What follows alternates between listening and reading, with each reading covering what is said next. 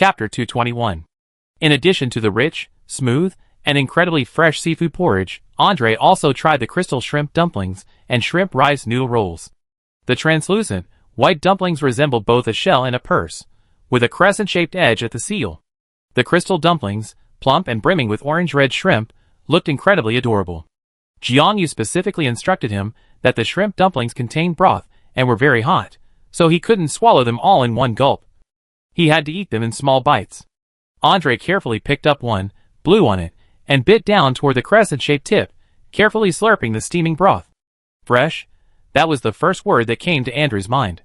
The next word was sweet, not the sweetness of sugar, but the freshness of seafood, like a veiled beauty dancing gracefully, the fragrance lingering in the air, yet never suffusing, leaving one scratching their head and an unstoppable itch in their heart. He blew on the shrimp dumpling again and took a bite of half. The soft, chewy wrapper, the bouncy shrimp, the plump meat filling, and the crisp, granular texture all burst with fresh, sweet juices as he chewed. The flavor was surprisingly good, and the texture was even more unique. Andre couldn't help but ask, "What's that crunchy thing in there? Bamboo shoots?" "No, there aren't any bamboo shoots this season," Takumi replied. "But Sister Yadra has a lot of Southeast Asian produce. I found water chestnuts, also known as water chestnuts." Takumi was accustomed to the modern globalized food supply, wanting the convenience of easy access to everything. After arriving in this magical medieval world, he felt uncomfortable with the arduous process of sourcing even the smallest ingredients. But Yadra, as the woman in charge of the Southeast Asian fleet, had a vast storehouse of exotic produce. Even if they weren't available, she could just ask the housekeeper, and the puppet servants would deliver them in no time. Jiangyu suspected that even more expensive ingredients were stored in the underground caverns, kept hidden away until needed by designated personnel. Of course, these water chestnuts, like the pineapples before, were all wild, naturally grown fruits. Their quality was far inferior to modern varieties, which had been hand-selected, grafted, and cultivated by professionals to enhance their strengths and eliminate their weaknesses.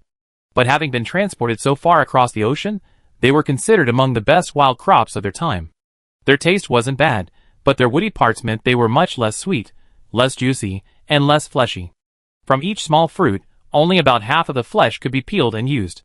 Perhaps, when she left, she could ask Madame Butterfly for some crops to take back to Holly for cultivation. However, for the time being, Jiangyu didn't dare ask the housekeeper about the prices of these ingredients, fearing that the exorbitant prices, often in the region of several gold coins, would give even her heartless skeleton a heart attack. But here, cooking for the nobles was done without regard for cost. The more exotic and expensive the dishes, the more prestigious Madame Butterfly felt. Perhaps because someone had died at the party, Madame Butterfly and the butler were under increasing pressure.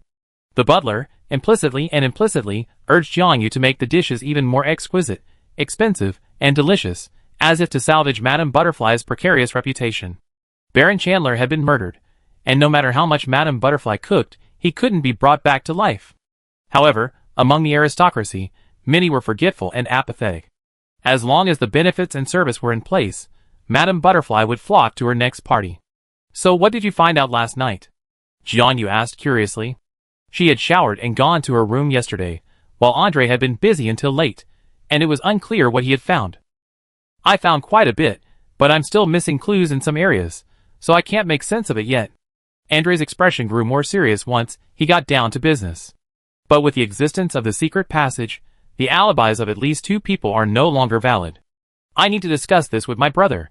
He was about to elaborate when Jianyo's food delivery map began to ping, evidently indicating that the guests were already awake and ready for a delicious and novel breakfast. Jiangyu turned up the heat on the steamer and quickly steamed the small plates of snacks according to the order. After Andre finished his breakfast, he joined her. Adding the half-retarded, half-intelligent puppet Layla, the three of them moved swiftly and smoothly, coordinating perfectly. The first wave of food was quickly served on trays, which were then carried to the guests by the puppet servants. Andre's gaze lingered on the puppet servants for a moment. The servants at the villa fell into two categories. One category consisted of puppets like Layla, so meticulously crafted that, were it not for some artificial ingenuity, they would hardly be recognizable as human. These puppets far exceeded the few Vivian had mentioned. Andre counted at least 20. These puppets were all handsome men and beautiful women, and aside from their cold eyes, they looked remarkably like living people. They were primarily responsible for guiding guests, delivering meals, and tending to their daily needs. The other category of servants consisted of a group of full-fledged, gangster-like figures, dressed in formal servant uniforms and appearing ordinary on the surface. But a closer look reveals their dark, rough complexions, resembling sailors who've been at sea for too long. These people usually hang out among the puppets, or hang out near the stables, or in the servants' passages of the mansion, joking, smoking, and playing cards. They form their own unique group, making it difficult to blend in. Last night, on his way back to his room, Andre encountered several human servants in the secret passage. They had carried fish and shrimp from the hidden harbor at the bottom of the cave. They simply handed the goods to the puppet servants and then dispersed to rest. Andre took the opportunity to make friends with them, but gained little. These people were even more secretive than the puppets, completely untouchable. But what was certain was that they were the crew of the South China Sea fleet that Yadra had mentioned, responsible for delivering supplies to the villa. Madame Butterfly was mysterious, and no one knew her true appearance. She had numerous underlings. If she sent someone to impersonate her and chat with Mrs. Durand, she could then slip away, travel through the tunnel to the flower pavilion, and unnoticed, trigger an allergic reaction in Baron Chandler with roses soaked in almond powder, then re-enter the secret passage. Or perhaps, Andre remembered the numerous women's dresses hidden behind the secret door in the hot springs changing room. If Valentine also possessed the token to the villa's secret passage, he could use those clothes to disguise himself as Madame Butterfly, pass through the secret passage and kill Baron Chandler, then return to the hot springs, feigning indifference and waiting for the butler to deliver his own clothes. This would explain Lady Landra's sighting of the second Madame Butterfly. There were two Madame Butterflies in this villa, one real, one fake, like the legendary twin butterflies, dancing and battling endlessly. Chapter 222. Breakfast concluded, and the puppet servants returned the guests' tips. Andre, still preoccupied with the case, said to Takumi, "Is the kitchen work complete? Why don't we go investigate the villa?" "Well, there's still one guest who hasn't ordered." Takumi looked over the list and pointed to one name. Victor Van Neumann. "Is this our city lord's son?" "It's just one person missing, but it doesn't matter. The dishes are all prepared, and when he orders, they can just put them in the steamer. Layla can handle this little task." Layla nodded confidently. "No problem, leave it to me." So, the man and the skeleton followed the instructions on the ordering map and arrived at the area where the guests were most concentrated. The living room. Although black tea wasn't yet widely available in those days, these guests were quite receptive to a morning cup of black tea, especially when paired with delicious snacks. When you're tired of snacks, a sip of tea is a welcome relief. It's neither greasy nor bitter, it's the perfect accompaniment. Morning tea always gets people talking, especially for those who already love to talk. Historian Dascus Van Gently was now engaged in a lively conversation, a cup of black tea in hand. He had pinned a map to the wall with a dart, and was pointing at a specific area. The guests listened with interest as they ate their morning tea. "After we discovered the underground cave and the bay yesterday, I observed the sky at night, and calculated the possible location of Rose Hill. It's roughly in this area. It matches the historical records perfectly." Andre stepped forward, glanced at the map he was gesturing at, and then glanced at the people inside. Most of the guests were there, save for Madame Butterfly, the housekeeper, Mrs. Samantha, and Victor. His gaze, unintentionally, met Winston's for a moment, then fell on Valentine. The blonde playboy smiled brightly in return. Andre remained calm, retracting his gaze. He stepped forward and moved the dart Dascus had used as a marker a long way southwest. "Here's where we are." The historian's smile froze.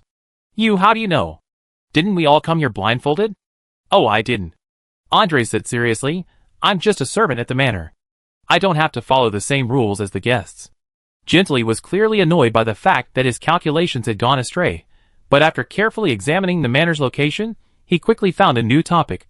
"Oh, this location. Wonderful. Wonderful. It's just outside of Melwory, and this coastline is close to Derby. The Rusman/Huntington-Rusman shipping lanes are very close. Queen Isabella is from the Rusman Federation. Legend has it that the king chose this location to facilitate her travels back home. King Rudolph even gifted her a fleet.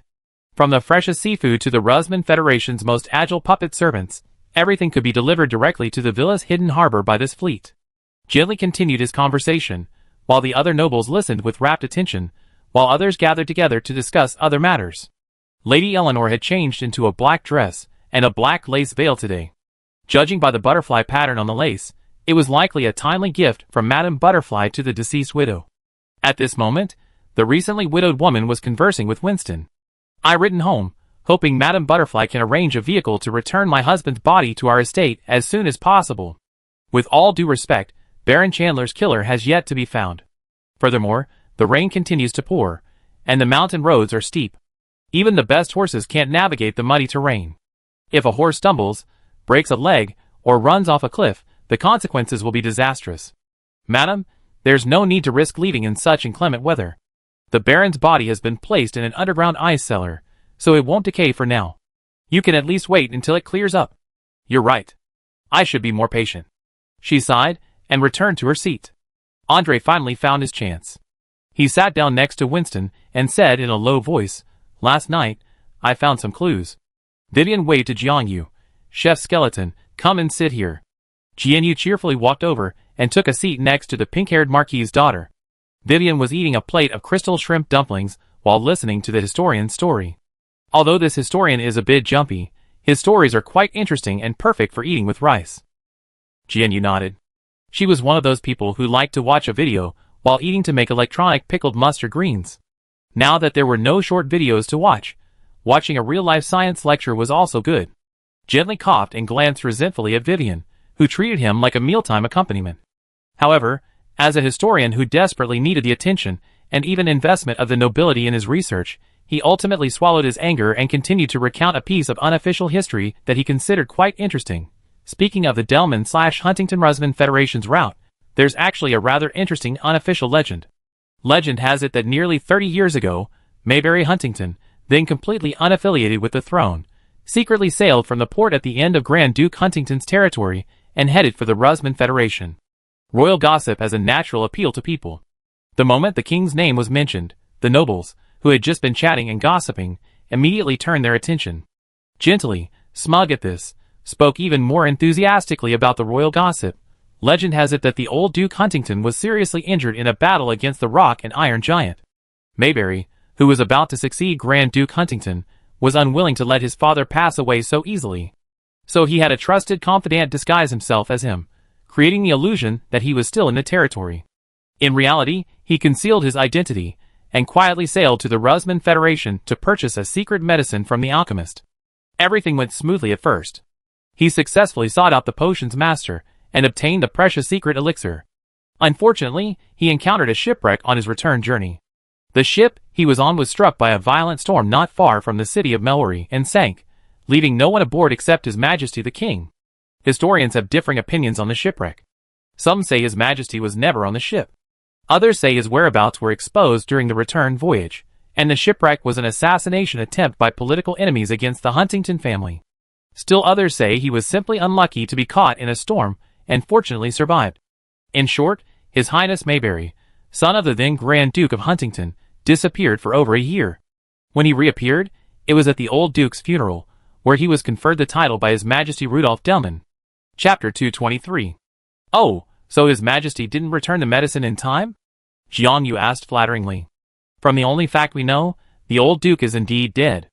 As to whether the potion was ineffective, or His Majesty never embarked on this quest for the medicine, or whether he was hunted and intercepted along the way, finally returning to the territory only to learn of his father's death, we don't know," Gently said. "Some even say he lost his memory after the shipwreck and drifted to a fishing village, where he even had a romantic encounter with a mermaid." Jiangyu's eyes lit up. "There are mermaids in this world?" "Yes, there are, right? Although I never seen such a fantastical race." "What do they look like? Do they have human heads and fish bodies? Or fish heads and human bodies? Or do they have a fish tail? Or two fish tails? Can eating mermaid flesh really grant immortality?"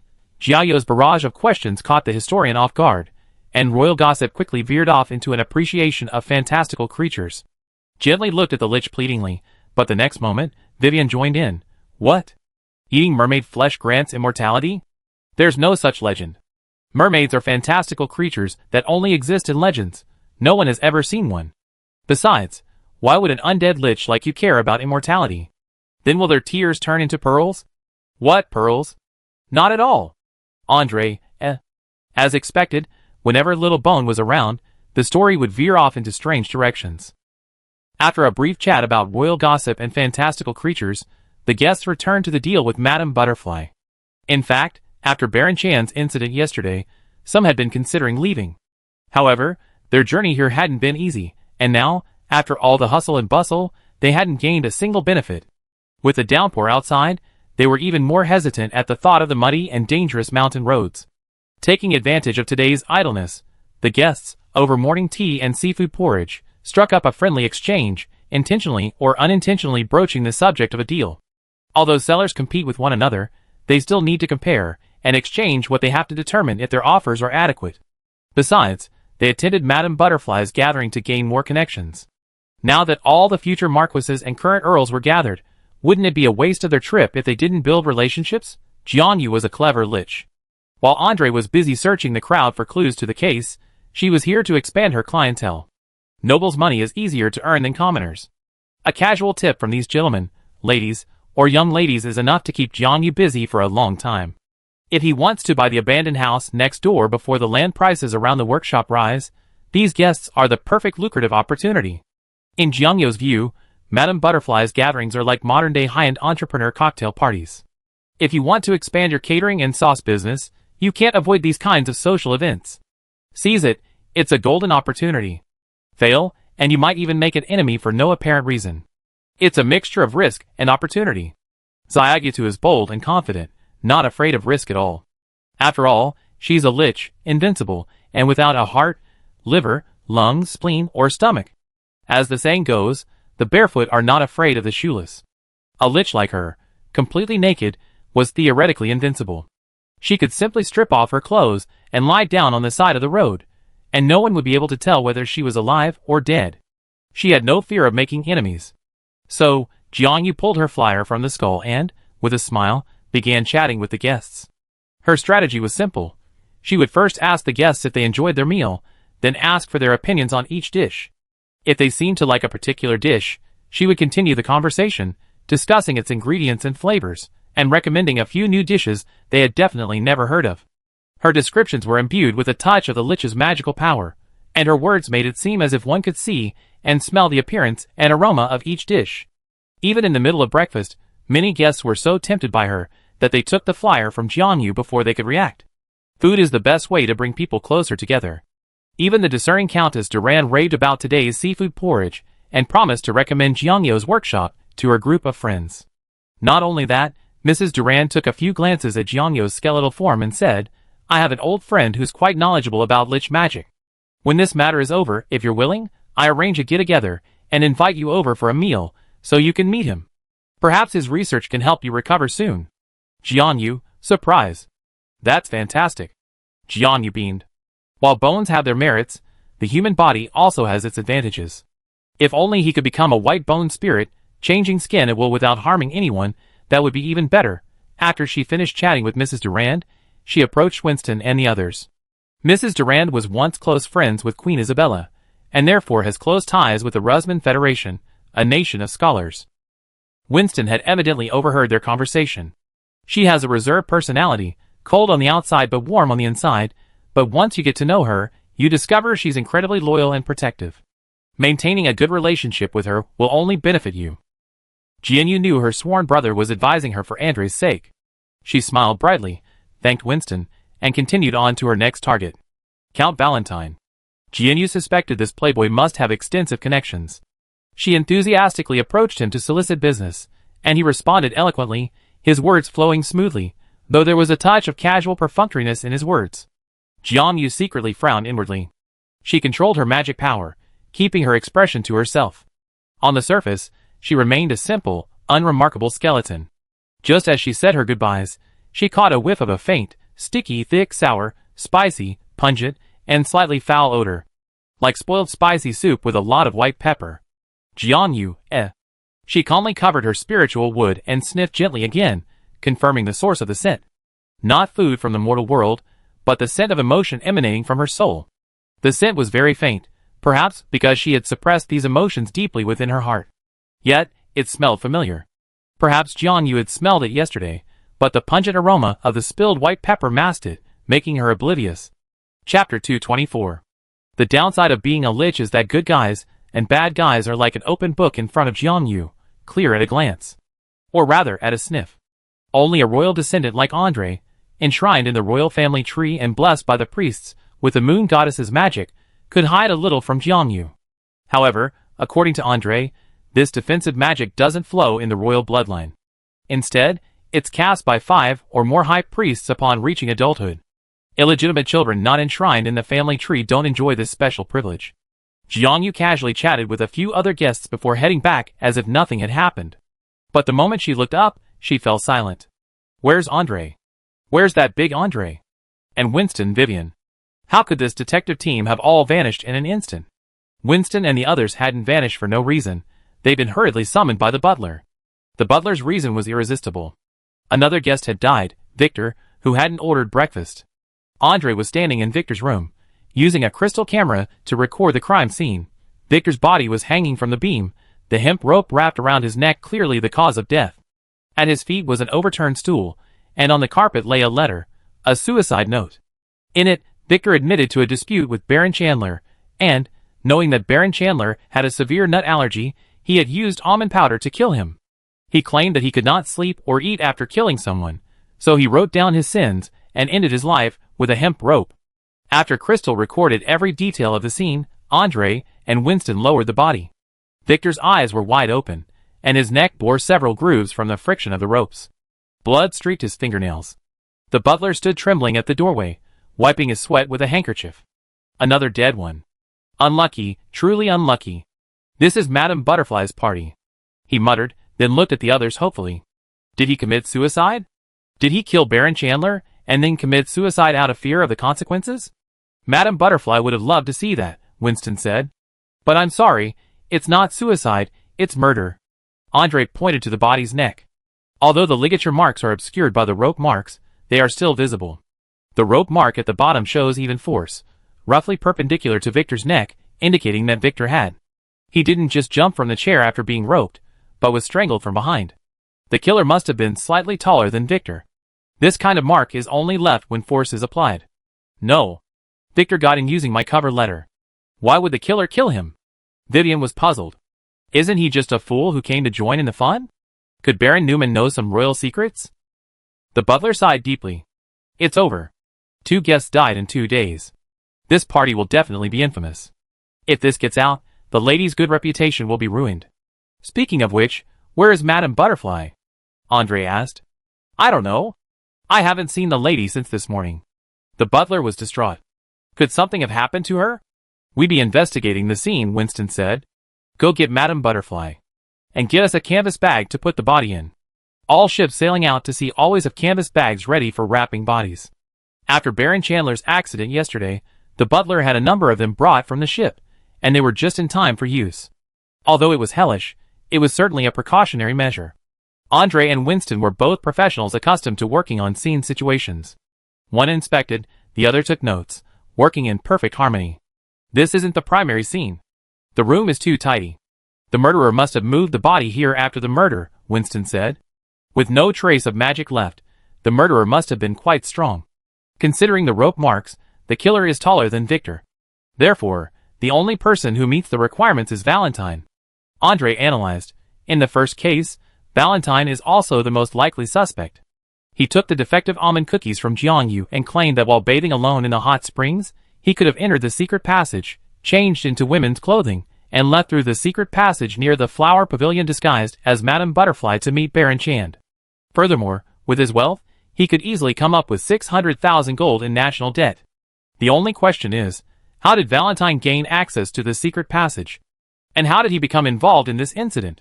His invitation was an accompanying letter from Countess Duranda Campila, so he shouldn't have been on the list for this gathering. Why did he buy Baron Chandler's notes, and why did he suddenly decide to kill him? What about Victor? What role does he play? There were still too many questions left unanswered. They collected the body in a canvas bag provided by the butler, and then split up. Winston and his puppet servants transported the body to a natural ice cellar in the underground cave, while Andre, posing as a knight of the kingdom, arrested and interrogated Valentine. The only problem was, Andre couldn't find Valentine. On his way to the living room, he encountered a panicked Jiangyu. Little Bone rushed over excitedly upon seeing him. Valentine. The criminal is Valentine. I smell spicy soup on him. Andre, What is spicy soup? We figured it out too. He paused for a second before replying, I was just about to arrest him. Oh, you already know it. Kyoyu felt a mixture of disappointment and relief that he wasn't the only one who knew the answer. Andre was indeed reliable. Well, there are still some details to figure out, but the general idea is pretty close. Andre said as he pushed open the door and entered the living room, but was surprised to see no sign of Valentine. Where's Count Valentine de Rosewood? He asked. Hey, he was just here. After you and the skeleton chef left, he left too. Why weren't you together?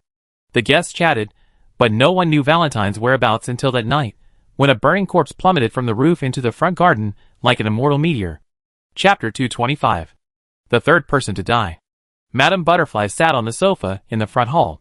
Her voice was hoarse, filled with frustration and distress. Oh my God, this has happened. Who will come to my parties anymore? The butler stood beside her and handed her a handkerchief. Is it Valentine? Winston asked. Andre, who had just ventured out in the rain to investigate, took the large, soft towel from Jiangyu and wiped the rain from his face. The body was sprinkled with an alchemical elixir that ignited the flames, and even in this torrential downpour, it burned like a fireball, undimmed by the rain. It also fell from a great height, shattering into pieces. In this state, it's almost impossible to identify its identity. I only found this. He opened his palm. Wrapped in oil paper was a bundle of long, mostly burnt blonde hair, mingling with the charred flesh and blood. Considering the remaining guests and servants have been gathered in the banquet hall, I think it's correct. However, the guests gathered in the banquet hall were already growing restless. What's going on? Valentine, the murderer, also died inexplicably. Did you make a mistake? So many people died? Who knows if there will be another victim? I want to leave here. I want to return to my domain. Winston remained noncommittal. He felt that the situation was uncertain, and it would be much safer for everyone to stay together rather than for each noble to leave individually. But he also wanted to see Madame Butterfly's attitude. At this point, these so-called deals and games can no longer continue. Get us out of this deadly manner. Not only that, we also need compensation. Madame Butterfly, you must give us an explanation for putting us through such danger.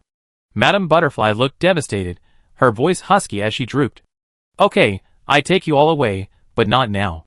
The rain is still pouring, and the mountain roads are difficult to navigate. Horses are prone to slipping and falling in these conditions, especially in the pitch-black darkness. If you don't want to break your necks, please stay here for another night. We can discuss compensation while we're there. Tomorrow morning, I send a carriage to take you all back. Her attitude was sincere, and her words made perfect sense. Even in this magical world, the weather is determined by natural forces beyond the reach of ordinary people. Even though they may be wealthy and powerful, they are not some fantastical race capable of shaking the heavens and earth, and they are powerless to compete. The torrential rain continues, and who knows if they encounter flash floods or mudslides along the way. Thinking of the long, winding drive, the guests' faces turned green, but they had no choice but to accept the arrangement. Naturally, the discussion of compensation began with the highest-ranking individuals. Madame Butterfly bowed to Madame Durand, and the two of them walked into the small room next door. Soon after, Madame Durand hurried out, her serious face tinged with a sense of relief, having gotten what she wanted. She walked straight out of the banquet hall with a clear purpose, as if to retrieve something. Madame Butterfly must have told her where the heart of Tiara is stored, historian gently speculated. Well, it can be considered a return to its rightful owner. It should have been Vivian's turn next, but she waved her hand. Forget it. Madame Butterfly can no longer give me what I want. She had hoped to leverage Madame Butterfly's burgeoning popularity and connections to introduce her to social circles. But now, with Madame Butterfly in a precarious position, she no longer wanted anything to do with her. The butler, who was leading the way, looked at Winston, only to find that Winston also shook his head and declined. I don't need any compensation.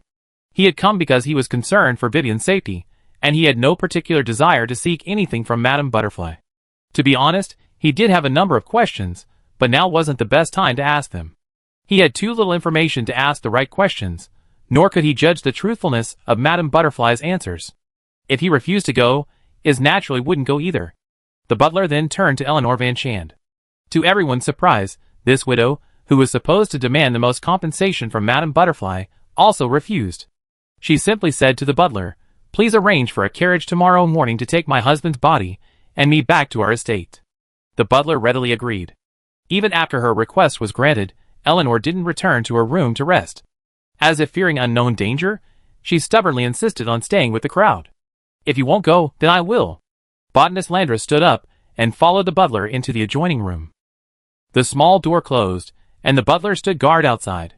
Winston withdrew his gaze and walked towards Lady Samantha, who was trembling in the corner, her arms wrapped around herself. "Hello, Mrs. Samantha," he said softly, his tone gentle and kind, yet it still provoked a violent reaction from Mrs. Samantha. She jumped up with a scream, a sharp dagger in her hand. "Vengeful demon! Stay away from me!" Winston took 2 abrupt steps back. Andre, still dripping with rain, rushed forward, shielding Winston behind him. He instinctively reached for his sword, but found nothing. Andre, crap. He come here in casual clothes, he hadn't brought his sword or armor. Unexpectedly, his moment of hesitation allowed Lady Samantha to see his face clearly. The frantic woman screamed even louder. "It's you! You vile, filthy lowlife! You deceived the young lady and defiled her chastity. Everyone in 3 villages is dead. Why are you still alive?" She brandished her dagger and lunged at Andre. The knight frowned, removed the towel draped over his shoulders, and channeled his fighting spirit into it to block. The ordinary towel danced with such force in his hands that he accurately tangled the dagger in Lady Samantha's hand, easily disarming her. "Speak clearly." Andre glanced calmly at Little Bone, who was watching the show from the corner, and said earnestly, "I haven't deceived anyone. I recognize you." The old maid stumbled and pointed tremblingly at Andre. "I seen the young lady's painting. You were soaking wet, your clothes torn, lying in the dark harbor of an underground cave. She pointed at the painting so happily, telling me about your first meeting. She saved you, but you deceived her body, deceived her heart, made her bear you a son, and then disappeared without a trace." She was completely lost in the memories of the past, and burst into tears to Winston. "Young lady, I didn't betray you. It's just that I can't hide this from the Queen." Chapter 226. The crazed old maid spoke incoherently, swearing she hadn't betrayed the young lady, and then accusing Andre of infidelity. The green-eyed knight argued for a long time, but the maid, lost in her own world of memories, ignored him. Andre, nutty. The old maid's emotions were so overwhelming that even from a distance, Jiang could smell a rich aroma, sour, sweet, spicy, and a hint of greasiness. It reminded her of the hot and sour pork skin soup she once had. She smacked her lips, sidled up to Andre, and poked the knight's sleek biceps.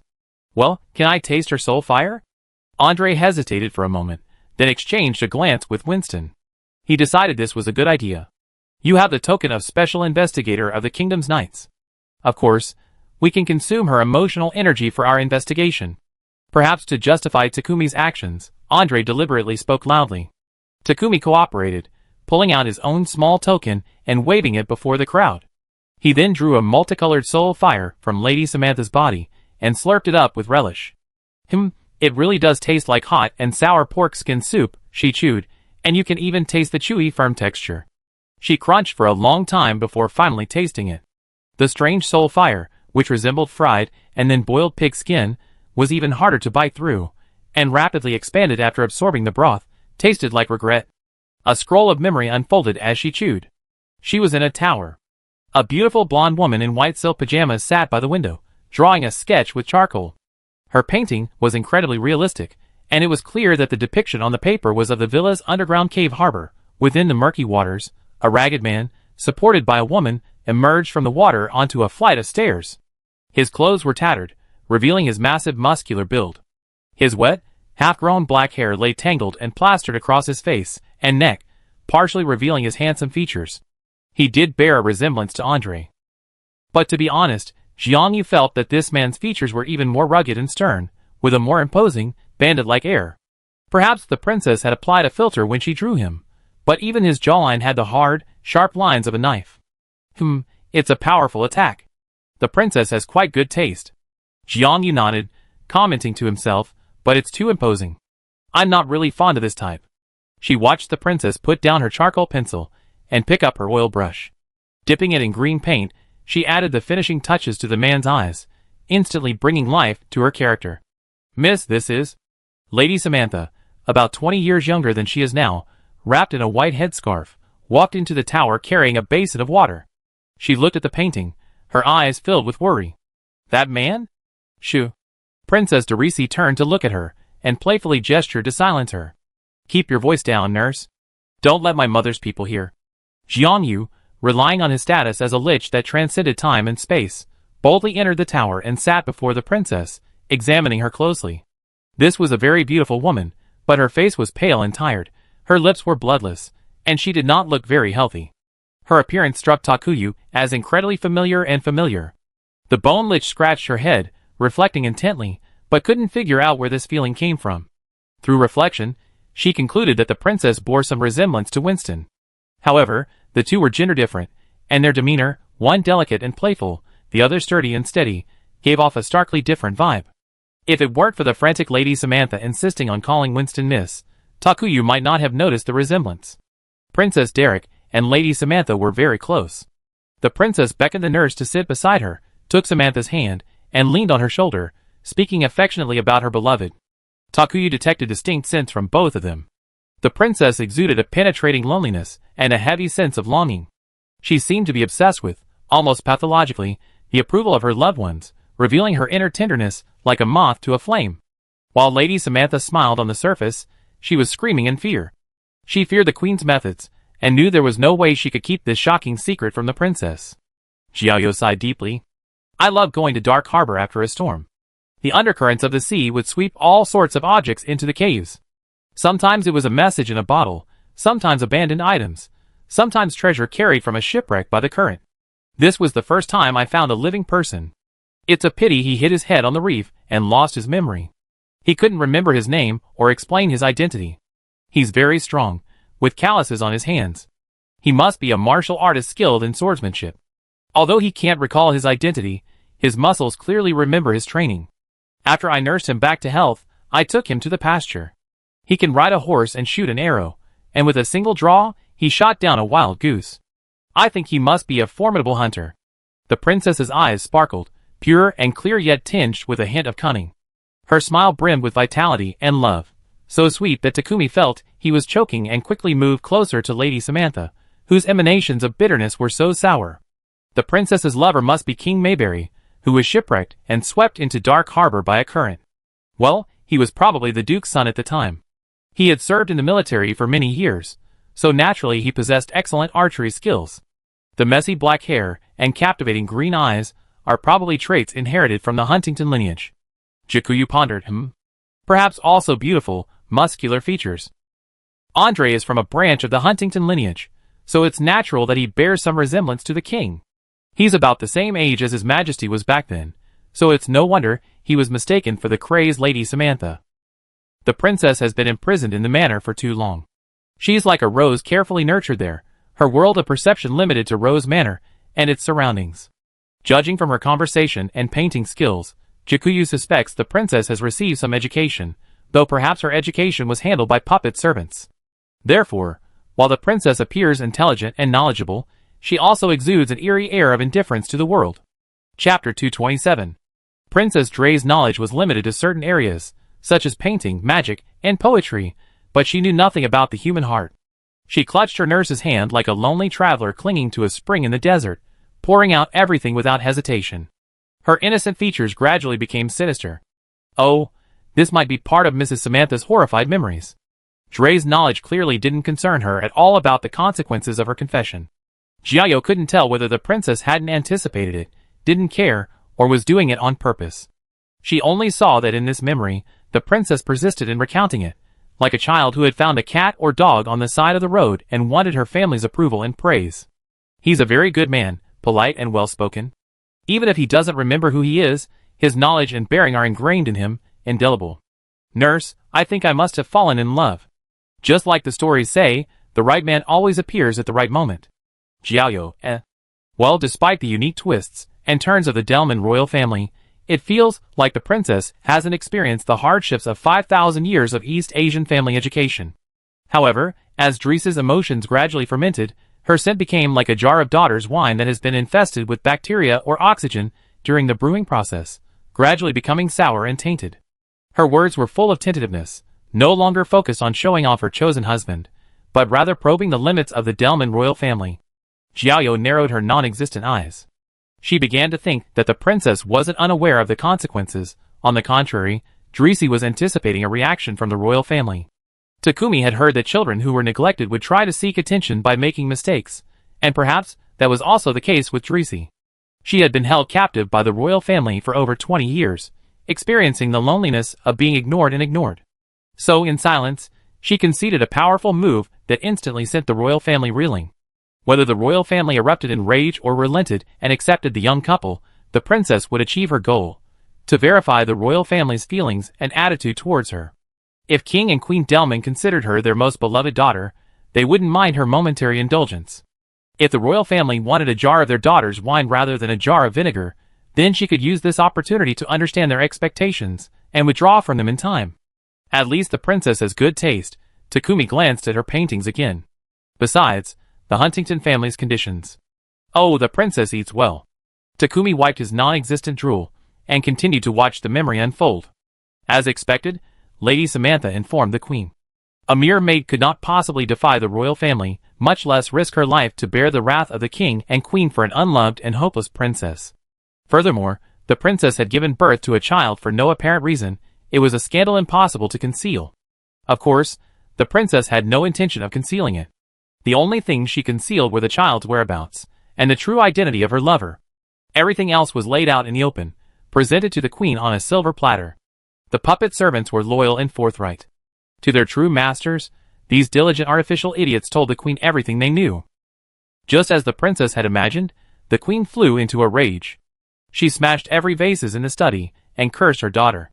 However, the queen's curses were completely beyond Takumi's expectations, and seemingly beyond the princess's own. How could you do this? All you need to do is live well, to do whatever you want in this manner, but you abuse the freedom we grant you. You tainted your brother's soul. Takumi, ? 6. This family seems a little mad.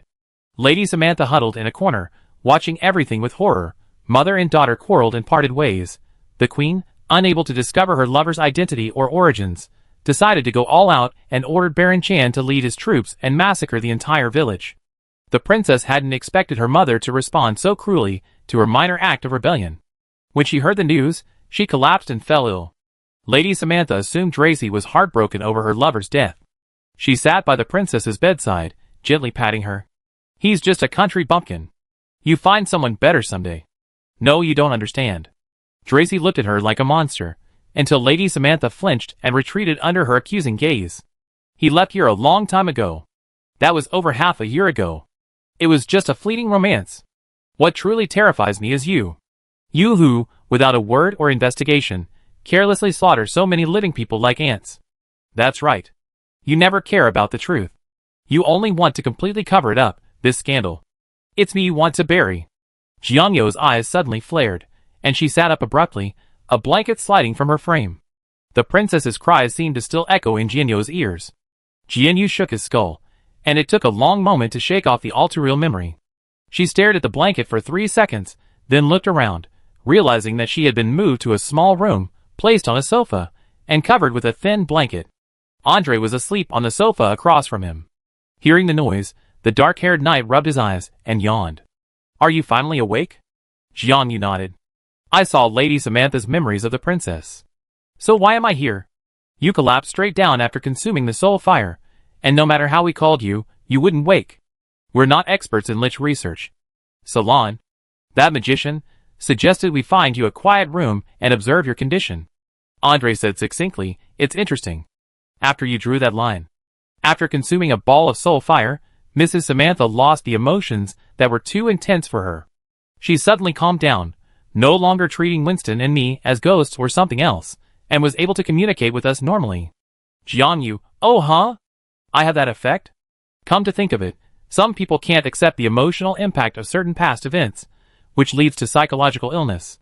But if these excessive emotions are removed, it's like performing surgery to remove an emotional tumor from the brain, allowing them to face the past normally.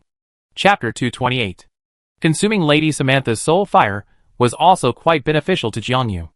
Not only did she enjoy a good show and satisfy her raging curiosity, she also absorbed abundant soul energy from it.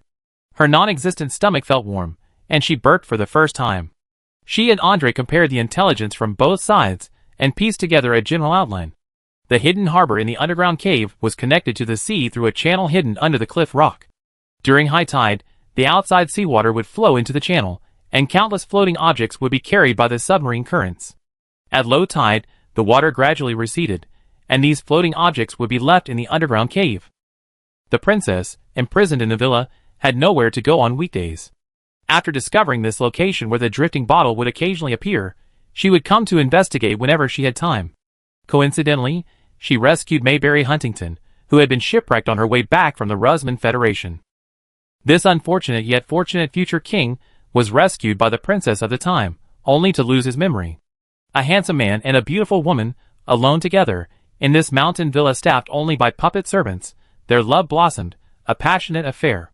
This was perfectly normal. Takumi could have imagined a romance novel of hundreds of thousands of words. Takumi copied the image of the princess from his memory into the contact book.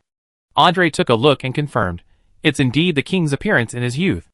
Takumi held the contact book, examined the image, then glanced up at Andre, and suddenly said, "You're more pleasing to the eye."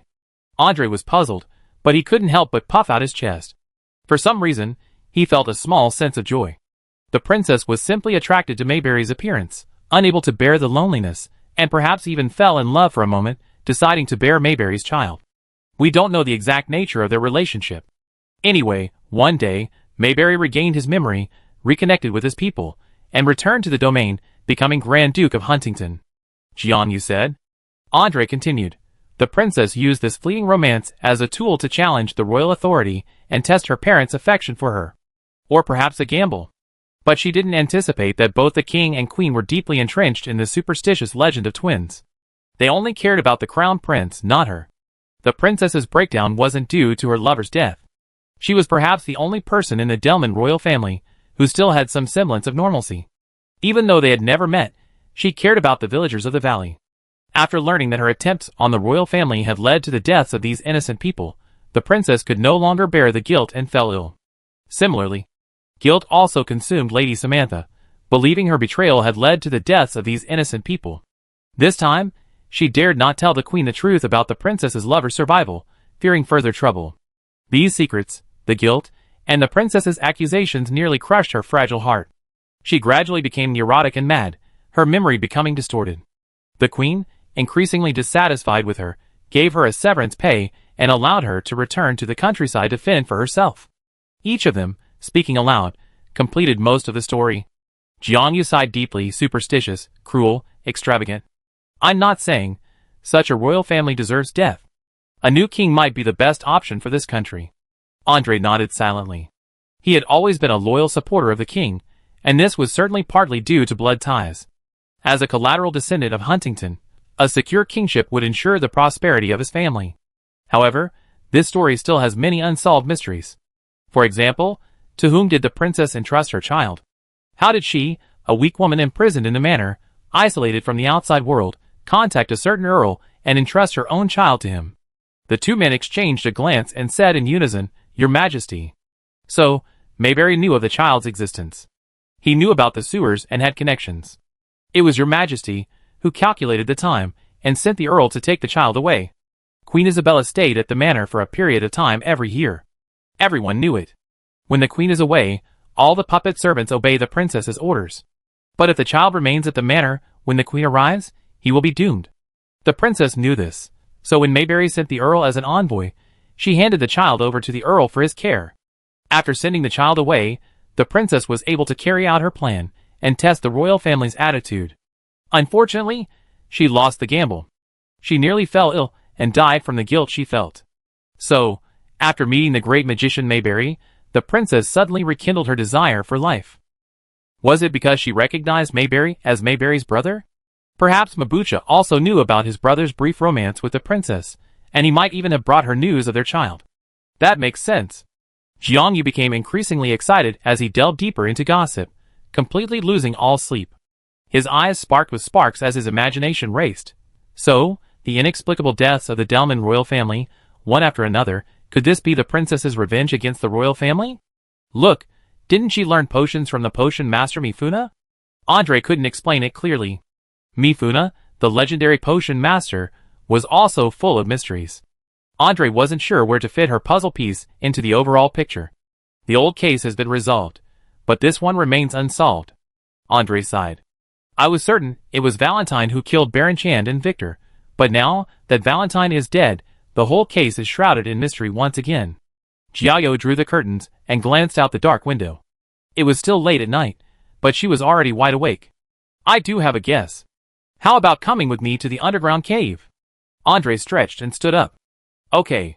So the two of them returned to the kitchen, woke up Layla, who was waiting, and once again entered the underground cave. Where did you put those bodies? Jiao followed Layla, holding the oil lamp, while Andre brought up the rear. There's a natural ice cellar near the mountainside. It's empty, and the temperature is perfect. It should be safe to store for a while. Come on, take me there. Jianyu rubbed her bone claws excitedly. She had read so much anime and novels in her past life, and now she had a bold idea that needed to be put to the test. Andre was filled with curiosity, but he didn't raise any questions. His trust in Little Bone had grown, and he believed Little Bone would give him a reasonable explanation. However, when they were halfway there, Jianyu pressed his spiritual wood and took a deep breath. It smells strange. Chapter 229. What is it? Andre subconsciously took a deep breath, but apart from the faint fishy smell of the sea, he could smell nothing. It's not a smell from the mortal realm, said Takumi. It's the smell of emotion. The smell of anger. She chose a direction and groped her way along the rock face. Surprisingly, she found a small, easily overlooked path in the darkness. After passing through a narrow crevice that required her to inhale, hold her abdomen in, and lean sideways, they suddenly opened up in front of them, a path wide enough for two people to walk side by side. Layla, where does this lead? Takumi asked. I don't know.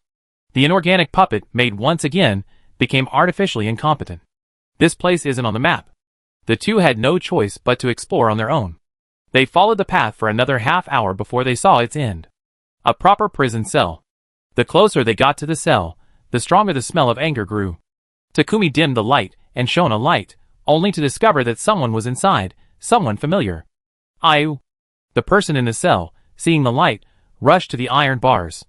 The light illuminated her face. It was Yadra. Hurry, let me out before he comes back. Sister Yadra? Why are you here? The two voices rang out simultaneously, blending together and resonating throughout the vast cavern. Yadra quickly hushed and lowered her voice. Let me out first. Andre glanced at Yadra's attire. She was wearing the same royal blue dress that Madame Butterfly had worn that morning, and the butterfly mask lay on the ground at her feet. Andre asked, Are you Madame Butterfly? Just now, you were in the banquet hall discussing compensation with the guests. How did you end up here? Yadra sighed. It's a long story. Let's get me out first. Andre pulled a rolled-up leather bag from his trouser pocket and unfolded it, revealing a number of slender metal tools. It takes some time to unlock it. You might as well tell me now. Yadra saw his unwavering attitude and gave in. Okay, I tell you. Madame Butterfly is just a character, not a specific person. She's a character created by our Samsara troupe, played by specific troupe members. Samsara troupe? It was an unfamiliar name, one the uninformed Takuyu hadn't heard of. Andre's eyes flickered slightly. The dark-haired knight had clearly heard of it. Seeing this, Jianyu poked him. What's that? A theater troupe? Of course not. Andre shook his head, took out his tools, and began picking the lock. I told you before, every country has different beliefs. We in the Huntington Principality worship the moon, while the Rusman Federation is obsessed with exploring the ethereal nature of fate. The Samsara Theater is a folk religious group in the Rusman Federation, involved in all sorts of business, both legal and illegal. Alchemy, potions, food, shipping, piracy. There's no business they won't take on. That part sounds pretty ordinary. Jianyu was puzzled. What does that have to do with the theater troupe? This was where Yadra had to explain. Our motto is life is a play, play is life. Only by playing enough roles and experiencing enough life stories can we comprehend the complexities and ups and downs of fate, sense the vast and ethereal mysteries, and thereby gain more magical power and elevate our spiritual level. Therefore, our Samsara troupe creates special roles at specific points and positions, to be played by qualified members of the troupe. Playing these roles not only allows members to operate in foreign lands under certain identities without bringing harm upon themselves, but also allows us to experience unique lives, gain insights, and help us advance. Jakuyu understood. So, Madame Butterfly is a character that operates among the upper echelons of the Huntington Duchy. Yes, Yadra said. We invested a great deal of money and time in developing this role, and have received considerable rewards from the nobles. Madame Butterfly focuses solely on having fun, and doesn't interfere in political affairs, but she's ruthless in promoting products and engaging in business.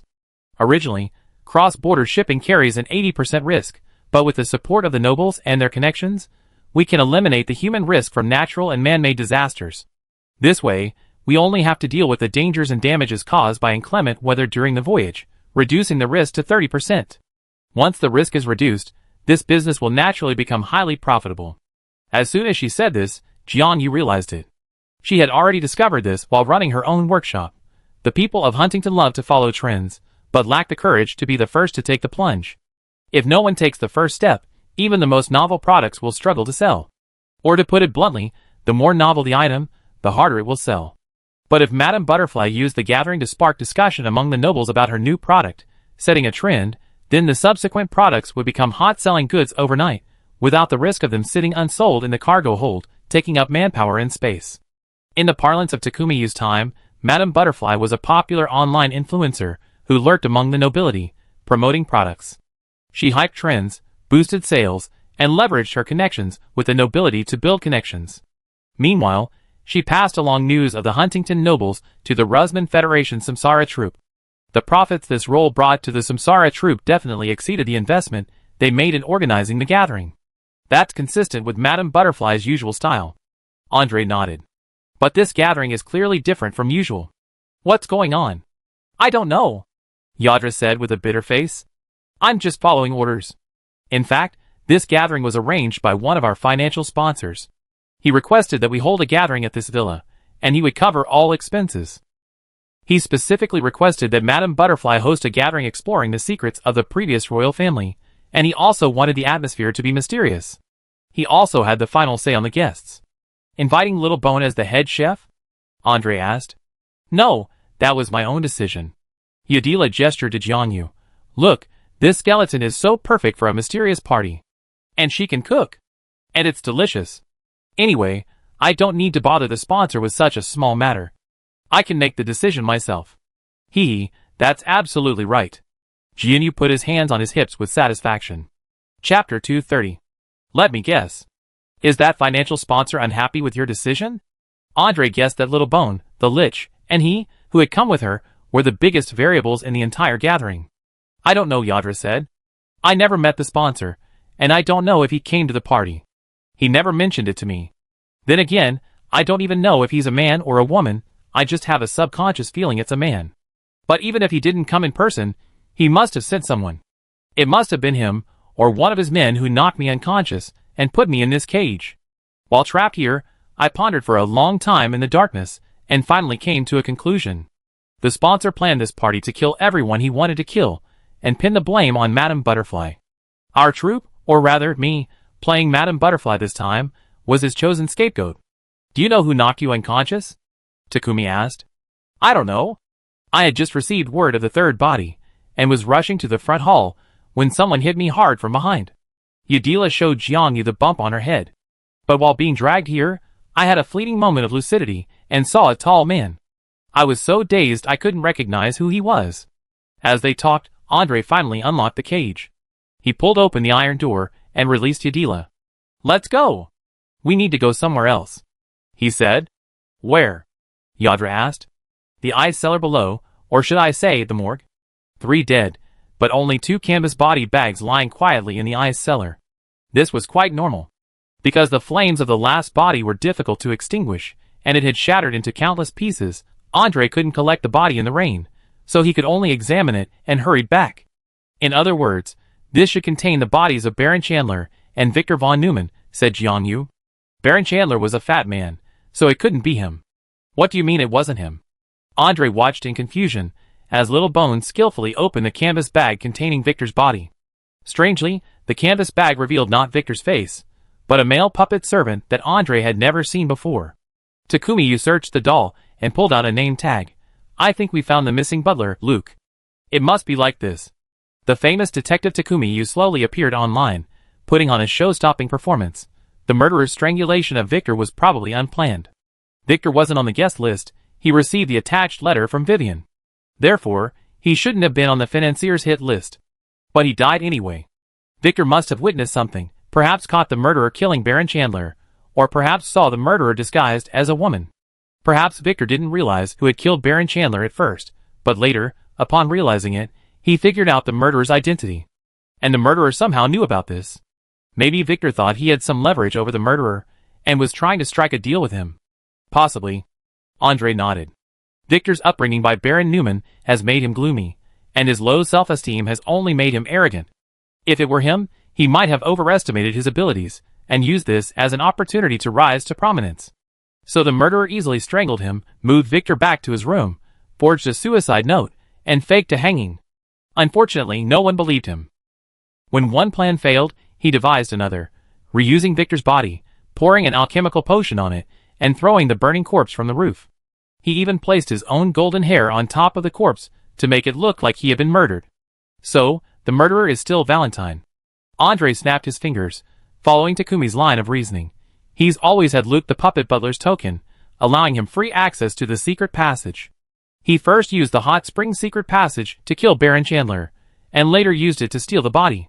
When stealing the body, to prevent anyone from quickly noticing the missing body from the bag, he stuffed Luke's body in there to fill the gap. The puppet butler's body was battered, with obvious signs of decay and leaking fluids. It must have been naturally damaged by age, and Valentine had used it for recycling. Valentine must be connected to the sponsor, Takumi said. The sponsor has the guest list, so Valentine knew who to ask for the cover letter. Even if Mrs. Durant didn't give him the cover letter, he would definitely be able to find a spare cover letter from one of the guests to attend the party. Who would doubt the attendees who possessed the accompanying letter? They weren't even on Madame Butterfly's invited list. Valentine even went so far as to bid for the accompanying letter at Baron Newman's estate, pretending he wasn't invited. Andre echoed, "This is to further cement this fact. I dare say Baron Chan wasn't on Valentine's assassination list initially. He was targeting someone else, and the Baron's sudden murder was likely due to that notebook." Valentine purchased the notebook and, after reading its contents, discovered it contained a secret he had to immediately bury. So, he rushed to the kitchen and asked me for nuts. No, he should have gone straight to the pantry, because the placement of those 2 bottles of white pepper was really suspicious. Jiao recalled, "I hadn't noticed the white pepper on the top shelf before. There's no way a glass bottle of seasoning like that would be kept there. That's what really puzzles me. Why did he ask you for nuts?" Andre asked. "Doesn't that give him away completely?" Hee. Jiao's jaw cracked, and she smiled widely. She pulled out a bag of peanuts, and then a bag of almonds from her skull. "Because, when I saw Baron Chandler was allergic to nuts, I put all the nuts away in the pantry. That way, no one could accidentally eat them. If he hadn't brought the nuts in himself, he'd have had to ask me for them." She muttered, "Honestly, when I first heard Baron Chandler had died, I thought Vivian had given him fried peanuts.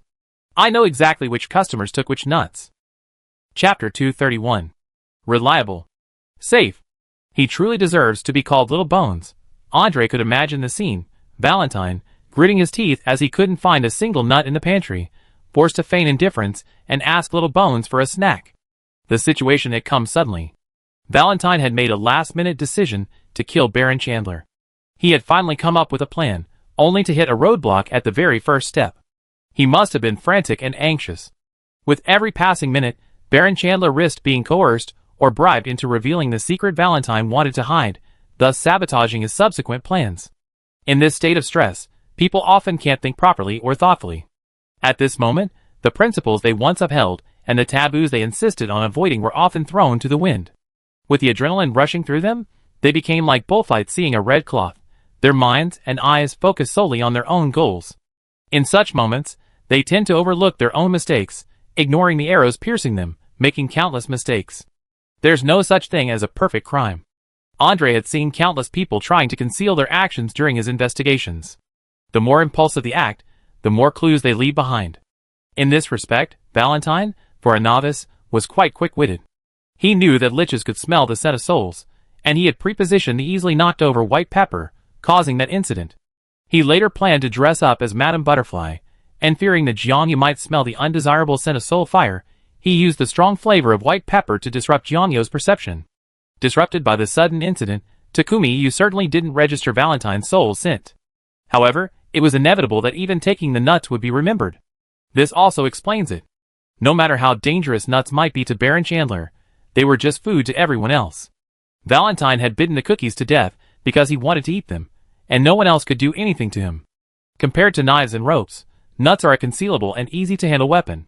If he had encountered a less reliable chef, he might have forgotten such a trivial matter completely.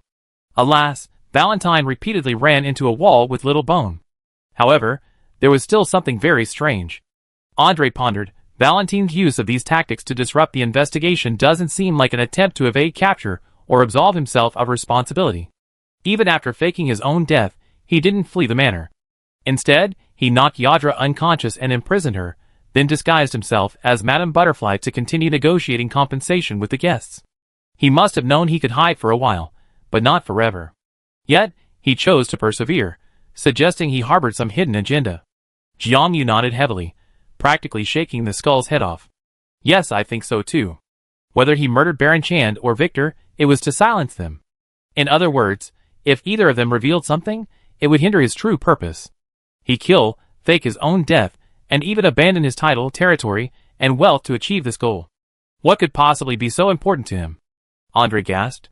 Oh no! Big brother. He rushed back without saying anything.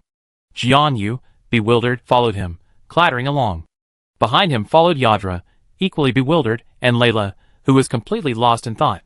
The number of guests in the banquet hall gradually dwindled. Winston leaned back in his chair, pondering the case. Andre took the unconscious skeleton to another room to rest. After Mrs. Samantha regained consciousness and recounted the past, Pete helped her back to her room. The historian and the magician went into a small room together to discuss compensation with Madame Butterfly. Only a few familiar faces remained in the vast banquet hall. Winston took out the necklace that had come with a letter and rubbed the pattern on it with the tip of his thumb.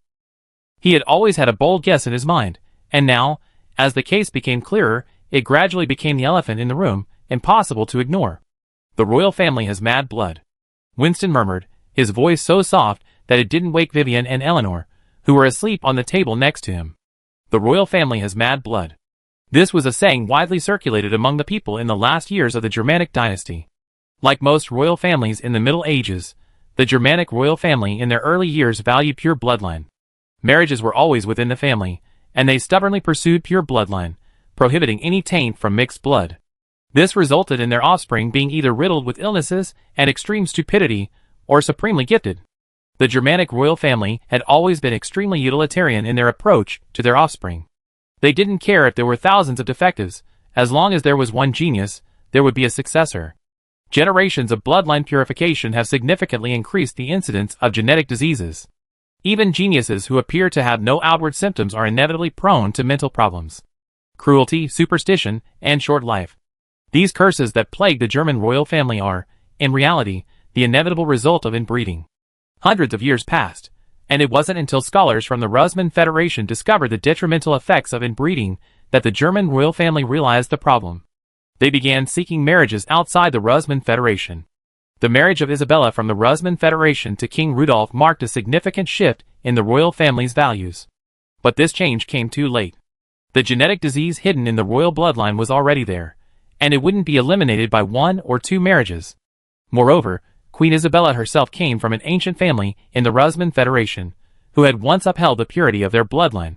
The legacy of madness runs deep in the Dermans. By the end of Rudolf Derman's reign, His Majesty's policies were riddled with errors and flaws, incomprehensible to ordinary people, and his favored crown prince was hardly a worthy figure. Even before he officially took power, he had already revealed a harsh and tyrannical style, a relentless war effort, and the potential for tyranny. So when the Derman royal family died out, with no apparent successor, the people, uncharacteristically rejoiced. Celebrations stretched for months, and even many members of the old royal family secretly breathed a sigh of relief. It wasn't until Grand Duke Huntington ascended the throne and sharpened his sword against the old royal family that the seemingly calm political landscape began to ripple again. Madame Butterfly's inexplicable invitation, Lady Samantha's manic misidentification, her murky past, all seemed to hint at a solution, but Winston refused to pierce that thin veil. True or not, he didn't want to admit that the mad blood of the German royal family flowed in his veins. Count Mordo. The butler stepped forward again. Madame Butterfly invites you to a conversation. Please do not hesitate to honor her presence. Chapter 232. Winston subconsciously wanted to refuse, I told you before, I don't need compensation. Oh, you misunderstood. Madam doesn't want to discuss compensation with you. The butler smiled. Madam wants to discuss the case with you. Winston, He could refuse the compensation, but since she was talking about serious matters, it was hard to refuse. Winston couldn't help but sigh and stood up. All right then. Led by the butler, he entered the small door at the end of the banquet hall. This door led to the host's lounge. Typically, when a host was hosting a banquet or a ball or making a grand appearance, they would rest here, adjust their clothes, and tidy up their appearance to ensure they appeared at their best before their guests. At this moment, this lounge became a place for guests to privately communicate with Madame Butterfly and discuss compensation. Guests could enter through the door on the banquet hall side and leave through the other end of the small room. As soon as Winston entered the room, the butler closed the door behind him. Without the light behind him, the room became unexpectedly dim. Winston blinked, taking a moment to adjust to the brightness. A single candle burned on the small round table in the center. He took a few steps forward before he could clearly see Madame Butterfly sitting at the table, her head bowed, as if lost in thought. Madame Butterfly, Winston called, surveying the room's furnishings. The lounge wasn't large, but it held a lot of things. A round table in the center, with a chair on each side. Madame Butterfly sat in the chair opposite. The walls of the room were draped with heavy tapestries, and in each corner stood a heavy suit of armor. The one on the left wielded a massive axe, the one on the right a long sword. This kind of armor was rarely displayed in such a small room. It was usually placed in the hallway to show off its grandeur. Winston, suspicious, couldn't help but take a closer look. Something strange. Madame Butterfly didn't respond, and the room fell into a dead silence. The air was thick, sweet, and heavy, with an eerie aroma. Winston couldn't help but become wary. He feigned obliviousness, approaching Madame Butterfly and gently nudging her. Madam? Madame Butterfly? The body slumped, the butterfly mask falling to the ground, revealing the still-dead body of historian Duscus Van Gently. A cut had been made in his throat, the blood long since dried. The rich, bloody scent mingled with the incense, a sweet, sickening aroma. A piercing sound came from behind. Winston, ready to strike, flung a candlestick from the table, then slid across the table, dodging the attack. The armored knight, his sword in hand, knocked the candlestick flying, cleaving it in two and sending it crashing to the ground. The candlelight instantly extinguished, plunging the room into darkness. Winston lunged at another suit of armor, wrenching his axe from its grasp. The suit of armor fell to the ground with a crashing thud, revealing the body within. Salon, the magician who had been protecting the historian. Two more dead. Another piercing sound echoed through the darkness. Winston, trained as a shadow scout, had long since mastered the art of locating targets in the dark by sound.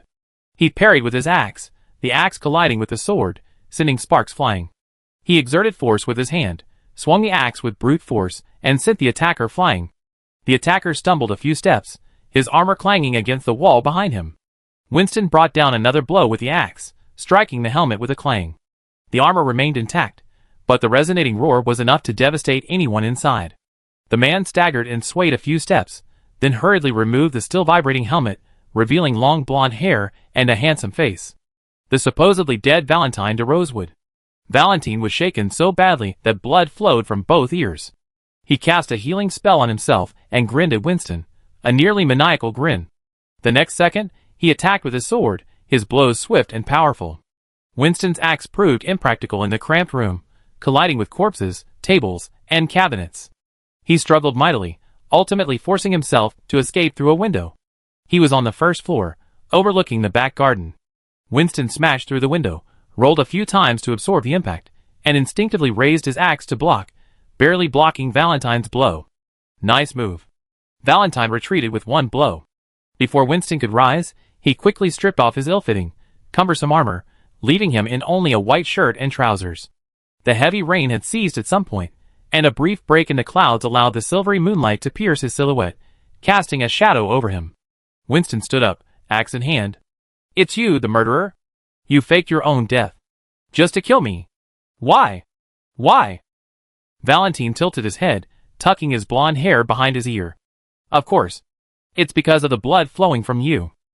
He lunged at Winston, stabbing 3 more times with incredible speed. Winston retreated, parrying the blows, successfully blocking the first 2, but tripped over the edge of the flower bed as he struck the third. With nowhere to retreat, he suddenly tensed and leaned back. The sword pierced his vest and shirt, leaving a long, bloody gash across his chest and abdomen.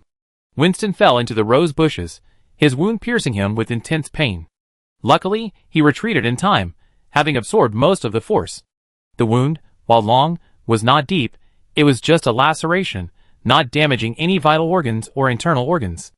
Valentine's sword swung, its tip catching a necklace. The very one Winston had placed in his vest pocket. The necklace, stained with his blood, triggered a mechanism, and the pendant clicked open, revealing 2 oil portraits hidden within. Valentine lifted his hand and removed the necklace, examining it for a moment before dropping it into Winston's arms. Take a good look at this. It's a relic of your mother, Princess Darcy Delman. She placed a spell on it, so that only the blood of a child sharing her bloodline and another's can unlock it. Winston instinctively caught the necklace. He glanced at it, his pupils dilating slightly. One of the portraits in the necklace was of the blonde Princess Darcy. Judging purely by her features, she bore a striking resemblance to him. As for the portrait in the necklace's lid, it was of a young Mabley Huntington, His Majesty the King of Huntington. Even though Winston had suspected something, the truth still left him with a moment of shock. Valentine attacked, kicking the axe away from him. He then lunged forward, pressing his long leg against Winston's wound. He grabbed Winston by the collar and applied force to his leg.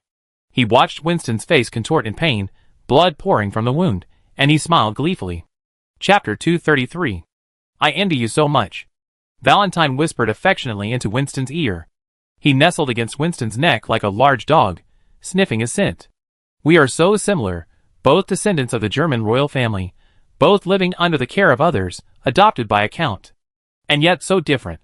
You are the son of the German princess and King Huntington, the blood of both the old and new dynasties flowing through you. And me? I am only the son of a humble dancer favored by King Rudolph German, the son of a lowly slave, unworthy of public appearances. We are close in age and look alike, like twins, yet fate is so unfair. It gave you everything it had, leaving me with nothing?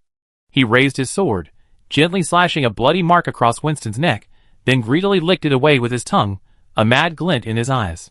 There's a legend in the German kingdom since ancient times that twins are born from a single soul, and each will fight with the other for their entire lives. Resources for survival, parental love, even the soul within the body. An incomplete soul will inevitably lead to early death. If one dies, and their soul returns to the underworld, the surviving partner will also be dragged into hell. The only way is to kill the other with my own hands, devour their flesh and blood, and insert their soul into my own body. Only then can the two be united and complete again. Valentine looked mad, his eyes gleaming with obsession. Tell me, if I kill you and eat you, can I, as the legend says, obtain your blood, your soul, your identity? You're crazy, Winston said coldly. Only a madman would believe such childish tales. He pulled a short dagger from his belt and stabbed Valentine. Valentine was caught off guard, and the blade struck him in the shoulder. Winston endured the pain and kicked out with his long leg, sending Valentine flying.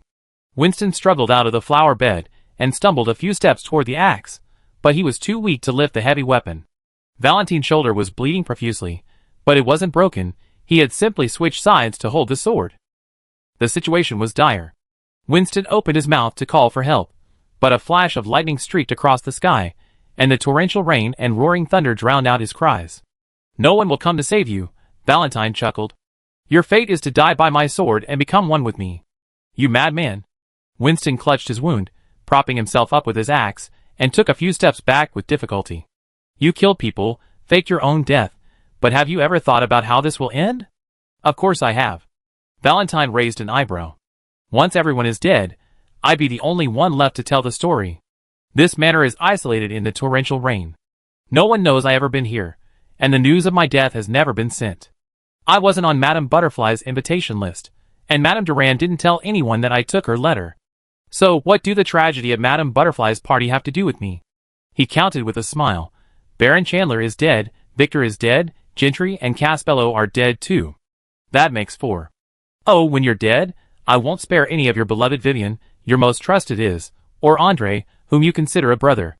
Once I kill them all, and set them on fire, the truth will be engulfed in flames along with this mansion. Don't you dare touch a hair on their head. Winston gritted his teeth and stood up.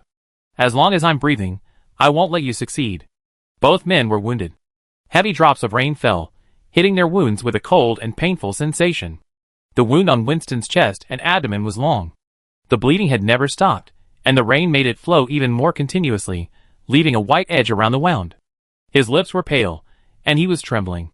One hand reached into his chest, as if to press on the wound, but he still stubbornly confronted Valentine.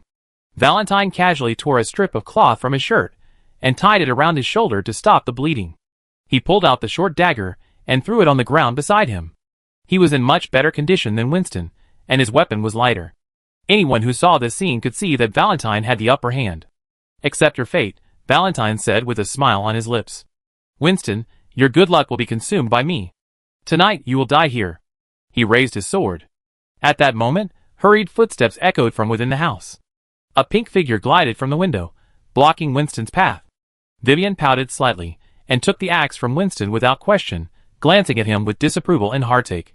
Winston's breath escaped, and he slumped down in the rain, warning, "Be careful, he's very fast." Vivian didn't answer, simply swinging the axe effortlessly. The heavy weapon obeyed her like a toy. Winston and Valentine's eyes twitched in unison. "Want to touch him? Have you asked me?" Vivian shouted sharply, her pink shoes stomping out, creating a deep dent in the ground. She launched herself out like a pink cannonball, swinging the axe and slashing down at Valentine. The blow was charged with a thick stream of fighting spirit. Valentine raised his sword to block, but it still sent him flying dozens of meters away. His feet plowed 2 long furrows in the garden's mud, and the sword in his hand broke with a clang. Andre, who had been running wildly from the underground cave, abruptly stopped in his tracks, almost wanting to turn around and dive back into the manor. "Whoa!" Jiangyu, following behind him, couldn't break in time and crashed into Andre's thick back, nearly breaking every bone in his body. She staggered a few times, steadied her footing, and a skull popped out from behind Andre. "What's going on?" The pinker the clothes, the more vicious the beatings. Andre muttered softly, "Let's get around the battlefield and help my brother. Don't let Vivian's performance be delayed here." Vivian held the great axe in one hand and waved at them with her other. The two understood and immediately moved behind her to help the seriously injured Winston to his feet. Andre glanced at the pale wound and hurriedly chanted a spell to stop the bleeding. Winston breathed a sigh of relief and offered solace, "Don't worry, I avoided any vital injuries. It's just a flesh wound. He won't die. The heavy rain won't help the wound stop bleeding and heal." Andre said to Jiangyu, "Little Bone, help me get him inside." Winston's wound was on his chest, so Andre couldn't carry him on his back. He and Jiangyu each carried him on either side, and ran towards the mansion. Chapter 234. The wounded were taken away, and the battlefield cleared. Vivian smiled sweetly, raising her great axe and pointing it at Valentine. "Hey, do you know what happens if you covet someone I'm interested in?" Valentine stood up, discarded the broken sword, and drew a long sword from the interstellar ring on his finger. He returned Vivian's wicked smile and flirted, "I don't know." Wet pink shells ricocheted again, and each swing of the great axe was like a demolition blast. Amidst the loud bang, bang, bang, smoke, dust, and flying stones flew. Valentine's harsh words flowed effortlessly, but when it came time to deal with Vivian's fierce attack, he chose to flee at full speed, his tail between his legs. Their speeds were evenly matched. Valentine had barely moved when Vivian's axe struck down. He ducked his head, and a flying stone grazed his cheek, leaving a streak of blood. The fighting in the backyard raged fiercely. Inside the mansion, Jiangyu watched with rapt attention from the window. Is hurried in with a medicine kit, and together with Andre, they cut open Winston's clothes, cleaned the wound, stopped the bleeding, applied medicine, and bandaged it. Jiangyu turned around, a little surprised. "Ah, isn't there magic that can heal all wounds with just a chant?" "That kind of magic works by draining a large amount of the victim's vitality to promote physical repair," Andre said. "It's a mixed bag. It can easily cause hidden injuries and shorten lifespan. It's generally not used unless it's an emergency. Even if it must be used, it's best performed by a professional doctor." "Oh! What an unexpectedly scientific age of magic." Jiangyu returned his attention to the window. "Is it really necessary to help Vivian?" "No." Andre had great confidence in Vivian's fighting ability. "To be honest, she's the best among us in solo combat, but she's not so good in team combat, easily overpowering her teammates. I wonder how many times he's been beaten by Vivian. It seems the psychological scars are quite deep." The two, one fleeing without hesitation, the other focused on chasing, quickly disappeared from Jianyu's sight. Not long after, a loud crash came from the cliff, and the sound of something collapsing into the water. A moment later, A drenched Vivian pushed open the door, dragging her great axe. Jianyu promptly and obediently handed her a dry, clean white towel. "Is Brother Winston okay?" Vivian dropped her great axe and demanded bluntly. "I'm fine." Winston's chest and abdomen were wrapped in thick bandages, and his lips were completely bloodless, but he seemed to have regained some of his spirits. "The bleeding has stopped, and the hypothermia has improved a lot." "Where's Valentine?" "He fell off a cliff," Vivian said. "At that height, and falling with the rocks. I don't know if he's dead or alive, but he must have fallen into the water. I heard him fall." "Oh, then he probably won't die," said Takumi. "There's a rule in my hometown, no matter if they're the protagonist or the villain. Well, good or bad, they won't die if they jump off a cliff and into the water. We talk about that later." Winston said, Use the contact book to contact His Majesty the King and tell him everything that happened here. Have him send someone to deal with it. There have been too many deaths." He turned to Andre and said, "The historian and the magician are dead too.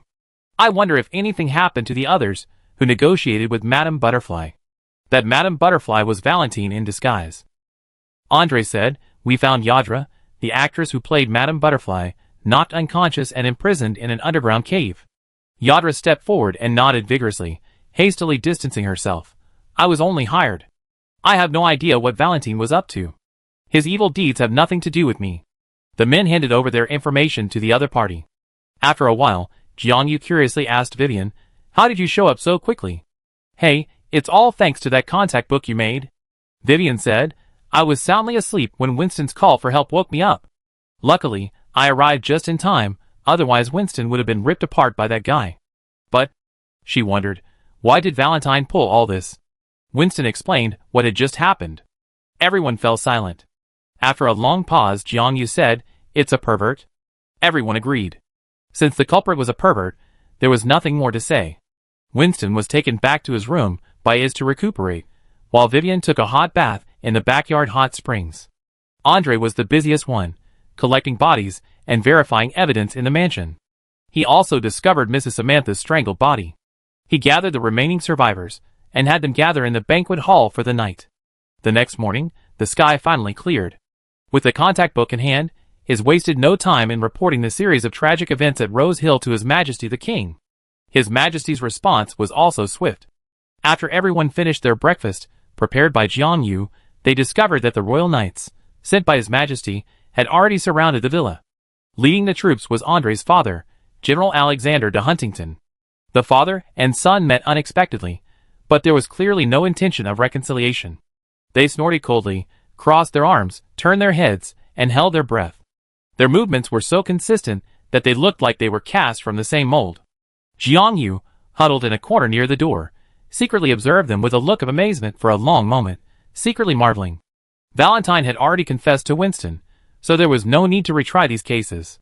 The bodies of the deceased were examined one by one, collected for burial, and then prepared to be transported back to their respective homes to be returned to their families. The knights also sent men to the underground sewers and searched the sea below the cliffs in small boats, but they did not find Valentine's body. Perhaps, as Little Bones said, the wicked never die so easily.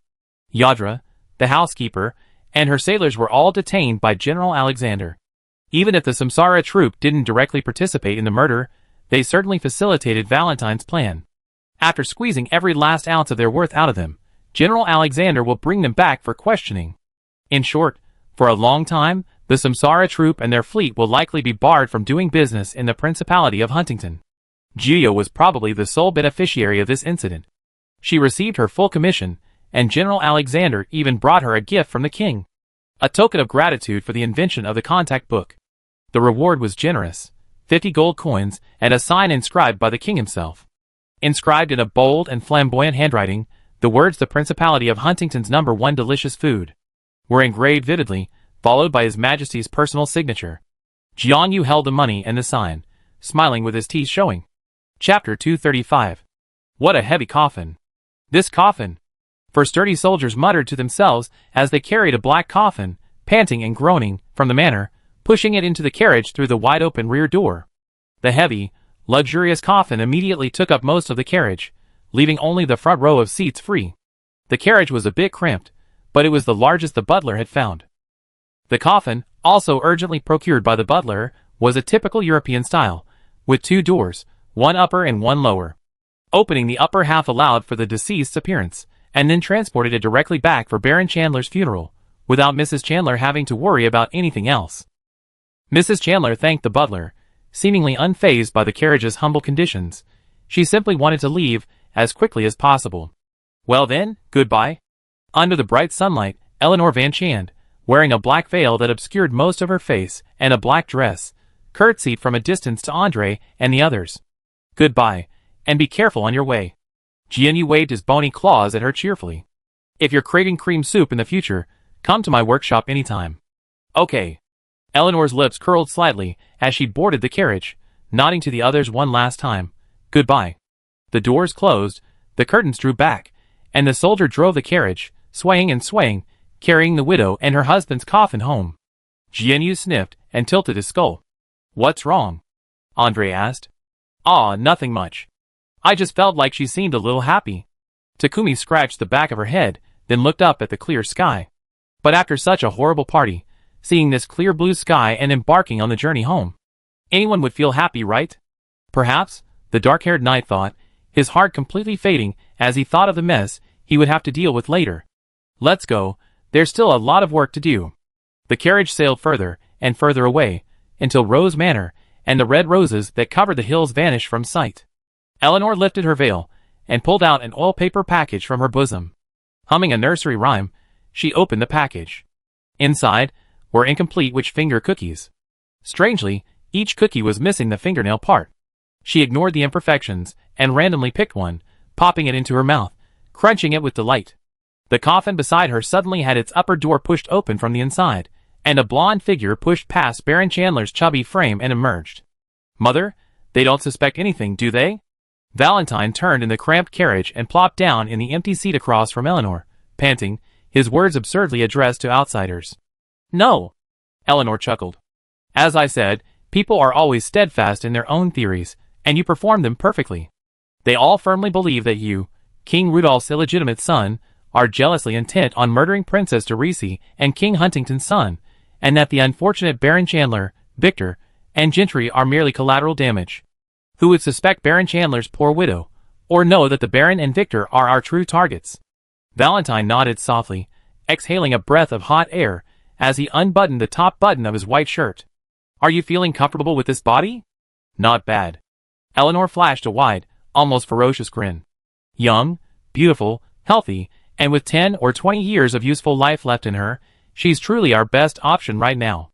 If that kidney you hadn't betrayed us and changed the name in the magic circle, we wouldn't have missed out on that perfect body. What a shame, a wandering ghost from outside took over and turned it into such an imperfect skeleton. That stubborn kid. If only she hadn't resisted. I could have used her identity and taken over the workshop openly. I learned all of Teacher Mifuna's skills. The potions I brew are far purer than those of that foolish kid Miyu. She giggled. She smiled, her eyes red and filled with madness. Who could have imagined that Princess Dracy didn't die of natural causes, but transformed herself into a lich? Right, dear brother. She muttered to herself, then sneered in a low, raspy male voice. Haha, you vicious woman. Not only do you plot against your own brother's souls, you even spare your own son. Ha ha. She laughed again in a female voice. I'm actually helping Winston. Mayberry will never acknowledge the remaining bloodline of the Delman family. He only wants to cultivate him into a shadow. No, I won't let Mayberry get his wish. This world belongs to me. Valentine lowered his head, silently watching her mutter to herself as she played 2 roles, showing no surprise at all, as if he was already accustomed to it. And you? My dear son, Eleanor. No, perhaps I should call her Dracy. Called sweetly, when the time is right, I will possess Winston's body and give you his soul. The divided souls will be united, and the curse of twins will be broken. You will no longer have to worry about an untimely death. No, you will have a near eternal life like me. Yes, mother. Valentine said respectfully, this plan is perfect. Unfortunately, we must publicly give up the Rosewood family's title and territory. That's not a big loss. We have already transferred the Rosewood property, and we are already prepared to take it over. You know, ever since Baron Chandler spread the word that he wanted to sell his father's notebook to pay off his debts, I knew your title would be lost sooner or later. In that case, why not deliver it ourselves, after this careful operation? I will be able to use the bonds you gave me as Mrs. Chandler, and freely do whatever we please. If our chosen successor can fight his way through the Rosewood family, and claim the title from Mayberry, we will not lose anything, and will even resolve a major problem. We have eliminated all those who knew about this incident. Now they will only know the version we revealed through this game within a game. They would never have guessed that I also gave birth to twins, and even less that I gave only the stronger child to Count Mordor, who was sent by Mayberry. And you, being frail and sickly, I sent you to the village down the mountain for care. Chapter 236. I have to thank old Baron Chandler. He was so thoughtful and sympathetic to the weak that I easily persuaded him to rebel.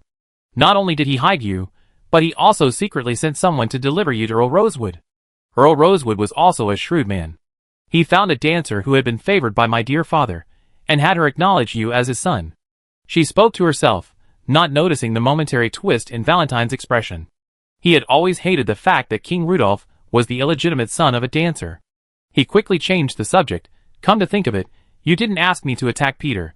He heard the noises I made when I subdued Mrs. Chandler, and allowed you to seize her body. Doesn't that leave us vulnerable? Peter is loyal to me. Dressy waved her hand. Don't touch him for now. I still have use for him. Yes. Next, we use Baron Chandler's territory as our base. While it doesn't have the advantageous location of East and West City, and is far from the capital, distance has its advantages. Out of the king's sight, we can boldly do many things. This bloody incident will shake the Duchy of Huntington, Winston will be thrust into the spotlight, and Mayberry will be forced to acknowledge his identity. The empty facade of the Rosewood family will continue to attract countless locusts to fight over it, and we also see who truly remains a loyal partner.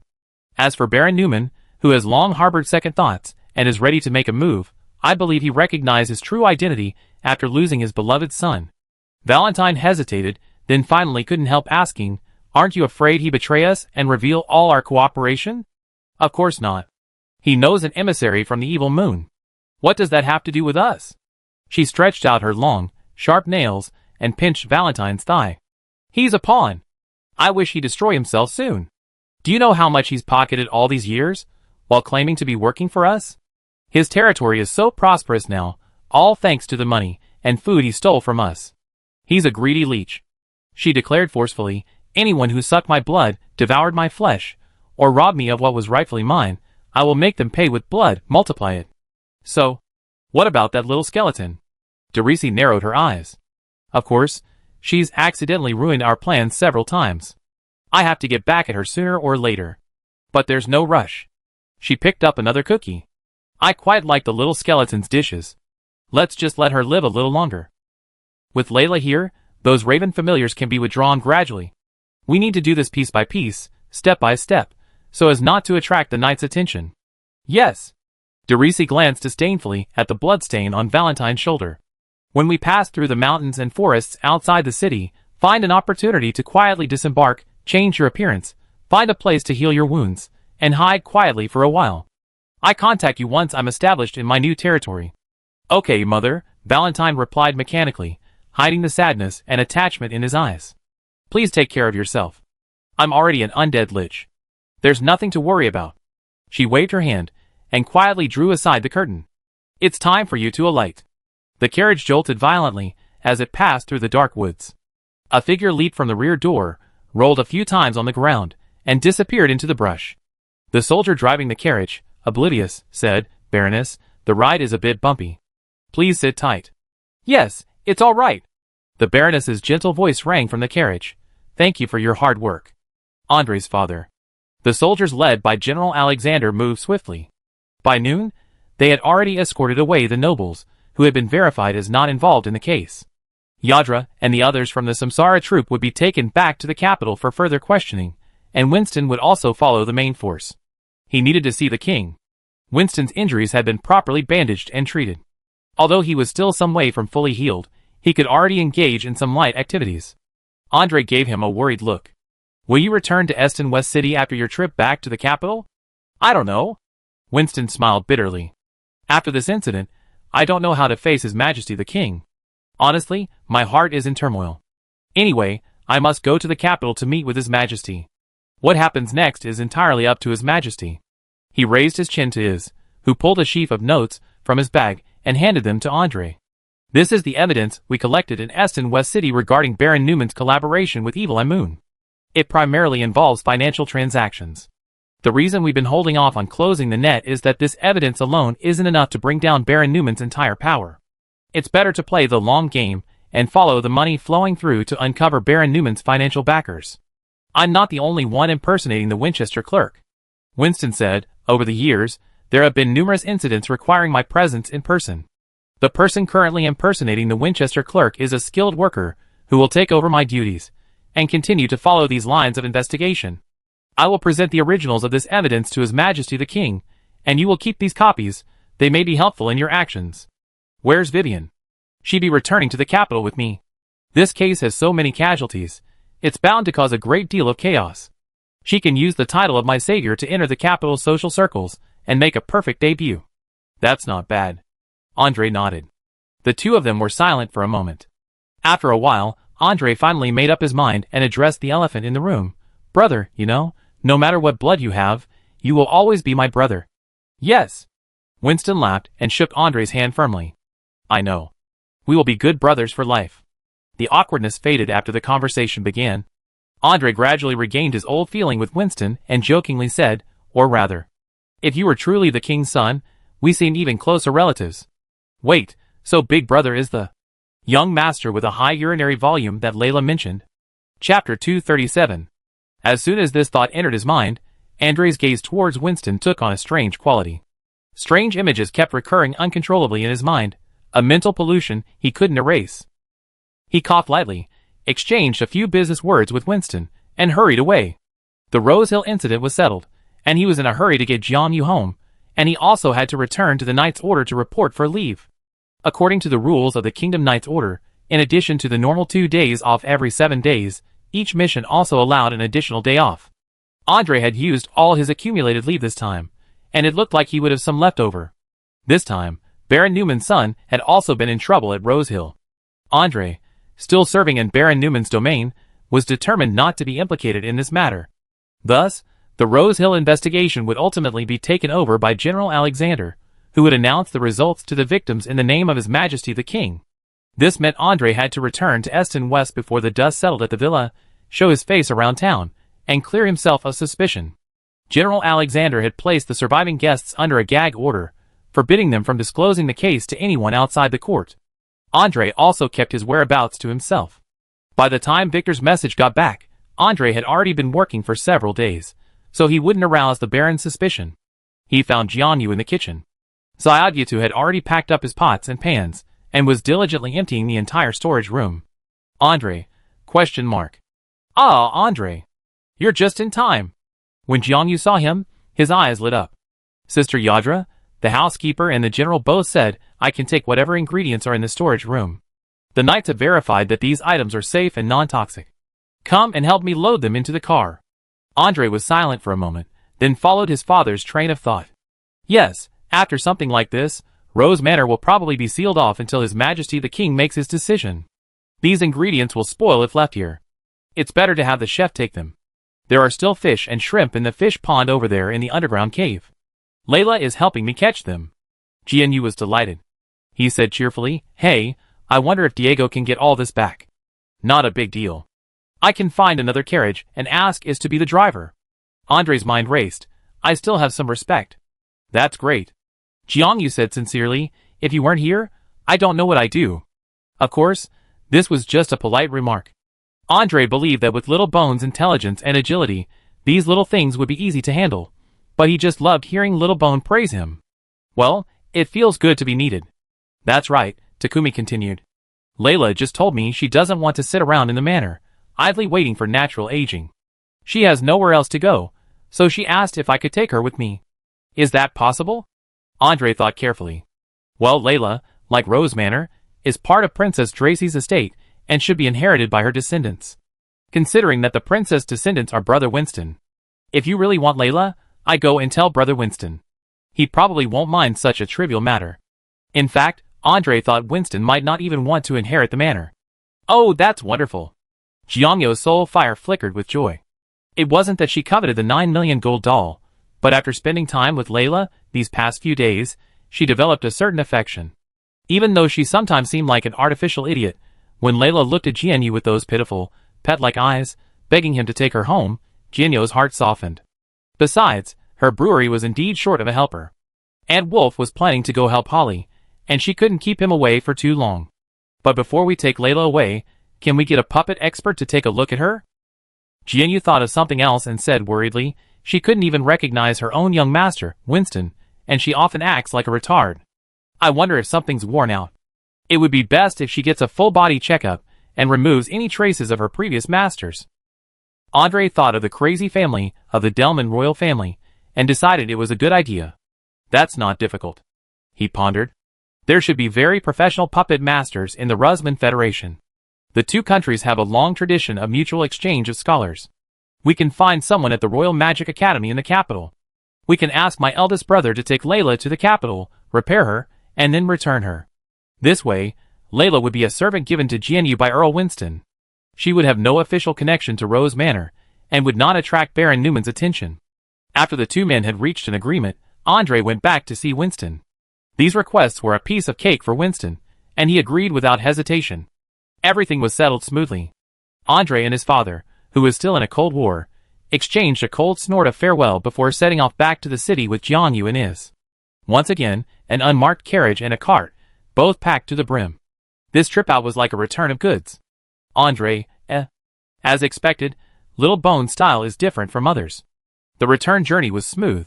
They arrived at Eston West City just as night fell, and returned to the workshop just before closing time. Nasha, who was closing the shop, breathed a sigh of relief when she saw Jianyu return. Jericho rushed out in 2 steps to help his young master lead the dark horse Diego into the backyard. Andy Wolf also came to help. She looked at the fish and shrimp in the wooden barrel and couldn't help but exclaim, "Wow, so much seafood. Did you go to the seaside specifically to stock up?" "You could say that." Jianyu rubbed his claws. "We make some special dishes tomorrow. Shrimp dumplings, shrimp rice rolls, and steamed fish with fermented black beans." Well, even though all the ingredients this time were free, considering the future price, Jianyu still planned to make a killing. She edited the takeout menu and flyers later to start advertising. "Tomorrow I have to buy that abandoned house next door. Thanks to the tips from the nobles, and the bounty from His Majesty the King, Jianyu now has the money for expansion and renovations." She needed to finalize this deal quickly to avoid a surge in land prices if business boomed. Chapter 238. Jianyu and the others spent a considerable amount of time moving all the luggage, ingredients, and their pet rice cakes into the workshop. Of course, Andre, Iz, and Jericho were primarily responsible for the labor. As buckets and boxes of ingredients were carried into the kitchen and storage room, and the pots and pans returned to their original places, the workshop was once again filled to the brim, with items piled high in every corner hidden from the customer's sight. Expanding the shop was imperative. Dinner was a casual affair made with whatever unsold food and leftover ingredients the shop hadn't sold today. Like all those returning from a long journey, Jianyu, after a bumpy ride for most of the day, had no desire to cook. Fortunately, Nasha was there. While this woman wasn't known for innovation, she was a real hands-on person. There were still some rice rolls, egg pancakes, and shredded chicken left over, making for a casual yet satisfying meal for everyone. Iz, in particular, had never experienced such delicacies before, and he almost lost his composure, considering quitting work and staying here permanently. Andre and Jericho, I understand, brother. However, staying here is impossible. Occasionally, disguised as a visitor for a meal, is the limit. As is reluctantly left the workshop with his takeaway box, Aunt Wolf and Nasha returned home, and everything returned to peace. Jianyu took stock of the shop's inventory and the past few days' revenue, and a plan for the next step became clear in his mind. "We haven't sold much sauce these days, so there's still plenty left. We can resume brewing in a few days. Tomorrow, after buying the land and house next door, we can hang up the signboard granted by the king, adding some prestige to the workshop." The seafood wouldn't die out for a while, but it needed to be prepared as a dish quickly. She had already revised the flyers and takeout menu, announcing tomorrow's limited-time specials. This should sell out all the seafood. In the future, she might consider building a seawater tank near the new storefront, like those in modern hotels, to raise seafood. This would be both a visual spectacle and ready for immediate order, freshly killed and eaten. Alchemists could probably create a thick, watertight glass fish tank like that, But whether filtering and oxygenating equipment could be developed in this era remains to be seen. Perhaps there are some magical shortcuts in this area? Jiangyu took a quick look at the seafood, and after confirming that they could survive in the barreled seawater until tomorrow, she felt relieved. She sorted the ingredients into categories, putting what needed to go in the basement and what needed to go in the refrigerator. After all this hard work, Jiangyu stretched tiredly, thinking that it was time to get her own bathroom bathtub on the agenda. Once I buy the house next door, I definitely plan both of these houses carefully, she muttered. The living area, the brewing area, the restaurant, and the shopping area all need to be separated. Oh, and there's even a planting area and parking in the backyard. Thinking about it, there were quite a few functional areas to arrange. Jiangyu wasn't sure if the land next door was big enough for him. No matter, expansion can be done step by step. If it doesn't work out, just keep making money and buying more land. Becoming a wealthy local would be nice too. She happily imagined her future life for a while, then happily fell asleep with her little rice cake in her arms. The next day was packed with work, and Jiangyu rose bright and energetic early, washed, tidied, and then trotted downstairs to lay out the ingredients one by one. Jianyu's limited time special today was the same shrimp dumplings and shrimp rice noodle rolls he once made for the nobles. She took back all the extra shrimps that Butler Richard had prepared. It was not too much, but not too little either. She could probably make 100 or so shrimp dumplings and 100 or so servings of shrimp rice rolls. Most importantly, these ingredients are free, and every sale is a huge profit. Jiangyu plans to count 3 shrimp dumplings as a basket, selling each for 1 silver coin. Fresh shrimp rice noodle rolls will also be sold in 3 small pieces, each priced at another silver coin. There are many ways to prepare shrimp dumplings. Restaurants are always trying to innovate this classic Cantonese snack, naturally developing and improving a wide variety of varieties, with broth inside, without broth inside, soaked in broth. There are all sorts of variations, from 4-color shrimp dumplings to golden soup shrimp dumplings. Overall, they're pretty much the same, differing only in refinement and attention to detail. Jiangyu's recipe is also her favorite, adding pork skin jelly to the base filling. After steaming, the shrimp dumplings are coated in a delicious, thick broth. This method is similar to Nanjing soup dumplings, but without the broth. Just one bite, the sweetness of the fresh shrimp, the firmness of the pork, and the crispy addition of water chestnuts or bamboo shoots create the ultimate in shrimp dumplings, elevating their deliciousness several-fold. Of course, this version of shrimp dumplings is more complicated to prepare than the soup-free version, requiring separate pork skin jelly, which is why it's more common in restaurants and hotels. Making it at home generally doesn't require this much effort. The pork skin jelly needs to be boiled in advance, then refrigerated to cool and solidify into a jelly block. Use a kitchen knife to cut into small pieces. Shell and devein the live shrimp, leaving half of the shrimp in its original shape and pounding the other half into a puree. Mix in the minced pork, 70% fat, chopped water chestnuts, and carrots, along with salt, broth, pepper, and sesame oil. Stir and combine until firm, then refrigerate to set. Next comes the scalding process. Boil wheat starch and sweet potato starch in boiling water, mix them into small balls, let them cool slightly, and knead them into a large dough. Add lard to create a springy, smooth dough that resists cracking during steaming. Roll the dough into long strips, cut into small squares, and flatten them with the back of a greased knife to form skins, ready for wrapping with the filling. At this step, extreme caution is required. The starch-based dough doesn't stretch very well, and if too much filling is wrapped around it, it can easily break during steaming. Space needs to be left. Add a little starch to thicken the small jelly, then wrap it around the filling to prevent it from breaking due to excess moisture. Under the deft hands of the craftsman, each plump, white, shell-shaped dumpling gradually takes shape, its folds neat and beautiful, and its edges firmly and neatly closed. A carrot slice is placed at the bottom to prevent sticking or collapsing, making it easy to remove when eating. These little details are crucial to ensuring deliciousness. The slightest deviation can affect the appearance at best, and the taste at worst. Thinking this way, 3 shrimp dumplings for 1 silver coin, hard-earned money, it gave Jiangyu a sense of peace of mind. By the time the shrimp dumplings were wrapped, the small rice cakes flew in through the window. Early in the morning, she had gone to the witch forest and brought back small bamboo steamers made by the beavers. On his way back yesterday, Jiangyu had asked Lolisa through her contact list to order these small steamers from the beavers, so that they could start selling Cantonese-style snacks today. Now that he had received them, they were about 80% similar to the small steamers in tea houses and perfectly adequate. Chapter 239. With a small steamer, Cantonese-style tea and snacks could be prepared as planned. Enjoying tea is a habit ingrained in the blood of the Cantonese people. In the past, people rose early, and tea drinking could be divided into morning tea, afternoon tea, and evening tea according to the time of day. Young people today can stay up late but cannot get up early, so they combine morning tea with lunch. As long as they don't have to work, they can enjoy morning tea from morning to night. In the bustling tea house, families chattered about national affairs, the trivialities of life, and family matters. A pot of pure jasmine or chrysanthemum tea simmered on a small candlestick stove, relieving greasiness, fatigue, and thirst. Amidst the clinking of glasses and the clinking of cutlery, the small steamers were opened, and the aroma of various snacks wafted out with the hot air, eagerly wafting into people's noses. Sweet, salty, fresh, vegetarian, meaty, noodle-based. The myriad snacks are steeped in the ingenuity of generations, steeped in culture and embodying innovation. Deliciousness is the sole criterion for judging quality. Each snack is a small portion, perfect for the whole family.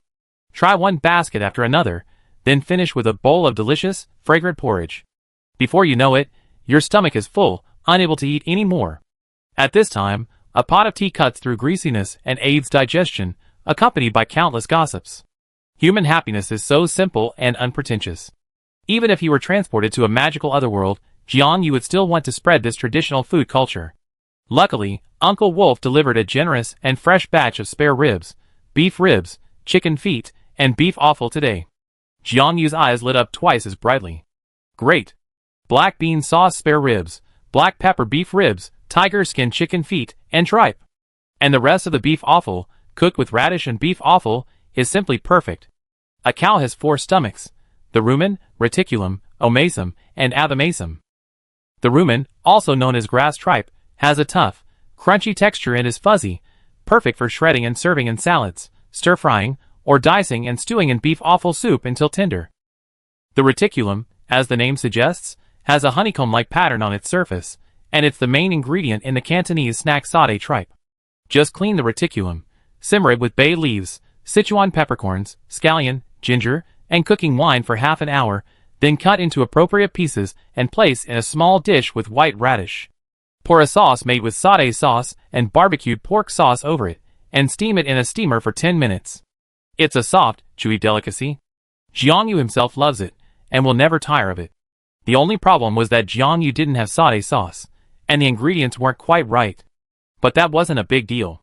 Instead of going for sauté flavor, a simple sauce made with light soy sauce, dark soy sauce, sugar, and starch would be tasty enough for the locals of Huntington. The omasum of a cow is called tripe, and once prepared, it's delicious in hot pots or salads. Jiang Yu planned to process it separately. The abomasum has a rich texture, and is also a great ingredient for beef offal stew. With Jericho helping with cleaning and chopping ingredients, and Nasha tending the stove, blanching, and stewing, Jiang Yu could prepare multiple dishes at once, greatly improving his efficiency. If only this world didn't have century eggs, otherwise, who wouldn't applaud a pot of century egg and lean meat congee? Jian Yu sighed, alas, I still have to find time to marinate the century eggs myself. While there's no preserved egg, there is simmered fish congee. Since rice is expensive in this area, you can use less rice and more water. By carefully adjusting the amount, you can still create a thick, oily rice soup, making a large pot of thin porridge at a low cost. This large pot of porridge only needs to cool in the kitchen. When customers order, they scoop some into a small pot, add some shredded ginger, bring to a boil, add the boneless fish fillets, and toss them. A garnish of chopped green onions is then served.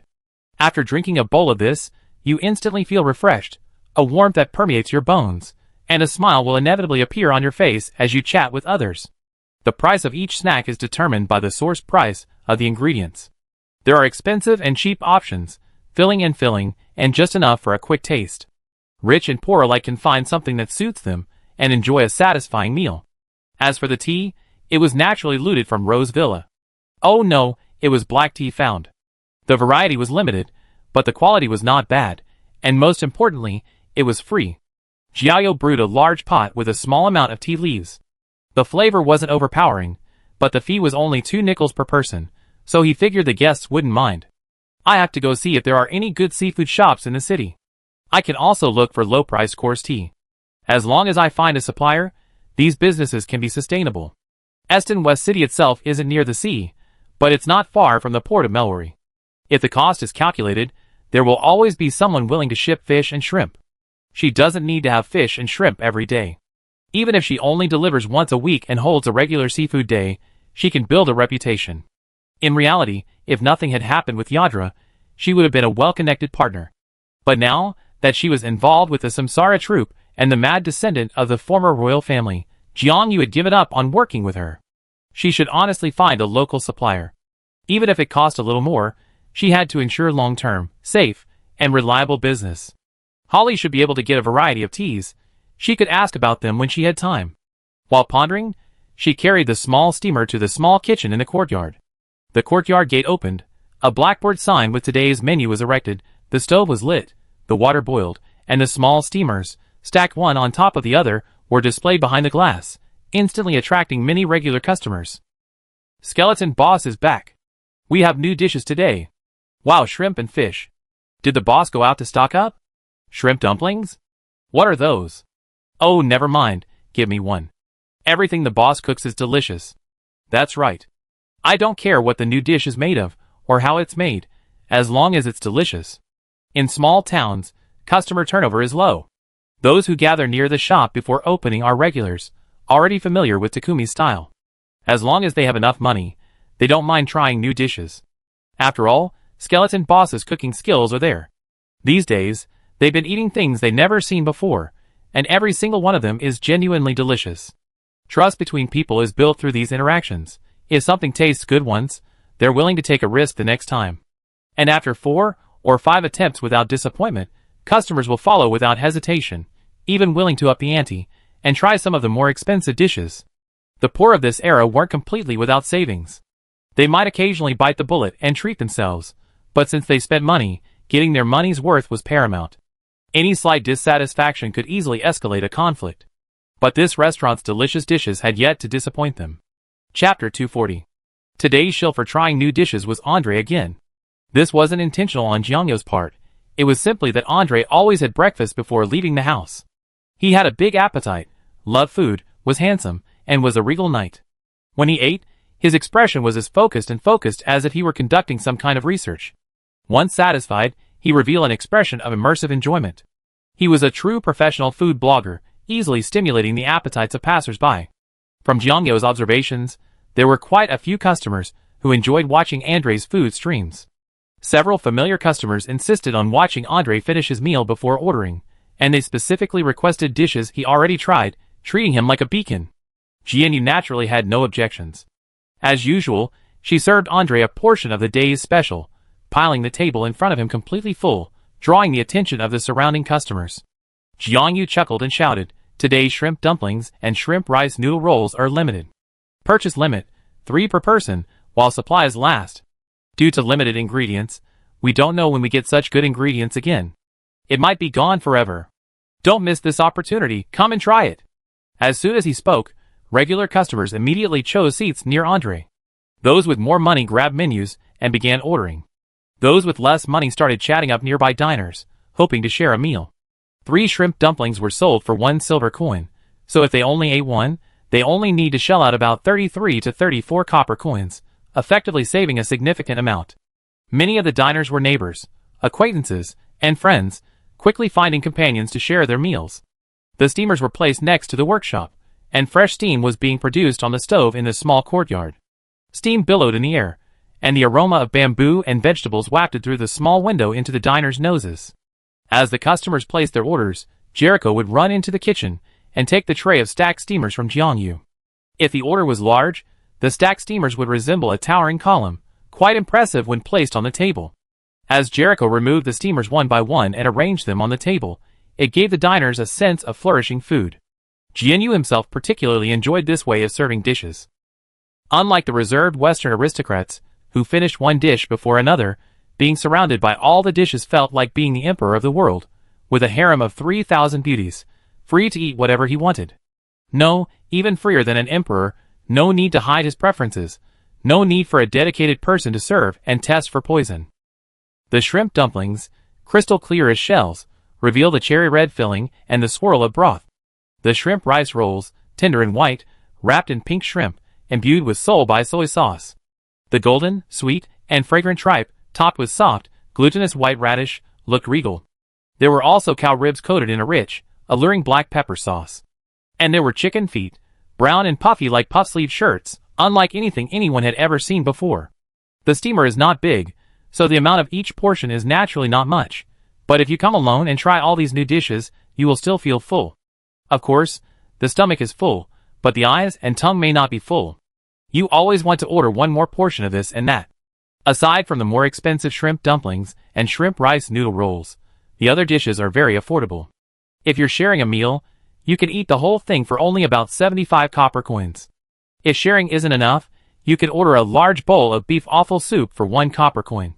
Add 2 nickels to upgrade the soup to beef offal noodles, and add another nickel for a fried or braised egg. If beef offal noodles aren't your thing, try a bowl of raw fish congee. The fish is freshly caught and killed, and its tail still twitches slightly when it's brought out from the kitchen. The fish head, bones, and tail are used to make the soup, while the fish fillets are added to the boiling rice congee. After a few gurgling and bobbing, they become tender and slightly curled. One can clearly see the rice in the small pot, half rice congee and half fish soup, already cooked to perfection. The thick broth is filled with a tangy, nutritious flavor. Even the locals, who rarely eat rice, couldn't help but lick their lips, a deep-seated craving for high-quality carbohydrates rising from the bottom of their hearts. The porridge was rich with the aroma of shredded ginger and white pepper, and was sprinkled with a generous amount of juicy green onions upon serving, with not a trace of fishy flavor. Every sip was a delight. A bowl of this porridge cost only a copper coin.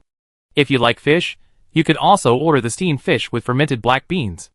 A whole live fish, head and tail removed, gills and internal organs removed, is cut into small pieces, placed on a plate, and topped with ginger, galangal, and fermented black beans. Seasoned briefly with cooking wine and soy sauce, a dash of salt and sugar for flavor, it's then steamed in a large pot over high heat, sprinkled with chopped green onions, and sizzling with boiling oil. The permeating aroma can be clearly smelled from several tables away. A fish like this costs 3 copper coins.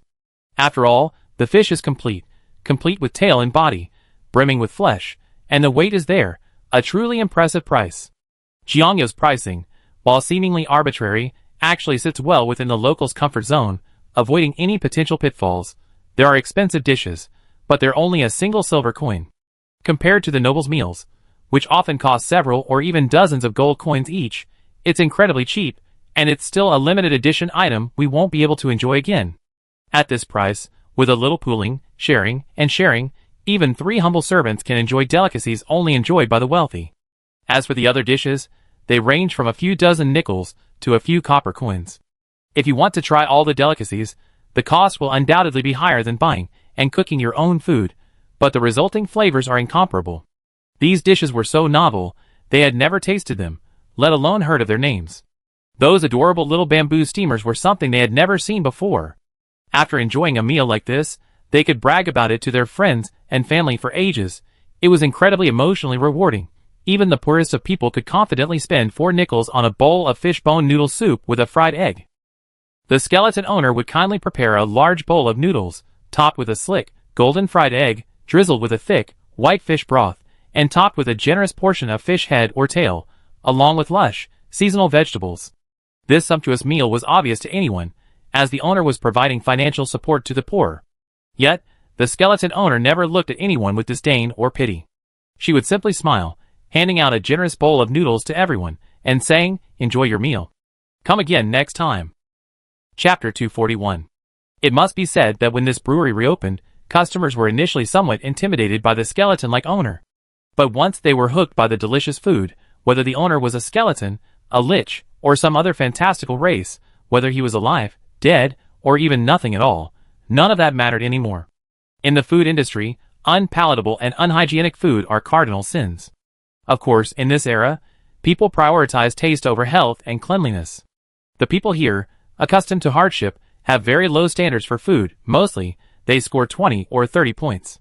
Occasionally, 1 or 2 pseudo-students who score 60 points are crowned the king of the food festival.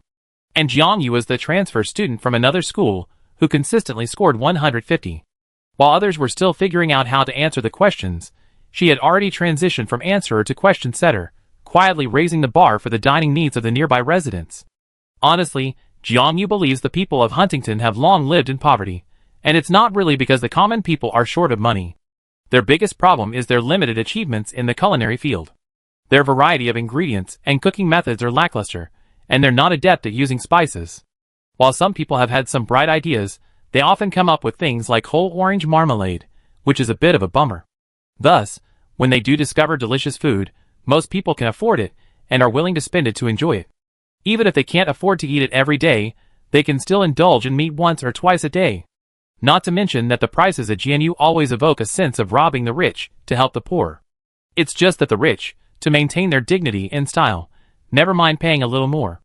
Meanwhile, the poor, with a quick calculation, think they scored a great bargain and even encourage their friends and family to patronize the restaurant, little realizing that the popularity, fame, and profits they bring to GNU far outweigh the profits they made.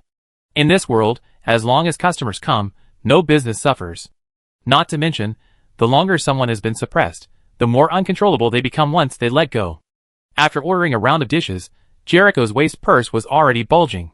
The brown-haired attendant walked back to the counter inside and dumped the bag of money into the cash register. The jingling sound was so pleasant that even the cat guardian spirit couldn't help but fluff its black tail in joy. A large, fluffy tail swung and swished behind him. Then, Jericho felt something touch his tail. Jericho's eyes widened, and he turned around abruptly. "What are you doing?" Jericho withdrew his claws stealthily, chuckling thickly. "Hey, why is your tail color different from your hair?" "Of course they're different. I was born with a cat form, but I acquired my human form myself." Jericho was caught off guard and quickly lost the conversation. "I can transform into whatever I want." "Wow!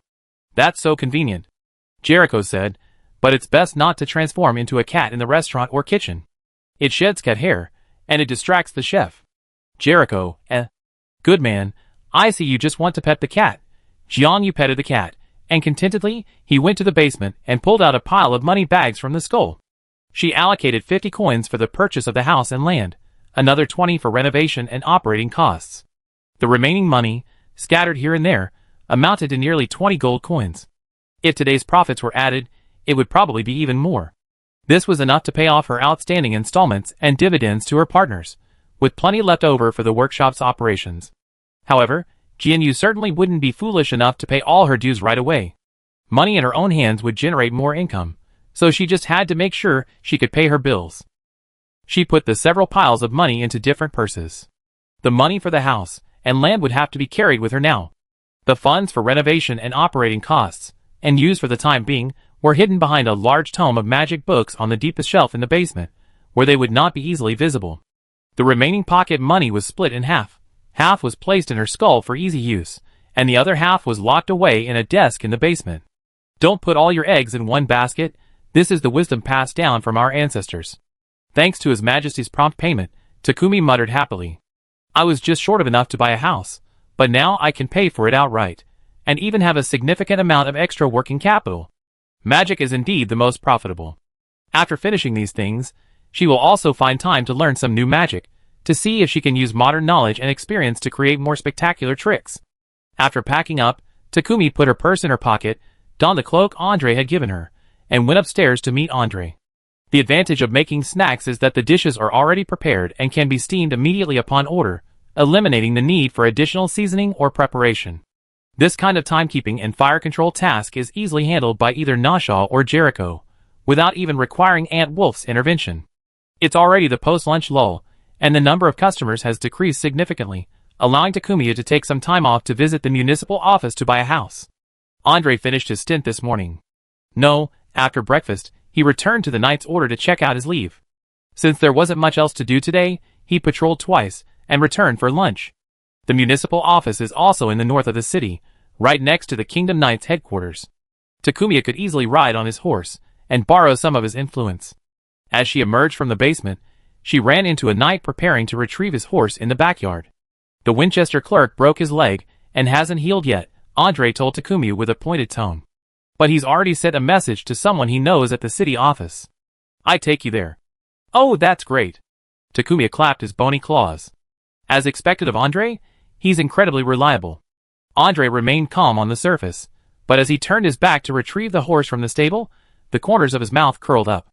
In this era, Horse racing isn't prohibited in the city, as long as it's not reckless at top speed. Diego trotted along, quickly reaching the north side of the city. Takumi hadn't been here much since her time travel. She took in the nearby buildings with a look of curiosity, even pulling out a handful of fried beans and cooing at the pigeons in the square. Andre tied the horse to the public stable nearby and turned to see Takumi playing with the pigeons. His smile curled up again. Let's go buy a house. Chapter 242. Angus H. Bryman, an employee of the Eston West City Municipal Office, yawned loudly.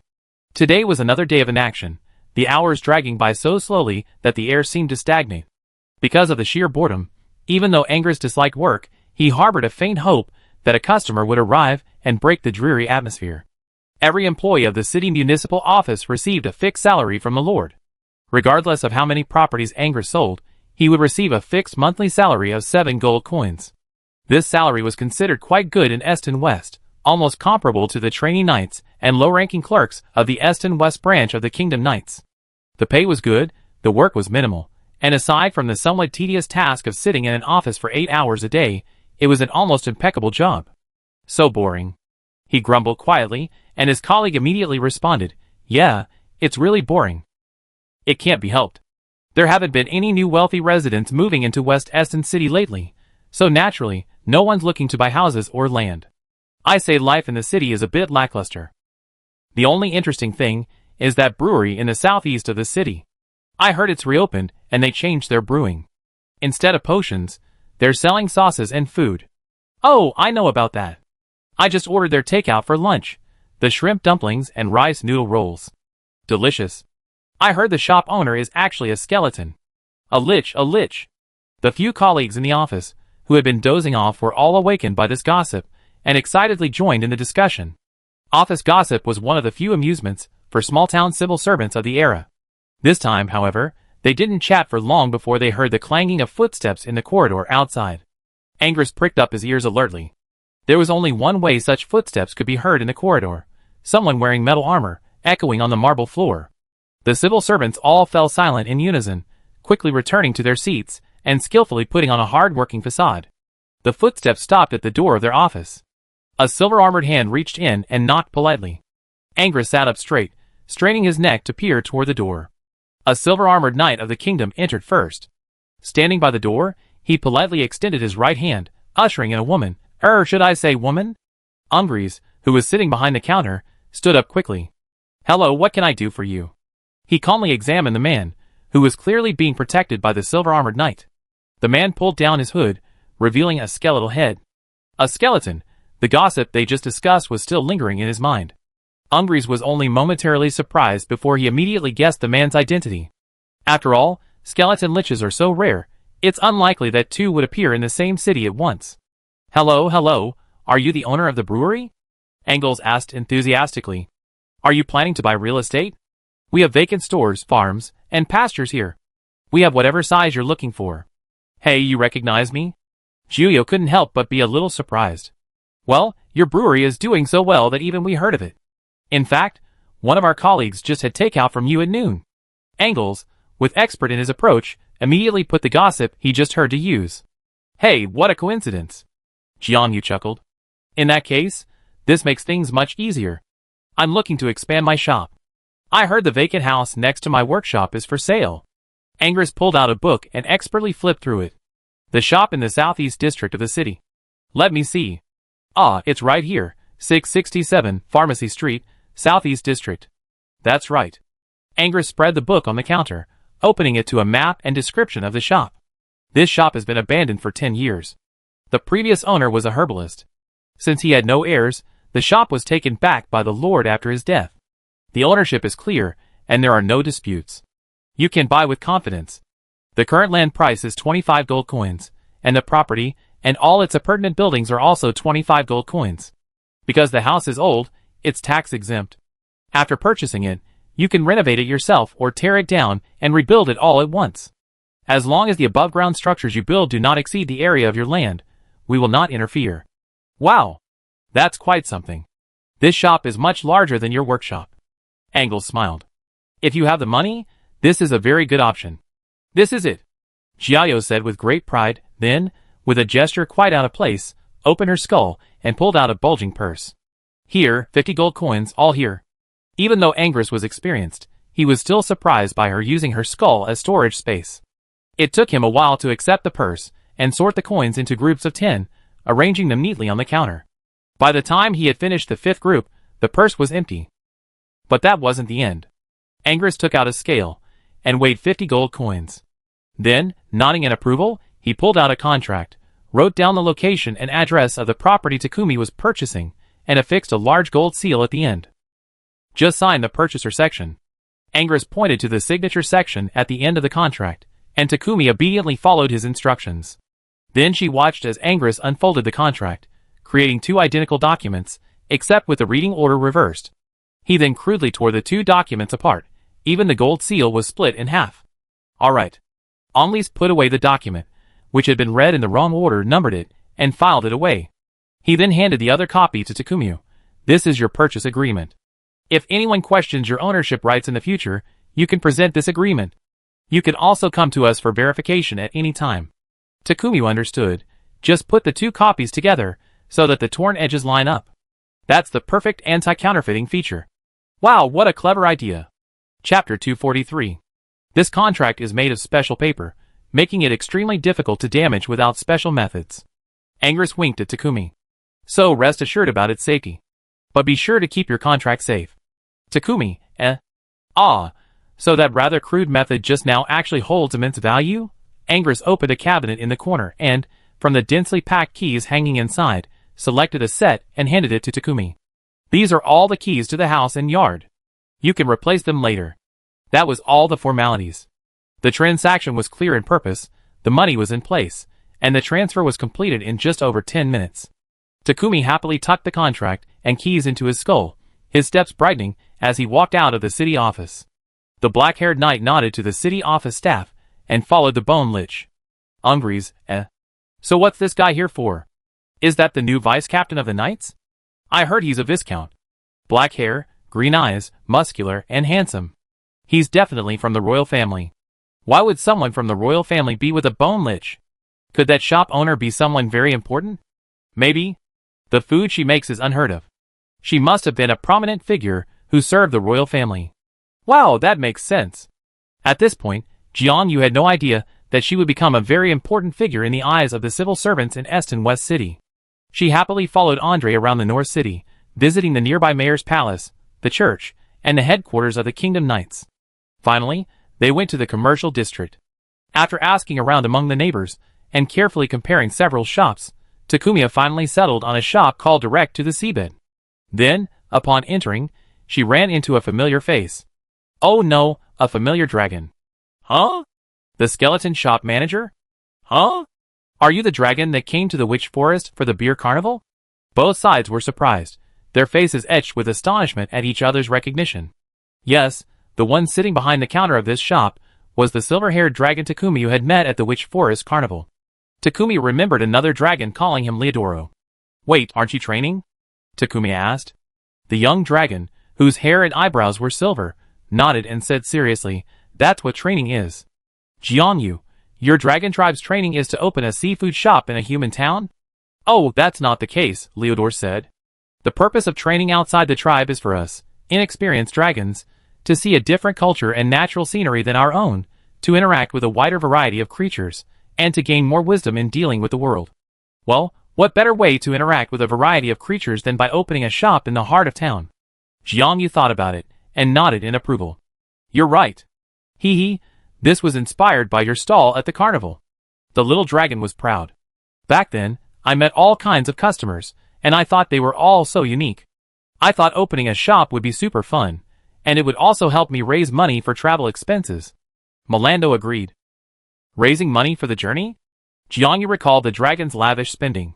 Excuse me, but aren't you dragons very wealthy? Leodoro waved his hand dismissively. Hey, what dragon in this world would be dissatisfied with having too much money? Besides, our training outside the clan will last for hundreds of years. If I keep spending money without any income, my wealth will shrink dramatically. So, I plan to open shops in a few cities that I like. While I travel and experience the local culture, I can earn money to fund my journey and live a happy, self-sufficient life. This is my first shop. It's only been open 3 days. Jiang Yu, what a financially savvy dragon. So, she began to examine the shop carefully. What do you sell here? The shop was small. There was a counter at the entrance, behind which Leodoro sat. Further in, there was a massive crystal wall. What purpose it served was unknown. As for seafood, Jianyu hadn't seen it yet. Oh, we sell everything from the sea, Leodor said. What do you need? Shrimp? Jiao asked tentatively. Do you have fresh shrimp? Yes. Leodor stood up and touched the crystal wall. The crystal wall lit up, revealing the seabed like a giant screen. Here are long-necked shrimp. Their meat is sweet and delicious, perfect for eating raw. He reached out and made a few strokes, and the crystal wall suddenly displayed a new area of water. Here are large lobsters. Their shells are full of meat, perfect for grilling over dragon fire.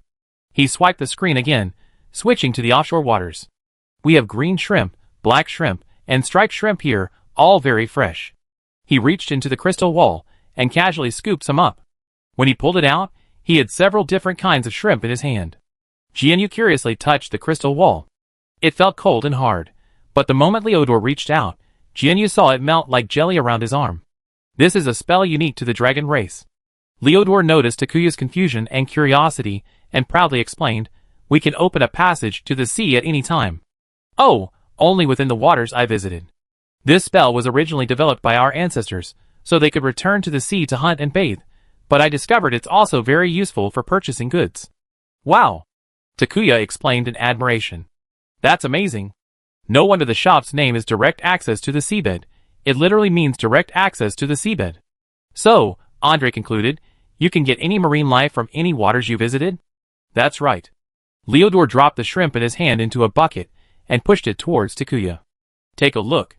What kind of shrimp do you like? What about the price? How is it calculated? Takuya asked. Oh, my sales method here is a little different from other shops. I use dragon magic to catch the seafood, and the price depends mainly on the location, size, and weight of the catch. The farther away, the more magic power is consumed, and the larger the fish, the more difficult it is to catch. That's pretty self-explanatory, right? Leodor said, these small, nearshore fish and shrimp are very cheap. A bucket full of these would cost you 30 nickels, I guess. Chapter 244. Huh? Jiang was surprised by the price. Not that it was too expensive, but that it was too cheap. She subconsciously glanced at the wooden barrel. Does it include seawater? No, of course not. Leodor shook his head. This barrel isn't big. I tested it, and it can hold about 3 kilograms of medium-sized offshore fish and shrimp. He pointed to the wooden barrels of various sizes lined up against the other wall. The largest, barrel 1, is 30 copper coins. The slightly smaller barrel 2 is 10 copper coins. Barrel 3 is 3 copper coins. Barrel 4 is 1 copper coin. Yours is barrel 5, and it's only 30 nickels. Of course, this is the offshore price. It's the same price within 30 nautical miles of Melwari Harbor, and doubles for every 100 miles beyond that.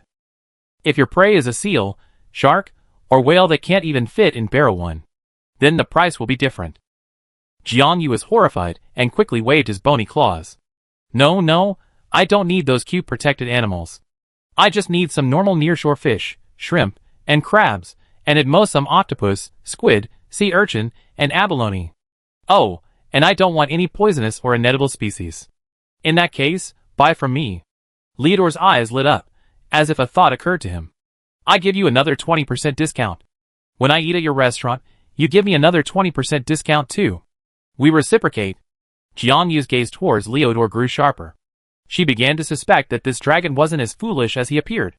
With the nearshore seafood he was selling so cheaply, and 20% discount would only be a small amount. But with a voracious dragon coming to eat, how much less would that be? But then she thought again. If she could buy the seafood at a low price, she could process it and sell it at a higher price. If you think about it carefully, maybe it won't be a loss after all. Besides, the other party is a dragon. If you can establish good relations with a dragon, how many dragon veins will that bring? That's a lot of local tycoons and gluttons sitting on mountains of gold. Okay. Jiang immediately agreed. It's settled. We mutually benefit, and we reciprocate. By the way, will you be here every day to watch over the shop? Not necessarily. Leodoro snapped his fingers, and the crystal wall dimmed again. Melando said I'd be here to watch over the shop for the first few months. After that, maybe it depends on how the business goes? I haven't decided yet. Jiangyu, he's really just a hobbyist dragon. There's no telling how long this shop will last. But if he keeps it open permanently, it might impact the city's aquatic business. But it seems there wasn't much of a seafood business in this city to begin with. Freshwater fish do exist.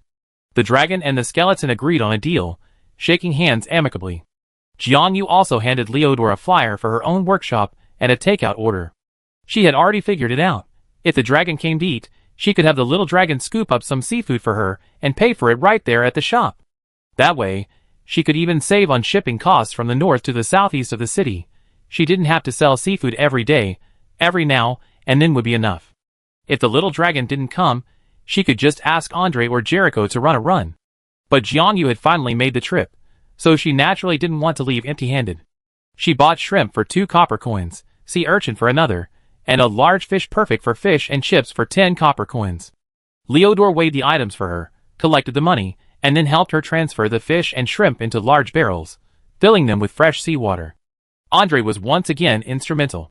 He borrowed another cart from the knights, brought horses, and loaded the 4 barrels filled with fish, shrimp, sea urchins, and seawater onto the cart. What are we going to do with these barrels? Takumi asked. Leodor waved his hand nonchalantly. Here you go. Just use them to fill up your shopping cart next time you need something. Takumi was pleased with his business style. Thanks, we'll be back next time. But would you consider home delivery? Leodor picked up the takeout order and looked at it. I consider it if they have something delicious. Wow, what new dishes are these? I never heard of them. Leodor began to study the menu intently, while Takumi happily climbed onto the knight's cart. Let's go! Home!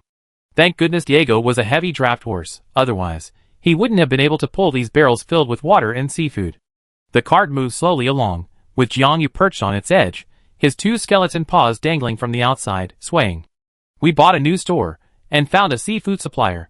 Jiangyu muttered contentedly, the days ahead will only get better. Yeah.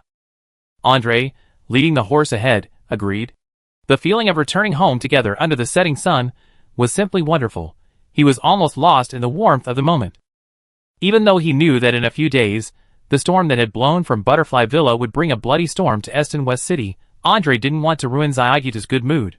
What did the transition between the old and new dynasties, the intrigues among the nobles, have to do with Little Bone? With him around, he would protect Little Bone from all the strife and keep all the disputes at bay. Little Bone only needed to happily brew her soy sauce, cook those delicious dishes, and maintain her unique style. Well, if Little Bone liked gossip, he wouldn't mind telling her all the stories once the dust settled. Oh, by the way, when we get home later, we need to put up the signboard given by His Majesty the King while the shop is closed. The carpenter thought idly, now that we bought the shop, we don't have to worry about rising land prices. In fact, the more the land price goes up, the more we earn. Okay, I put up the signboard later. We need to check next door. I haven't even been to that yard. I don't know if the house over there is still usable. If it's old and dilapidated, I'm afraid we have to hire professionals to demolish it, right? It's not a big deal. Demolishing a house is easy. I call a few strong young men from the knights, and with a little fighting spirit, we'd be done quickly. Andre said, as for building a house, the city has a dedicated troll construction team. They built the city lord's palace, the city hall, and the headquarters of the kingdom knights. I can ask someone to inquire about the price. Andre knew a lot of civil engineering work. Building a wall on flat ground, removing a window, and repairing a door were no problem. But when it came to constructing a 2- or 3-story building, he needed to find reliable professionals. Otherwise, the house would collapse within a few years, which would be both dangerous and uneconomical.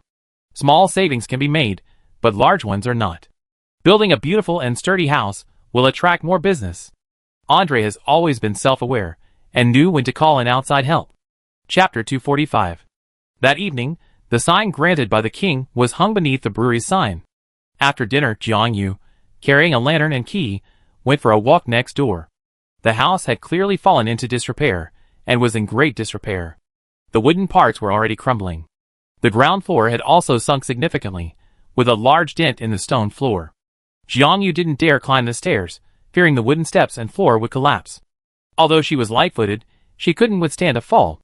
If she broke a bone, she wouldn't know how to heal it. The bad news was that the house needed to be demolished and rebuilt. Simple repairs wouldn't save its rotten beams and sinking foundation, and such a large undertaking would undoubtedly cost a fortune. The good news was that this plot of land was much larger than Jiangyo's. If the wall between the two courtyards was demolished and properly leveled, a considerable amount of usable space could be freed up. Jiangyu measured the entire plot of land and meticulously drew up a blueprint. She later planned to integrate the functional areas, completely separating the restaurant and sauce counter, the brewing area, and the living quarters. She would also reorganize the backyard and build a large greenhouse. This greenhouse could be transformed into a transparent glass house, where she could grow southern flowers and herbs. She could also set up a few tables inside to soak up the winter sun, enjoy tea, and entertain guests, a romantic and comfortable space. The new house could be larger, about 3 stories, divided into 2 areas. The left side would be used for the restaurant, while the right side would store ingredients and brew sauces. The backyards of the 2 houses were connected, and the drying yard, farmland, greenhouse, and stables were rearranged. The new yard had a well, perhaps an automatic, timed irrigation system could be installed. Once the new house was built, the old one could be renovated, moving any necessary functional areas out. Then, a series of modifications could be made, for example, adding a bathroom and installing a complete plumbing system. I wonder if the alchemists have any knowledge of electrical systems. Takumi still longed for the days when they could turn on lights wherever they went. Candles were still a bit more cumbersome. She sketched her ideas on a simple charcoal drawing. However, for this preliminary draft to become a finished design, it would likely require hundreds of iterations. There's still a long way to go. It's been almost a month since I arrived in this world, and I already have my own business and franchises, along with investors and suppliers. While there's still a lot of work to do, overall, it's quite impressive. Little Bone pinched his claws and encouraged himself, keep it up. As expected, the news that Jiangyu's brewing workshop had received the king's royal sign spread throughout West Eston the next day. People were surprised that this brewery had quietly received such an honor just a few days after opening, but after tasting the food, they nodded in understanding. It's truly the best food in Huntington. I never tasted anything so delicious. At first, I thought roast meat was the ultimate delicacy, then I tried braised food, and then there were rice noodle rolls and shrimp dumplings. Sure enough, only she can surpass her dishes. I'm already looking forward to what new dishes she introduced in the future. However, before this fresh news could capture everyone's attention, a procession carrying a black coffin entered the city, crossed halfway through, and finally stopped in front of the city lord's palace. Curious residents of the street peered out of their houses to peer in. Passers-by, too, were drawn to the scene and instinctively followed the procession to watch. Then, they saw a soldier dismount from a cart, carrying a scroll and entering the city lord's palace. A moment later, Baron Newman, disheveled, rushed out of the palace. He opened the coffin, took a single look, and then burst into tears. Seeking gossip, passers-by hid. They didn't know what had happened, but they knew it was not a good thing. While curiosity was certainly worth satisfying, one also had to avoid incurring the city lord's unwarranted wrath and bringing disaster upon oneself. The news broke that afternoon. Baron Newman's son had died, at a party hosted by Madame Butterfly. This gathering, attended by numerous nobles and scholars, resulted in a tragic outcome, with 5 dead and 1 injured, and even alarmed His Majesty the King. His Majesty has dispatched his trusted General Alexander de Huntington to investigate and apprehend the murderer. The murderer has now been identified, Count Valentine de Rosewood. Valentine's motive for committing the crime was soon revealed. He was not Count Rosewood's biological son, but the illegitimate son of the previous king, Rudolf Delman, and an exotic dancer. It is said that this secret was recorded in Baron Chan's family notebooks. Valentine, intent on silencing Baron Chan, had infiltrated Madame Butterfly's gathering and gone on a killing spree.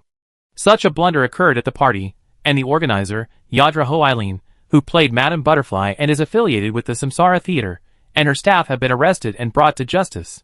Their crimes will be judged according to the law, and they will most likely be deported to their homeland, the Rusman Federation.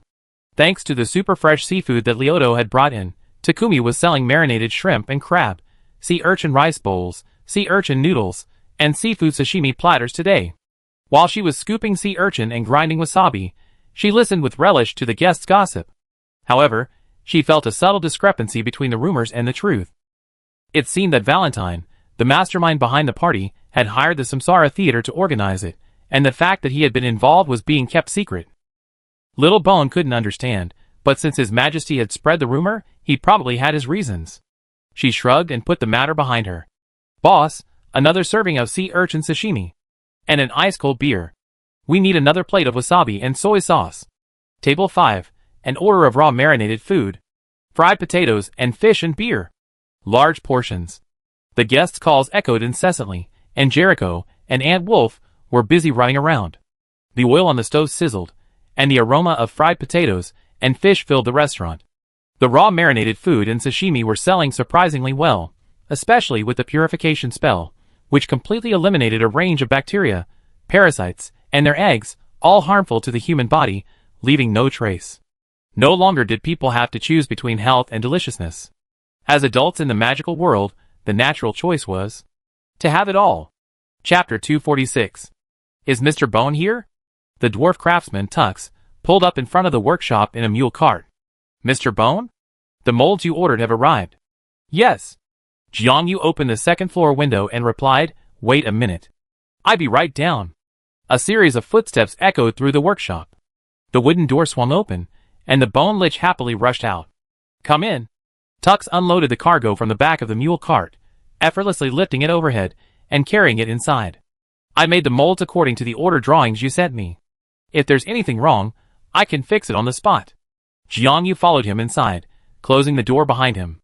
Thanks to the bounty from His Majesty the King, which had helped Jiangyu finance her purchase, business had been exceptionally good these past few days, allowing her to make another small profit. With more money on hand, her thoughts became more active, and she began to arrange the custom mold she had thought of earlier. Takumi had ordered a round mold for hamburger buns, a square mold for toast, and various baking pans for waffles, egg waffles, takoyaki, and taiyaki. The pans were made of the same material, but the shapes varied, which gave Tux quite a bit of work. Especially for the taiyaki pan, Takumi specifically specified that it be shaped like a sea bream, which nearly stumped the dwarf craftsman. But the dwarf craftsman was a dwarf craftsman. No matter how eccentric the client, as long as he provided accurate drawings, he would still deliver the goods with guaranteed quality. It was just the labor fee, a few more silver coins. Takumi carefully examined each mold, even mixing batter on the spot to test several baking pans. Intrigued, Tux leaned over to the stove to take a look, but realized he was too short to see the baking pan on the stove. Tux, That was a bit frustrating. But whether Tux could see the pan wasn't important. It was enough for Jiangyu to see it. She carefully tested various molds and pans for heat conductivity, heat resistance, heat retention, and whether the batter would stick. After confirming that each mold/pan performed as she imagined, she turned off the stove, pulled out her purse, and gave Tux 10 silver coins.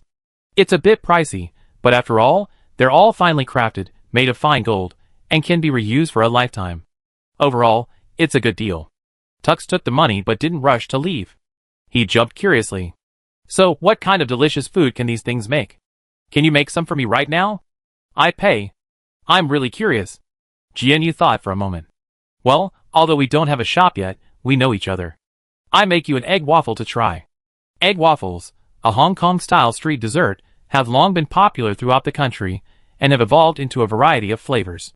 With a baking pan, all you need to do is mix the batter. The process is quite simple.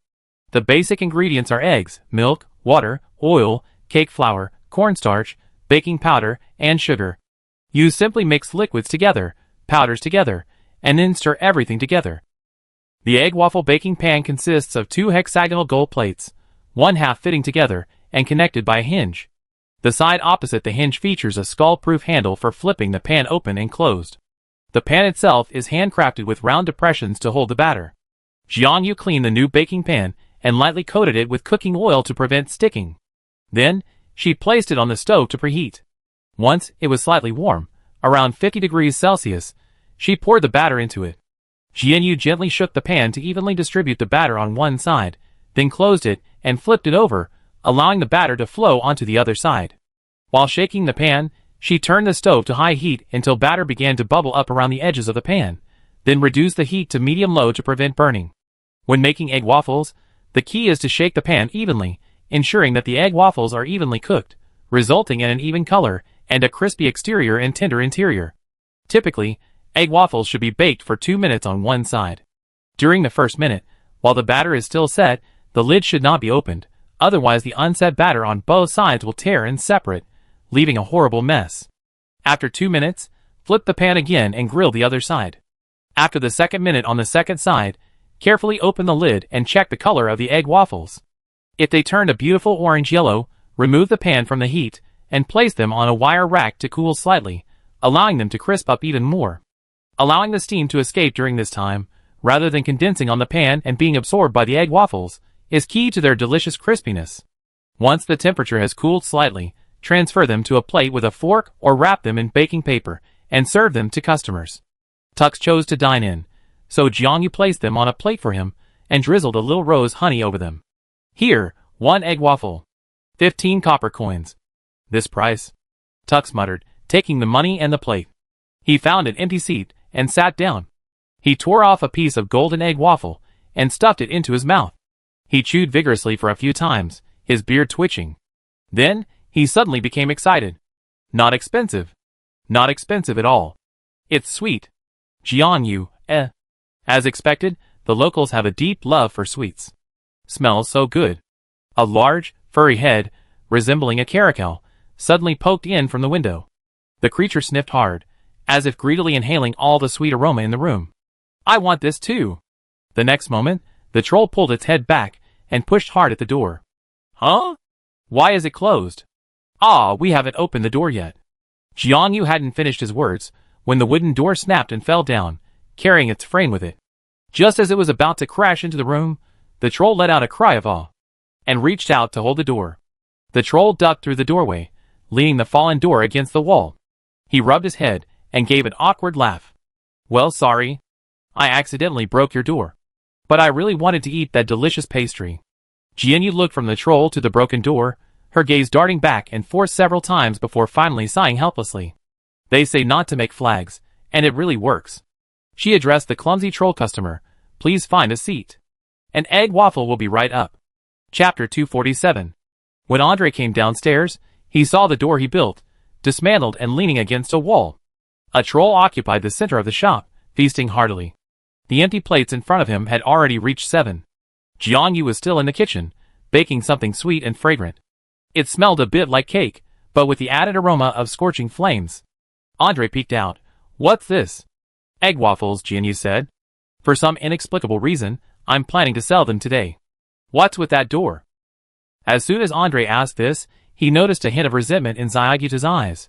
That troll broke it. Though Jiangyu didn't continue, Andre inexplicably read the look in her eyes. Didn't we agree that even a troll couldn't break it? Andre coughed violently and touched his nose awkwardly. This matter concerns his reputation. It must be resolved properly. So he walked proudly to the empty seat across from the troll and sat down, gesturing at the remains of the door. You broke it? How are you going to compensate me? I take responsibility. The troll was surprisingly easygoing. He said meekly, I can't fix it myself, but I have a construction team at home. He slapped his head, as if suddenly remembering something. Oh, look at me. I forgot everything I was doing when I smelled something delicious. Is there anyone rebuilding a house nearby? Andre's expression instantly went from blank to speechless, then from speechless to shocked, and finally back to blank again. Are you from the troll construction team? Takumi, you came out carrying a tray, huh? Oh yes. Just call me Furious. The troll said cheerfully, I just took over this responsibility from my father. That's true, but I'm only responsible for taking orders. The real work is done by my uncles, aunts, cousins, and their skills are amazing. At this, Andre and Takumi both felt strangely relieved. Perhaps this troll gave off a rather unreliable vibe? So, don't worry about the door. Our construction team will arrive in a day or two and fix it for you. Furious smiled. His expression was simple and his demeanor was excellent, but Jiangyu sensed something was amiss. Wait a minute, does this mean our workshop will be without a door for the next few days? Furious' smile froze instantly. It seems so. How can that be? Jiangyu slammed down his plate. No way. No way. Wait a minute, did she accidentally make a pun? How about I put this old door back for you guys first? The troll stood up and walked towards the door panel. He clearly wanted to lift it, but with a single palm strike, it snapped in two. Furious' hand froze in midair. Andre and Jiangyu, Or, let's discuss the construction and compensation first. Andre held his forehead with his hand. The old door frame and door are still in the backyard. I put them back tonight. It should be enough to last for a few days. Oh, that's great.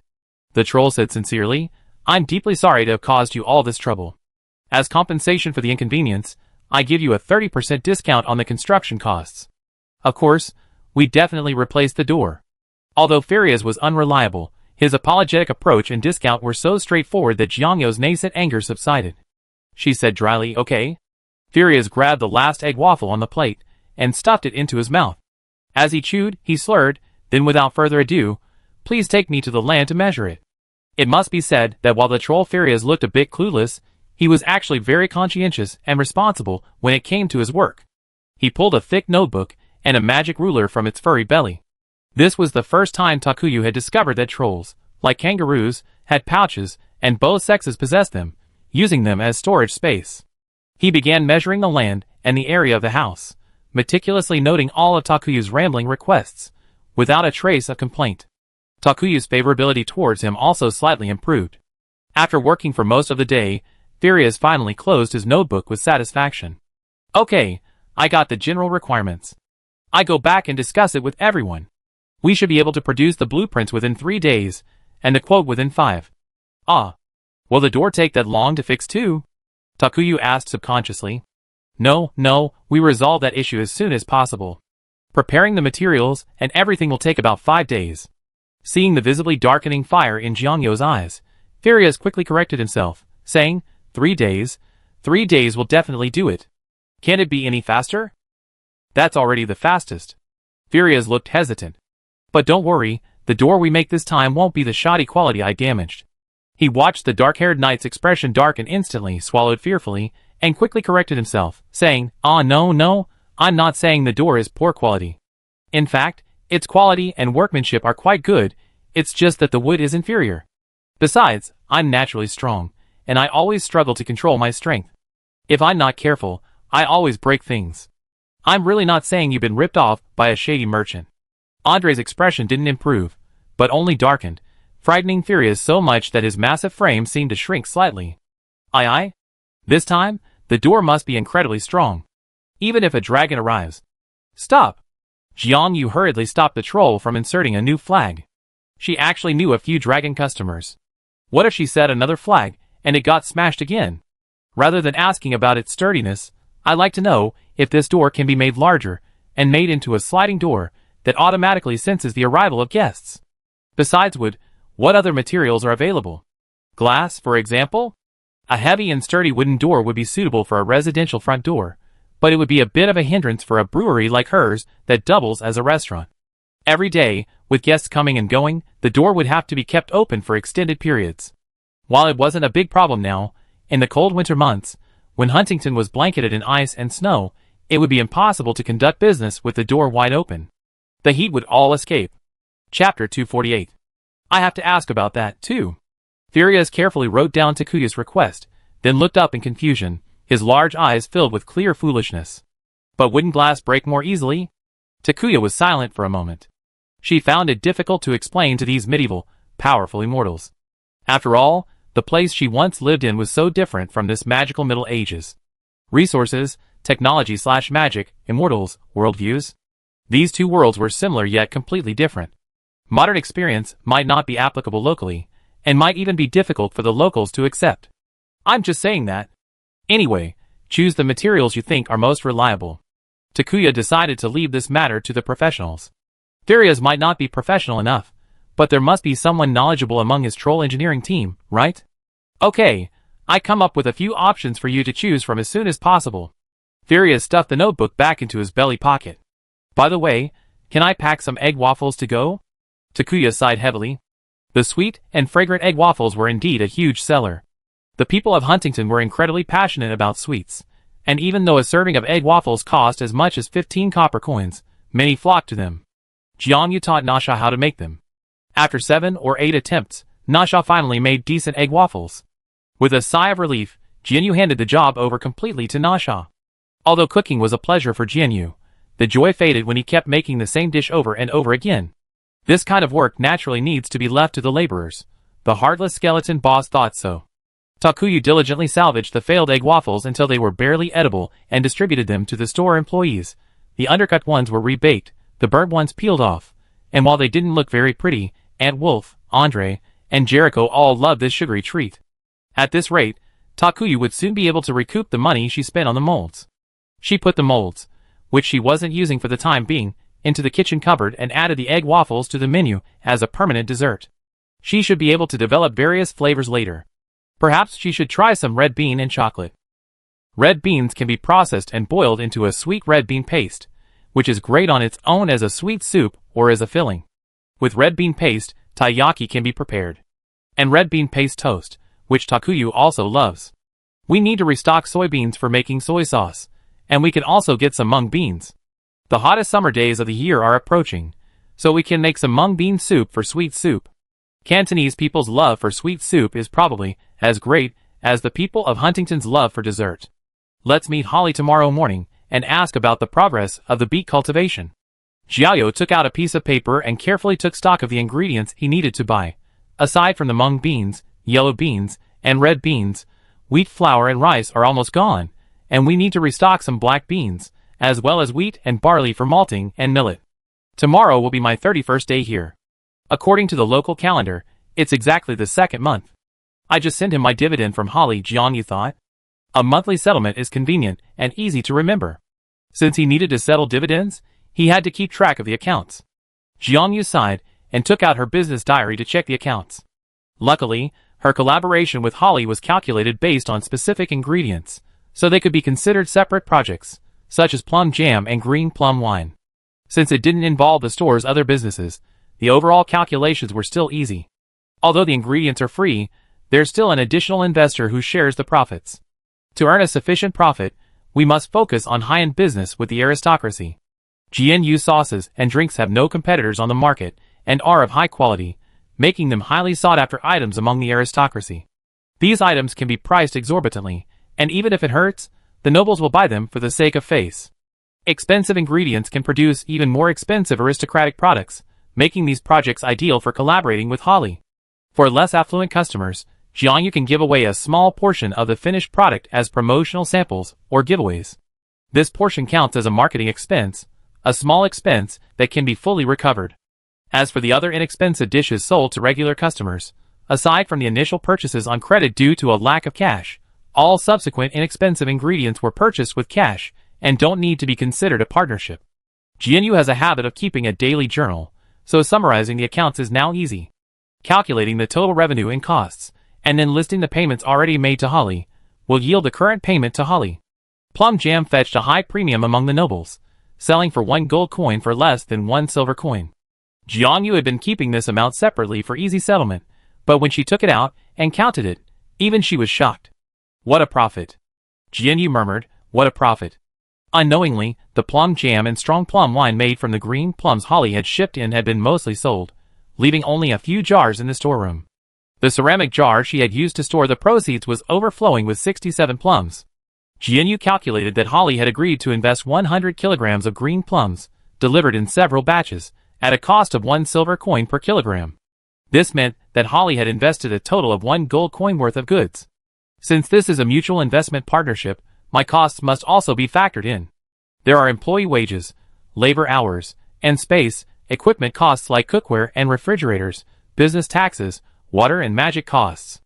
Well, Holly calculated the plums at market price, so I should also calculate the sugar price at market price, land prices, and labor costs. Those are all costs. After listing all the various costs, I surprisingly subtracted another 30 gold coins. Well, the high price of sugar accounts for the bulk. With this calculation, Holly's share of the plums alone will be 22.2 gold coins, and with the other raw material investments added up, that's about 25.9 gold coins. Jiangyu was too lazy to count the change as she filled her purse, so she simply rounded up to 26 gold coins for Holly. The difference would be the payment she would pay Holly tomorrow when she picked up the goods. After completing the account, Jiangyu asked Aunt Wolf to review the accounts. Aunt Wolf is the most suitable person for the role as Holly's wet nurse and collaborator. Chapter 249. Aunt Wolf had no objection to the method of calculating costs based on market prices. She put on her glasses, carefully reviewed the calculations, and nodded earnestly. I think there's no problem. Just Xiaoyu, would you like to discuss the profit sharing with Holly later? The reason the kid asked for such a high share before was ultimately because he was afraid of losing money. Now that the profits are so high, We can discuss it again. Jianyu naturally wouldn't refuse her kindness and said with a smile, I consider it. The plum jam and green plum wine business can be a long-term business. Sterilized and sealed jam can be stored longer than fresh fruit. Before the green plum season ends, Jianyu can take advantage of the low fruit prices to make another batch of jam and sell it slowly over the winter. He can collaborate with Holly on more profitable projects in the future, and Jianyu doesn't intend to stop this business. Although she now has sufficient cash, and on the surface, it might seem more cost-effective to purchase ingredients directly with cash, in reality, the operating costs associated with store expansion, such as purchasing real estate and equipment, can be deducted from the costs proportionally, and the investment risk can be shared among the investors, eliminating the need for her to bear it alone. Of course, after bringing in investors, as the ratio of Jianyu's initial investment to the risk he bears decreases, he will have to cede a portion of the final profits to the investors, which is understandable. But Jianyu feels that giving back some of the profits earned is far more cost-effective than withdrawing cash from his limited cash flow from the outset. In the long run, for expensive and innovative ingredients that can generate high profits, the appropriate use of this model can yield far greater returns than if Jianyu toiled alone and shouldered all the operational risks. With the support of natural allies like investors, she could establish herself more quickly, without fearing that some short-sighted individuals might become jealous of her success and resort to underhanded tactics. Perhaps many people think they'd be better off going it alone, Jianyu muttered to himself as he counted his money. But so what? For my business, of course, I'm happy as long as I think it's profitable. Now that she's become more famous and has received the royal seal of approval from His Majesty, her strength has been fully demonstrated, giving her bargaining power. She can now discuss a more appropriate investment method and ratio with Holly and Andre. The concession she made during the previous period of trying to get something for nothing can now be recouped, resulting in a fairer ratio for everyone. The day's business concluded. Jianyu collected the account books and money and watched as the knight, dressed in work clothes, and Jericho brought the old door panels and frames from the backyard and reinstalled them. I wonder what the trolls can come up with. I don't want to repair the door anymore.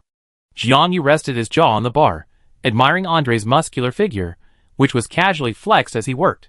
The medieval magical world has its downsides. The technology is too low, the inhabitants are too violent, not to mention the many powerful fantasy creatures with immense strength. The door has been broken in several times in just 1 month of opening. It's really frustrating. Today's dinner main course is garlic grilled oysters made with a grill made by the dwarf craftsman Tux and oysters bought from the little dragon Leoto. Since we decided to have barbecue, we also have to include other must-try night market barbecue dishes. Garlic grilled eggplant, grilled enoki mushrooms, and grilled garlic sprouts are all excellent choices. Of course, meat and seafood are also essential. Jianyu sorted through the remaining meat and seafood in the kitchen, and found a lot of new ingredients. There were only a few pineapples left from Yadra, and Jianyu planned to eat them all tonight, relying on Holly for future supplies. However, the workshop's reputation had already grown, and new customers were gradually becoming regulars, and the importance of which beer as a customer attraction had greatly decreased. Customers no longer made a special trip just for the beer, but came to enjoy Jianyu's delicious food, simply enjoying a cold beer as a complement to their meal. Customers had also adapted to the workshop's daily promotion of a new product. Even if tropical fruits like pineapples and lychees hadn't been available for a while, Jianyu had enough new products to attract customers. For example, plum jam sparkling wine or plum jam sparkling water were excellent seasonal choices. Pineapple and beef were cut into cubes of similar size and skewered in alternating order on a plate. Pork and green and red peppers were cut into pieces and skewered together. Large shrimp were shelled and skewered 5 at a time. The chicken legs were cut, and the meat was spread out like wings. Soon, Jianyu had a wide variety of skewers in front of him. He could arrange them in any desired way. Even garlic cloves could be skewered and grilled. This way, he could prepare any remaining ingredients at once without risk of spoiling them. Jianyu found a large, shallow ceramic basin, which he used as a charcoal stove and placed it on the dining table. He placed charcoal inside, lit it, and covered the basin with a grilling wire. This was the simplest grill. Brush the skewers with a light layer of oil, and place them on the grilling wire. The oysters were so fresh that they only needed to be pried open on one side of the shell, added minced garlic and chopped green onions, and then placed them on the grilling wire. The oyster shells underneath acted like small bowls, securely catching the juices and allowing them to heat evenly. By the time Andre and Jericho successfully reinstalled the old door, The first batch of grilled oysters and skewers had just come out of the oven. They sizzled on the grill, emitting an incredibly tempting aroma.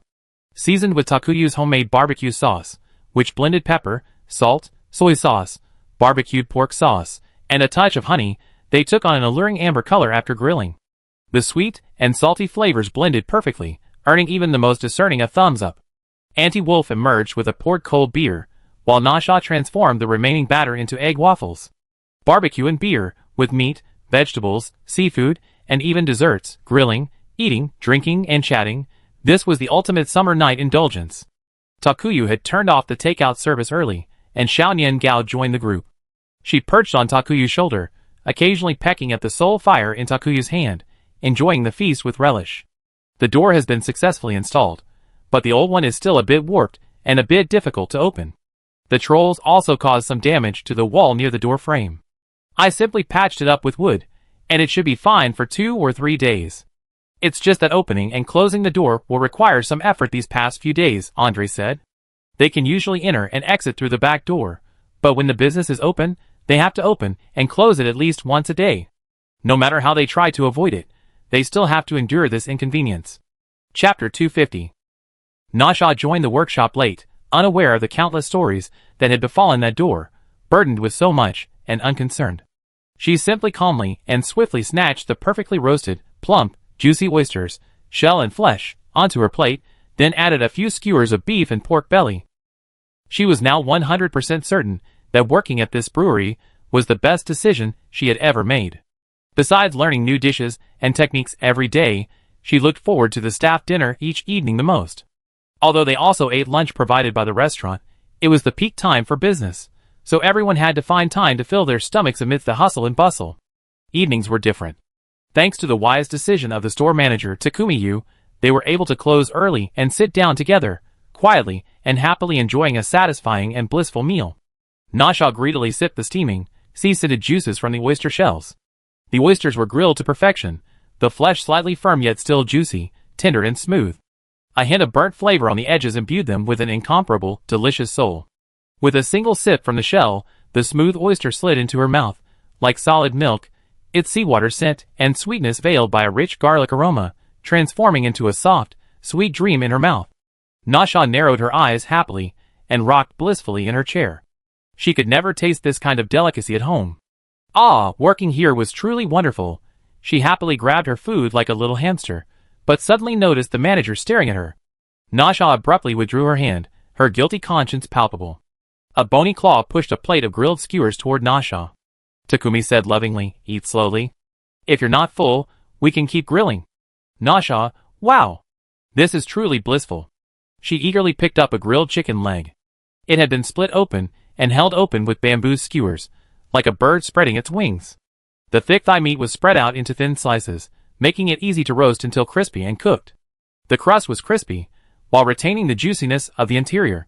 Adding Takumi's signature seasoning, Nasha ate with such gusto that she didn't even look up. She completely ignored the chatter of the others at the table about local gossip and national affairs. Wow! This is absolutely delicious. Can we get more chicken legs next time? Nasha asked. Jiangyu laughed. Okay, next time we order a whole batch of chicken legs specifically from Uncle Wolf. Nasha's happiness was visibly brightening. Morning, Jianyu rose early, grabbed a purse filled with dividends, accounts, and a purchase list, borrowed a mule from Jericho, and trudged off to Axe's mansion. Last night, she had sent a message to Holly using her contact book about her visit. When she arrived at Axe's mansion, Holly was greeted by his butler and bodyguards. Huh? Security around you has been beefed up? Jianyu asked curiously, hopping lightly from the mule's back. The city's been a bit restless lately, Holly said with a stiff smile. Our caravan was robbed once, and we suffered considerable losses. Oh! Jiangyu said sympathetically, that's terrible, but I have good news today. It was indeed good news. When they settled into Holly's study in Jian, you pulled out the purse containing 26 gold coins, and the detailed accounts. Holly's eyes widened. That's a lot? He was overjoyed, his airs as the head of the family instantly eroded by pure joy. Great! Our family is saved. Jiangyu, that's not necessarily the case. These gold coins might be a lot for ordinary people, but they shouldn't be much for the Axe family, right? Jiangyu asked doubtfully.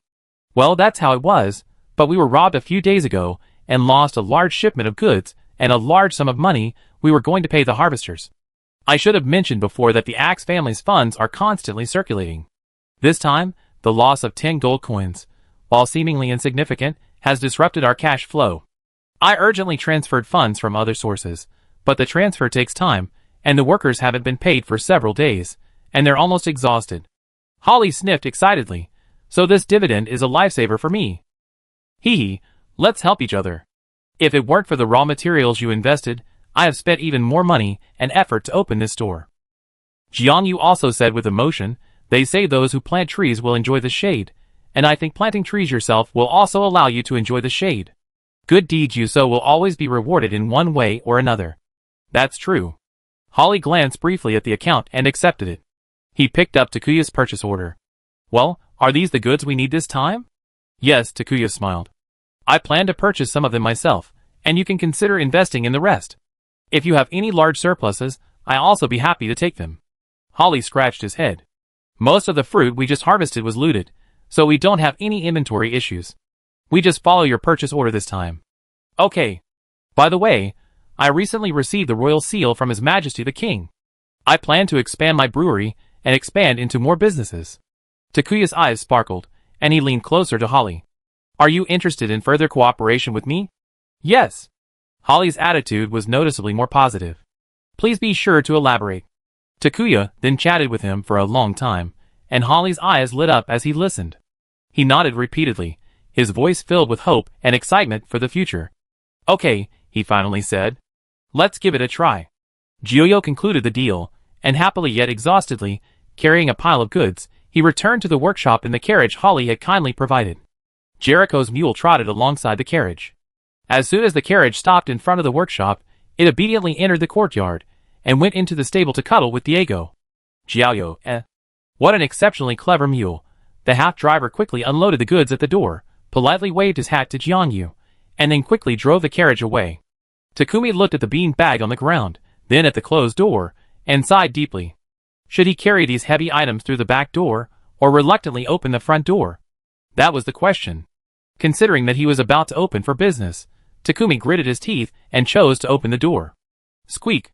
A sharp, teeth-grinding sound echoed, and a bony claw reached through the slightly open door, desperately shaking the warped wooden door. The old door, stuck in its frame, finally loosened. After a few sharp creaks and bangs, the troublesome door finally swung open. She sighed softly, bent down, and picked up the 2 bags of soybeans she had just dropped on the floor because they were in the way. She trudged into the house, panting. Andre, Jericho, Nasha. Come help me move. The goods are piled up by the door. The black-haired knight deftly took the bags from her. Okay, leave them to me. He slung one bag of beans over his shoulder, the other under his arm, and walked easily to the storeroom. Nasha obediently handed her a glass of mint sparkling water. Manager, take a break, quench your thirst. Jiaoyo beamed, took the sparkling water, happily pulled out a chair, and sat down, sipping it with a beautiful mint green soul fire. Ah, so refreshing. Watching her companions busily moving goods, she couldn't help but recall the past month since her time travel, her eyes sparkling brightly. So much has happened this month. She now had a business to rely on, trusted companions, and long-term goals to pursue. She felt incredibly motivated. If only there were more wonderful stories to hear and more delicious soul fire to devour, then life would be even more perfect. Chapter 251. Summer weather is always like a child's face, changing without warning. One moment, it was scorching hot, then a torrential downpour followed. As night fell, the rain stopped, but a thick fog spread across the city. The air was thick and stagnant, damp as if it were substantial, and carrying a bone-chilling chill. A single passerby in this mist would likely be soaked to the skin. On the gray streets, streetlights stood silently on either side. At 8 p.m. each night, the magical devices within the streetlights automatically ignited, and balls of magical flames popped into existence, happily devouring the oil within the rhombohedral lamps, burning steadily. The fog diligently blocked the transmission of light, and in this interplay of forces, a ball of light, like an orange heart, formed with the streetlights at its center. A warm, orange halo rippled outward like water, gradually spreading and weakening through the mist, transforming into circles of fluffy white light at the periphery. Floating faintly in the mist, these round, hazy balls of orange light, with a strange grayish-white halo, combined with the equally hazy black iron lampposts, resembled tall, upright dandelions. And this fog-shrouded town resembled a quiet, eerie forest. Click, creak, click, creak. A strange, goosebump-inducing sound rhythmically emanated from the mist, and gradually, a black, square shape emerged from the fog. A moment later, 4 chestnut horses, pulling a black iron carriage, emerged from the mist. The horses' hooves clattered against the cobblestones, making a resounding click. The wheels creaked as they turned. The carriage drove down a long street and stopped in front of a vacant house. The driver, dressed in black leather and a beat doctor's mask, leaped from his seat, opened the door of the black iron carriage, bowed respectfully, and raised his hand.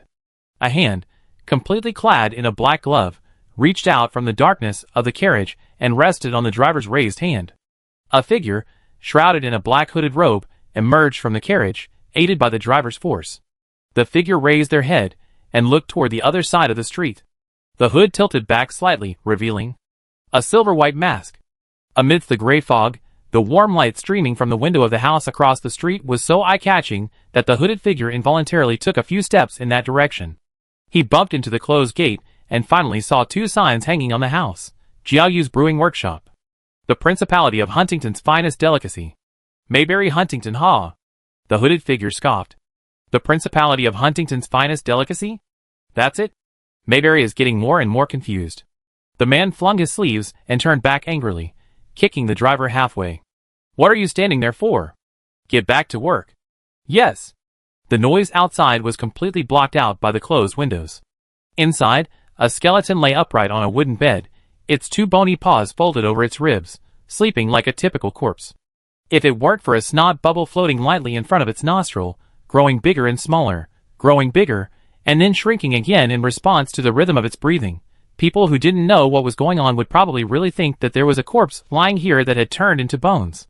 The white-boned bird perched on its head suddenly raised its head, 2 tiny soul flames igniting within its tiny skull. It gazed thoughtfully out the window, then shook its head and tucked it beneath its bony wings. The light in its pupils dimmed again, leaving only the candle on the table by the window, still burning quietly, emitting a warm glow. A black cat with 2 tails patrolled past the half-open door, then suddenly stopped, leaped onto the table, and blew out the candle with a whoosh.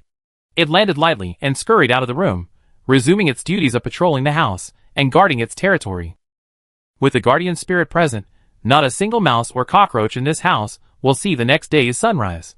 Absolutely not.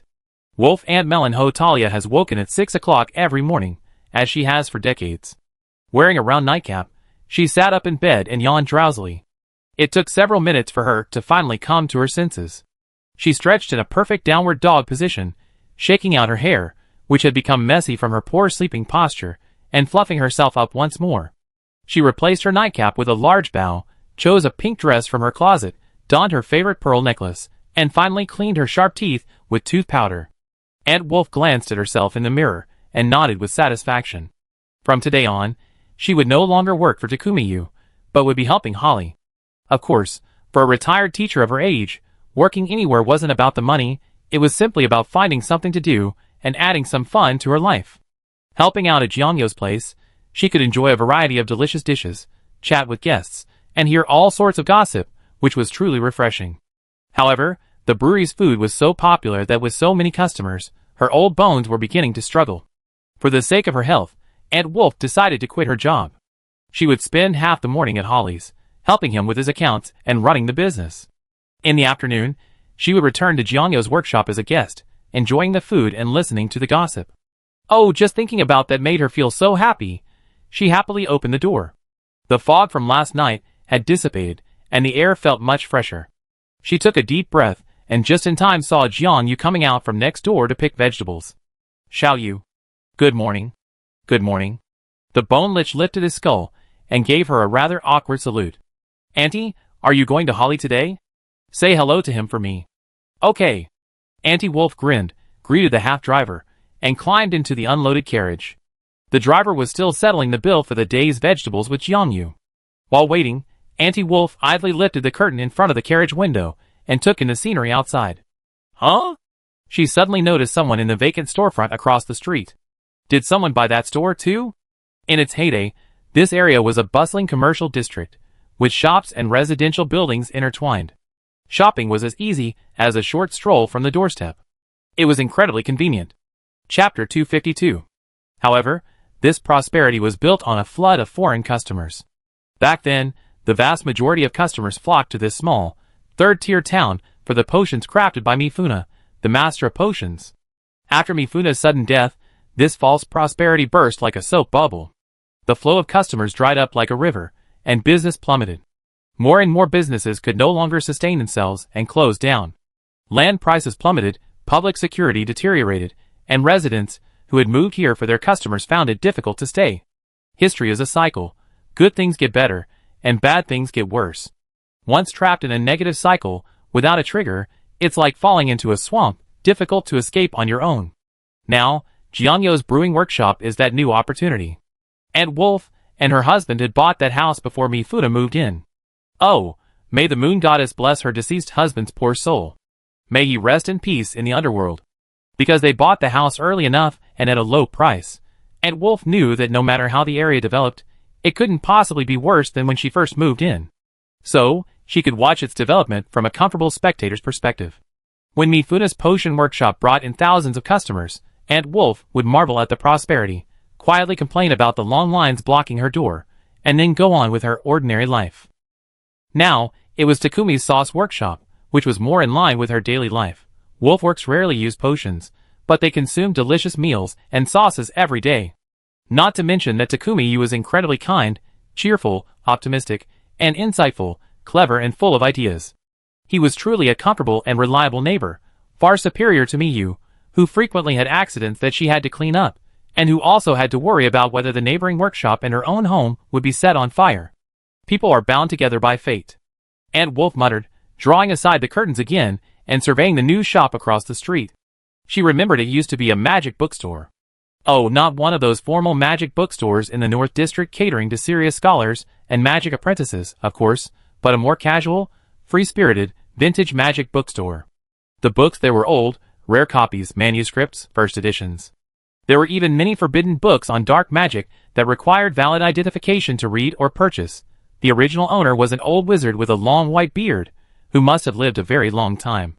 At least when Aunt Wolf was still a little girl, the old wizard was already that old man with a long white beard. He was a regular at Mifune's shop, often buying her anti-aging potion.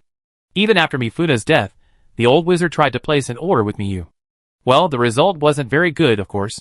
Miyu had a pot-washing accident while refining the potion, and the potion-selling business was abandoned.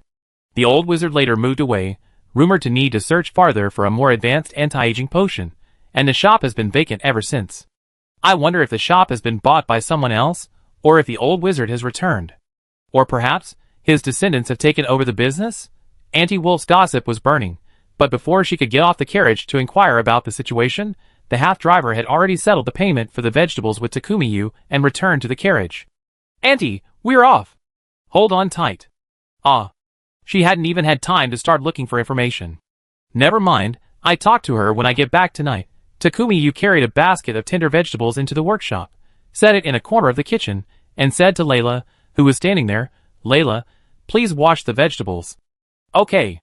The maid, who was on standby, instantly sprang to life, her eyes sparkling with the innocence of a newly hired worker, inexperienced and desperate to demonstrate her abilities and impress her boss.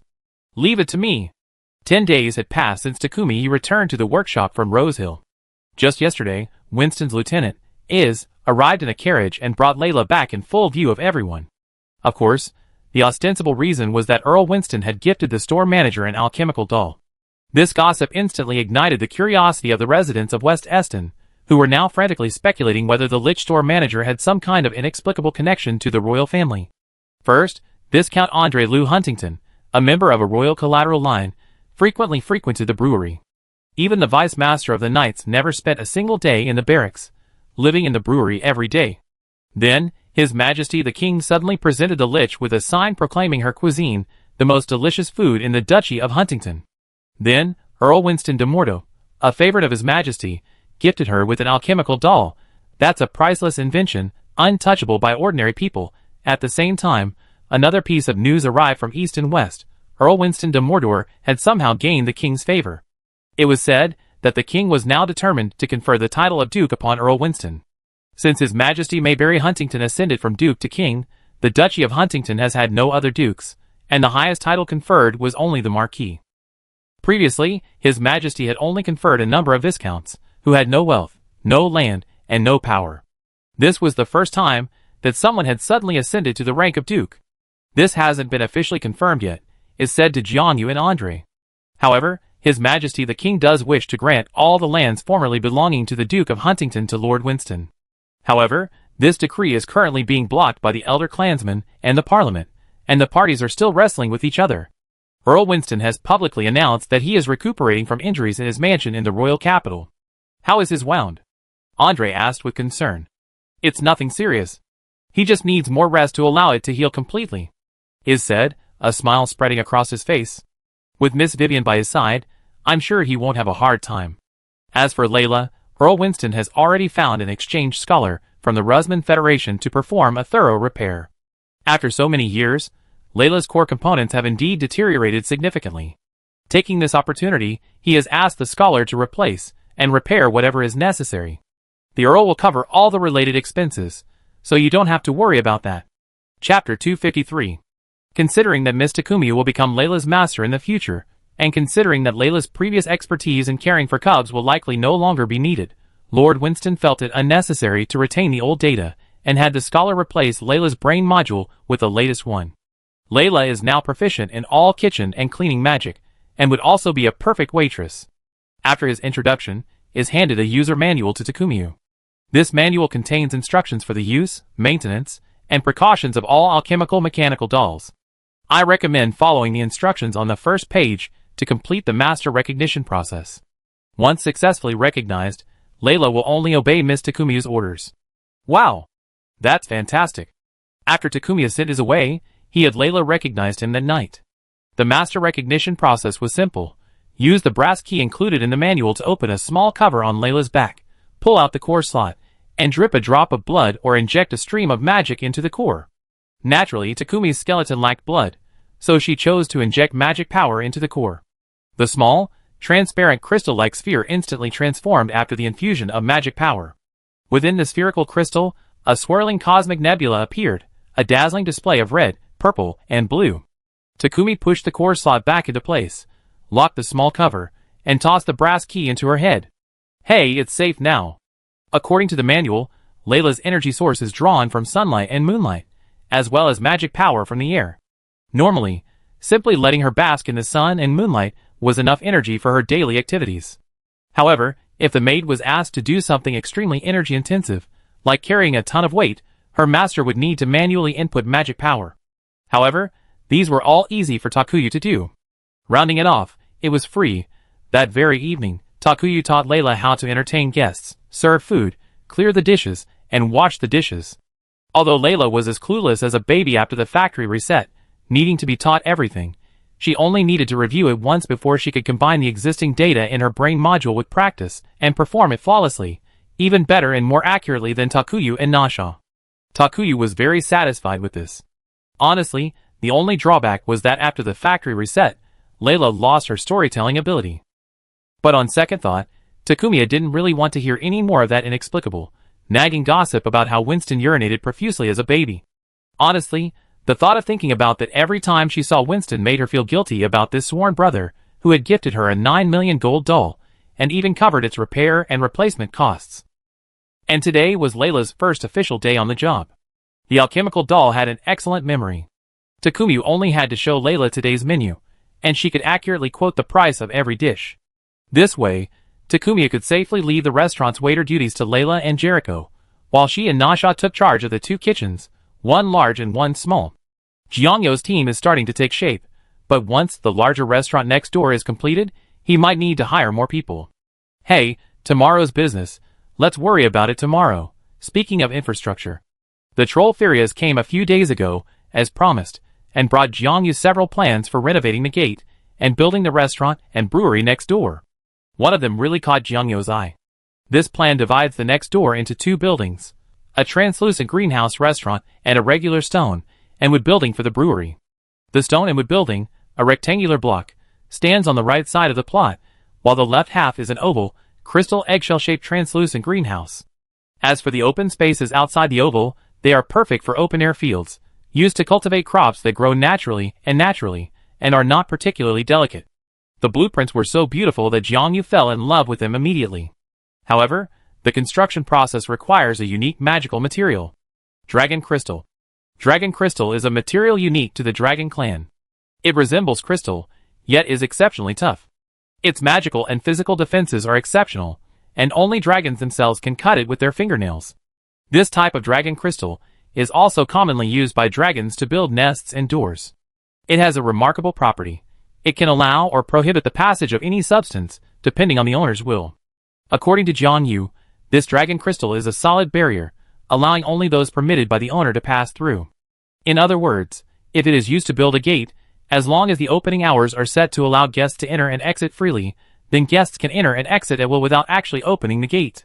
But if Jiang Yu wanted to bar a particular guest from entering or leaving, for example, if she wanted to prevent a guest who dined and didn't pay from escaping, then, with a single thought, even if all other guests could enter and exit freely, the one who dined and didn't pay wouldn't be able to leave, no matter how hard they tried. "I want this," she said to Furious. "Please make this for me." "You have good taste," Furious said, "but the materials are a bit expensive. We need to negotiate with the Dragon Clan to get them, so it'd probably be about 10 days before we can get back to you." "How much?" Jiang Yu asked cautiously. "Well, a preliminary estimate suggests that building the gate and greenhouse restaurant according to the blueprints will cost approximately 100 to 150 gold coins. Of course, we try to negotiate a lower price with the Dragon Clan, or could you consider other options? If you have friends among the Dragon Clan, you could ask if they could provide you with some dragon crystal. If you provide your own materials, our construction costs will only be processing and construction, which is much cheaper." It's a good idea, but Jiang Yu doesn't know any dragons. Wow, she actually knows a dragon. And she suspects that the giant crystal wall she saw in Leoto's shop is the so-called dragon crystal. "Okay, I ask around." So for now, the shop's door remains the same old, warped wooden one, and Jiang Yu sighs deeply every time she passes it. It's okay. Patience now is for a better future. She clenched her fist in confidence and gave herself another pep talk. Today, she had an appointment with Leoto to have dinner at the shop, and they talk about the dragon crystal. Chapter 254. Although Leoto was asked by his tribe to go out and gain experience, he was actually a rather homebound little dragon. He hadn't even registered for a raven cage, but he had come up with a very convenient solution. Lately, every morning a passerby would arrive with a handwritten order slip, hand it to Jiang Yu, and leave. As soon as Jiang Yu opened the slip, he could see the little dragon's colorful signature and orders for breakfast, lunch, and dinner, along with payment and a tip to be paid upon delivery.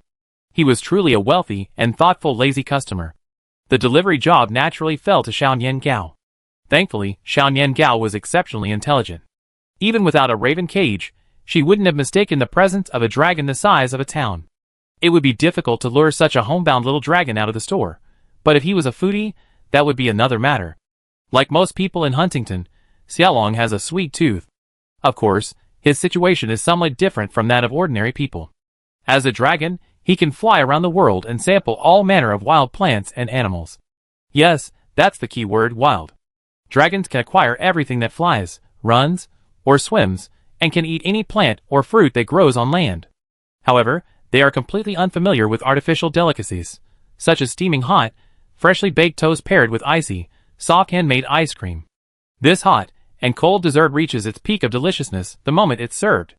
At that moment, the bread is freshly baked, fragrant and crispy, and the cool ice cream on top lowers the temperature of the toast, making it even more palatable. With one bite, you can simultaneously savor a multitude of textures, fragrant, crispy, warm, sweet, soft, and icy. These flavors only become more complex over time.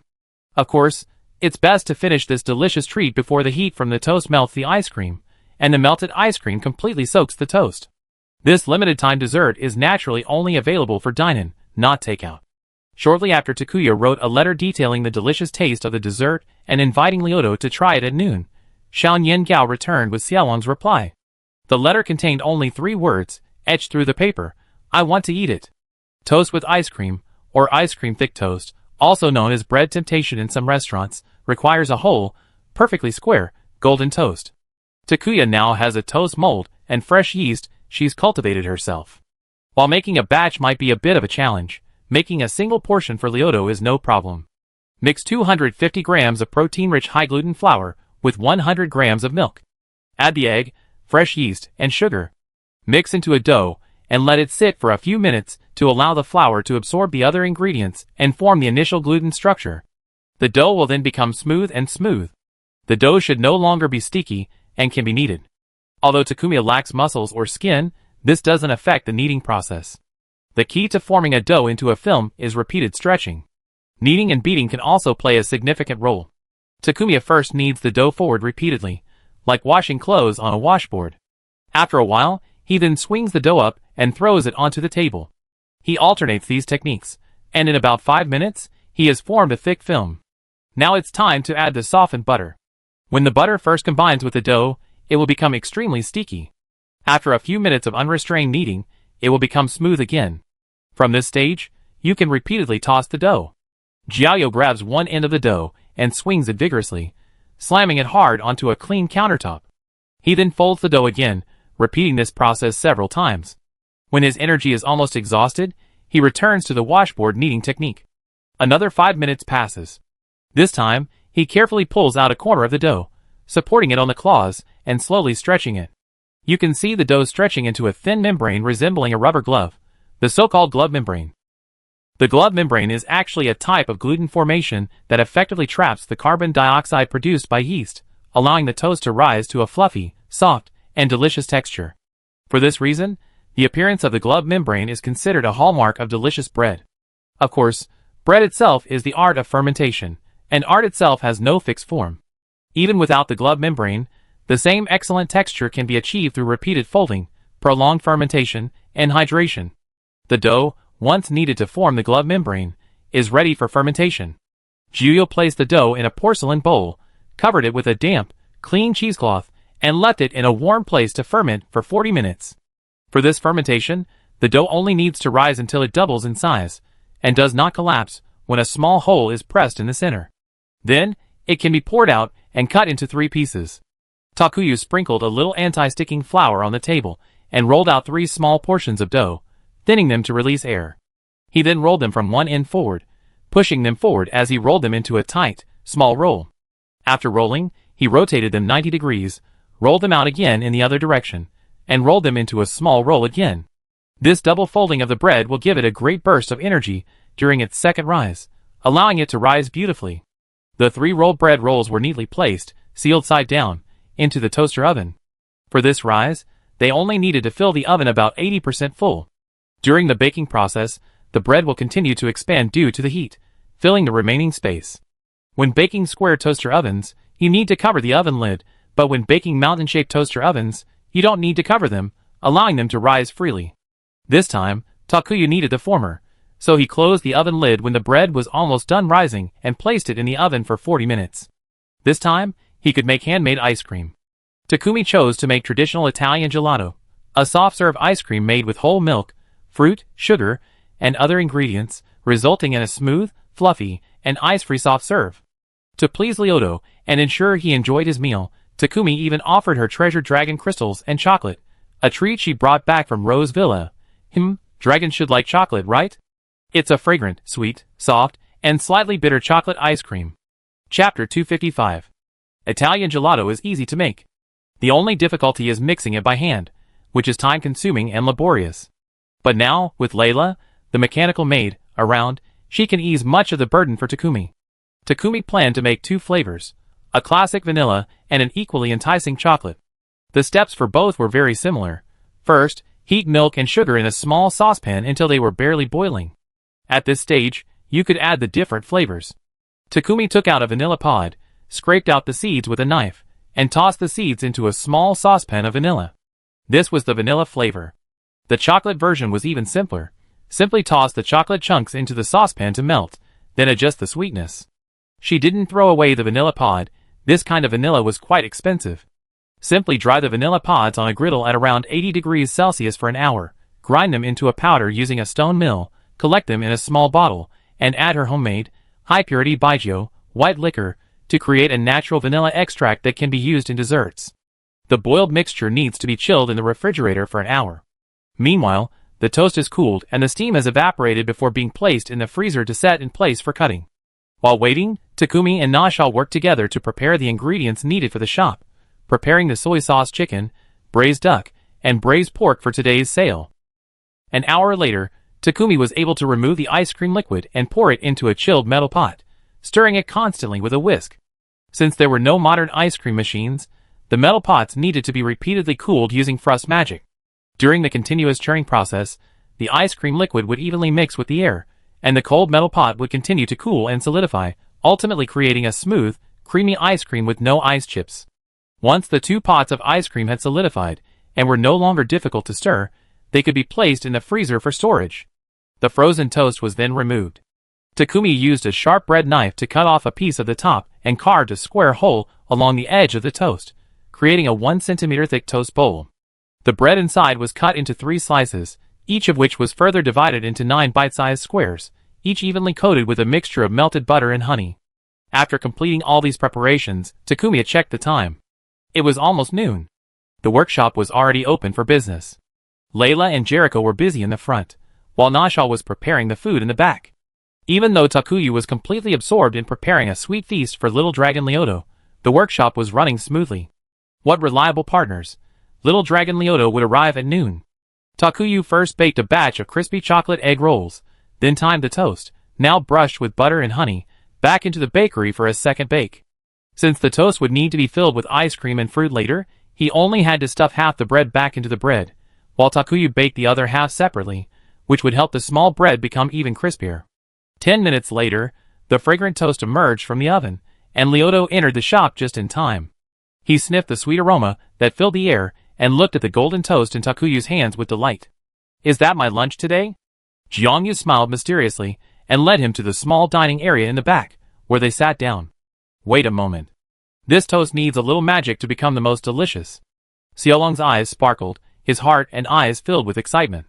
Takumi carried the toast into the kitchen and placed a large scoop of vanilla ice cream in a square toast bowl.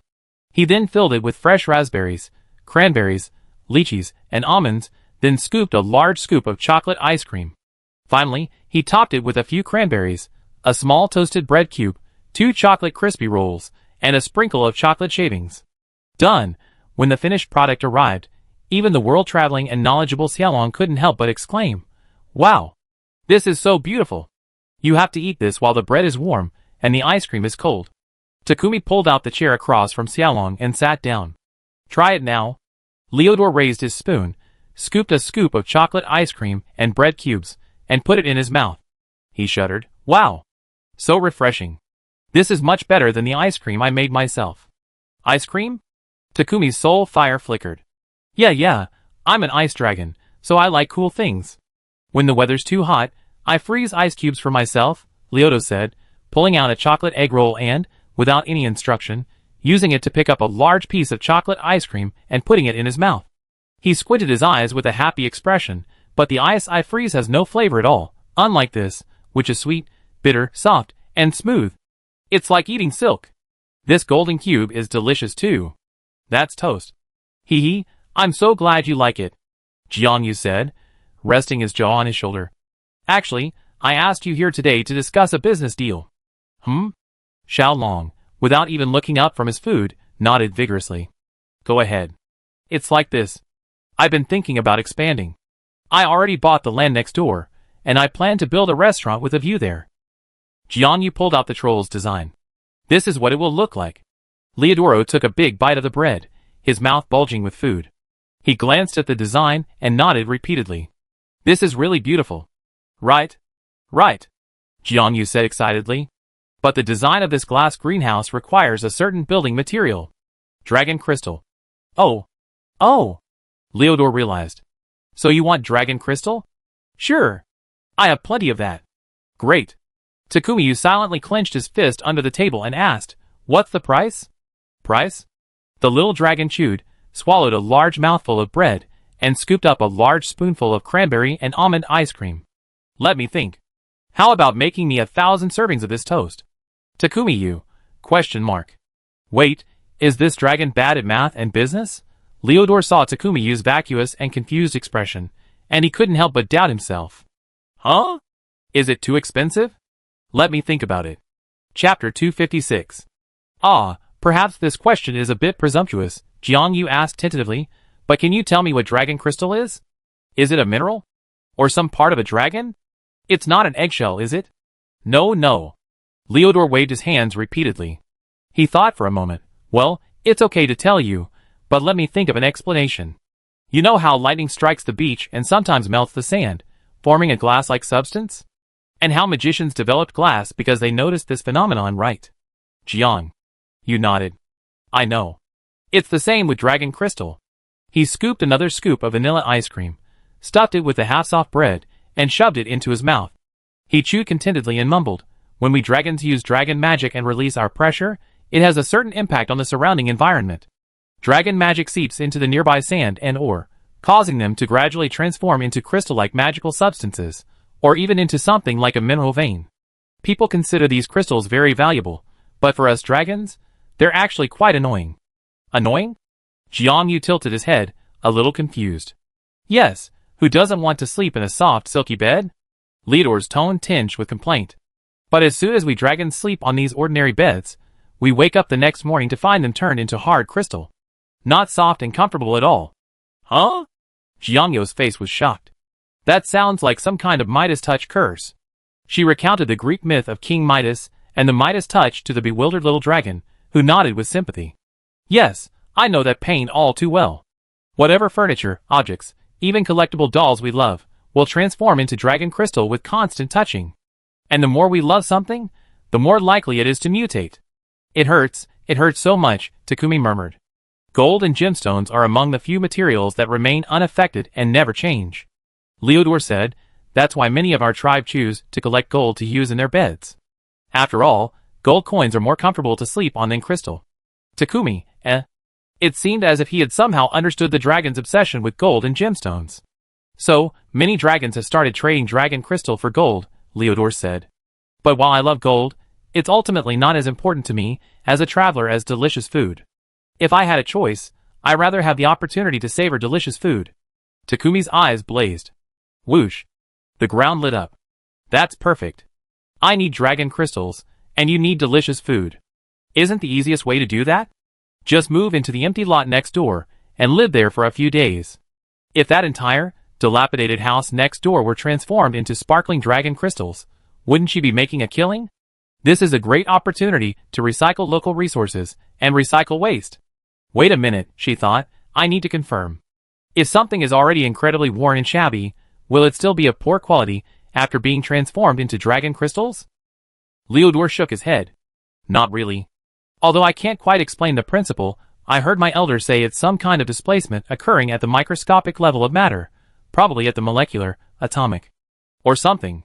He scratched his head, trying hard to recall, but ultimately, like a poor student, he simply gave up. He gestured with a spoon.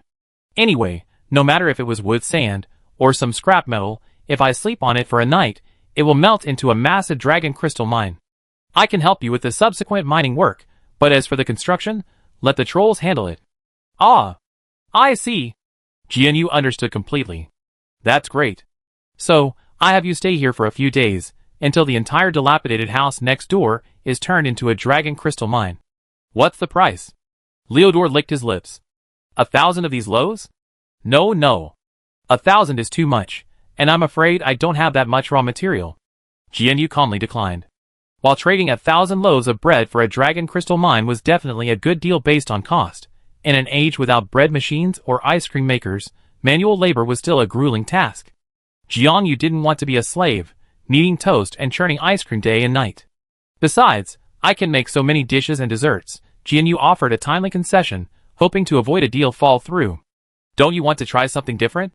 Eating the same dessert over and over again will quickly diminish its flavor. After all, no matter how delicious the food, if you keep eating the same flavor, your taste buds and other senses will become dulled by repetitive stimulation, and gradually the dishes will become unpalatable and boring, no longer the delicious taste you remember. But if you eat something different every day, and then return to your favorite dish after a while, the joy and freshness of revisiting it will naturally bring you greater happiness. Leodor pondered. That makes sense. A lot of sense. Salty, sweet, fragrant, spicy, grilled, boiled, braised, fried. Jiangyu coaxed. Don't you want to try them all? Yes. How about this? If you help me find a dragon crystal mine, you can eat for free every day at my restaurant. You can order everything from the beginning to the end, but you can only order 3 of each dish. Jiangyu smiled sheepishly. Sorry, we're a small business. If there's no limit on quantity, I'm afraid even if I eat my restaurant to the point of bankruptcy, I still won't be able to satisfy my dragon's appetite. Please forgive me. Leodor was a very easygoing little dragon. I understand. What if I bring my own ingredients? Jiangyu pondered. If it doesn't disrupt the business, I cook it for free. I won't charge you for common, inexpensive seasonings and garnishes, but if it's something that requires special ingredients or seasonings to make it delicious, I give you a discount based on the cost price. Xiaolong thought about it, and thought the deal was pretty good. Okay. It's settled. I move in tonight. He licked his lips, and glanced at his empty plate. Now, can I have a meat dish? I thought I saw some brown chicken outside. Okay, soy sauce chicken, right here. Chapter 257. Jiangyu was very satisfied with the easy acquisition of dragon crystal, which would normally cost 100 to 150 gold coins. No matter how much Xiaolong ate, if she could only make 3 plates of each dish a day, she would consider it as having another person in the family. Of course, not all the dishes and ingredients would be sold every day, so perhaps this would help the store clear out the inventory. Although, given her and Xiaolong's lifespans, if they fed the dragon endlessly, the accumulated food money might exceed the value of an entire dragon crystal mine over time. But that was a future event after all, and Jiangyu didn't need to empty her savings to conjure up hundreds of gold coins now. Besides, by that time, Leodor would probably be her restaurant's most loyal customer. With an ice dragon that could soar into the sky, into the earth, and into the sea, and who was tasked with traveling the world for training, Jiangyu could probably ask him for a little favor no matter where she needed to get the ingredients. Besides, Xiaolong could produce dragon crystals just by sleeping on the ground, which could also intimidate enemies, and perhaps even attract more wealthy dragon diners. Such a gullible. No, such a sweetheart. Xiaolong must naturally be treated as a distinguished guest of the restaurant, and treated with respect. Jiangyu was in a particularly good mood. She prepared a table full of delicious dishes for Xiaolong. Soy sauce chicken, braised pork, braised duck, stir-fried shrimp, black bean daise with lettuce, shrimp rice rolls, shrimp dumplings, seafood porridge. Xiaolong's mouth was greasy, and he couldn't stop eating. The black bean daise was a daise that Jiangyu had bought at a fish stall a few days ago, and recreated based on her memory. Although this daise was slightly different from the daise from another world, and the taste was slightly different, it was still very delicious. Jiangyu only made a glass jar of sauce, sterilized it with a purification charm, and froze it in the refrigerator. This kind of fine stuff isn't usually taken out casually, it's only used when a distinguished guest comes. After finishing a table full of dishes, and a full pot of seafood porridge, Xiaolong burped contentedly, extremely pleased with the contract he signed. He didn't even want to go back to his own shop. Instead, he patted his belly and said, "Where's that piece of land you mentioned? I'm just going over there for a nap." Xiaolong was eager to work, so Jiangyu naturally had no reason to refuse. She took the key and, smiling, led Xiaolong through the back door into the backyard, then around to the next door. "Look, this is the land. This house is already dilapidated. I originally wanted to tear it down, but now it's perfect for turning into dragon crystal." Leodoro walked around the house and nodded. "Well, there's plenty of space. Since it's ready for demolition, I help you renovate it." Jiangyu was confused, but nodded. "No problem." Leodoro yawned. "Manager, you can go back now. I set up a barrier here. Just come back tomorrow and call me for dinner." Jiangyu, ? Is he planning to sleep until tomorrow? Is he even going to run his own shop? But after all, he was doing her a favor, so she wouldn't complain. Jiangyu obediently retreated, and saw a silver-blue screen of light illuminate around the wall, closing in, covering the land like a cube. Then a giant silver-blue dragon suddenly appeared in front of the house. It collapsed the dilapidated building with a few kicks, but strangely, no sound or dust was heard outside the barrier. Jiangyu turned to see the guests in his courtyard still happily enjoying themselves, oblivious to the commotion. Xiaolong quickly and silently finished his work demolishing the dilapidated building, then carved a hollow into the pile of bricks and rubble. He opened his dragon mouth and exhaled a breath of icy air, creating a bed of ice for himself. The dragon nestled comfortably on the bed of ice, coiling like a small hill. He rested his head on his curved tail, and yawned comfortably. As his breath grew, the barrier gradually turned an opaque, frosted texture. Xiaolong didn't seem to want anyone watching him sleep. Jianyu withdrew her gaze and walked back to the workshop. She still had much work to do. First, make a batch of malt sugar, then boil new green plums into plum jam, and restock soy sauce and fermented black beans. And soak soybeans for soy milk and tofu. To make tofu, you need brine or gypsum. The brine mentioned here isn't the kind of brine that Jiangyu usually uses to marinate meat, but rather salt brine, primarily composed of seawater precipitates such as magnesium chloride. Gypsum, on the other hand, is divided into raw gypsum and paired gypsum. Raw gypsum is calcium sulfate dihydrate, while paired gypsum is calcium sulfate hemihydrate formed by heating raw gypsum to 100 to 200 degrees Celsius and then dehydrating it. Paired gypsum is generally used to make tofu. The sulfate ions in the gypsum exchange with the magnesium ions in the soy milk, forming magnesium sulfate, which is insoluble in water. This reaction causes the protein in the soy milk to gradually clump together, forming a solid tofu. The resulting tofu pudding is initially soft and tender. Afterwards, wrapping the tofu pudding in gauze and pressing it on a stone slab to dehydrate it creates a pliable and firm tofu. The longer the dehydration time, the drier and firmer the tofu becomes, eventually resulting in dried tofu. This can then be processed through various techniques, such as deep frying, to make various tofu products. To make harmless tofu, the brine and gypsum used for curing it must be as pure as possible. If they contain other metallic impurities, the resulting tofu will naturally contain heavy metals. If it's simply magnesium chloride or calcium sulfate hemihydrate, at the right dosage, they will be consumed through normal reactions and still provide the body with the calcium and magnesium it needs. Thus, as long as the ingredients are high quality and the production process is reliable and compliant, eating a lot of tofu won't cause any health problems for the average person. It's actually a healthy food. Takumi herself loves these soy products, and naturally wanted to recreate this traditional delicacy in this other world, but obtaining the right ingredients was still a hassle. Thankfully, alchemists exist in this world. After repeated correspondence with the refrigerator-selling alchemist, Melho Cielo, he actually obtained pure calcium sulfate hemihydrate according to Takumi's description and delivered it to her via Raven. The package sent by Raven contained a small bag of white powder and an instruction manual. In the instruction manual, Mel introduced in detail the chemical composition and various reaction performances of this substance. Considering Jiangyo's excellent chemistry grades in high school, she was very sure that this thing was the plaster of Paris she was looking for. Chapter 258. Now that I have the ingredients, I must give it a try to see if the finished product lives up to expectations. Making tofu is a laborious task. Soybeans must be soaked for 8 to 10 hours until they swell, then water can be added to grind them into soy milk. Jiangyu calculated the time and decided to wait until after closing tonight to soak the beans, so that I could make tofu early the next morning. That evening, I also had to ask Andre to create a wooden mold for pressing the tofu. This mold is typically made from several pieces of wood, with holes for drainage, and is not difficult to make. She recalled the shape of the mold she had bought in her previous life, took out a piece of white paper, and began to draw a blueprint. The afternoon was spent writing and drawing, cooking, making sauce, collecting money, and listening to the gossip of the customers.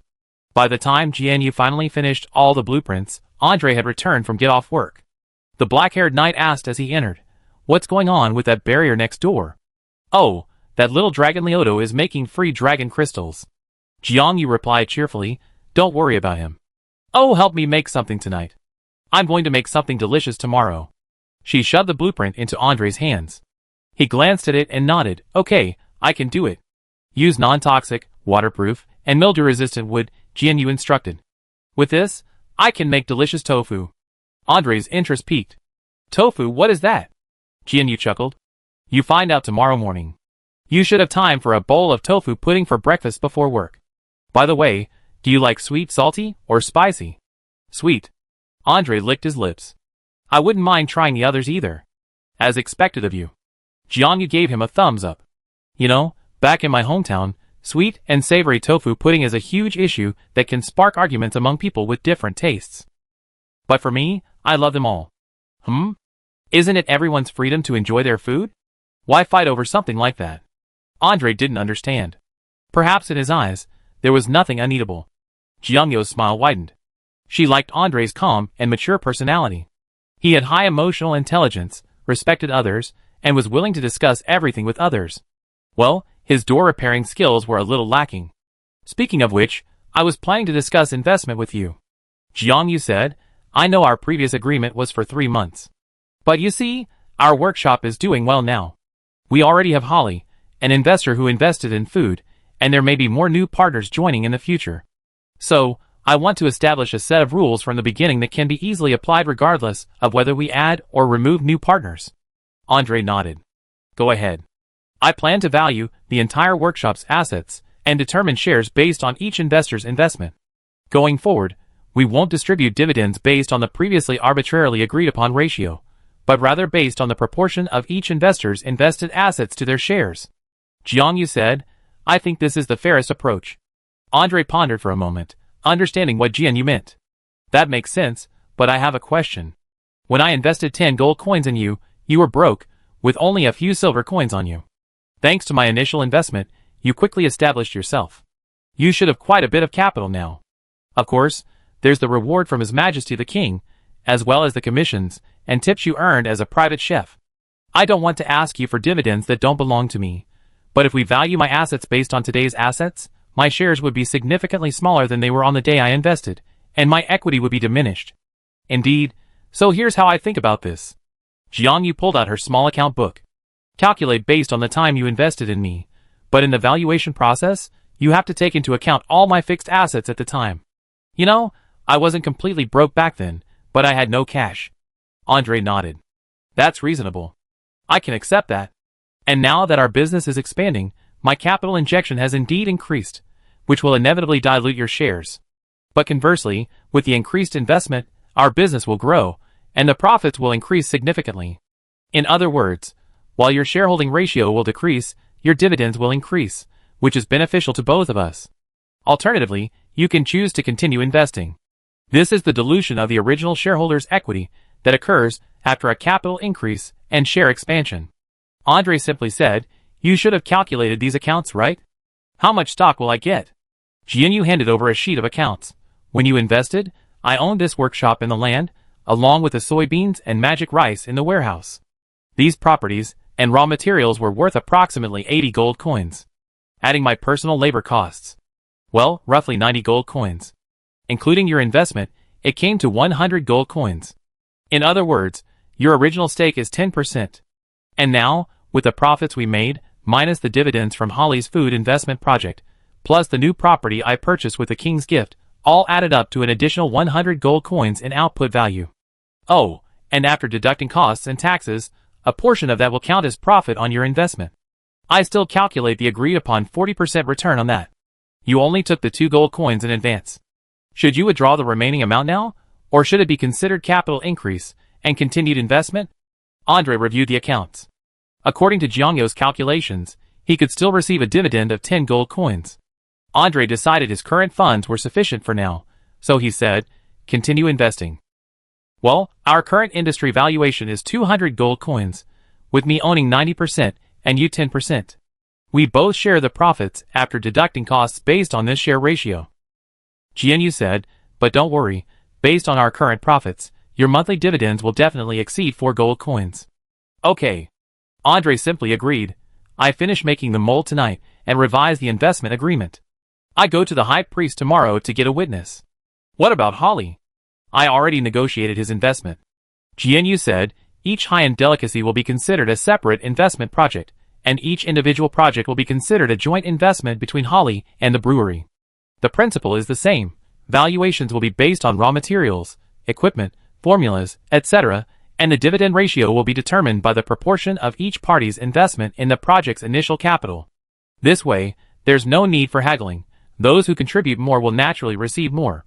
Chapter 259. In this way, the brewery successfully transformed from a traditional, primitive medieval partnership into a modern joint stock system.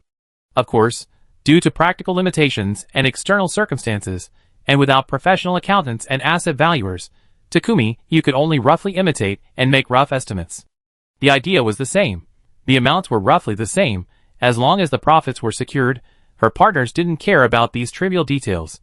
This era clearly hadn't yet developed modern financial and corporate systems, but that didn't stop Takumi from learning these from modern times. The advantage of modern systems is that business people, regardless of gender, race, or class, receive reasonable protection. While it can't be called absolutely fair, relative fairness can be guaranteed. Fair cooperation based on quantitative criteria is far better than an unfounded battle for power, strength, or the loudest voice. Of course, business negotiations are essentially about constantly proving oneself and striving for greater voice and influence. Besides, people have their own closeness and distance. Unless their goodwill has built up to a certain level, they never compromise their interests for a stranger unless they're forced to do so. Jiangyu thought it was like playing a game. Players can't just single out the boss at the beginning, but must reach a certain level before challenging the corresponding levels. Jiangyu had no doubt that if she had proposed a shareholding partnership with Andre, Holly, and the others back in the Witch Forest, they would have been considered crazy. But now that she had presented the satisfactory profits from the first phase, things had become much simpler. Trust has to be earned, and Takuya felt he was doing quite well so far. Seeing the brewery's shareholding reform nearing completion, Takuya felt elated, even his bones lightening. Since she still had a lot to do that evening, she reorganized the unsold food from the shop and served it to the table. After everyone finished their dinner, they went back to their work. Takuya rose early in the morning, still before daybreak. Today, they were making tofu, and the soybeans had been soaking in the kitchen overnight. Takuya checked the kitchen and saw that the beans were rising perfectly, so he picked up a jar and took it to the backyard. Under the clean stone mill, a large bucket for the soy milk was placed, and a layer of fine gauze was placed inside the bucket to filter the dregs. The soybeans and water were then poured into the stone mill for grinding. The strenuous work of grinding the soy milk was naturally done by the powerful little maid, the robot doll Layla. With Layla, Takuya saved a lot of effort. Layla ground the beans while Jiangyu added beans and scooped water. Thick soy milk slowly dripped into the bucket, unnoticed, filling up half the bucket. The soy milk was still too thick, so it needed to be diluted with water.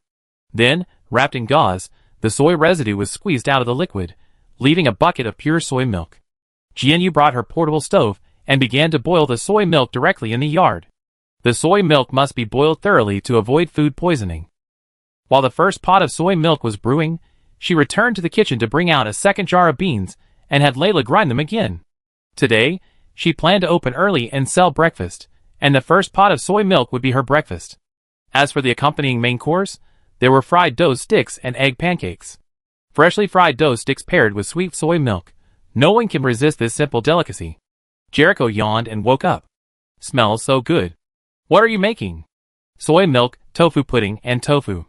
Takuya beckoned him over, showing him how to add the beans and scoop the water. Then he asked Jericho to join Layla in grinding the soy milk. Just in time, I'm going to fry some dough sticks. I want the first helping. Jericho licked his lips and cheekily requested. Okay.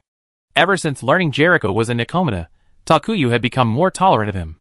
No way, this is a treat only cats get. Good job. Jiangyu had made yotio before at Rose Villa, and now he was even more adept at making them again. The dough he kneaded the night before had rested in the refrigerator overnight. He took it out, stretched it out, and cut it into sections. He stacked the two sections together and pressed them down with a chopstick in the middle.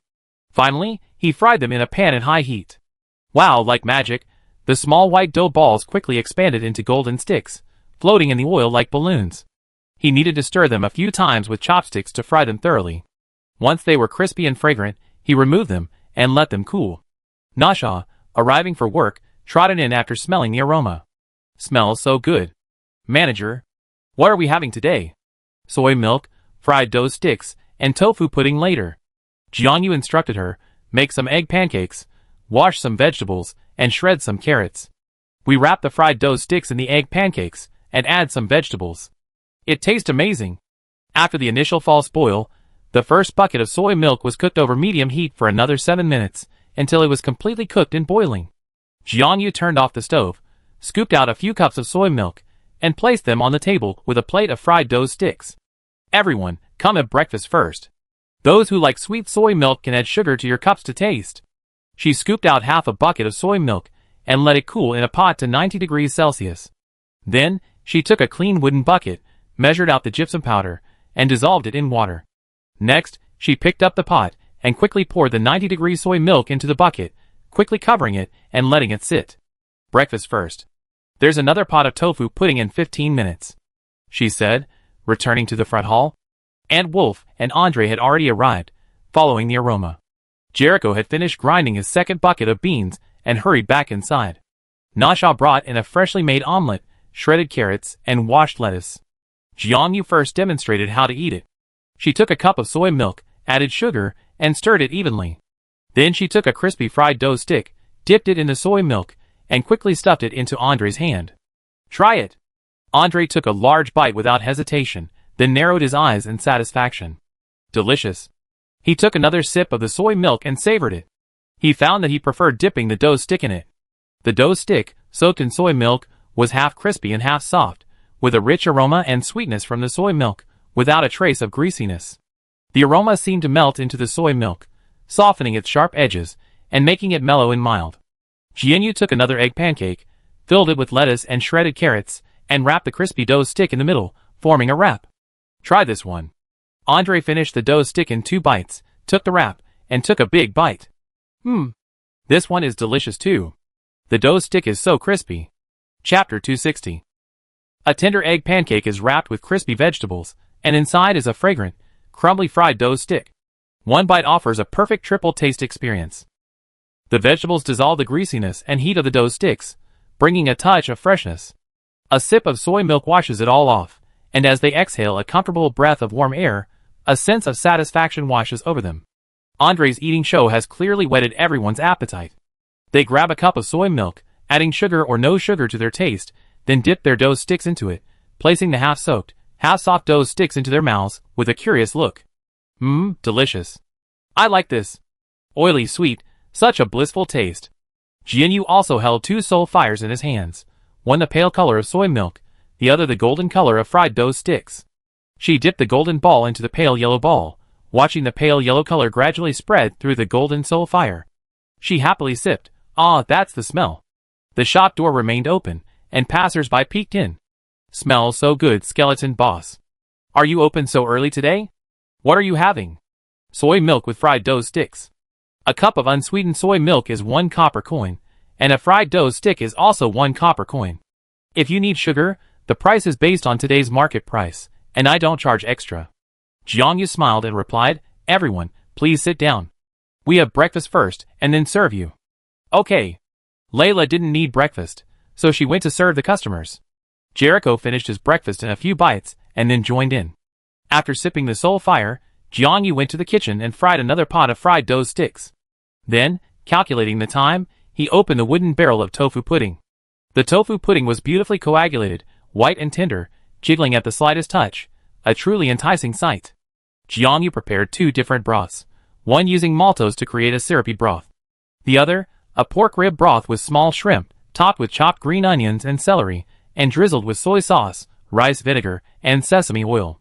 Because making tofu pudding requires considerable effort, and the broth uses sugar and pork ribs, Jianyu charges 2 copper coins per small bowl, a price most diners can afford. Naturally, the first group to try the tofu pudding were the Brewing Workshop's own staff. The light and refreshing tofu pudding was scooped into bowls, and toppings and broth were added to the diners' tastes. Sweet, salty, or even salty with a spoonful of Jianyu's special chili oil. The tofu pudding itself was flavorless, with only the aroma of soybeans and a subtle sweetness. When mixed with the syrupy broth, it was imbued with the sweetness of the syrup. Mixed with the pork rib and shrimp soup, it tasted like incredibly tender tofu soup. Andre, a true food blogger, once again took the lead in promoting new food. Seeing him enjoying his meal the most, the onlookers asked which was the best.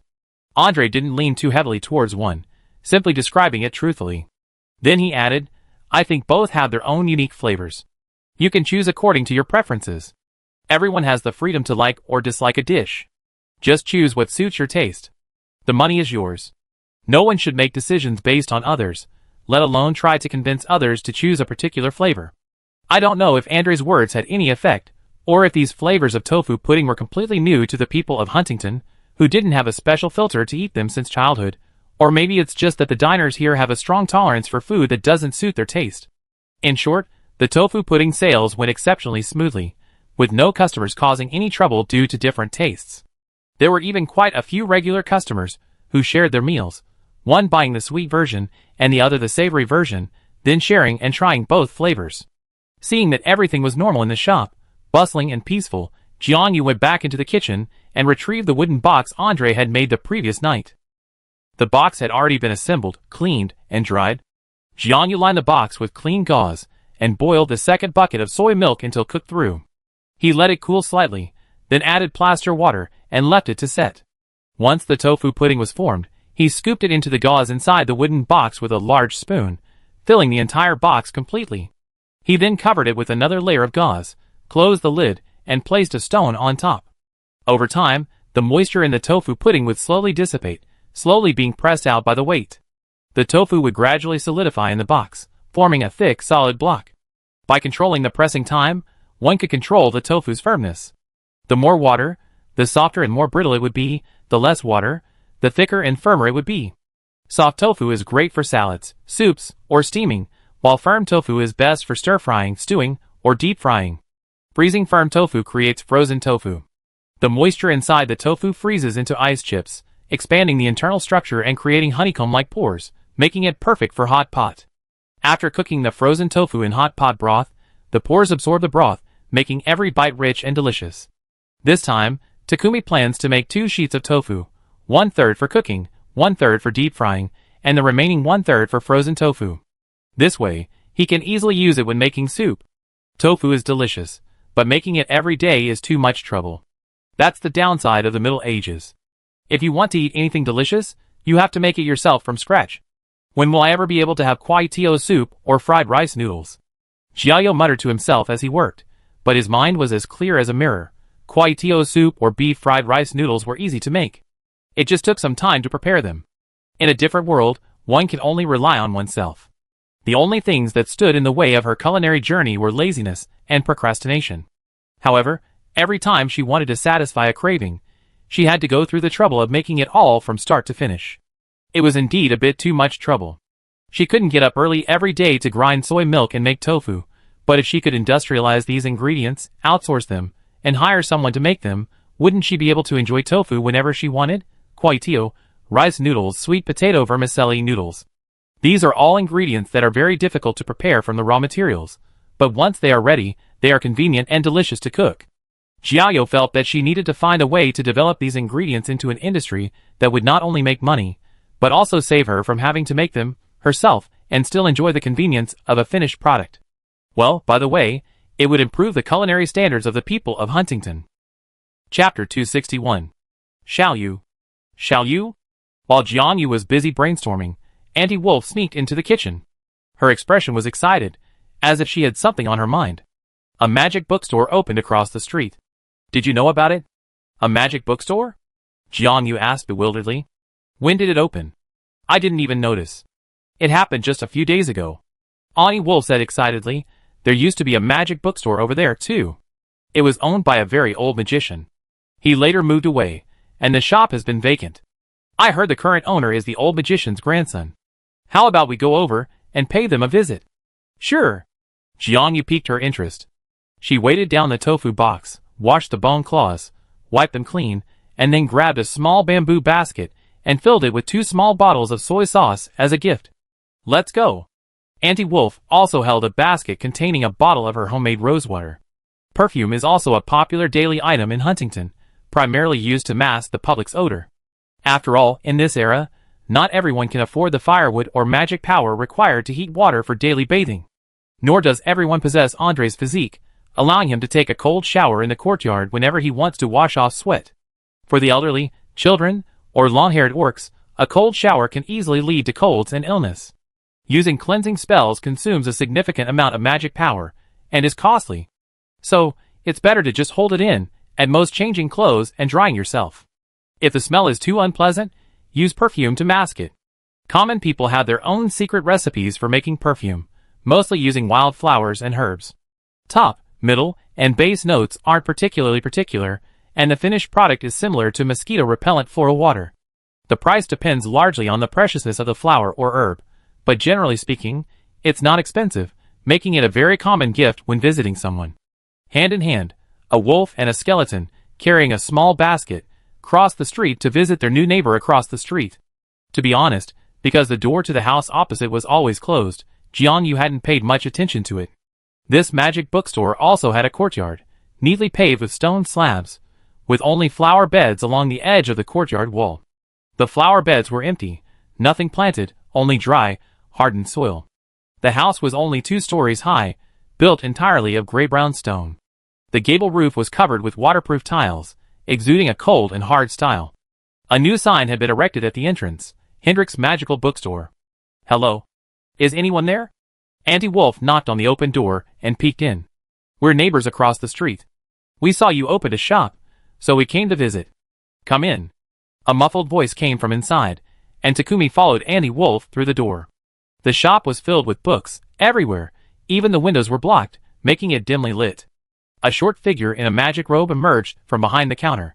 He lifted his hood, revealing a blond human boy, about 14 or 15 years old, but who could ever tell age in the magical world? "Hello, everyone," the young man said. "I'm Parfus Ho Hendrik, the owner of this magic bookstore." "Hello, hello." Gio stepped forward enthusiastically. "I'm Jiang Yu, the owner of the brewery across the street. This is my specialty soy sauce. It's delicious as a dipping sauce, and also great with any dish. You're welcome to dine in. We also offer takeout." "I'm Aunt Wolf across the street, Melon Ho Talia. This is the perfume I made myself when I had some free time. It's a small gift, nothing special. By the way, is old Hendrik your grandfather? Is he okay? Grandfather passed away recently in the capital." Pappas lowered his eyes, looking somewhat sad. "But he was quite old, and my family had made preparations. One of my grandfather's last wishes was for me to take over the store, so I moved back. Alas, old Hendrik is gone," Aunt Wolf lamented. "What a shame. We were neighbors for many years. If you encounter any problems or difficulties, don't keep them to yourself. We definitely help. Even though this is the Southeast District, we have such great neighborhood ties. Mutual support is the key to a happy and peaceful life. Thank you both in advance," Pappas said, calling into the room Tran. A tall, muscular young man emerged from the back of the store. "Master Tran, give these 2 neighbors 2 copies of our best-selling books as a welcome gift," he instructed, then turned to the 2 men. "This is the servant I brought from my hometown, Tran." A tall, brown-haired servant took 2 books from the shelf and handed them to Takumi and Aunt Wolf. Takumi looked down and saw the thick volume titled Elementary Theory of Magical Automation. "It looks quite difficult to understand. I sell all kinds of books here, especially second-hand magic books that are hard to find anywhere else. If you're looking to buy or order books, please stop by. I also take used books if you want to sell them." "Okay," Takumi asked with interest, "can I browse around now?" She quite enjoyed reading, but she had only read less than a tenth of the magic books in the basement, and didn't think she needed to buy any more books anytime soon. She just came here to browse for books and absorb the magical knowledge of this world. It seemed like a good pastime. "Sorry, we haven't finished yet." Pappas gave a stiff smile. "If it's convenient, could you come back in a few days?" "Oh!" Jiang Yu tactfully tugged at Aunt Wolf. "Then we won't bother you." Although Aunt Wolf still felt a little reluctant, her good upbringing prevented her from nagging when her host wanted to send her away. The skeleton and the wolf said goodbye to the young magician in a friendly manner, and once again walked hand in hand, carrying the basket of books back to the workshop. Pappas watched them from behind, his smile instantly fading, his expression darkening. As Jiang Yu walked back to the workshop door, the barrier surrounding the neighboring land became transparent again. A humanoid dragon emerged, yawning and stretching. "I think I smell something delicious." Is that called fried dough?" "Oh, you're talking about youtiao?" Jiang Yu smiled. "We should also have youtiao, soy milk, and tofu pudding. Come in and eat." Chapter 262. Xiaolong Lioto was once again captivated by fried foods. He stuffed his mouth full and kept praising them. "This is super delicious." Jiang Yu chuckled and brought Lioto another pot of shrimp paste tofu and a plate of pan-fried tofu. The pan-fried tofu was served with 3 sauces: pepper and salt, soy sauce, and cumin chili powder. Try these 2 types of tofu, they're new. Both the soft and firm tofu were perfectly pressed. The soft tofu was tender and juicy. After lightly frying it, it was then mixed with the shrimp paste made by stir-frying the shrimp heads in hot oil, and then the shelled and deveined shrimp was added to create a truly delicious dish. The firm tofu was slightly chewier, making it perfect for pan-fried tofu. Xiaolong clearly enjoyed both dishes. He ate 3 bowls of rice with the shrimp paste tofu and devoured the pan-fried tofu before burping with satisfaction. "Super delicious," he said contentedly, Can I eat something this delicious every day? It depends on the ingredients. I might not get to eat a specific dish every day, but it's definitely delicious. Jianyu asked, how's things next door? Can I go take a look? Sure. Xiaolong wiped his mouth with a handkerchief. Dragon crystals are growing very quickly. The first layer has already formed. I estimate that in about a week, we have enough building material. Jianyu followed Xiaolong next door. A layer of translucent silver-blue crystals had already appeared in the dragon's nest that Xiaolong had demolished. Jianyu squatted down and touched the silver-blue crystals. They felt warm to the touch, not as cold as they might appear. That's perfect. Infuse some of your magic into the dragon crystal, Liudor instructed. The resulting dragon crystal will then be in tune with your magic, allowing you to manipulate this portion of the ore as you wish. You can make it resistant to attack, transparent, waterproof, and dustproof. All these things are possible. Wow! Amazing! Jianyu examined the thin layer of crystal again, noticing that it had solidified into a single, unrecognizable piece. So these tiles and gravel will eventually transform into a single large crystal? Pretty much. Liudor nodded. Different materials absorb dragon power at different rates. Dirt, gravel, and wood transform the most effectively. Originally loose objects will become tightly bound together in the process, forming a single, solid piece of dragon crystal. Almost all objects will lose their original shape during this process, or at the very least, become distorted and grotesque, sprouting clusters of crystal flowers. However, all living creatures are unaffected by dragon power. Furthermore, once the dragon leaves, the dragon crystal mind will cease to grow. It won't expand outward, nor will it shrink or change. It will simply remain the same forever. What a wonderful ecosystem. Jianyu now understood why dragons didn't particularly appreciate dragon crystal. It's clearly different from the Midas touch. It's also a matter of transformation, but more like freezing water into ice, or popping corn into popcorn. By the way, this stuff is very waterproof and retains water well. You could use it to build a large aquarium and raise fish and seafood. Xiaolong said, just like in my shop. Hey! I really want to do that. Jianyu said happily. Having solved another worry, Jianyu felt even happier. She poured her magic power into the dragon crystal, and her mind couldn't help but imagine how beautiful this building would be in the future. A silver-blue translucent crystal dome, with an outer circle divided into a planting area and an inner circle into a dining area. On sunny days, the outer circle would let in light and air, bringing in fresh air. The inner circle would provide shade and shelter from the rain, just enough light to let through. Between the outer and inner circles, a trellis would be built, where all sorts of delicious and beautiful crops could be planted: tomatoes, loofahs, cucumbers, passion fruit. Well, we have to invite Holly, the plant expert, over to help with the symbiotic habits of the various plants and create zones for different temperatures and seasons. The wall near the brewery was then turned into a seafood pool, aquarium.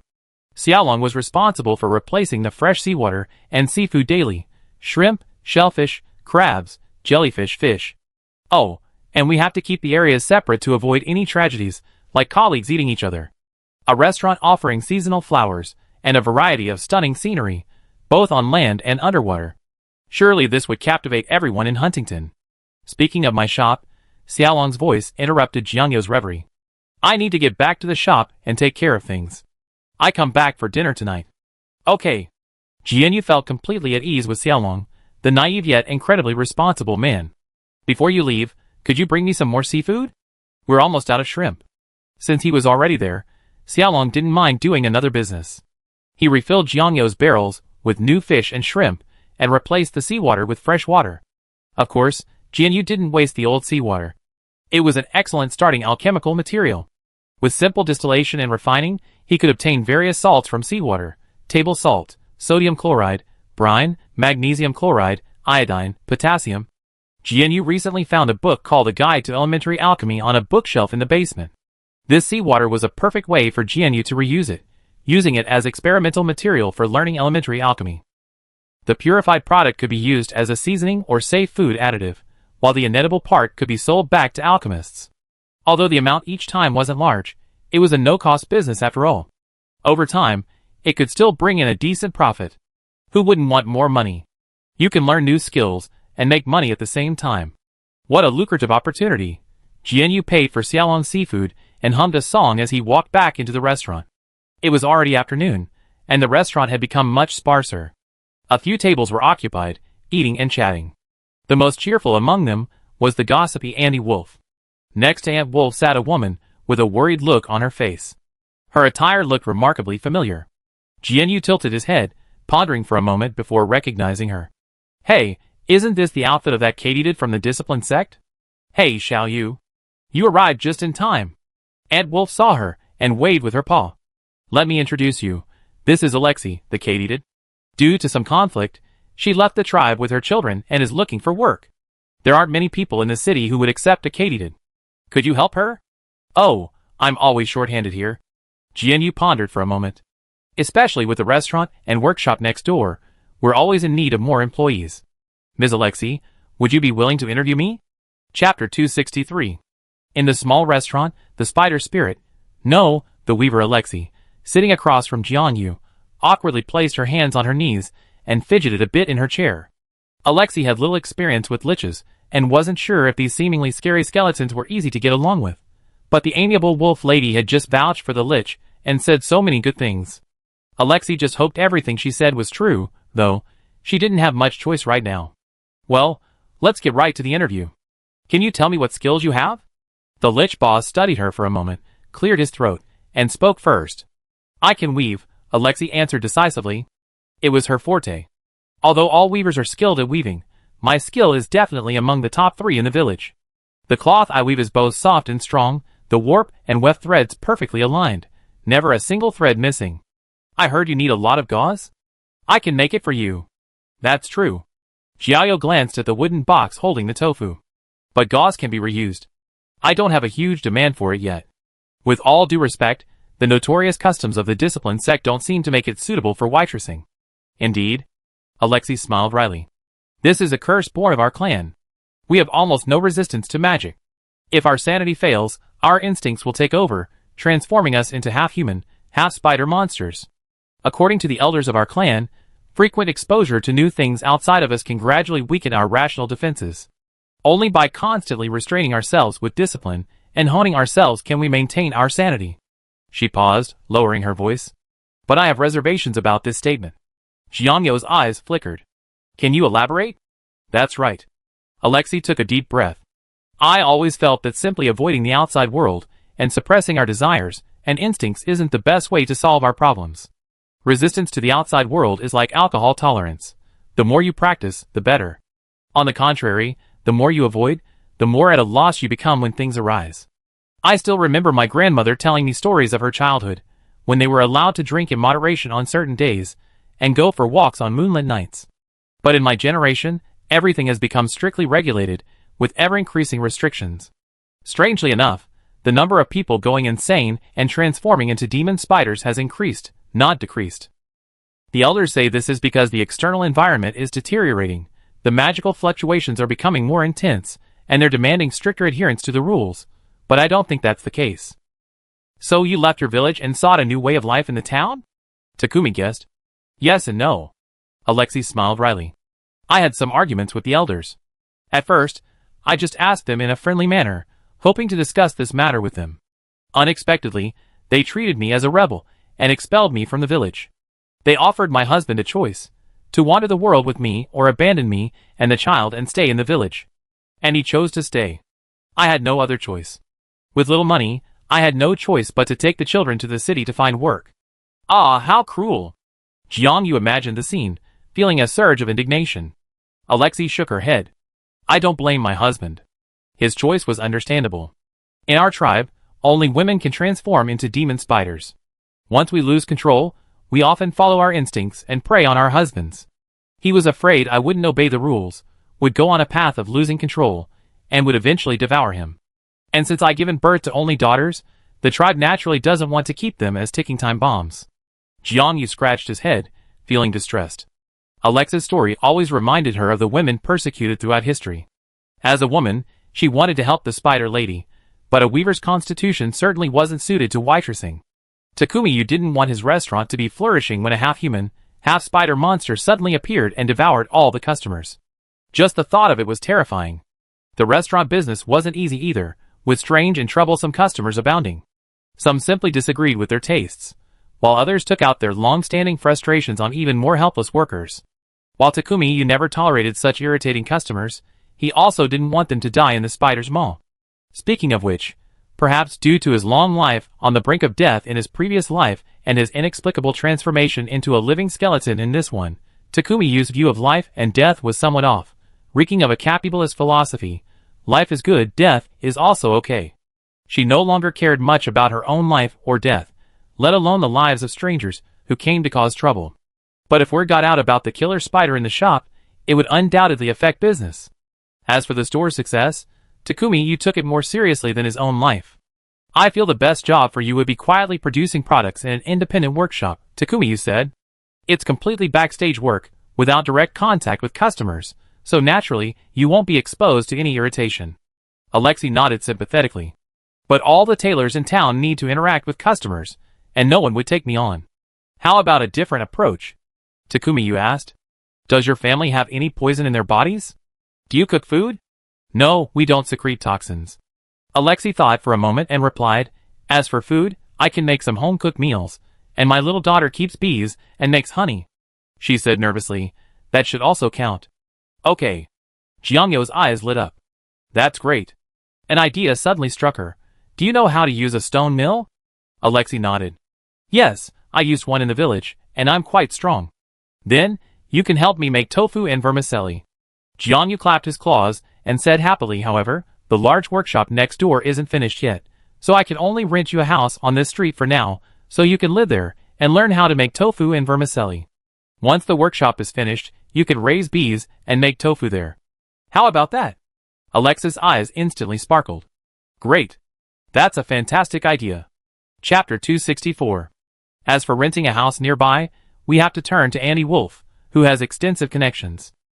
After hearing Jiangyo's suggestion, Auntie Wolf immediately volunteered to help find a house. I know this street like crazy. It's full of old neighbors. In fact, there have been quite a few vacant houses on this street in recent years. There's one next door to me. The situation of that house was quite different from Jiangyo's newly purchased land. Its owner, Auntie Balina, was still alive, but after her son became successful, he bought a new house in the North District. Dissatisfied with the safety of the South District, he moved his mother there to live in her old age. The house on this side remained vacant. When Balina moved out, she asked me to look after her house and find a tenant. She left the keys with me. Aunt Wolf was quick to act, rushing home to retrieve the keys. But this place has been so desolate these past few years, there haven't been any tenants. I just sent her a letter, and I should have a reply soon. Would you like to come and see the house first? Yes. Jiangyu pulled Alexei along, excitedly heading out with Aunt Wolf to see the house. The house was on the other side of Aunt Wolf's yard, adjacent to hers, similar in size and layout, and even had a well in the yard. The house itself was 2 stories, constructed entirely of wood. Being made entirely of wood made the walls appear thinner, but this also created more space. The exterior wall had been extended several meters into the yard, creating more space inside, making it ideal for a large family. By the way, how many children do you have? Jiangyu asked curiously. 8, Alexei said shyly. We lay and incubate eggs in clutches, so we have more offspring than other races. Where are they now? Aunt Wolf asked with concern. At the inn, Alexei replied. We've been staying here for 3 days. If I don't find a job by today, I have to consider moving out and joining the witches in the witch forest. The hotel is too expensive, and all my belongings only last 2 more days. Then without further ado, let's see if this house is suitable, Aunt Wolf said. The Barina family has many children, so this house has a large kitchen and dining room. There are also plenty of rooms upstairs, perfect for everyone. I usually come over to help clean the house, and the basic furniture is usable. At most, we just need to buy some daily necessities before we can move in. Alexei glanced at each room, a glint of hope in her eyes, but then she clutched the hem of her dress tightly. How much is the rent here? For such a large house, I'm afraid I can't afford it. The location here is very cheap, only 2 silver coins a month. As Aunt Wolf finished quoting the price, Jiangyu took over. Don't worry about the rent. If you rent this house, until my workshop is built, you have to make tofu in the kitchen here and dry the sweet potato flour and noodles in the yard. So until the workshop is completed, I pay the rent here. Starting tomorrow, I come here to teach you how to make tofu and other ingredients. I provide the ingredients, and you be responsible for the production. I inspect the finished product. Goods that pass inspection will be counted as the fruits of your labor, and you be paid for each one you produce. As for how much raw material should yield how many products, I set a standard. The closer the quantity of goods is to that standard, the greater the bonus you receive. The last rule is to prevent Alexei and the others from wasting ingredients or cutting corners to reduce quality in order to produce more. Neither of which Jiangyu wants to see.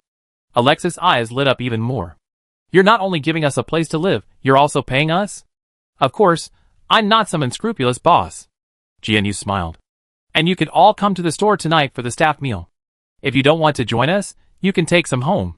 However, I have a few conditions you must adhere to. Alexei's expression grew serious.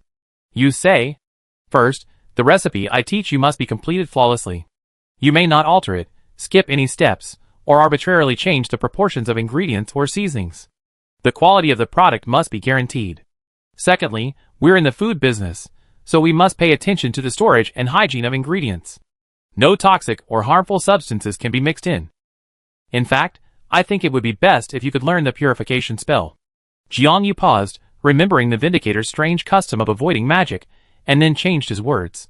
If that's all that's possible, at least keep hot water for bathing and personal hygiene. I pay for the firewood. Thirdly, these recipes must not be shared with anyone without my permission. All products must be handed over to me. Even those I deem unsatisfactory must be destroyed by me. These requests sounded perfectly reasonable, and Alexei agreed without hesitation. Her only concern was, will the landlord really allow us to live here? Knock, knock, knock. A raven knocked on the window. Aunt Wolf opened the window to let it in, and retrieved an envelope containing a letter from the landlord, Aunt Berina, along with a lease agreement. Don't worry about that. Aunt Wolf showed Alexei Aunt Belina's letter. Belina herself is a knowledgeable magician, and she's quite familiar with the disciplinary cicadas. As long as you promise to treat this house well, and not cause irreparable damage to the furnishings or the house itself. Of course, if any damage is caused, the cost of repairs and compensation will be yours. Xiaoyu and I won't help with that. It's not that Aunt Wolf and Jiangyu are heartless and won't help. It's just that with a financial threat, the cicadas will be able to better control their behavior. Before they lose their minds, just thinking about the high compensation bill will instantly sober them up. The negotiations went smoothly, and with the landlord's approval, Jiangyu was about to sign the employment contract with Alexei. She spotted Andre riding back from outside. She immediately opened the window and waved to the rider, Andre. Over here. Over here. Andre yanked the reins sharply and looked at her in confusion. Jiangyu? What are you doing here? Hey, new business, of course. Jiangyu waved, come in and sign the contract for us as a witness. Chapter 265. The contract is ready. Take a look and sign it if you're alright. With Andre's help and witness, the rental and employment contracts were signed smoothly. All parties breathed a sigh of relief and smiled with satisfaction. Alexei, relieved, accepted a set of house keys from Aunt Wolf. Jiangyu paid the rent and received a spare key. This was Jiangyu's new tofu workshop and employee dormitory. As the employer, she naturally had to keep a key for emergencies. Alexei had no objection. Her heart and eyes were filled with gratitude towards the Lich shop owner, and she couldn't wait to start work and repay his kindness. Jiangyu also wanted to start employee training as soon as possible, but she had other things to do. Andre had come back midway to take Jiangyu to see the high priest to revise the investment agreement. This matter needed to be handled quickly and without delay. So Takuya said to Alexei, you should move first and bring the children back. Once they're settled, give them a good hot bath. And you should wash and change your clothes too. Come over for dinner tonight and meet the other people in the workshop. Then we discuss the work. Alexei happily agreed. The weaver had clearly been traveling for days.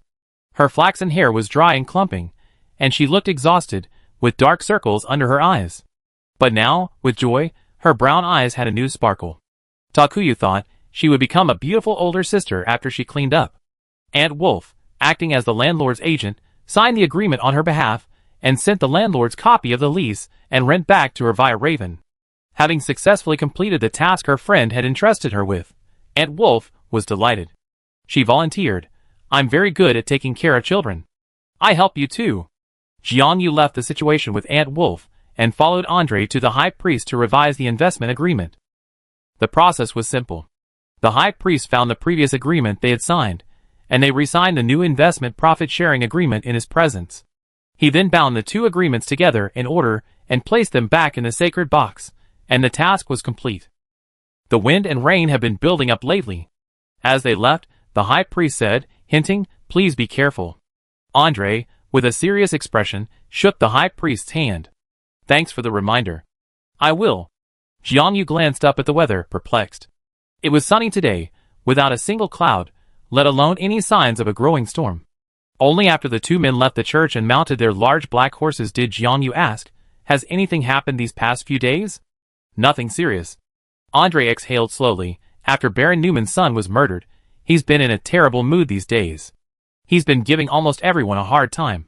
He then turned to glance at Jiangyu and added, "Nothing I can't handle."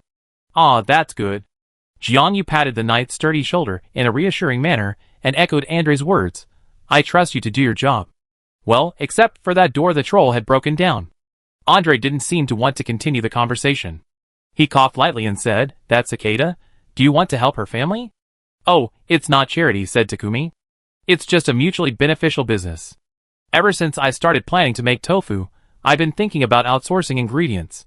You know, back home, there are specialized shops that work from dawn to dusk, day after day, to make just one ingredient. Tofu makers only make tofu, rice noodle makers only make rice noodles, and neighbors can go to their shop for whatever they need. Unlike us, we have to do everything ourselves.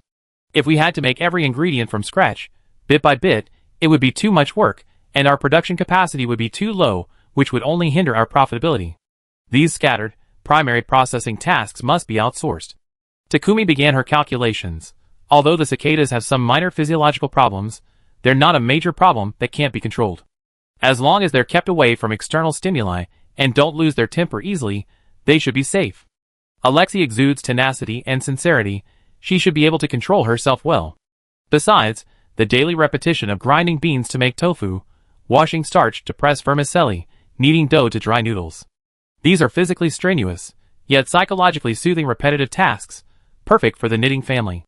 The discipline sect forbids the study of magical writings, and Alexei's daughters will likely be unable to attend school. Since Jiangyu's helpers cost the same, he might as well help Alexei. First, Jiangyu truly sympathizes with her plight. Second, finding work for her family would provide them with peace of mind, while allowing the children to learn some valuable skills. Because of their physical condition, weavers face widespread discrimination, and Alexei's family would have trouble finding work if they left. Perhaps if they did well working for Takuyu, they'd be passed down through generations. These are long-term workers with consistent quality, craftsmanship, and integrity, and they know their background well. To keep their jobs, Alexei's family would undoubtedly work diligently and adhere strictly to the recipe. Desperate, she probably values this job even more than Takuyu does. Jiangyu muttered to Andre, recounting his considerations. Finally, he said, "The secret to being a hands-off owner is to get your employees to proactively work for the business. Our street still has many empty shops and houses. I plan to slowly expand my business and turn this entire street into a food court. The first step begins with a tofu workshop. The finished tofu will be sold as a ready-made dish in the brewery. Once the residents have become familiar with the various ways to enjoy this novel ingredient, we can set up stalls and sell various soy products directly to customers, allowing them to prepare them at home as they please. If Alexei can handle the tofu workshop, then they may not need to move back to the main workshop." Depending on the situation, Jiangyu could consider handing over the management rights to Alexei, and the family could open a tofu stall directly in Aunt Barina's courtyard. That way, Jiangyu would only need to pick up the tofu when needed and collect the payment. This business model can be replicated continuously, gradually separating out professional vermicelli workshops, noodle workshops, bakeries, cheese shops. Jiangyu has too many recipes. As long as the market for new ingredients is opened up at the beginning, people can be hired to continue to work in this industry chain later. Chapter 266. "Wow," Andre exclaimed after hearing Takumi's future plans. "You're truly smart and visionary. That's truly rare." Andre knew nothing about the food business, but he knew quite a few potion masters. In his mind, those potion masters always kept their inventions secret, so secretive that even their own apprentices might not know the complete formula or the key steps in preparing the potion. Even if they were overwhelmed with orders, they would rather work themselves to death than reveal their secrets. Of course, Andre also felt that their approach made sense. After all, even with such rigorous security measures, potion formulas could still be stolen, misused, analyzed, and copied. The thought of someone effortlessly taking away their life's work and earning hundreds or thousands of times the profit would infuriate anyone. But Takumi Yui possessed a strange open-mindedness and insight. She shared her marvelous culinary knowledge without a care in the world, earning a small profit while helping others. She was doing good deeds according to her heart, but she wasn't sacrificing herself to feed the hawks. She simply gave those who needed it most a chance. If they truly possessed the qualities and worth to be saved, they would cling to the ropes Takuya had gently thrown down and strive to climb out of hell. Hee hee. Takuya, receiving the compliment, said happily, "This is a lesson my aunt and I learned. It's better to teach a man how to fish than to give him a fish. Use interests to bind everyone together on the same boat, so that everyone will be motivated to work together." Speaking of Jiangyo's aunt, her father's sister, she was a powerful woman with a strong hand. She redeveloped ancient recipes passed down from her ancestors, adapting them to modern tastes and transforming the family business from slump to meteoric growth overnight. The once unsaleable and unreputable soy sauce became a hot seller, and the small workshop became a large family-owned company, uniting the family. With the development of each sauce, new production lines were built, and food processing factories popped up. The hard-working villagers found jobs. The clan elders, who once favored sons over daughters, finally, faced with the enormous benefits, reluctantly abandoned the outdated custom of passing the family line down to sons, ushering in a new era. Her cousin inherited her aunt's legacy and became the heir to the family business. The hardships involved were something only the girls in the family could truly understand. To be honest, whenever Jiangyu saw Alexei, she would think of her aunt. Did her aunt, when she started her business, also face numerous setbacks and have to fight tooth and nail to forge a path forward? She wondered if anyone was willing to lend a hand back then, but Jiangyu had received considerable support from her aunt and cousin since childhood, and now hopes to spread the kindness even further. In any world, women who bear the responsibility of childbearing always face a harder life than men. As long as it doesn't affect his own business, Jiangyu is naturally more willing to help them find their footing. "That's a very smart move indeed," Andre commented. They chatted along the way, unknowingly returning to the workshop. The sun set again, and the streetlights gradually lit up. Andre led the horse to the stable, while Takuya bounded into the shop, helping Layla, Nasha, and Jericho close the shop. Alexei and her 8 children soon arrived, accompanied by Aunt Wolf. The family followed Takuya's instructions, meticulously washing themselves and changing into clean, simple clothes. Alexei's flaxen hair, dabbed with a little floral ointment, looked much shinier and exuded a pleasant floral fragrance, presumably the work of Aunt Wolfu. Her 8 children, ranging in age from tall to short, stood in a row, peeking nervously at the shop entrance. Takumi flashed them a broad, skeletal smile, but the children cried out in surprise. The youngest, held by her sister, burst into tears. "Wow! There's a ghost!" Alexei sheepishly picked up the crying girl and tried to soothe her. Shuh, it's not a ghost. This is Miss Takumi, a Lich, and Mom's employer. We talked about this afternoon, didn't we?" The little girl sniffed. "It's a Lich, not a ghost." "No," Alexei said. "Miss Takumi cooks delicious food. Hachi, don't you want to try some?" The little girl's tears immediately stopped, and she sniffed again. "Yes." Takumi, unfortunately failing at being cute, said, Well, ever since becoming a Lich, her charm has been all about cooking."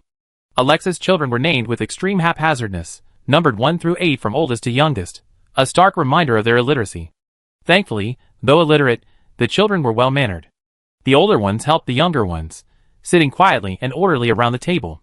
There was no running around or shrieking. With their hands on their knees and their bodies straight, they gazed eagerly at the bowls and chopsticks before them, as if a delicious dish could emerge from these empty bowls. Takuya felt a little relieved. They weren't naughty kids. "Alexei, come help in the kitchen," Takuya called. "Tonight, our main ingredient is tofu, the same ingredient we'd be asking your family to make. Getting to know the taste of this food beforehand will be very helpful." "Okay." Alexei was eager to help. She asked her 2 oldest daughters to keep an eye on her younger sisters, then followed Takuya into the kitchen and saw blocks of white tofu being cut into squares. The frozen tofu has already been put in the refrigerator, and most of the soft and firm tofu were consumed during today's business. Tonight, including Alexei's family, there are 14 mouths to feed. Oh no, including Xiaolong, 15. The remaining soft tofu is only enough for 1 dish, while the firm tofu is a bit more. Besides that, there are still some meat dishes here and there. As for seafood, since Xiaolong restocked it this afternoon, there's still plenty left. Jiangyu caught a fish and planned to make fresh fish and tofu soup. Sea fish has a small head, So it's definitely not enough for so many people, so he might as well use a whole fish and make a big pot of soup. As for the soft tofu, you can mix it with eggs and shrimp to make a dish called egg and shrimp with tofu, then add a dish of pan-fried tofu, a dish of fried potato and fish, and some blanched vegetables. If I make a few more dishes, well, that should be enough. Chapter 267. Alexei, a mother accustomed to housework, was incredibly efficient.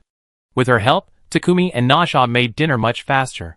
A tender, white fish and tofu soup bubbled in the casserole, pan-fried tofu slowly turned golden in the frying pan, and fried potatoes and fish sizzled in the oil. Takumi was sprinkling chopped green onions over the egg, shrimp, and tofu. The golden egg enveloped the soft tofu, and the fragrant shrimp, fried in the oil, combined with the vibrant colors of yellow, white, and red, embellished with brown soy sauce and emerald green onions. The lightest touch of a spoon made it bouncy like pudding, a sight that whetted one's appetite. Since there were many people dining tonight, Takumi steamed another pot of rice. Nasha had cut up all the remaining braised meat and vegetables and neatly arranged them on a large platter. Takuya glanced at Nasha, who had learned everything by herself, and chuckled. Dinner is ready. The chefs brought out plates and bowls of dishes and soups. Andre and Jericho had already wiped the dining room tables and chairs clean. The two tables had been joined to form a longer one, allowing everyone to sit together. Clean bowls, chopsticks, plates, and spoons were placed before each seat, ready for everyone to sit and eat. 8 children sat obediently, quietly licking their malt lollipops. "Oh!" Alexei exclaimed. "Where did you get the candy?" "I gave it to you," Andy Wolf said with a smile. "I bought it from the witch's forest." "Don't worry, it's all very good malt lollipop." "It's expensive, isn't it?" Alexei fumbled in her dress pockets, struggling to find a coin. "I pay." "Hey, I'm just giving candy to the kids." "You don't have to pay." Andy Wolf held her hand. "We're all neighbors from now on. Don't worry about these little things. Come and eat." Andy Wolf pressed Alexei into the seat next to the children, a flicker of apology and gratitude crossing her face. Each child received a bowl of milky fish soup and fragrant rice. Eggs, shrimp, and tofu were poured over the rice. Even the pickiest eaters were slurping down their spoons. Alexei watched all this, tears welling in her eyes.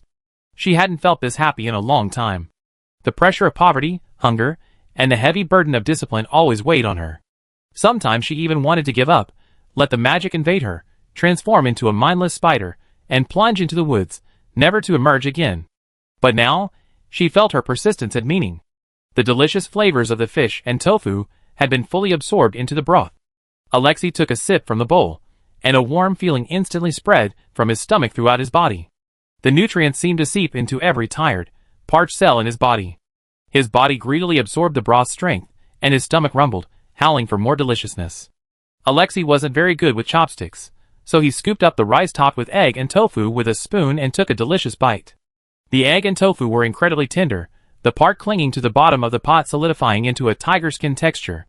A faint, roasted aroma permeated the air. The brown sauce, sweet and salty, blended with the lightly flavored rice to create a delicious texture. The spider spirit had a weak tooth and loved to slurp up these soft, half-solidified, and juicy foods. She slurped down a bowl of egg, tofu, and rice, then poured herself another.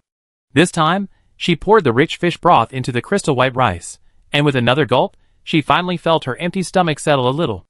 After finishing her second bowl, Alexei finally broke free from her previous state of starvation, her mind preoccupied with food.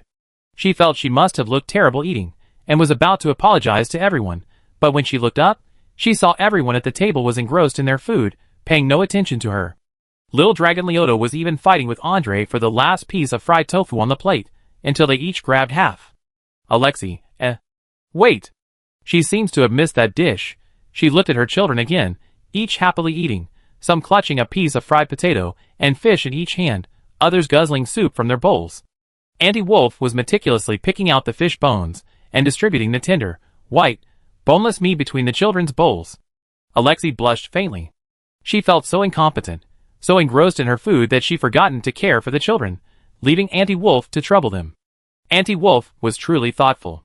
She was truly her benefactor. Her children had been born and hatched over the years, 8 from 5 separate batches of spider eggs, and their ages varied widely. The youngest, little 8, was rubbing the edge of the table, gazing at the soul fire in the skeleton shopkeeper's hand with a finger between his teeth. He asked in a baby voice. Bone shopkeeper, what's that shiny thing in your hand? This is soul fire. Jianyu held out a ball of soul fire to Xiaoba. This is the soul energy of the dish. It's my food. Xiaoba licked his lips and gulped down the soul fire in a lightning-fast gulp. Wow! This is delicious. Jianyu? ? No, she just devoured the soul fire so juicy. Xiaoba. Alexei was startled and stood up abruptly. Are you feeling unwell? No. Xiaoba licked his lips, as if savoring the soul fire. Sister Bone, this soul fire is delicious. It warms me up all over. Can I have some more? Jianyu looked up at Alexei. Oh, so they can eat soul fire? Soul fire is soul energy from the netherworld, a form of magical energy. Wouldn't the spiderlings lose control and turn into real spiders after eating it? Alexei picked up Xiaoba and looked left and right, up and down, but found no signs of transformation. She had never tasted soul fire before, and looked at Jianyu hesitantly. Manager, can you give me a little soul fire to try? Sure. Jianyu drew another small ball of soul fire from the fish soup in front of him. Would you like to try it too? Andre, standing beside her, put down his cutlery, his face filled with anticipation. Alexei carefully scooped up the soul fire, took a deep breath, and took a sip, as if resolving a situation. However, she didn't feel the sense of loss of control she'd been resisting. Instead, it felt as if a long-awaited energy permeated her body, soothing her restless heart and bringing her to a state of calm. It's okay, she said delicately. I don't have the urge to transform. Or rather, this soul fire has eliminated that urge. Chapter 268. As a knitting weaver, Alexei constantly battled the racial curse woven into her bloodline. Ever since she was old enough to understand, she felt a hungry fire burning within her, searing her very being. If she didn't use all her strength and reason to suppress and restrain it, it would ignite the rage and darkness within her, instantly consuming everything. Fighting this madness was a never-ending, protracted battle for her mother, her grandmother, and all the knitting weavers around her. They were like barrels filled with kerosene, their fluctuating magic power and sudden shifts in mood threatening to become the spark that ignited everything. However, after tasting that tiny bit of soul fire, Alexei felt an unprecedented peace. Her heart was empty, free of the fiery flames that burned restlessly. Her veins no longer raged with rage, and her entire being overflowed with an indescribable happiness and peace. How strange, Alexei said. I have a feeling. This soul fire might be the food we need. Jianyu had a vague idea. She pulled out several different colored soul fires from her skull, taking out a fingernail-sized ball of each. Try these again. Describe your feelings in detail. Alexei tried each one in turn. Strangely, each soul fire had a different reaction. Some brought a sense of peace, while others suddenly brought out spider-like traits, requiring all her willpower to suppress the desire for alienation. Jianyu hooked his bony claws at Alexei, pulling out a ball of gray soul fire. Alexei instantly relaxed, her spider-like traits vanishing, and she felt a sense of peace again. I understand. Jianyu snapped her fingers. The emotions contained within soul energy have a profound impact on the weavers. She pointed to the different colored soul flames on the table, and divided them into two piles. These soul flames represent positive emotions, happiness, comfort, satisfaction, love. They will make you feel particularly peaceful and fulfilled, replenishing your energy and making you feel full. And these are negative emotions, sadness, jealousy, anger, irritability. These will exacerbate your alienation. Once your excess emotional energy is removed, the alienation process will be interrupted and reset to zero. Jianyu said happily, Hey, now I know how to stabilize your state. Because of the shock. Alexei's face was filled with blank bewilderment. Ah. No. Wait, so you're saying that the alienation that our clan has tried so hard to control, through endless restraint and suppression, can actually be resolved with just a lich snapping its finger? It's probably more than that. Jianyu tilted her head.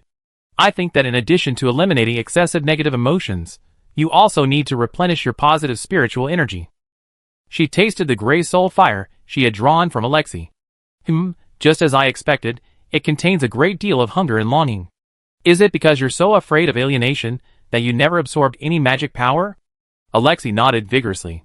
In Jianyu's view, magic power is extremely similar to the energy of soul, spirit, and emotions. They all belong to the energy of the netherworld and can basically be replaced with each other. The Lich has a lot of say in this regard. Before coming to this world and replenishing the soul fire, Jianyu did not have the power to drive the crucible of time, but after she ate the soul fire, She felt that her whole body was full of strength, and using magic became easy, as natural as if she was born with the ability. I also experience a similar feeling of hunger after using a lot of magic power, Takumi said.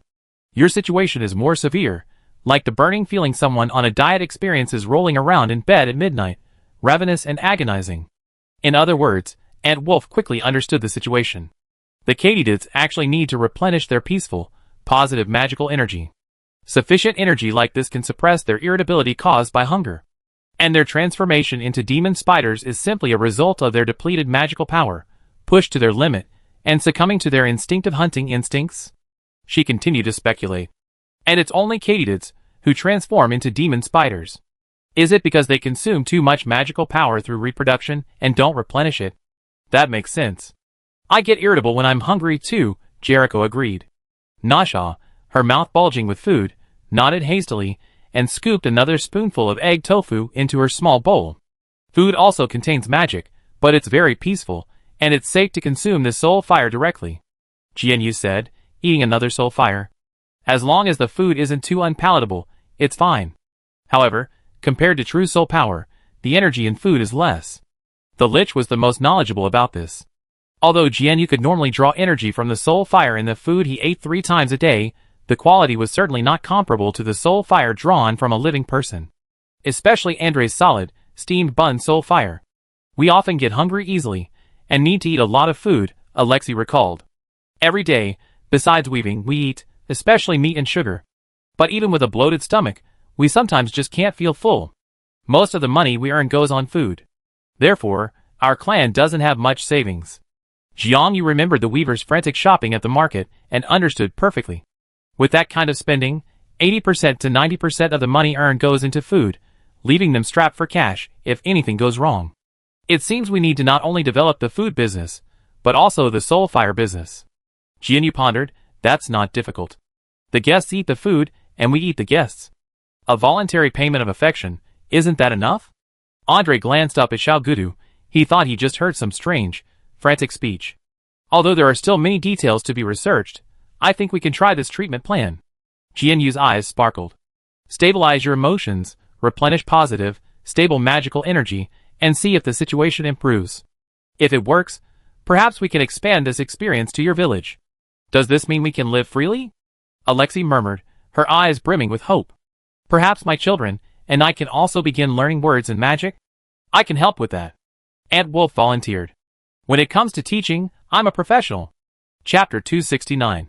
Although Takumi brought new hope to Alexei and the others, the spider spirit's low magical defense and susceptibility to negative influences remained an unchangeable fact. To prevent them from losing their minds and transforming into giant spiders, all research had to proceed step by step, experimenting bit by bit. It's like immunity, Takumi, a veteran of long experiences, spoke with considerable authority. First, a harmless vaccine is used to allow the body's immune cells to sense and register the dead virus debris. Then, when they encounter these pathogens or viruses again, the immune cells will know how to respond. If you're always in a sterile environment, the moment you come into contact with foreign bacteria, your immune system will instantly overload. Perhaps the same is true of magic. By gradually gaining exposure and understanding, you can build greater resistance. Growing up completely away from magic naturally makes one increasingly unfamiliar with magical elements. Takumi has always believed that humans are a resilient species, and the more they are tempered, the stronger they become. Having experienced many things, good, bad, and outrageous, one develops the ability to cope. By seeing how others handle things correctly, one learns how to face them calmly. In the face of temptation, suffering is always like this. Jianyu knew 2 friends when he was a child. One had a home fully equipped with a game console and a computer. He grew up surrounded by all sorts of AAA blockbusters, playing games with his parents. He was extremely picky about good games, often comparing prices and reading reviews before purchasing a game, only committing to one that matched his taste. The other friend was strictly controlled by his family, having no fun at all. As a result, he spent thousands of dollars on a boring tree-cutting mobile game, causing a sensation at home. Too much restriction is never a good thing.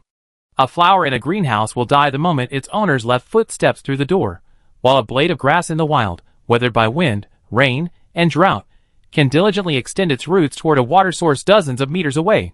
Don't rush it. Let the children gradually learn about magic and explore the world. With the right guidance, magic isn't necessarily a terrible thing. Jianyu smiled. We can start by replenishing your soul fire with the appropriate amount of energy, then begin with the most basic magic stoves and water tanks, gradually working towards the small goal of learning the purification spell. If these methods truly work, once we complete our research, we can even promote these experiences to your entire tribe. However, Jianyu shrugged. In my experience, such promotion might upset some people. Many might rise up to stop, question, and attack. So, it's best not to publicize it until you're absolutely sure it's feasible. Alexei looked bewildered. I don't understand. This is absolutely a good thing for us cicadas. Why would anyone object? Oh, this kind of thing is all too common. Anti-Wolf also said, creating opposing enemies allows us to unite behind a common hatred, gaining a voice, and controlling those who are oppressed, and from there, power is ours. Xiaoyu is right. Until we develop a comprehensive and lasting solution to the cicada problem, we should keep this secret as much as possible to prevent those with ulterior motives from targeting us. Alexei nodded, confused. After everyone finished dinner, Takuya asked Nasha, Jericho, and Anti-Wolf for some cheerful soul fires, and distributed them to the little girls. After enjoying a feast of soul power, they all visibly improved. Though still thin and small, they no longer looked languid and sallow, each one brimming with energy. Let's leave it at that for tonight. Relying solely on our own emotional energy isn't enough. We absolutely have to build up the soul fire business. Jianyu sighed. She had thought earning money was all she needed, but why were there so many employees now consuming soul fire? They first sent the children back to their rented house. Now it was time for the adults to work. Jianyu planned to outsource the tofu business to Alexei, so he had to teach her how to make the beans. Soybeans and black beans are both basic ingredients for making tofu. Takumi took Alexei to the bean storage room. Aside from the black bean tofu being a bit grayer and having a slightly different flavor, there's no essential difference. Once you learn how to make tofu with soybeans, the rest will be easy. Andre, Takumi called into the room. Can you help us move these beans and barrels to the tofu workshop? Sure, Andre replied. I'd be right there. The physical labor naturally fell to the sturdy knights, but Alexei, eager to prove himself, picked up a bag of soybeans and headed for the rental house. Takumi took the glass jar of gypsum powder. As for the millstone, there was no need to move it. As Aunt Wolf said, Aunt Barina already had one in her house. Aunt Barina loved peanut butter, and that millstone was used to grind it. Auntie Wolf said, even though it hasn't been used in years, this thing can be used after washing. This was fantastic news for Takuya. She didn't have to give away her own grinder, and she could still grind the various rice noodles needed for the shop's rice noodle rolls. But Auntie Wolf's words had piqued her appetite. Peanut milk and peanut butter are delicious too. Can you make them sometime? After several trips back and forth, they finally managed to move the soybeans, wooden boxes, ceramic pots, and other ingredients and tools into the rented kitchen. The kitchen was spacious, with a center island, perfect for the family to chat and cook together. The soybeans needed for tomorrow were weighed out and soaked in a wooden barrel, while the remaining ingredients were stored in the storage room next to the kitchen. Auntie Wolf also pulled out a small scale with weights from the kitchen wall cabinet. Alexei could prepare the clean gauze herself, so Takuya didn't have to worry about it. Takumi first explained the tofu making process to Alexei in detail. The temperature at which the beans should be soaked for several hours, what properly soaked beans look like, how much water to add to the soy milk, how deep the soy milk should be boiled to be considered done, and the specific ratio of soy milk to gypsum powder for making tofu. Alexei listened intently. Although she couldn't read, she had a good memory. After reciting it several times, she had memorized it perfectly. However, Takumi couldn't just sit back and relax. She still had to come over tomorrow morning to make tofu with Alexei and the others to ensure they had fully mastered the method. After all, anyone who has cooked knows that memorizing a recipe is one thing, but whether or not you can actually create a dish that is both beautiful and fragrant is up to fate. Chapter 270. Having the cicadas make tofu was certainly a novel experiment, but Takuya had more plans. Back at the workshop, she chose a blank wall and had Andre obtain a smoothly shaped piece of wood. She hung it on the wall, with the words mission board clearly engraved on the top. In the center, in the most prominent position, Takuya pinned the first mission note. Soul Fire Recruitment Order. Want to try the store's newest creations first but don't want to wait in line early? Want to try the pricier dishes but can't afford them? Why not try this offer? Simply offer a soul fire of positive emotions like happiness or satisfaction to enjoy a free limited edition dish of the day. For specific dishes and redemption details, please contact the store manager. I won't take away all your emotions, don't worry. Limited menu in exchange for soul fire? Andre was a little surprised, but he also thought the idea made perfect sense. That's a good idea. Not everyone accepted the idea of a lich hooking their soul fire. Many even considered it a terrifying form of black magic. In fact, in the darkest eras of history, Andre knew liches were indeed evil and terrifying creatures of black magic, universally condemned. With malicious intent, a lich could instantly steal the entire soul of a living person, devouring it completely. Then, donning the body of the deceased, it would return to their home, impersonating the deceased, and steal more souls and bodies. Because liches cannot generate soul energy themselves, they must absorb soul energy from outside sources to replenish their mobility. Many greedy liches have thus slaughtered villages and cities, hoarding countless souls until they were attacked by angry people. While liches can survive as long as their phylacteries remain intact, the bodies they inhabit can still deteriorate.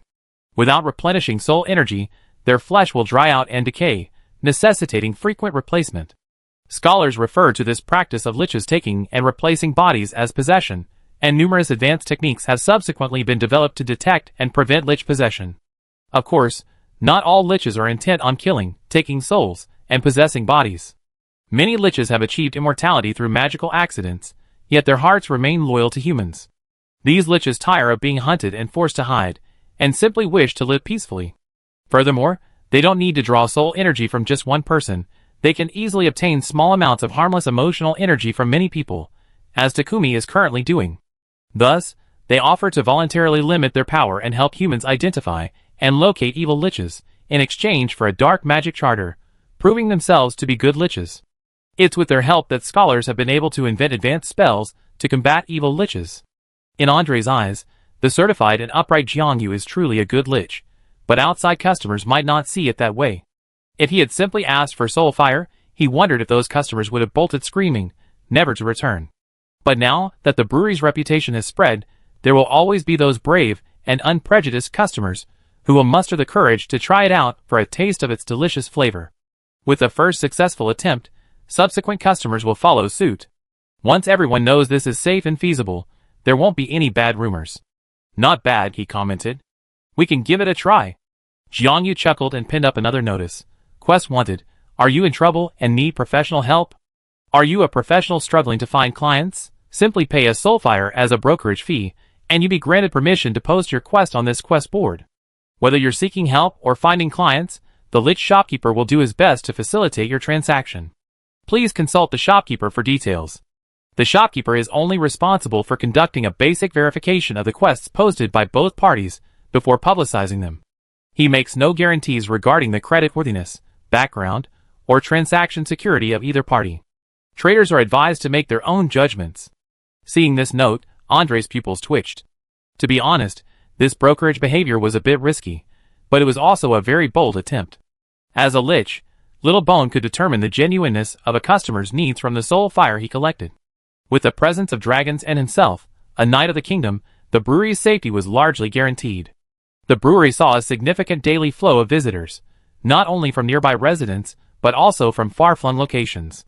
This constant flow of visitors spread information and allowed for the establishment of a wider network of contacts. Moreover, Andre saw new opportunities in this. Although he had previously assured Little Bone that there was nothing he couldn't handle, the reality was that the ill-tempered Baron had indeed caused him considerable trouble these past few days.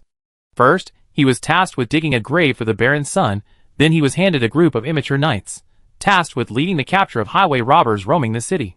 Furthermore, after Winston's departure, the new undercover agent wasn't as well coordinated with him as Winston had been. Seeing the Baron's constant underhanded actions, he kept him out of the way. The mission was thwarted and fruitless, intelligence was poor, he had no available personnel, and funds were constantly burning through. These trivial matters accumulated into a myriad of frustrations, leaving Andre deeply frustrated. However, Jiangyou's task board offered him a warning. The Baron's defenses were tight, making it difficult for him to take action. But with so many ordinary people living in the city for generations, there was no guarantee that their relatives, friends, or neighbors might be secretly working for the Baron. There's no such thing as a completely impenetrable wall. If you throw enough bait, there will always be fish to bite. "I like to issue a quest," said Andre. "I'm soliciting clues about the robbers from everyone. If any clues are verified or lead to their capture, I reward the clue provider with 3 limited edition dishes. I pay." "Huh?" Jiayo wasn't expecting such a quick response. "Sure." She picked up a pen, carefully considered her words, and quickly wrote down a piece of paper, taping it to the blank space. Kingdom Knights Clue Collection. Anyone with information about the robbers can write down their clue, pseudonym, and reward code on a slip of paper and place it in the clue box at the bar. If the robbers are apprehended, the Kingdom Knights will award the person with a valid clue with a coupon for 3 limited edition dishes from the Brewing Workshop. The winners will be announced after the robbers are apprehended.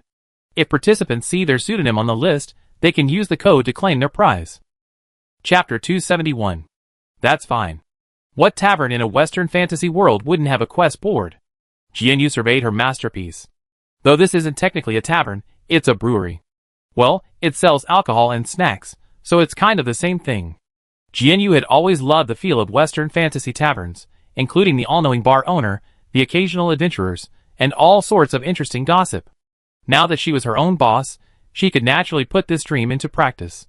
Not to mention, she, Xiaonian Gao, and her entire family of employees all needed a supply of soul fire.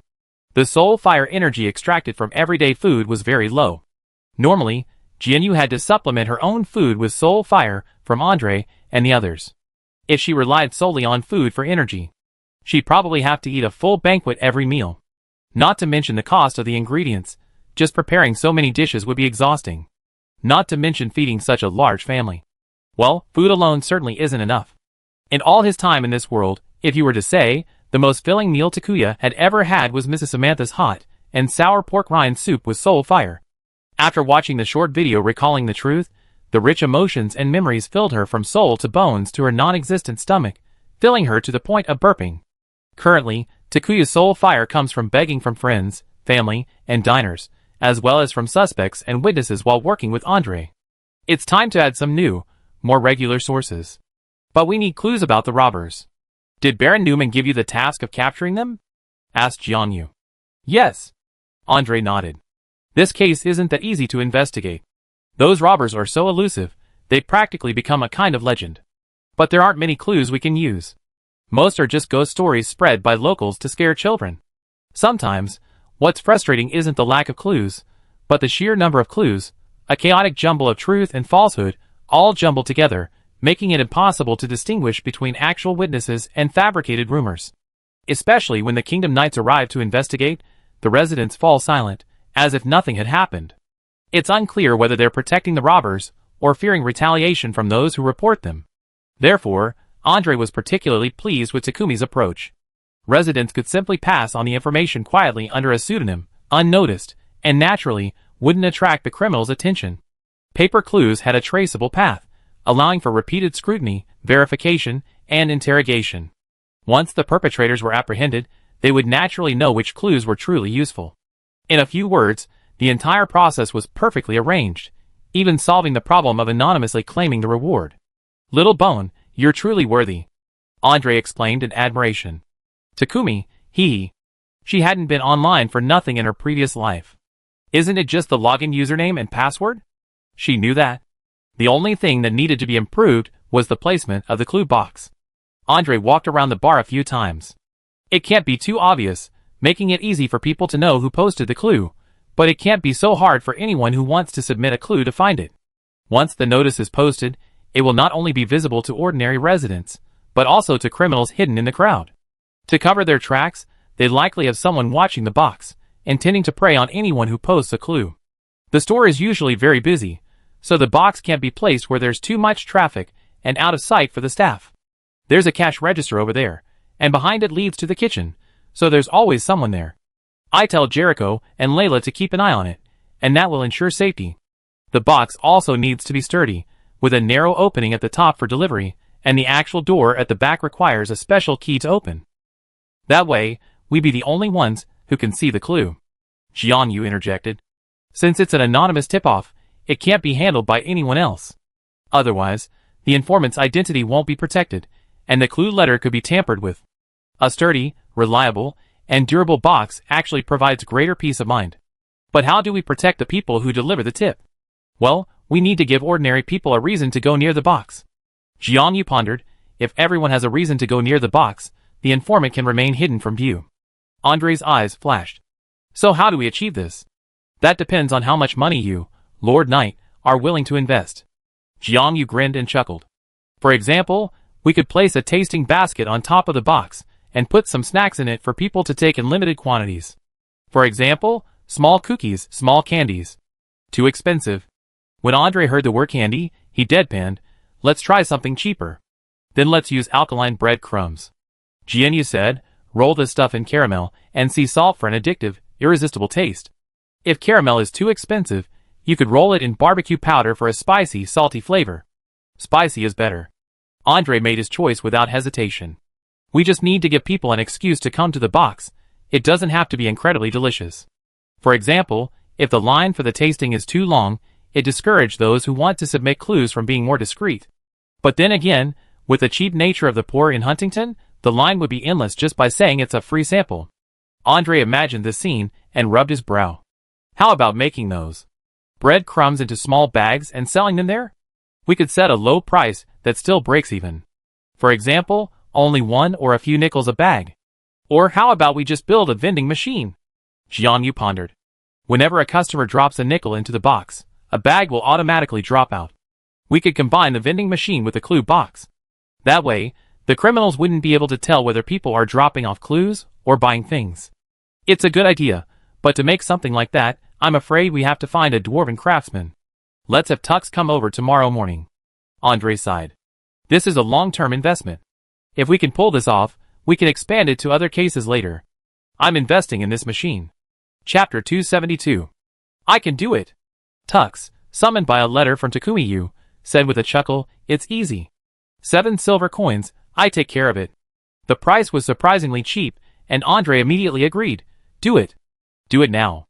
Takumi Yu was curious. How does this machine work? Does it use magic? Tux rolled his eyes at her. Isn't this the machine you came up with? How come you don't know how it works? It's simple. Build a large iron box and a coin weighing system inside. When it reaches a certain weight, the gears turn, opening a valve and letting the merchandise fall. If you want to use different coins, nickel, copper, silver, and gold, you need to build an additional circuit for each additional coin, and the cost will increase dozens of times. But if you're only using nickel, you only need 1 circuit. Tux pulled out a pen and paper and quickly sketched out a design. This circuit doesn't need to take up too much internal space. The right half can be used to store merchandise, and the left half can be used as a separate mailbox, as you suggested. The craftsman watched Tux's drawing with interest. The so-called coin-weighing circuit was actually something like a scale. The coins dropped by customers would fall onto the left pan of the scale system. Once a specific coin weight was set, the pan would tilt to one side. The other side of the scale would then trigger a gear mechanism on the right, causing the pan to flip, opening the valve at the outlet. Merchandise placed on it would fall through the open valve. The valve then closed, and the left pan would flip again, dumping coins into the coin storage box below. Once the weight changed, the mechanism on the right would activate, and new merchandise would drop onto the right pan, ready for the next customer to place their coin in. Can you finish it before 10 o'clock today? Jiang Yu asked. It's just a small thing, nothing I can't do. Tux snorted. Pour me a glass of witch beer, and I show you the skills of a dwarf craftsman. Jiang Yu poured him a large glass of witch beer, and Tux dug out various metal sheets, gears, and hammers from the shop and began to bang away. Jiang Yu checked the time and handed the task of checking the vegetables and meat to Nasha. She hurried to the tofu workshop. And she also had to teach Alexei how to make tofu. During the time that Jiang Yu had been at Rose Manor, Nasha had already learned to work independently. She familiarly inspected the fresh vegetables brought in by the half-driver, collected the day's random meat from Brother Wolf, and also accepted the fresh alfalfa he had brought in. Rations for the black horse Diego and the mule. Uncle Wolf's ranch grew a lot of high-quality alfalfa, which was excellent fodder and sold very cheaply. Jiang Yu now maintains a good purchasing relationship with Uncle Wolf, so he helped Andre purchase a batch of fodder from him, saving a certain bankrupt knight a considerable amount of living expenses. A little bit of scraping in here not only ensures Diego and the others are well-fed, but also helps Andre save money for his investment in a dwarf vending machine. Why not? Alexa's progress has far exceeded Jiang Yu's expectations. The weaver had whipped up a lot of fine, soft gauze last night, and carefully cleaned the millstone, making all the necessary preparations. When Jiangyu arrived, she was already grinding soy milk. Jiangyu, what an excellent employee. The older children were already up. Some were helping their mother with their younger sister's washing and dressing, while others were helping with the washing of pots and pans, their movements very skillful. Since the entire tofu-making process would be outsourced to Alexa's family, Jiangyu was primarily providing oversight today, requiring only verbal instruction and no physical intervention. She watched Alexei work while chatting with the cicadas. Our tribe usually lays 2 or 3 eggs per clutch, Alexei said. The year I gave birth to my eldest, there was a severe drought, and there was very little food, so she was the only one born. The subsequent children were born in 3 separate clutches, so their ages ranged from about 2 years old. The youngest, Shuchi and Shiaba, are only 3 now, while the eldest is already 9. Children of the poor grow up early, and these little girls learn to help their mother early on, which greatly eased Alexa's burden. Grinding the beans and boiling the soy milk are easy enough. The only caveat is that when the soy milk reaches 85 degrees, the bubbling white foam can easily be mistaken for boiling, a phenomenon known as a false boil. At this point, the soy milk also contains harmful ingredients like trypsin inhibitors and saponins, which can cause a burning sensation in the throat and stomach lining, leading to indigestion, nausea, vomiting, and diarrhea. The solution is simple. Boil the soy milk a little longer until it reaches a full boil. In addition to letting Alexei use the magic stove, Takumi also taught her a simple temperature measuring spell. Alexei was initially a little intimidated by magic, but with Takumi's encouragement, she bravely learned this simple spell consisting of only 2 syllables and a hand gesture. At this moment, the advantage of replenishing the soulfire magic power yesterday became apparent. Alexei possessed ample mana, allowing her to cast spells correctly without any side effects. The elders once asserted that we couldn't use any magic. Alexei let out a long, hot breath. And now I can prove they were wrong.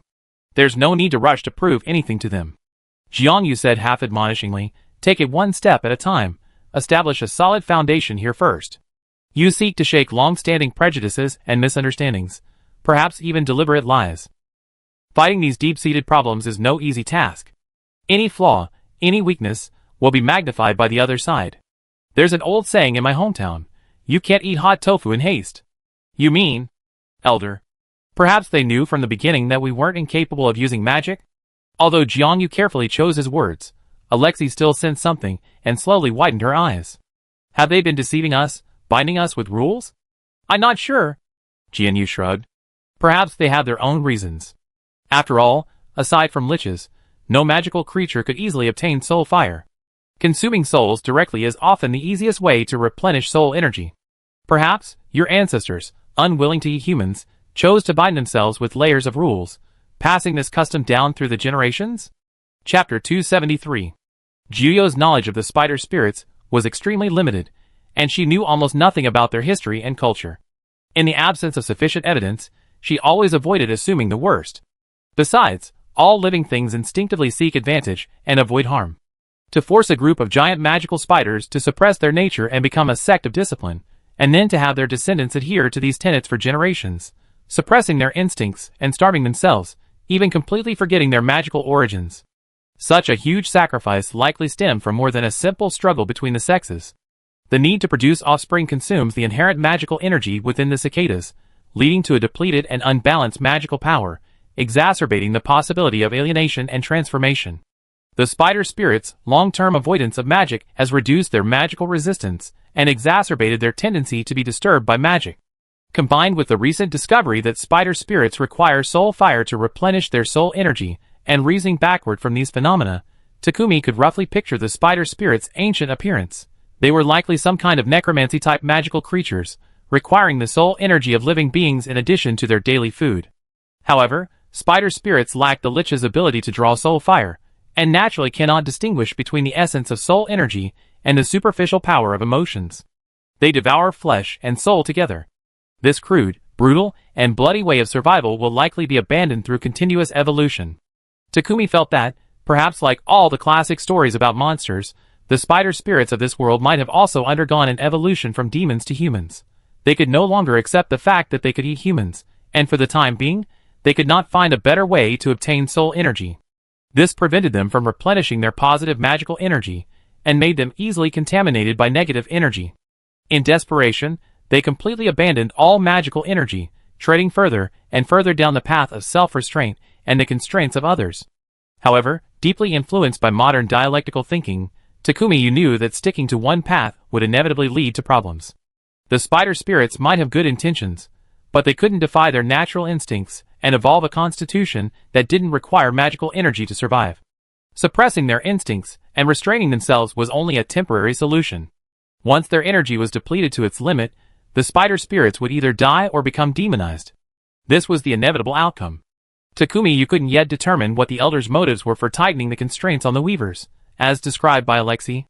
On the bright side, perhaps they had encountered a future where their tribe was out of control and were struggling to find a way out.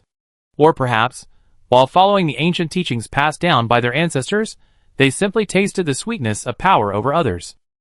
This sense of power over others is also a powerful emotional energy. Perhaps the elders relied on this energy to survive, but also lost themselves under its influence. To correct the imbalance of magical power within the katydids, or even within the tribe, a gradual process of recuperation is necessary, replenishing the positive soul energy that the spider spirits have long lacked, and gradually increasing their magical resistance. However, at this stage of exploration, Takumi feels it is not appropriate to publicize this matter yet. Firstly, Alexei is a rebel expelled from the tribe, and without tangible results, her words might not be accepted by her people. Secondly, even if all her people accepted this theory, Takumi's limited soul fire reserves alone would not be enough to save the katydids from their predicament. Instead, they would doubt themselves and question whether their past suffering was worth it. In serious cases, it would even lead to a complete collapse of their values and beliefs.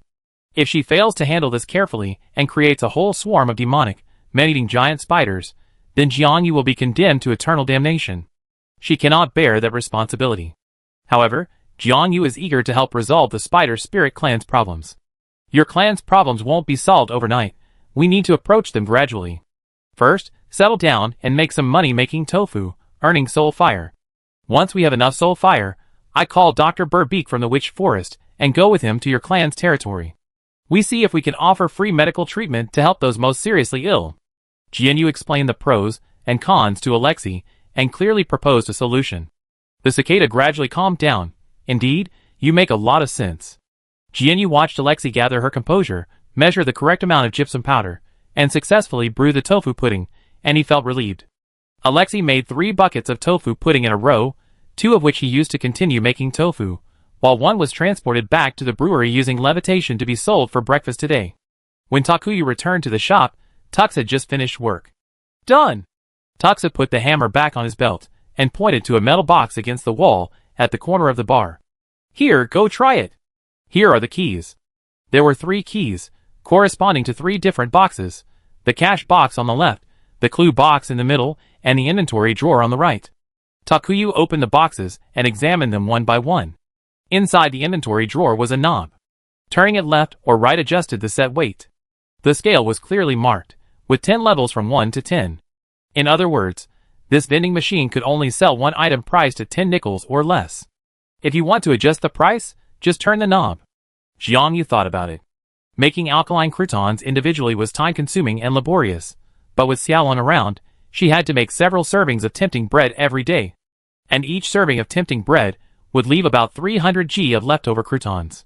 Cut these croutons into bite-sized pieces, sprinkle them with barbecue seasoning, and bake until crispy.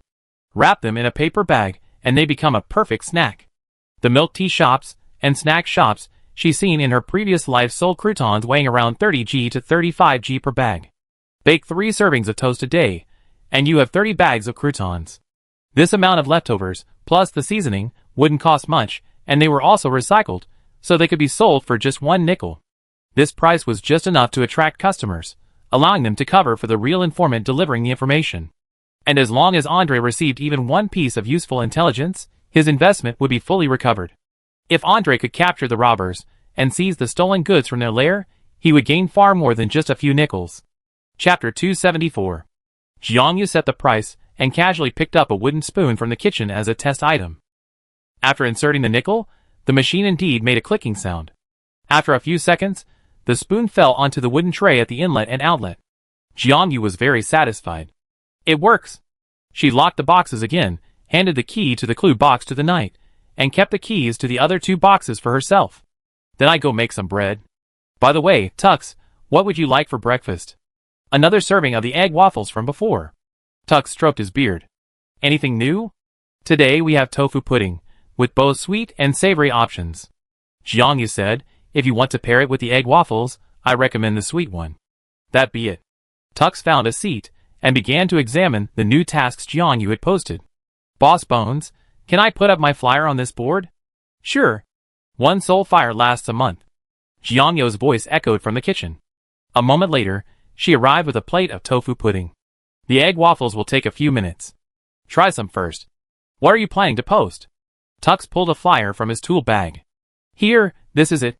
Jiangyu glanced at it. It featured a picture of Tux holding a hammer, with the words furniture making, tool making, equipment making. Fine Tux. Beneath it was Tux's Raven Cage number, a truly concise and to-the-point message. Jiangyu turned and pinned the flyer to the task board. Then, she brought over the egg waffles Tux had ordered. Tux looked puzzled. Boss Bones, you don't accept soul fire anymore? Go ahead, Jiangyu said with a smile. I need some positive energy. Why don't you have breakfast first? I'd be gathering my soul fire afterward. She didn't believe anyone would be sad after eating her food. This was a delicacy that could cure any bad mood. Tux thought for a moment and gave her a thumbs up. Great, truly great. The dwarf craftsman didn't hesitate any longer, picking up his spoon and digging in. Jianyu had Layla clean the shop before opening the door and starting his breakfast business. Today's breakfast was still egg pancakes, fried dough sticks, and tofu pudding. Jianyu fried 2 pots of fried dough sticks, and seeing that they were enough for the time being, he went back to the kitchen to check on the morning's dishes. Holly had delivered a whole winter melon that morning. Jianyu thought for a moment, and took out the crucible of time to make winter melon tea. This tea clears heat and detoxifies, clears the liver and improves eyesight, nourishes the kidneys and promotes urination, whitens the skin, and slims the body. It's perfect for relieving the summer heat. Making it is simple. Simply clean the winter melon, cut it into small square pieces, and place it in a large pot, skin and seeds included. Add 1 part sugar to the mixture, 3 parts winter melon, and marinate for 2 hours before simmering. After 3 hours of simmering, a brown, transparent, almost gelatinous winter melon tea will emerge. Strain the brown tea liquid through a fine cloth and place it in a sterile, water-free, oil-free glass jar in the refrigerator. To prepare it later, simply add water. A single spoonful of the original liquid makes a large cup of winter melon tea. Depending on your preference, you can add lemon slices or red dates, or make a chewy jelly to the bottom of the cup. This creates a refreshing, modern, and popular drink. What takes 5 hours to make only takes 5 minutes in the crucible of time. Jiangyu filtered out the puree from 7 or 8 glass jars, and added ice cubes, and clean water to the remaining winter melon tea in the pot, brewing a large bucket of winter melon iced tea as today's special drink. Winter melon is inexpensive, the main cost is in the sugar. Since it can be diluted with water, the cost per cup is not high, so Jiangyu set the price at 3 nickels per cup. As soon as she finished making the winter melon tea, the dwarf craftsman finished his breakfast. Jiangyu collected a joyful golden pink soul fire, and gave Tux a cup of winter melon tea. This is for you to try. Come back next time. Tux, whose spirits had been lowered by the loss of his soul fire, was lifted by the free drink. He took a sip of the winter melon tea, feeling refreshed and laughing. Great. I'll be back to advertise next month. After sending the dwarf craftsman away, Jiangyu began to prepare the lunch menu. Today's meat delivery was excellent spare ribs and chicken, so Takumi planned to make steamed spare ribs with fermented black beans and braised chicken with scallion oil. Both dishes are easy to prepare. Prepare the ingredients, marinate them, and serve them on plates. Even if orders arrive, they can be steamed or stir-fried at any time. Nasha can handle these tasks, giving her time to bake bread. The chopped spare ribs are repeatedly scrubbed with flour and water to remove any blood and impurities, eliminating any fishy smell. 2 tablespoons of minced garlic and half a tablespoon of fermented black beans are poured with hot oil to enhance the aroma. Then, add 2 tablespoons of light soy sauce and 1 tablespoon of Takumi's homemade oyster sauce, along with salt and sugar. This is the basic sauce. Add the spare ribs to the sauce, mix well, and add a tablespoon of starch. Then set aside to marinate. Sprinkle with chopped green onions when steaming, and you created a classic dish. Takuya had to fry the scallion oil himself. He poured half a bowl of oil into a wok, added a handful of chopped scallions, and 4 slices of ginger, and fry over low heat until the scallions turned golden and the flavor was fully infused into the oil. Then, he poured the chicken into a clean glass jar to cool and store. Although the chicken was fresh today, it wasn't whole. Takuya cut the chicken into equal-sized pieces, blanched it in cold water, and set aside. Scallion oil chicken doesn't require pre-marinating. Simply add the blanched chicken to the wok, add scallion oil, soy sauce, cooking wine, and a little sugar, and stir-fry until evenly colored. Then, add half a bowl of water and bring to a boil. Reduce the sauce until thickened and serve. Takuya called Nasha over and made both dishes. After teaching Nasha how to make it, Takuya handed her over to him during lunch and took care of other things. Kneading the dough, toasting the bread, making the sauce. Takuya's schedule was packed as usual today. At lunchtime, Alexi arrived with 2 plates of tender tofu, paired with seasonal loofah and live shrimp provided by Xiaolong, making for a generous pot of loofah, shrimp, and tofu soup. The soups aren't easy to take out, so they're only available for dine-in. However, both the steamed pork ribs with fermented black beans and the braised chicken with scallions are excellent takeout dishes, simply paired with rice for a complete meal. Jianyu had ordered a number of bamboo lunch boxes from the Beavers, and Lolisa had already sent them. The oval lunch boxes, perfectly filled with rice and the fermented black bean pork ribs or scallion chicken, were beautifully presented, making them incredibly appetizing. To reduce wait time, lunch dishes were prepared in advance. When the first batch of steamed pork ribs and braised chicken came out of the oven, Jianyu updated the takeout menu. Today, only these 2 bento sets were available, each of which came with a small bamboo cup of winter melon tea. Just 5 minutes after the menu was updated, a flock of ravens came and waited at the takeaway window. Chapter 275. The takeout is here. Onlys H.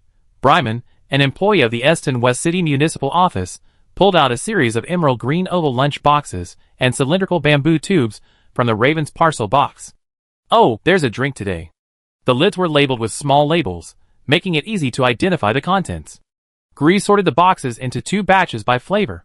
The one on the left is steamed pork ribs with fermented black beans and rice, and the one on the right is braised chicken with scallion oil and rice. The drinks are all winter melon tea. Everyone, pick up your order.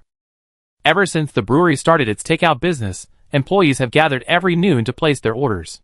From just 1 or 2 people placing orders at first, it's grown to the point where the entire office joins in. Their lunch has gradually evolved from a daily routine to a treat to be anticipated. Gree had ordered scallion oil braised chicken with rice. He returned to his workstation with his lunch box and winter melon tea, retrieved his fork and spoon, and eagerly lifted the bamboo lid, letting out a delighted wow. On the right side lay the translucent white rice, while on the left lay the amber brown, slick scallion oil chicken, sprinkled with emerald green scallions. As soon as the lid was lifted, steam gushed out, and the overwhelming aroma of scallions filled his nostrils. What a fragrance! He casually lifted the lid of the bamboo tube, revealing another amber-colored drink, icy and chilly, with a sweet, fragrant aroma. He glanced at the handwritten label on the tube, winter melon tea, a drink I never had before. However, this morning had been a busy one. He had been entertaining guests all morning and hadn't had time to drink water. His throat was already parched, and he eagerly took a long sip. The refreshing liquid instantly moistened his throat, washing away the heat from his body. A moment later, his tongue belatedly detected a refreshing sweet fragrance. Delicious, sweet, and not cloying, it made him want more. The bamboo tube wasn't large, and he nearly finished half of it in one gulp. He quickly stopped himself from wanting to drain it all, and placed the tube on the table. First, try the braised chicken with scallion oil and rice. Wow, it's so delicious. He picked up a fork and scooped up a piece of chicken, examining it carefully. Each piece of chicken was from a different part of the chicken, but cut to nearly the same size. The oily brown sauce evenly coated the chicken. Taking a bite, the first thing that hit his lips and tongue was the delicious scallion oil. The savory, salty, and sweet flavors blended perfectly together. A further chew revealed the soft, springy chicken massaging his mouth, its rich juices bursting in his mouth. Combined with the scallion oil sauce, it elevated the deliciousness to a new level. It's absolutely delicious. He swallowed a piece of chicken and shoved a mouthful of rice into his mouth. The rice, with its delicate aroma, absorbed the remaining sauce in his mouth, once again combining lightness and richness to create a perfect balance. Gree, lost in thought, mixed the amber sauce with the white rice, shoved it into his mouth, and instantly let out a moan of bliss. This is so delicious. A feeling of happiness washed over him. Before the brewery opened, Gree had never known rice could be so delicious. Although it was more expensive than black bread, it was affordable for employees like them. A daily lunch like this cost about 3 coppers, less than a silver coin a month, yet it brought him far more happiness than simply munching on black bread and smoked sausage. Of course, considering that a serving of black bread and smoked sausage only costs 5 nickels, it's fair to say you get what you pay for, and more is better. For Gree, who earned 7 gold coins a month, this little extra expense wasn't enough to increase his financial burden, but it significantly improved his quality of life. Now, he felt a sense of hope in his boring workday. He started thinking about lunch in the morning, and dinner in the afternoon. Such was the simple bliss of a working man. The brewery closed early, so dinner was the only option. He heard the menu at the restaurant was quite different from the takeout menu, so Gree planned to wait until his day off, take his savings, and make a special trip to the restaurant, specifically ordering the novel and expensive dine-in dishes. After finishing his meal, he burped contentedly and happily sipped the last half of the bamboo tube of winter melon tea. Then he saw his colleague take his finished lunch box to the pantry to wash it, and a moment later, he returned with a clean one. Are you planning on keeping this lunch box? Gree asked curiously. Yes, the colleague held out the brewery's takeout order and pointed to the note below. Look, the brewery encourages customers to reuse their lunch boxes. Just clean your own lunch box each time, label it with your name or nickname, and have Raven bring it with you next time you order. They use the lunch box you gave them. Some people use custom-made lunch boxes, while others wash their boxes after ordering once, write their name on them, and reuse them for the next time. If I use my own lunch box, I can eliminate the packaging costs, saving about 3 nickels each time. It's quite a bargain. A colleague pointed to a small bamboo piece inlaid on the outside of the lunch box and said, Look, the store even gave us a place to engrave our names. Wow, that's so thoughtful. Gree suddenly had an idea. Wait, if I order a special lunch box, will the store give me extra food?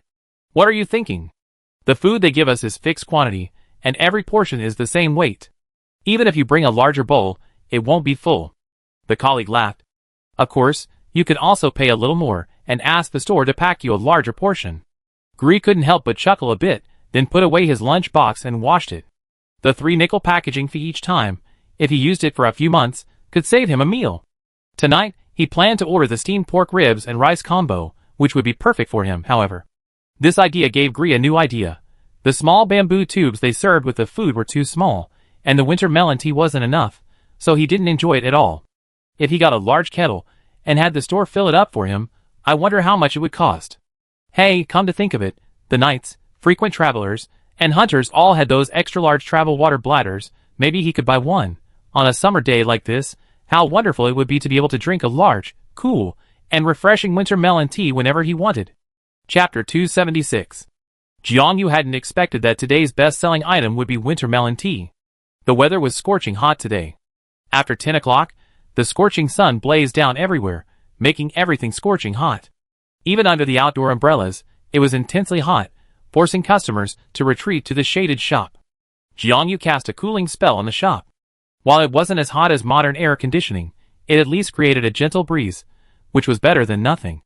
The cold beer, which could wash away the heat, was a great way to beat the summer heat, and the gelato ice cream he had made earlier was completely sold out. Jiangyu made another batch of vanilla ice cream and placed an additional order with holly for cocoa. However, ice cream was always a luxury for the rich, the nobility, and the dragons. Customers with less financial resources still preferred the cool and sweet winter melon tea. Whether customers were coming in or ordering takeout, they all bought both drinkable and takeout tea. Jiangyu brewed 5 large buckets of tea, all of which sold out completely. The takeout customers, uninstructed, had the ravens bring cowhide or sheepskin water bags, and they bought them bag after bag without hesitation. Jiangyu then sold them at 10 nickels per liter. This stuff has a low profit margin, but it sells well. When the weather gets hot, people often lose their appetite, but they can drink sweet, cold drinks endlessly. I need to get a few more winter melons tomorrow, Jiangyu muttered, sending a new message to Holly in his contact book. Little Dragon Leoto strolled in after the lunch rush hour, bringing a gust of cool air with him as he entered the shop, immediately attracting another wave of sweltering passers-by. What's for dinner today? Xiaolong asked excitedly. Your favorite ice cream toast, Jiangyu said, holding out a portion.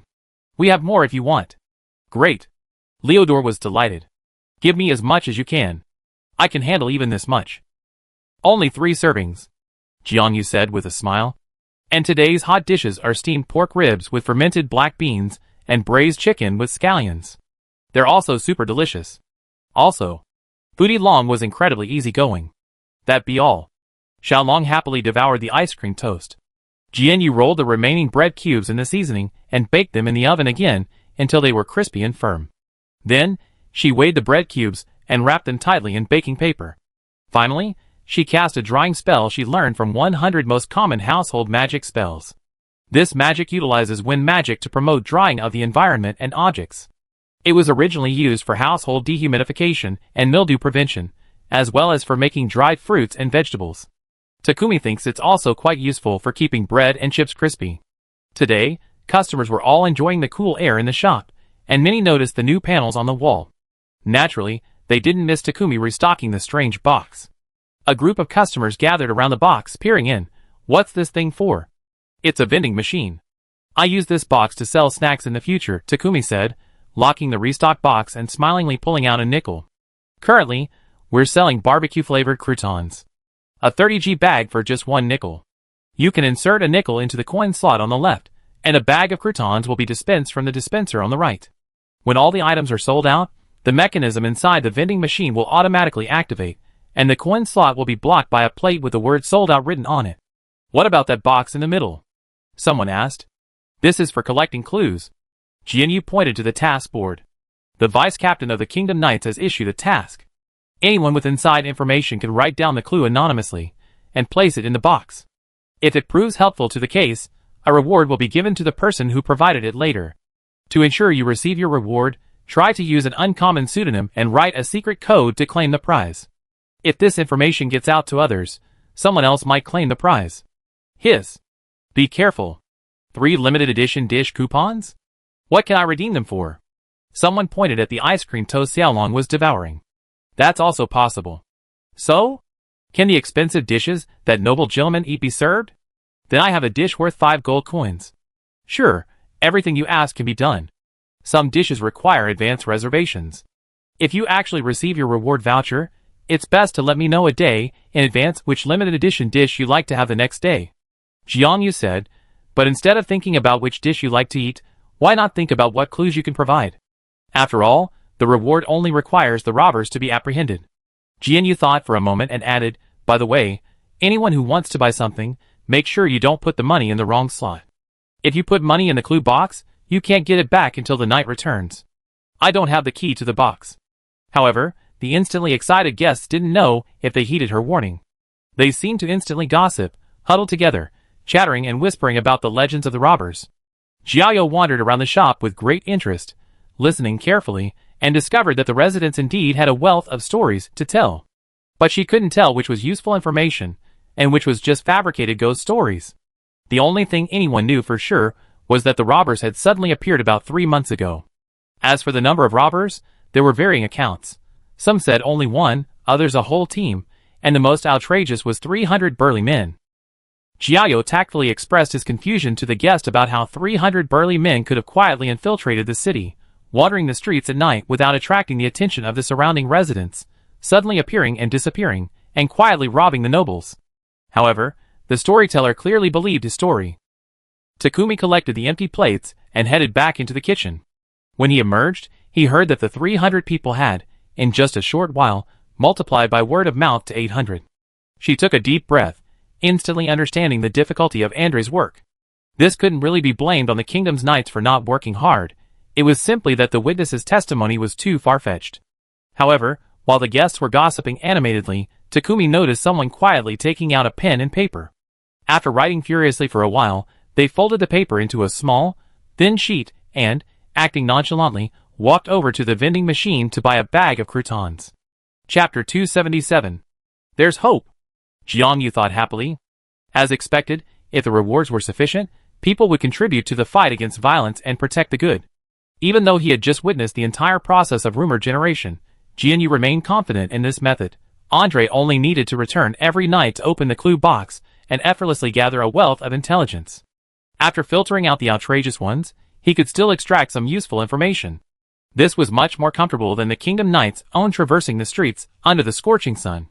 "Boss, I want to post a quest." "Hey, right on." GNU's Soul Fire brokerage business was also quite popular. Currently, the people posting quests were mostly nearby businesses. Like Tux, they had been the first to realize the benefits of posting ads in such a bustling restaurant. Besides, it was just a ball of soul fire embodying joyful emotions. Eating a single dish could replenish it, making it easier than going to Dr. Bird's beak for a bloodletting. The beverage business is booming in this scorching summer. Jiangyu happily enjoyed the cool breeze brought by magic, collecting money and soul fire. Suddenly, a bright idea came to her. She looked at Jericho. "What did your young master say he was going to do today?" "Training new recruits." Jericho asked, "What's up?" Jiangyu, "Hey! A new business opportunity, isn't it?" Andre was sweating profusely as he dueled with his knights in the training grounds. Baron Newman had remained secluded in the city lord's mansion since his son's burial, his plans unknown. According to information sent by the spy acting as Winston's clerk in Winchester, the Baron had been issuing numerous secret orders, and the transfer of funds and personnel was quite frequent. Andre sensed that Baron Newman seemed to be treating his son's death as a warning from some force. He seemed to be fearing an impending storm, and was frantically preparing. And this threat didn't come from His Majesty the King. Baron Newman had recently only troubled him with trivial matters, dismissing him and then ignoring him. This didn't seem like the usual behavior of the royal nobles he had encountered before. It seemed more like the Baron was busy dealing with more dangerous individuals, and had no time to worry about anything else. Andre longed to know what force was threatening Baron Newman, but he couldn't enter the city lord's mansion, and had no further sources of information. He could only suppress his anxiety, and methodically train his troops. Then again, these soldiers weren't that easy to train. Generally speaking, the Knights of a Kingdom's nightly orders came from two sources: those who had moved away from their homeland due to promotions, transfers, or assignments within the various regional kingdoms' nightly orders, and those who were young and strong recruits from the local population. The former are typically dispatched by the king, often possessing close ties to the royal family. The latter are recruited from the local community, encompassing both wealthy and powerful individuals and young, able-bodied commoners. Each territory recruits a significant number of new knight apprentices annually to fill the gaps left by veterans due to injury, loss, or retirement. However, not all apprentice knights succeed. In the Duchy of Huntington, the general elimination rate for apprentice knights is nearly 50%. This means that of the 20 new recruits this year, only approximately 10 will pass the rigorous trials and remain in the order. Normally, a local lord would rarely entrust the training of new recruits to a subordinate they didn't trust. However, Baron Newman went the other way, assigning all of this year's new recruits, along with the most troublesome, stubborn, and veteran knights who, due to various flaws, had been unable to advance, to Andre to lead.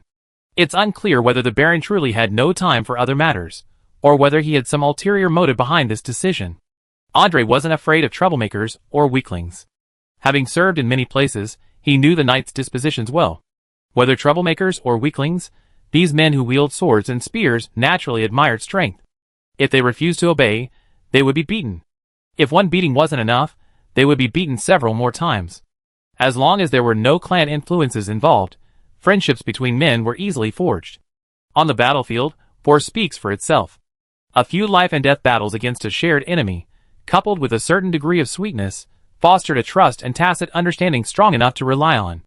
As for those with clan power, that would depend on whether his strength and sincerity could impress the other side. No faction is completely monolithic. There will always be those who make different choices for their own future and interests. If their clan is already a doomed shipwreck, some wise individuals will be willing to strike out on their own.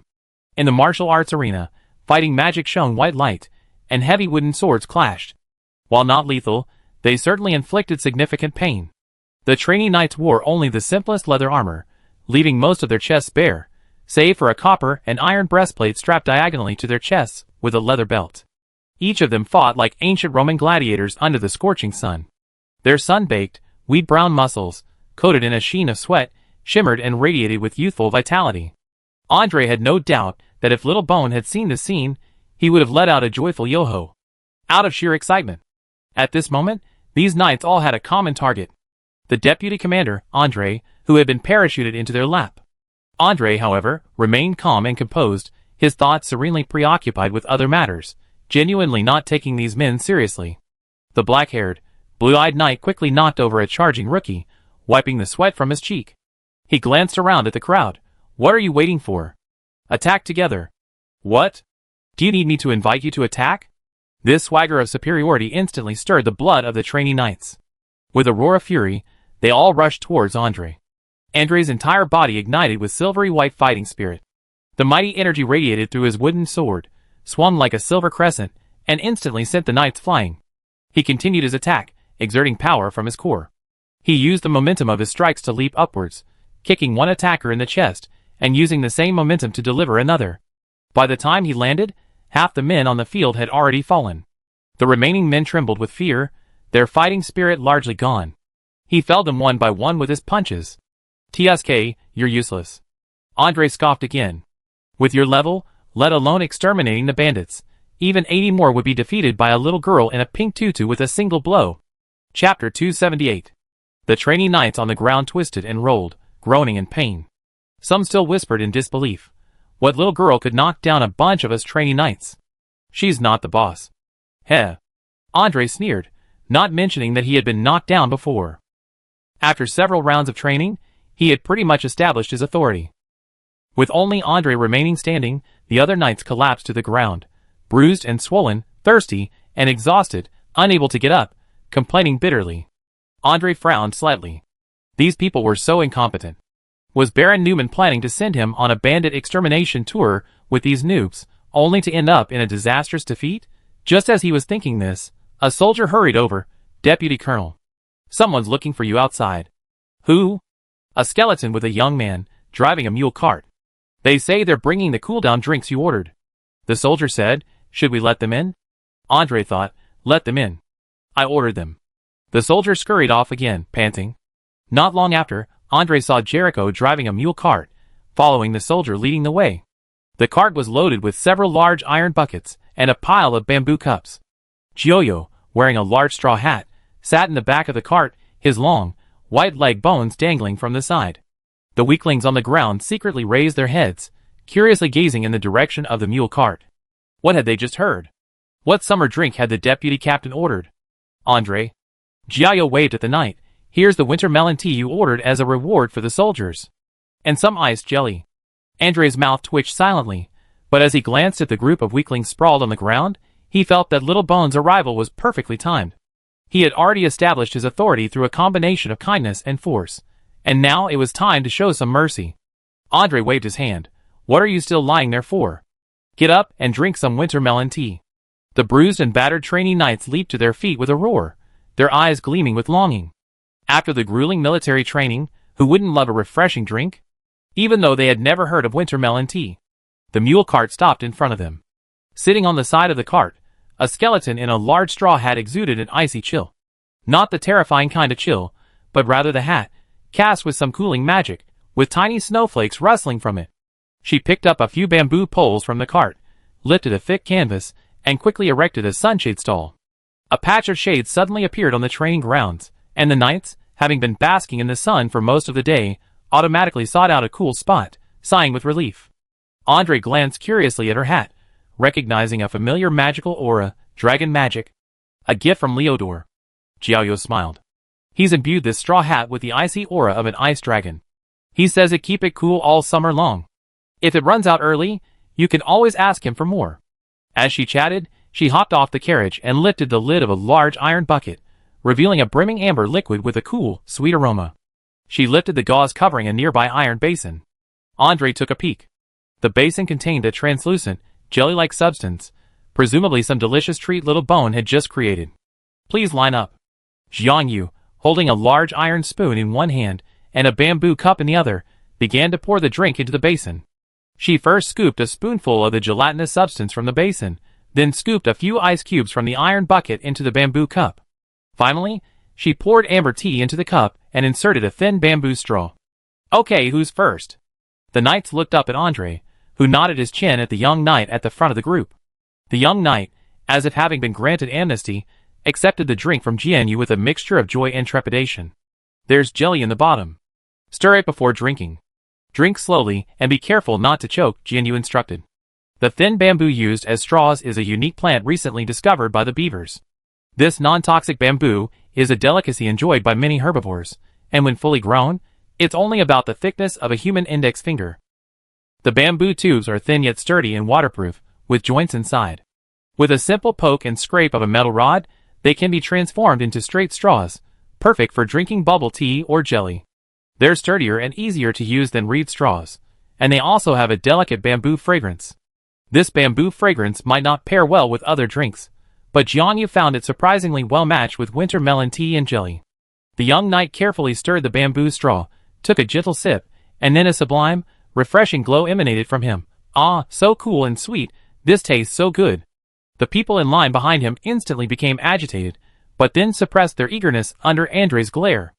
Jiao couldn't help but chuckle at their anxious yet fearful expressions. The scene was truly bizarre, but the drink was truly enticing, especially for the apprentice knights, who had been beaten under the scorching sun for most of the day. It was like travelers in the desert finally discovering an oasis. Even if they were told the water was poisonous, they would still drink it. Thankfully, the skeleton's movements were quick and even, each cup containing the exact same amount of jelly, ice, and winter melon tea. Soon, the young driver also lifted the lid of another iron bucket and began helping to dispense drinks. The queue immediately split into two, and progress was much faster. Andrei waved to the first young knight to try the new treat, and the young knight approached timidly. Deputy Captain? Go inside and ask the clerks to come for tea, Andrei said. The young knight sighed, teacup in hand, and ran off. Not long after, all the clerks working in the order came pouring out and joined the queue. The chief clerk, Winchester, whose legs were weak, limped out on crutches and stood beside Andrei. Andrei gestured to the queue. Hey, summer cooling benefits. Should we reimburse you for them? Since it's a benefit shared by the entire branch of the order, it can naturally be paid for through the public account. The chief clerk, Winchester, nodded in approval. This summer has been exceptionally hot, and everyone certainly needs some benefits. The two exchanged a smile, and reached a consensus quite smoothly. Chapter 279. Cooperating with intelligent individuals is so simple. Despite no prior discussion, with just a few words and a few glances, Takumu, Andrei, and the current Winchester clerk successfully executed a combination of kindness and severity on Andrei's new subordinates. Even the funds for rewarding the knights were paid for by Baron Newman. All the winter melon tea they brought was sold out. After collecting the buckets, Jiangyu gave Winchester the clerk a frank price. Winter melon tea is 10 nickels per liter. Winchester's clerk gave him a knowing smile. I understand. Regular winter melon tea is 10 nickels per liter. Adding ice adds another 10 nickels. Plus, the jelly. Well, jelly is hard to make, so it's naturally expensive. Not to mention shipping it all the way here, plus the transportation costs, labor costs, heat stroke prevention fees, and stall taxes. He rattled off a long list that made Jiangyu dizzy. Finally, Xiao Gutu, dazed, held the 3 gold coins the clerk had given him, and signed his name, and the words money received on the long receipt. Winchester folded the bill, and put it away. Thank you for your hard work. If you have any new delicacies next time, please be sure to send us a batch. Jiao had never encountered a trading partner so eager to pay. Overwhelmed by the sudden surprise, she nodded dazedly, sat down on the carriage, and waved to Andrei. We go back first. Andrei nodded to her and Jericho, but the apprentice knights were even more excited. They jumped up one by one and said, Goodbye, manager. Next time, let's go to the store for winter melon tea, manager. Amid the laughter, a few discordant voices emerged. Someone muttered, Humph, winter melon tea and jelly. So effeminate. A real man should drink strong liquor. Andrei frowned and looked in the direction of the voice, secretly memorizing the identities of the people. But before he could say anything, he saw the other apprentice knights glaring at them with indignation. They were the first to retort. What are you talking about? I didn't see you guys eating less just now. That's right, you guys are the ones eating the most. If you don't like it, don't eat. I want a couple more drinks. Come on, let's go to the field and practice a few laps. Let's show them what a real man is. The knights carried the man away. Not long after, the sound of wailing and screaming could be heard from the field. Andrei, As expected, the friendship between men is forged through fighting and eating. The Winchester clerk casually asked, By the way, have you read the latest newspaper from the capital? Not yet. Anything new? Andrei continued casually, his tone equally nonchalant. Some interesting news. The Winchester clerk casually pulled a neatly folded newspaper from his notebook. We not only have a new duke, but also a marquisate. If you don't mind, I already read the newspaper. Please take it if you like. Oh. Andre took it. That's much more convenient. Thank you. The newspaper in his hand had an unusual weight, but Andre's expression remained unchanged. He didn't open it immediately to read, but rather tucked it in his elbow. Just finished my work for the day. Hey, over there, clean up after you're done, and pack up. Yes, Deputy Colonel. Yes, boss. Today's training for the new recruits had clearly been quite effective. Most of the rookies and the troubled veterans had gradually warmed to him, and the remaining, less sociable individuals were well worth investigating. Andre quickly packed up and rode home.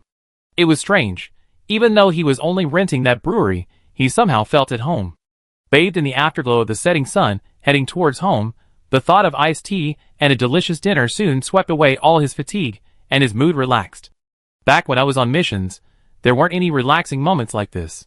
He muttered, recalling the time he'd been alone and leading Jericho deep behind enemy lines, moments of isolation and helplessness, and times of unbearable suffering and silent endurance. Compared to those times, the mission in Eston West wasn't the easiest, but it was definitely the best and most heartwarming. This was all thanks to that uniquely styled little bone.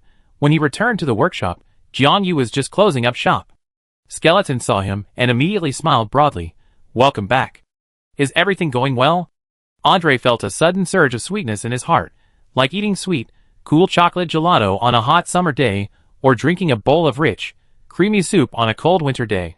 Come to think of it, the five-fingered hairy peach and pig's feet soup was also quite good. Yeah, it went very well. You've been a great help today. Andre led the horse to the stable, and saw fresh alfalfa and fermented bean curd dregs in the hay trough. Excellent horse feed. Diego snorted with delight, and eagerly burrowed into the stable, not even sparing a glance as Andre removed the saddle and brushed his fur. Andre, He felt a twinge of warmth and a chill at the same time. He carried the saddle into the house, retrieved the newspaper given by the Winchester clerk from the saddlebag, and entered the small dining room. The guests had long since departed, and the small dining room was now empty, perfect for him to ponder the intelligence. The newspaper was neatly folded, but Andre sensed a strange weight and thickness as he opened it. He carefully unwrapped it, and found a record hidden within. It detailed Baron Newman's covert allocations of manpower, supplies, and funds over the past few days, truly crucial intelligence. The newspaper itself wasn't just a piece of waste paper, it indeed contained the latest events in the capital. His Majesty had indeed defied the opposition, and appointed Winston the Duke of Huntington. The fiefdom granted to Winston was the crescent-shaped territory that bordered the rock and iron giant, and had belonged to the Duchy of Huntington during the days of the Kingdom of Derman. This was the fiefdom of successive Grand Dukes of Huntington, and a crucial military asset held tightly in the hands of the current king. Now that His Majesty had granted this important territory to Winston, it was hard not to speculate. Many had begun to speculate about the relationship between Winston and His Majesty, but the blonde Winston and the dark-haired king appeared quite different on the surface, so no one had yet considered the possibility of father and son. Since His Majesty had no legitimate children, some speculated that he was considering appointing a successor. Chapter 280. His Majesty is truly courageous, Andre muttered. He actually pulled it off. His Majesty likely didn't make public the fact that Winston was his son. This would have hindered his attempts to hand Winston his trump card, especially from the most loyal royalists. The nobles of the old Delman clan, whose highest title was only a marquis, would likely not be pleased to see someone suddenly appear and overtake them. As a result, two factions, usually at odds with each other, suddenly united in opposition to the king's decision. Just thinking about this tense situation gave Andre a headache. Brother, you worked so hard. He sighed, turned the page, and read another piece of news. Vivian von Leicester, daughter of the Marquis of Leicester, has appeared in the royal parliament. It's reported that she has received special permission from His Majesty the King, becoming the first single woman to enter politics. Vivian von Leicester, a rising political star who will soon turn 21, has already sparked a seismic shift in the capital before even beginning her social life. A week ago, her name suddenly appeared on the latest supplementary list of members of the royal parliament. Miraculously, she effortlessly secured 5 special votes, thus, using a previously unused special rule established by the parliament, making her a dark horse entry into the royal parliament and becoming the most sought-after female MP. As of the time of this news release, Miss Leicester has successfully taken the oath of office in Parliament. She declared that she will focus on the welfare of the poor and women in the kingdom, and speak out against injustice. Will this daughter of the Marquis bring about radical change to the royal Parliament, Rumor has it that His Majesty the King also holds Vivian von Leicester in high regard, and is considering prematurely conferring the title of Marquess of Leicester. We still don't know whether His Majesty's decision was influenced by Miss Leicester's friendship with a newly appointed duke, or whether it will alter the balance of power between the royal parliament and the nobility. Wow! Andre read the news several times in shock. Vivian is truly worthy of her. 2 weeks ago, she was still considering her debut at a social ball, and 2 weeks later, she's already entering politics. Thinking of the incredibly powerful pink cannonball, he shuddered. However, tucked into the newspaper page was a note, clearly written by the current actor who plays the Winchester clerk. According to the latest news, Duke Winston will soon be traveling to the Northwest Frontier Territory to take over the Northwest Frontier Army. To avoid difficulties in communication, poor information flow, and the burdensome workload of juggling multiple roles that could impact Shadow Army affairs, Duke Winston has resigned as chief of the Shadow Army's spies. His Majesty the King has appointed Miss Vivian von Leicester to take over. Duke Winston will fully cooperate with Miss Vivian to complete this succession. Andre was silent for a moment. You two are truly worthy of this. Then again, Andre thought this was a good arrangement. The Shadow Army's spies were originally controlled by Count Mordor. As Count Mordor's niece and a true descendant of the Mordor clan, Vivian was more suited to lead this vital force for the royal family than Winston, who would soon become the crown prince. However, these changes seemed to reveal His Majesty's considerations, Andre pondered. He felt that His Majesty was intentionally transferring his eldest brother from his dangerous spy position. The Northwest Frontier might seem dangerous, but it was the product of the Huntington family's long-standing management and defenses, and in reality, it was much safer than the embattled capital. And handing over the spying to Vivian, who shared Winston's affections. Well, this whole operation seemed to be a promotion, but a demotion for Winston, but in reality, it kept the benefits within the family. He flipped through the newspaper again, finding no further valuable information, so he destroyed the handwritten note, and took out the record about Baron Newman, carefully studying it. But after just a few glances, Andre couldn't help but frown. Baron Newman's behavior was particularly suspicious. For some unknown reason, he was frantically transferring large sums of wealth through unknown channels, even using numerous trusted confidants to carry it. Even more intriguing was that, with Baron Newman's publicly known assets and territory, even if he were allowed to manage it for another 100 or 200 years, he would definitely not be able to possess such a large fortune. Where did all this money come from, and where did it go? Andre's slender fingers stroked the paper. How did a mere baron acquire such wealth that rivaled that of a nation? And who were the bandits targeting Baron Newman? To be honest, at first, Andre thought the robbers were a hidden pawn set by Winston to disrupt Baron Newman. Therefore, ever since arriving in West Easton, he had intentionally or unintentionally avoided them. But after Baron Newman assigned him this mission, Andre checked with Winston, and Winchester's clerk and discovered that the robbers were indeed not their own. Their origins were unknown, but they were powerful, and they seemed to have some old grudge against Baron Newman and the nobles. They were elusive, but spared ordinary people, targeting only nobles and wealthy merchants who were dependent on Baron Newman. But then again, this might just be an illusion. After all, ordinary people were poor and not worth dealing with. Thinking of this, Andre put away the notebook, fetched the key to the clue box, and went to the front hall to collect a wave of clues. It had to be said that the idea he and Jiang Yu had brainstormed was indeed effective. Just one afternoon later, the clue box already contained a small basket of slips of paper. Andre took them out, spread them out, and examined them carefully, discovering quite a few clues that seemed worth investigating. The power of the masses is boundless. Even the illiterate, tempted by the 3 limited edition dishes, devised all sorts of strange designs and symbols to express their feelings. Many even brought town maps and marked suspicious locations. There were locations where robberies were rumored to have occurred, where suspicious individuals had been sighted, and even drawings of suspected robber hideouts. While the authenticity of these clues was questionable, Andre felt the need for a thorough investigation. After all, given the deliciousness of Little Bones' dishes, Andre felt that even a robber would be tempted to betray his companions for a rare opportunity to try them. He didn't believe in the existence of any trust among these thieves. Chapter 281. Jiang Yu hummed a song as he happily prepared tonight's staff meal. Outsourcing the preparation of semi-finished ingredients was indeed a very good idea. All day today, there was no shortage of tofu-based ingredients.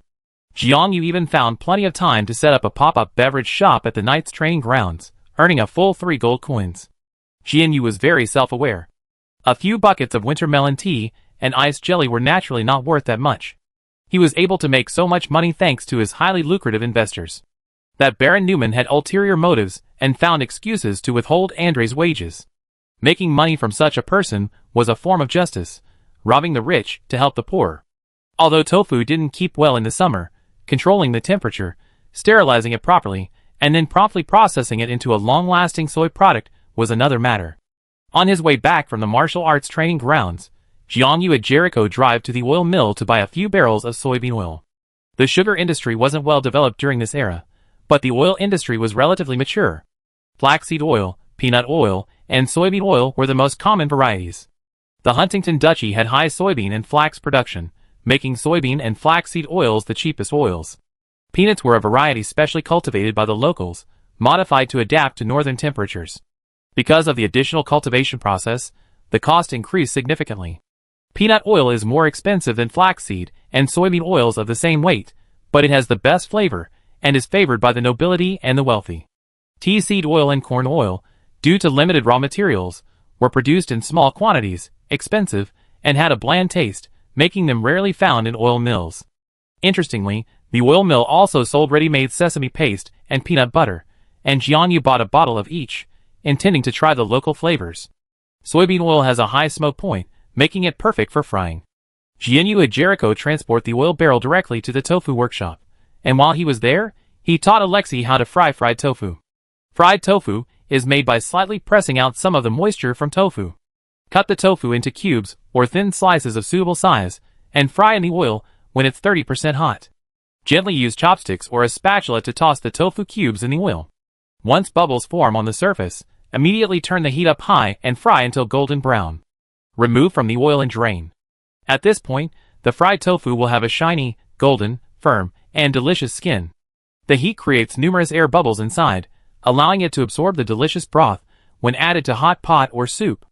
This fried tofu is incredibly delicious simply cooked, and Takumi knows even more ways to prepare it: deep fry it, bake it, and serve it crispy with chive salt as a side dish. Stuff it with meat, drizzle it with soy sauce, and steam it.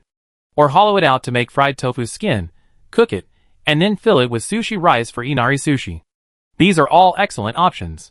Back from the tofu workshop, Takumi and Jericho brought home a large basket of freshly fried tofu, and a few pieces of juicy, tender tofu.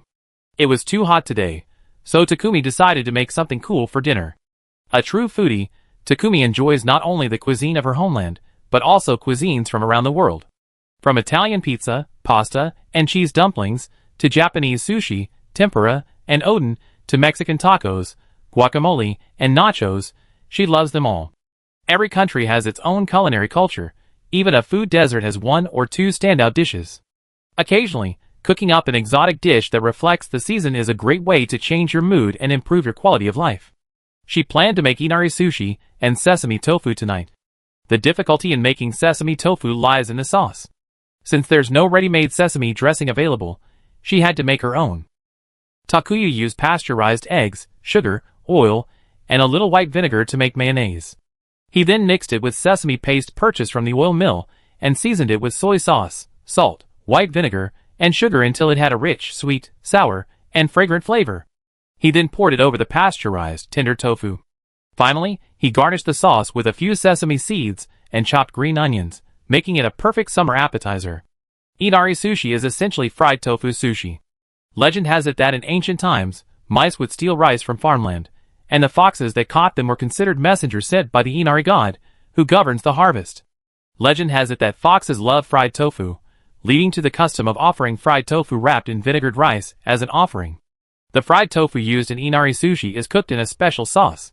The sauce is simple: salt, soy sauce, sugar, mirin, sweet rice wine, and some ground bonito flakes.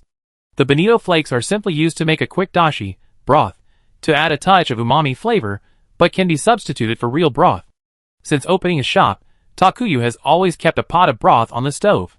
The ingredients for the broth change frequently, focusing on using whatever is available: chicken bones, duck bones, pork bones, beef bones, seafood, all perfect ingredients for making the broth. The clear, skimmed-off broth is the perfect seasoning. A casual spoonful of broth added to any dish will elevate its flavor. Adding a little to soup or noodles will make it extra delicious. Cut the fried tofu in half and hollow out the inner core, transforming the square block into a rectangular, half-open fried tofu skin. Takuya simmered the skin in the broth over low heat, gently stirring with long chopsticks until the skin was evenly colored and flavored, a moist, slightly dark golden color. Then, remove the skin and place it on a wire rack to cool and drain any excess broth. Nasha brought steamed rice. Takuya mixed sushi vinegar with a little sugar, salt, and rice vinegar, sprinkled it evenly over the rice, and tossed it with a wooden spoon. Once the steam dissipated, the rice grains were distinct, crystal clear, and exuded a sweet and sour, appetizing aroma. Takumi nodded with satisfaction. He took the cooled fried tofu skin, stretched it out into a small pocket, filled it with rice, and folded the skin over to seal it. Glossy golden, saturated with broth, the triangular pockets lay neatly arranged on the plate. The subtle sweet aroma whetted the appetite. Nasha, standing nearby, was already wide-eyed and drooling. Takumi, It's definitely not just foxes who love fried tofu. After the inari sushi and sesame tofu were finished, the main course and side dishes were ready. There was still quite a bit of fried tofu left. Takumi glanced at the remaining ingredients in the kitchen, planning to make another bowl of winter melon soup. Chapter 282. Today's winter melon tea was selling so well that Jiangyu suddenly had the urge to go to the Kingdom Knights this afternoon to make some money. Oh no, to send warmth. So he urgently bought another large winter melon. Most of the winter melon had already been cooked into winter melon tea, but there were still about 2 turns left, perfect for mixing with the remaining broth to make a refreshing and cooling winter melon soup. The long-simmered broth was brought back to a boil, and ginger slices and winter melon were added. Fried tofu was added for a touch of meaty flavor. Before removing the pot from the heat, freshly cleaned seashells were added and quickly boiled twice. When the seashells opened, revealing their tender and plump flesh, they were ready to be removed from the heat. The soup combines the rich flavor of the broth, the savory taste of the seashells, the fragrant aroma of the fried tofu, and the sweetness of the winter melon. Seasoned with just a simple salt, it is a classic summer soup. Just one bowl will quench your thirst and replenish your energy. Lost salt and water were fully replenished, instantly bringing relief from the toes to the hair, from the stomach to the heart, and every pore in the body instantly opening. Guangdong may be scorching hot, but steaming hot, traditional Chinese soup remains a local favorite. This flavor is indescribable, only those who have truly tasted it will truly understand. Today's takeout was incredibly popular, and the meat and vegetables were all gone. Jiangyu slaughtered the few remaining fish in the barrel. In hot weather, even with daily water changes, the fish tend to become sluggish, so it's better to slaughter them while they're fresh. The steamed fish with fermented black beans arrived, along with a serving of blanched choy sum, and tonight's dinner was complete. The dishes weren't many, but the portions were generous. Shouldn't it be enough to feed her large group of food-loving employees? Right? Jiangyu suddenly felt a pang of guilt. Birds of a feather flocked together, but weren't her employees, who love food, getting more and more of them? Could she really afford to support so many foodies in the future? On second thought, she felt relieved. After all, the wool comes from the sheep. The boss earns the salary, and the employees earn it. We can always make ends meet. Let's eat. The daily evening staff dinner began promptly. Everyone had long since adapted to this routine. While Jiangyu and Nasha cooked, they cleaned the shop, arranged the tables and chairs, took care of the children, set the tableware, and rushed back and forth to help serve dishes and mix drinks. When the 2 chefs, who had been busy for a long time, came out, they could take a seat and enjoy the fruits of their labor. Jiangyu greatly enjoyed this harmonious atmosphere. Everyone had their own responsibilities, and no one was pushed onto a specific person. Even Xiaolong, who was eating for free, obediently acted like a portable air conditioner, bringing a refreshing breeze to the shop. There's both effort and reward. Such a life is both comfortable and fair, always filling us with anticipation for tomorrow. Tonight's dinner is inari sushi, sesame tofu, steamed fish with fermented black beans, winter melon and scallop tofu soup, and blanched choy sum. Everyone, please feel free to enjoy. The soup bowls were passed around. After spending so much time with Takuya, everyone had developed the habit of drinking soup first at dinner. Of course, there was also the habit of putting their own portion onto their plates first. In addition to their delicious dinner, Alexei and the little spiderlings each received a small, golden pink soul fire, advertising money from the dwarf tinkerer Tux. Takuya was worried that consuming too much soul fire at once would trigger a transformation, so he divided the soul fire into 9 petals. This small amount shouldn't cause any problems. The soul fire was indeed having a significant effect on the spiderlings. The most noticeable effect was that they no longer looked hungry even when their bellies were bulging. The children's appetites had become more normal, and their complexions had noticeably improved, with a faint rosy glow. Alexei had a busy day today, but she was in exceptionally good spirits. She was talkative, chattering about her day, seemingly delighted. We have a large backyard with an old chicken coop. I'm thinking of cleaning it out and picking out a few chicks from the market tomorrow. I used to be quite good at raising chickens back home. Sure. Jianyu was very supportive. Fermented bean curd dregs make excellent animal feed, great for chickens and horses. I even fed some to Diego today. A well-raised chicken will taste naturally delicious even without any other ingredients. Cantonese people call high-quality, fresh, and tender chicken liongji. If chicken is delicious, it's delicious no matter how it's prepared, poached, with soy sauce, steamed, casserole, braised.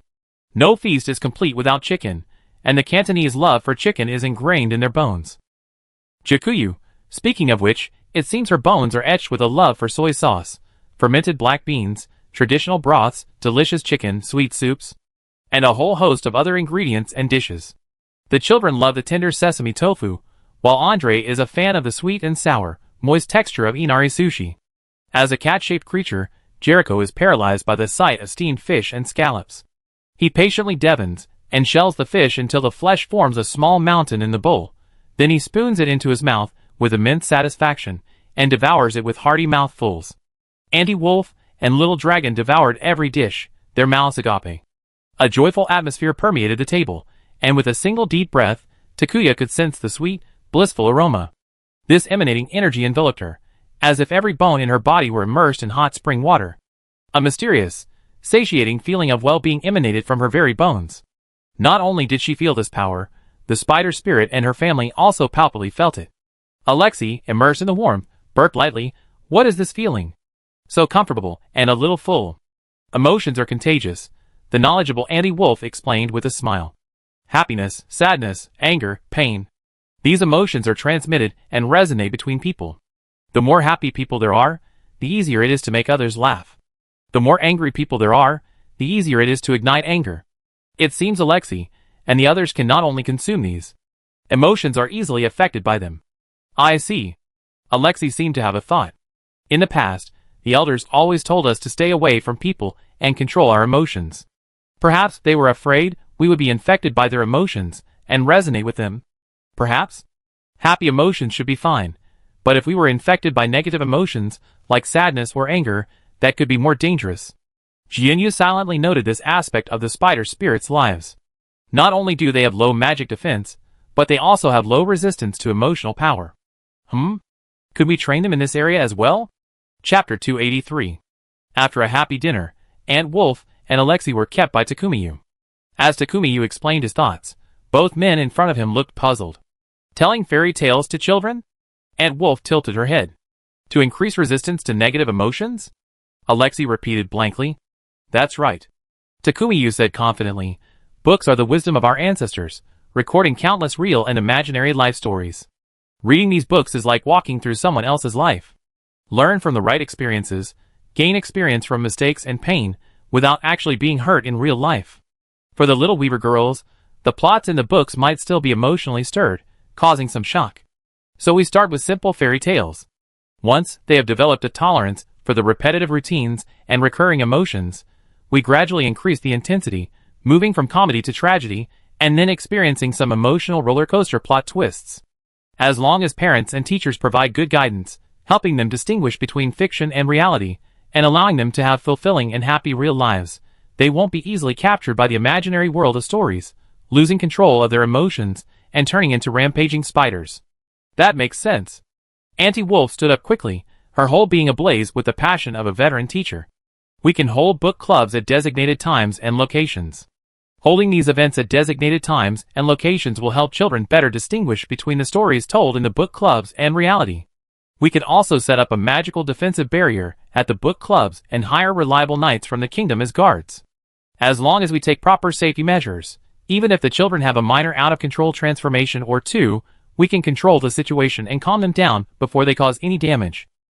As soon as she finished speaking, the three of them's eyes flickered to Andre, who was sitting at the bar, examining clues. Andre, more strange tasks. But no matter how you look at it, this has numerous benefits. On the small hand, it prevents the rampaging spider spirits from threatening nearby residents' property and lives, thus maintaining public order. On the large hand, if Little Bone and the others succeed, they can finally stabilize a dangerous magical race, saving its future and the tragic fate of others, who might otherwise be slaughtered by the out-of-control spider spirits. Andre's eyes softened as he looked at Takumu, filled with approval and admiration. How could Little Bones so easily come up with such brilliant ideas that could shake up this country, and even the world? Okay, set a time. I take it, Andre said. Great. Jiangyu and the others cheered, and then Jianyu said, I can provide sweets and desserts for the book club. Who doesn't love a snack while reading a novel or watching a TV series? Whether it's comedy or tragedy, potato chips, milk tea, taro balls, or double-skim milk go perfectly with it. Nasha, who had just finished cleaning up the kitchen and was about to leave work, happened by. She slurped her saliva and raised her hand tremblingly. Hey! I want to help too. I know a few words, and I want to learn more. She also wanted to listen to stories and eat dessert. Great. How about starting tomorrow night? The venue is at my house. Auntie Wolf said, this will make it easier for everyone to come and go, and it also give the children a sense of detachment when they go home after listening to the story. Auntie Wolf looked at Nasha and added, if it's too late, Nasha can bring a change of clothes and stay at my house for the night. I have a spare room. Okay. Nasha replied happily. The matter was happily settled. Everyone went home, looking forward to the next day. Jiangyu closed the door and sat down next to Andre. He took out his business journal and leaned over the bar to carefully record the accounts. He also planned tomorrow's dessert and made a list of ingredients. Red bean paste and mung bean soup could both be made. Double skim milk can be made with simple ingredients.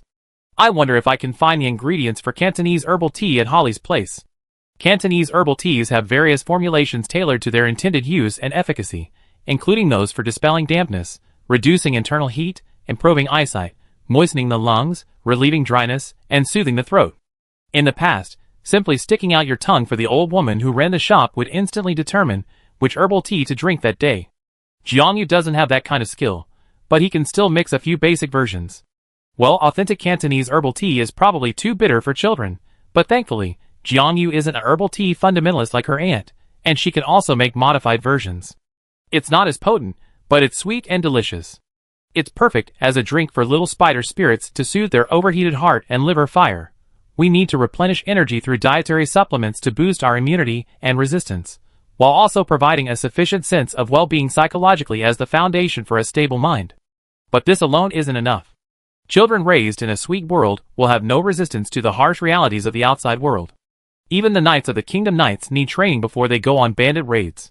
Girls, before stepping out of their parents' protective umbrella and facing the oppression of the world on their own, need even greater spiritual growth and training. Appropriately experiencing negative emotions, like sadness and pain in fictional stories, can not only help little spiders build up their mental defenses, but also promote emotional balance and mental health. Whether it's food or life, you need to experience the sweet, sour, bitter, spicy, and salty flavors. Constantly eating sweets raises your threshold, making food seem bland. Occasionally changing your taste buds can actually activate the brain's corresponding senses, stimulate the body's release of chemicals like adrenaline, and release accumulated stress. So, after watching too much comedy, watching tragedy can be quite healthy. Chewing the pen, Jiangyu cleared her chaotic thoughts. She wrote down the recipe and ingredients she had decided on in a small notebook, calculated the required amounts, and then took out her contact book for Holly. She sent him a brief description of the herbs she was looking for, their properties, their medicinal effects, and the herbs she planned to use with them. This herbal recipe from her world needed to be locally adapted. First, she would need to find a corresponding variety from this world, if any existed, then determine the specific medicinal effects and toxicity of the varieties from this world, especially the changes in the medicinal properties when using several herbs together. Only after undergoing magical testing and animal experiments could it be administered to humans. All medicines are toxic. They should not be treated lightly. Chapter 284. Jiangyu was writing intently, not noticing when the knight beside him paused to read the clue slips. He quietly rested his chin on his hand as he watched her bury herself in her writing. Andre had been incredibly busy these past few days, daily mulling over how to train troops and suppress bandits. Not only did he have to diligently complete the tasks assigned by Lord Newman, but he also had to secretly investigate his immediate superior. He was truly burning the candle at both ends, exhausted. The clue slips beside him, with their messy handwriting, numerous typos, and even symbols and patterns, were like codes. After deciphering two, Andre felt a surge of irritation well up in his heart. He silently pushed the slips aside, but his gaze was involuntarily drawn to the little skeleton beside him. The little skeleton quietly went about her work. Each time she reached a point in her thought, she would pick up her pen again and scribble her conclusions on the paper. In the quiet night, a rhythmic rustling echoed in his ears, and a magical coolness circulated through the shop. Outside the window, the chirping of cicadas and frogs drifted in from afar like waves, occasionally punctuated by the gentle snoring of the dragon next door. Amidst these sounds, the air of a summer night gradually filled the air. Andre's hand, resting on his cheek, gradually slipped away, and before he knew it, the knight slumped over the bar, his eyes closed. An indescribable trance overcame him, clouding his consciousness. Between sleep and wakefulness, his soul floated comfortably in the air, surrounded by coolness and tranquility. In this mysterious and wonderful, completely relaxed comfort, he imagined a beautiful woman sitting beside him. She had soft black hair, a round face, large, bright eyes, a relaxed, peaceful smile, and two adorable dimples on her lips. At first glance, she looked thin and frail, but up close, one could sense a vibrant, resilient vitality. Little bones. Andre murmured, his breathing gradually becoming heavier as he fell into a deep sleep. Xiaoyu handed the finalized order form to Holly, and looked up to find Andre slumped over the bar, soundly asleep. A tangled mess of clues lay haphazardly beside him, making him look like a student who had fallen asleep mid-study. His head rested on his hands, his face tilted towards Jiangyu. He seemed to be having a sweet dream, a faint smile on his face, and he looked incredibly relaxed and comfortable. Oh! Jiangyu couldn't help but chuckle. He fell asleep. What should I do? Andre was sleeping soundly. Being disturbed right now would be incredibly uncomfortable. But sleeping on his stomach for too long would definitely make him sore all over the next morning. A stiff neck and twisted neck would be even worse. Jiangyu was still debating whether to wake Andre when a piercing scream echoed through the air, shattering the peaceful night. Andre sat up abruptly, ready for battle in an instant. He grabbed the sword he had left behind the bar and ran out. Jericho, in his cat form, also sprinted down from the upstairs, transforming into a cat-eared boy upon landing. The sound came from 3 blocks away. Let's go! Andre said, turning back to Jinyu. It might be those robbers doing it again. Lock the doors and windows, and don't come out. The knight and his entourage ran out the back door, and disappeared into the night. Jiangyu locked the front door and, as he was closing the window, noticed Auntie Wolf's window had also opened. Auntie Wolf poked her head out and peeked in. Xiaoyu, did you hear that scream? What happened? We don't know yet. Andre and the others have gone to check. Jiangyu replied, and then he saw a large silver dragon's head poke out from the barrier on the other side. The sleepy little dragon's eyes gleamed with curiosity. What happened? I really want to see. The trio of gossipy neighbors, though, to be honest, none of them were human, exchanged glances, a tacit understanding forming. Andre followed the sound. Halfway through the chase, Jericho's sensitive nose detected the scent of fresh blood. Master, this way. They crossed the north-south alley and ran another 2 blocks before they came upon the bloody scene. A convoy had clearly been attacked. The vehicle overturned, its cargo vanishing. A horse, its legs severed by some trap, was dead, its neck drenched in blood. At the intersection lay several blood-soaked corpses, their heads torn apart and their stomachs ripped open. The air was thick with the stench of blood. Andre, with a solemn expression, pulled a silver whistle from his pocket, brought it to his lips, and blew. The sharp whistle echoed through the night air. A few minutes later, a squadron of knights on night patrol rode up.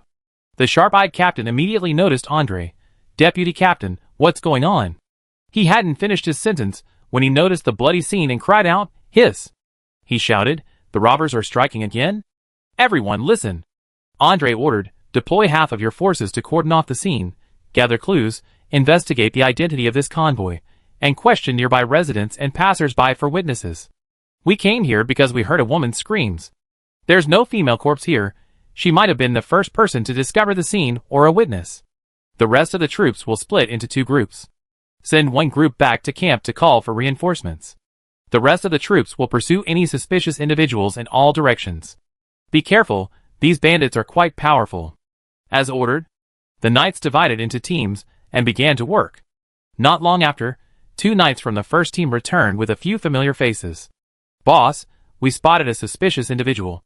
Andre, squatting on the ground, searching for clues, turned around and saw Annie Wolf and Jiangyu riding a small dragon.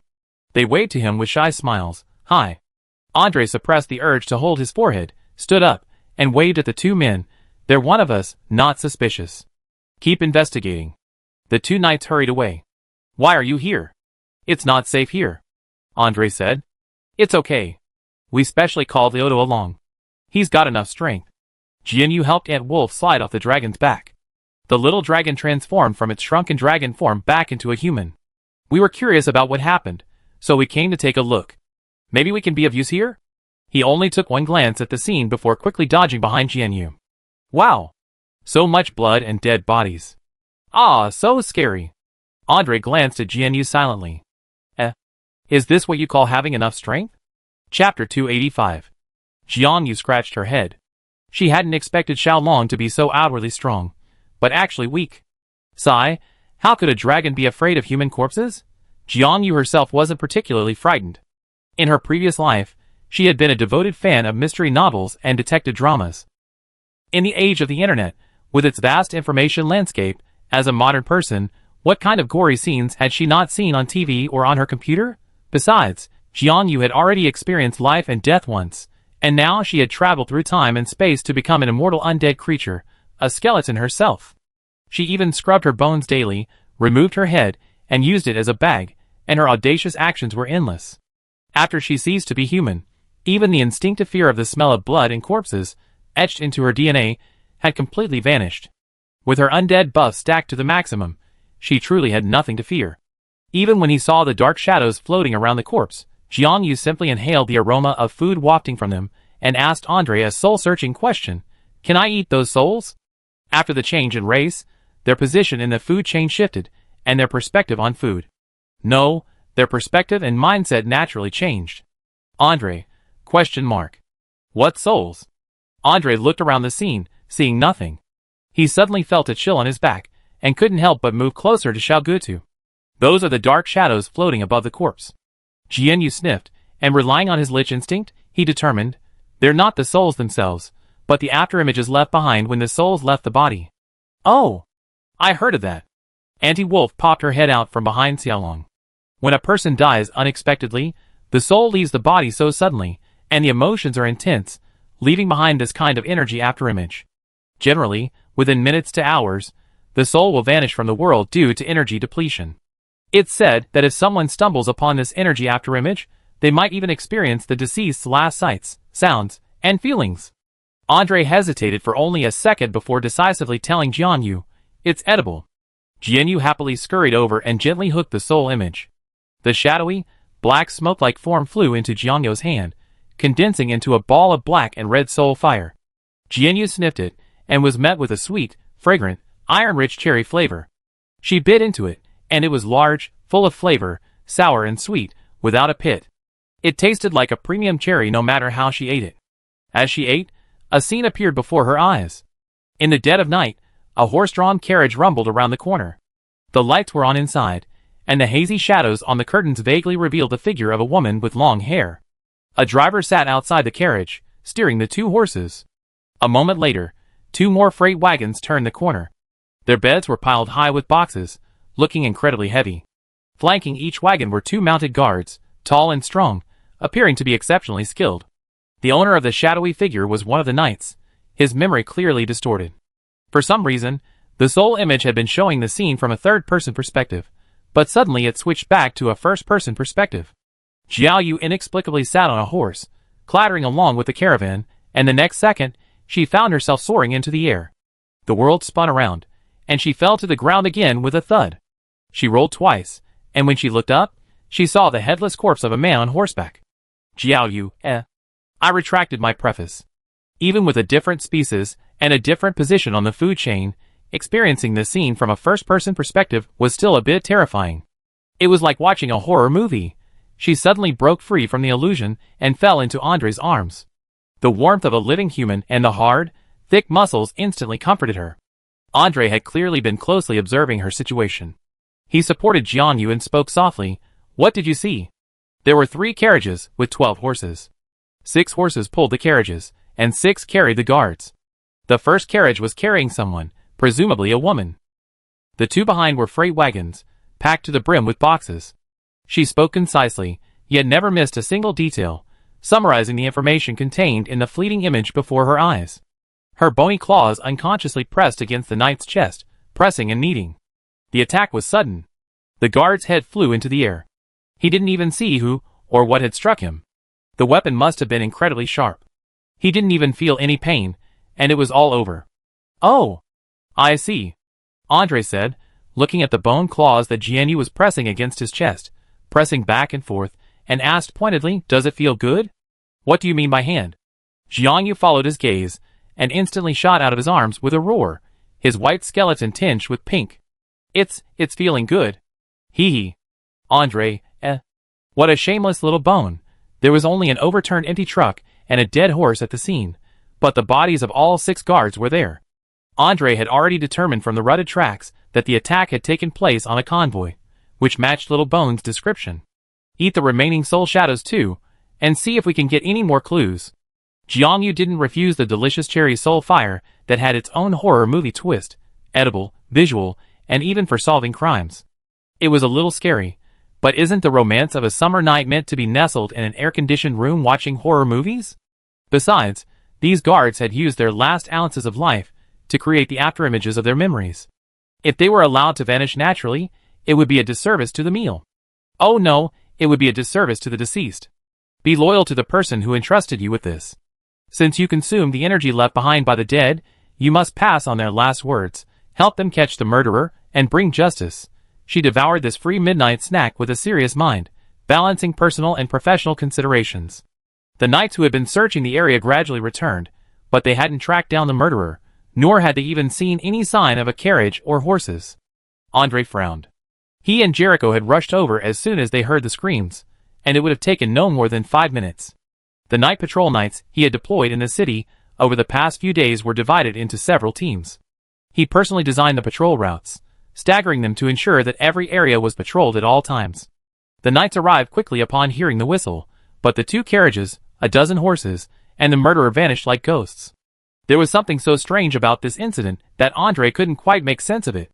Chapter 286. The soul energy left behind by the deceased is different from simple emotion. It is a memory, and unlike the simple flavor of emotional soul fire, it doesn't taste like a single flavor. Jiangyu felt it was more like a prepared dish or fruit, with a complex texture and multi-layered flavors. Just like the soul energy she ate this time, each one was like a large, delicious JJJJ grade cherry. Not only was it sweet and refreshing, making Jiangyu feel elated, but it was also incredibly energizing, causing her to burp twice, her mouth filled with the aroma of cherries. Of course, besides being incredibly full, her magic power overflowing from her bones, she also gained a number of clues. The 6 guards didn't die simultaneously. The guards riding in front were the first to be attacked, while those behind them were on guard. A mere 3 to 5 seconds wasn't enough to make the difference between life and death, but it was enough for them to clearly see the murder weapon. The weapon they used was a sharp, extremely tough wire. When stretched straight, it could cut through iron like mud, even easily breaking their necks. Jiangyu gestured excitedly at Andre. Finally, the guard spotted the figure of an attacker. The man was tall, completely shrouded in a magical hooded robe and a black mask, making it impossible to discern his true appearance. But the garment had an intricate pattern, with several recurring symbols. She pulled out her small contact book and recreated the scene she had seen in that memory. Andre pulled his own notebook from his pocket, glanced at it, and his expression suddenly became serious. This is the attire of someone from Evil Eye Moon. The robbers are from Evil Eye Moon. The long-sought criminal gang had finally surfaced, and Andre's spirits lifted. He summoned his men, asked for a sheet of paper, and used carbon copy magic to copy the image from the contact book onto a blank sheet of paper. Print this portrait as a bounty, and post it throughout the city. Search for this criminal and his gang. Have the Winchester clerk prepare the reward. If anyone is willing to provide information, it will be paid once the information is verified. He learned this trick from Takumi, but since the money could obviously be paid out of the public account, Andre didn't intend to pay it himself. Yes, The men had thought today's robbery would be another abrupt end, but they hadn't expected their commander to produce a picture of the killer. Though the man was masked and hooded, it was still a real clue. The young knight looked at Andre with admiration. It seemed this deputy captain was truly capable, no mere parachuted in fool. Also, the overturned carriage has the jeweler China's trademark on it. Andre pointed to the carriage on the ground.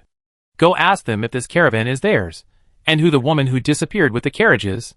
What kind of cargo are they transporting so late at night? The perpetrators concealed their appearance and identity, and their elusive nature made them difficult to find. But since they decided to attack this caravan, and were able to kill so many strong men in such a short time, evading the kingdom's night patrols, and quietly absconding with the cargo, horses, and people aboard, this must have been a carefully planned act. It couldn't have been a spur-of-the-moment decision. These robbers. No, more like the evil Amun's men, must be after the China family's goods. China, the jeweler? Jiao thought the name sounded familiar. Why do I feel like I heard of him before? Of course you have. Andre quickly sent his men to their work and turned to Jiangyu.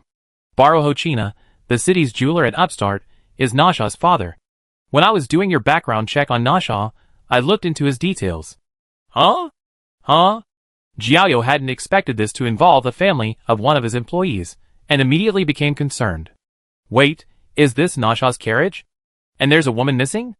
We have to go to Nasha's house to see if she's okay. Andre's meticulous approach to investigating cases meant he wouldn't miss a single clue. Nasha was a member of the China family, and an employee of Jiangyou's. He had to eliminate suspicion and ensure her safety. Andre had escorted her home before and still remembered her address. I take you there. Aunt Wolf and Leodore naturally followed, and the large group headed towards Nasha's home. The courtyard where Nasha had lived with the nanny, who had cared for her since childhood, was not far from here. Starting from the scene, the group walked west for 2 streets, turned south, and saw a row of somewhat dilapidated courtyards. Nasha's home was the third one. The houses and courtyards were completely dark, not even a light was on. Concerned for the safety of his employees, Jiangyu quickly ran into the courtyard and knocked on the door. Fortunately, the light soon came on. A hunchbacked old woman opened the door. Seeing the skeleton at the door and the crowd behind her, she was shocked. Ah! What are you doing? We are very poor, not worth robbing. Old lady, Jiangyu said, don't be afraid. We're not bad people. Is Nasha here? I'm her employer, and I have something to tell her. The old woman clapped her hands suddenly, as if remembering something. Oh! You're the skeleton manager Nasha was talking about. Oh, look at my memory. I was so scared just now that I forgot. Come in, come in. Nasha should be asleep. I go get her. Nasha. 2 minutes later, Nasha, bleary-eyed and with suspicious traces of saliva around her mouth, hurried out of the room in her nightgown. Ah, manager. Why are you here so late? Did I do something wrong today? No, Jiangyu waved his hands. It's not about the store. She calmed the flustered worker, then explained, a big incident happened a few blocks over tonight. A motorcade was attacked by robbers. The trucks had the China logo on them, and a woman in the car was missing. We were worried about your safety, so we came to check on you. Huh? Nasha was stunned by the onslaught of information. Ah! Bang! The sound of shattering pottery was heard. Everyone turned to see an old woman with a shocked expression, a broken ceramic teapot at her feet. Something happened to the master? Is Miss Chersina okay? Chersina? Who is that? Takumi asked. She's my half-sister, 5 years older than me. Nasha said, Mammy was my sister's wet nurse when she was little. She took care of her until she was 5, when my father assigned her to look after me. Chapter 287. After her initial surprise, Nasha was the first to calm down. She maintained her usual indifferent demeanor, as if fame, wealth, and relationships had nothing to do with her. My father generally manages the family business. I heard he's been gradually training Chersina over the past few years, allowing her to gradually participate in the family business. But Mammy might know more about this aspect than I do. Nasha lit the oil lamp, illuminating the room, and swept away the broken pieces of the teapot. While I'm working in the workshop during the day, Mammy is free at home, so she sometimes goes to the old house to help out and earn some money. The old woman sighed. I don't know much, but I recently heard from the servants that Master Barrow used Chersina to establish a relationship with Baron Newman, the city lord. Not long ago, Miss Chersina and the city lord, Master Victor, got along very well, and the two families clearly had intentions of a marriage. Unexpectedly, Master Victor passed away at a young age, simply because he was away at a party. However, the Newmans didn't sever their ties. The Baroness still invites Miss Cursina to afternoon tea every day, and the Baron often asks Master Barrow to do things for him. I heard that Master Barrow made a fortune thanks to his relationship with the Baron. Giallo and Andre exchanged a glance, suspecting that what Madame had said might be related to tonight's case. Andre then thought of the intelligence reports about Baron Newman's recent frequent money movements. Barrow Hochina even sent a convoy to deliver goods late at night. Could it be Baron Newman's money? This place isn't far from the scene of the incident, and we don't know if the suspect intends to target the China family. For your safety, why don't you move to the workshop tonight? Andre said. Come to my place. Aunt Wolf offered. I have several spare rooms, and Nasha could help with the book club tomorrow night. Okay. Nasha didn't refuse. I go pack. Andre escorted everyone back to the workshop. The screams and the noise of the night searching back and forth had almost woken up the nearby neighbors, and every house inhabited by people was brightly lit. Many people opened their windows to chat remotely, asking each other what had happened.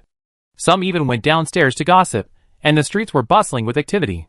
Giallo glanced at the silent, dark bookstore across from the workshop and tilted his head in confusion. Andre watched Aunt Wolf, Nasha, and the old woman return to their house before turning to Takumi and saying, I have to go to the Cherna family. We need to investigate this quickly. If we delay, the clues will disappear. Jericho and Leodore will stay at the workshop to protect you. Ah? Don't you want me to come? Takumi suggested. I think I can help. Not for now. Andre shook his head. At this stage, the investigation is just manual labor, investigating the scene, collecting evidence, examining the body, and running around asking questions. It's not certain we get any results. You have to open the shop tomorrow, so get some rest tonight. Oh, all right then. Takumi said with a hint of regret. Then be safe. Lock the doors and windows. Andre turned to Jericho, concerned, and said, Don't let her run out and join in the fun again. The murderer might still be hanging around. This is very dangerous. Yes, master. Andre's attitude was serious and solemn, and Jiang couldn't help but recall the stereotypes his friends had of certain classes in his past online games, as expected of a knight, so tough and reassuring. Although she was an undead lich, Jiang didn't take life and death so lightly that she would stubbornly run to the most dangerous place. Since Andre had said so, she obediently settled the little dragon, closed the doors and windows, and went upstairs to bed. Leodore, having just reached adulthood, might not understand many complex principles, but he understood that if he wanted to eat delicious food every day, he had to protect the chef. So he brought a small stool and leaned against the door, guarding it. After a while, his head tilted and he began to snore softly. Jericho, that's fine. A dragon's here, even if it's asleep. Andre was gone all night, and by the time he returned to the brewery, exhausted, the sun had already risen. He walked Diego to the stables and, yawning, entered through the back door. He was greeted by the familiar aroma of soy milk and fried dough sticks. There seemed to be an even more overbearing aroma. He peeked into the kitchen and saw Little Bone, wearing an apron, humming a song, holding a large spoon, standing in front of the wok, frying something with a sizzling sound. The nearby drain rack was overflowing with fried dough sticks and round, golden, greasy pancakes, their bellies bulging like small hills. Smells so good. What kind of pancake is this? Andre couldn't help but ask. Hey! You're back. Jiang turned around and flashed him a big skull-shaped smile. This is an oyster pancake. Xiaolong got the oysters this morning. They're super fresh and big. I also added cabbage, peanuts, and pork. It's packed with filling. This oyster pancake is also a classic snack from the neighboring provincial capitals on the southeast coast. First, a layer of rice and soybean paste is spread on a large, round spoon. The filling is then topped with a layer of rice paste to seal it in. Then, it's deep-fried in oil to set. When the surface is golden brown, the oyster pancake automatically falls off the spoon and slides into the pan. Oysters are an essential component of the filling, and the remaining ingredients vary depending on the price. Jiang has seen oyster pancakes ranging from 1 yuan to over 10 yuan in the regular market. The cheapest ones are just batter wrapped around tiny, almost invisible oysters, while the most expensive deluxe versions are filled with cabbage, pork slices, seaweed, oysters, dried shrimp, and peanuts, piled high and bulging like a small, pointed, round-bottomed mountain.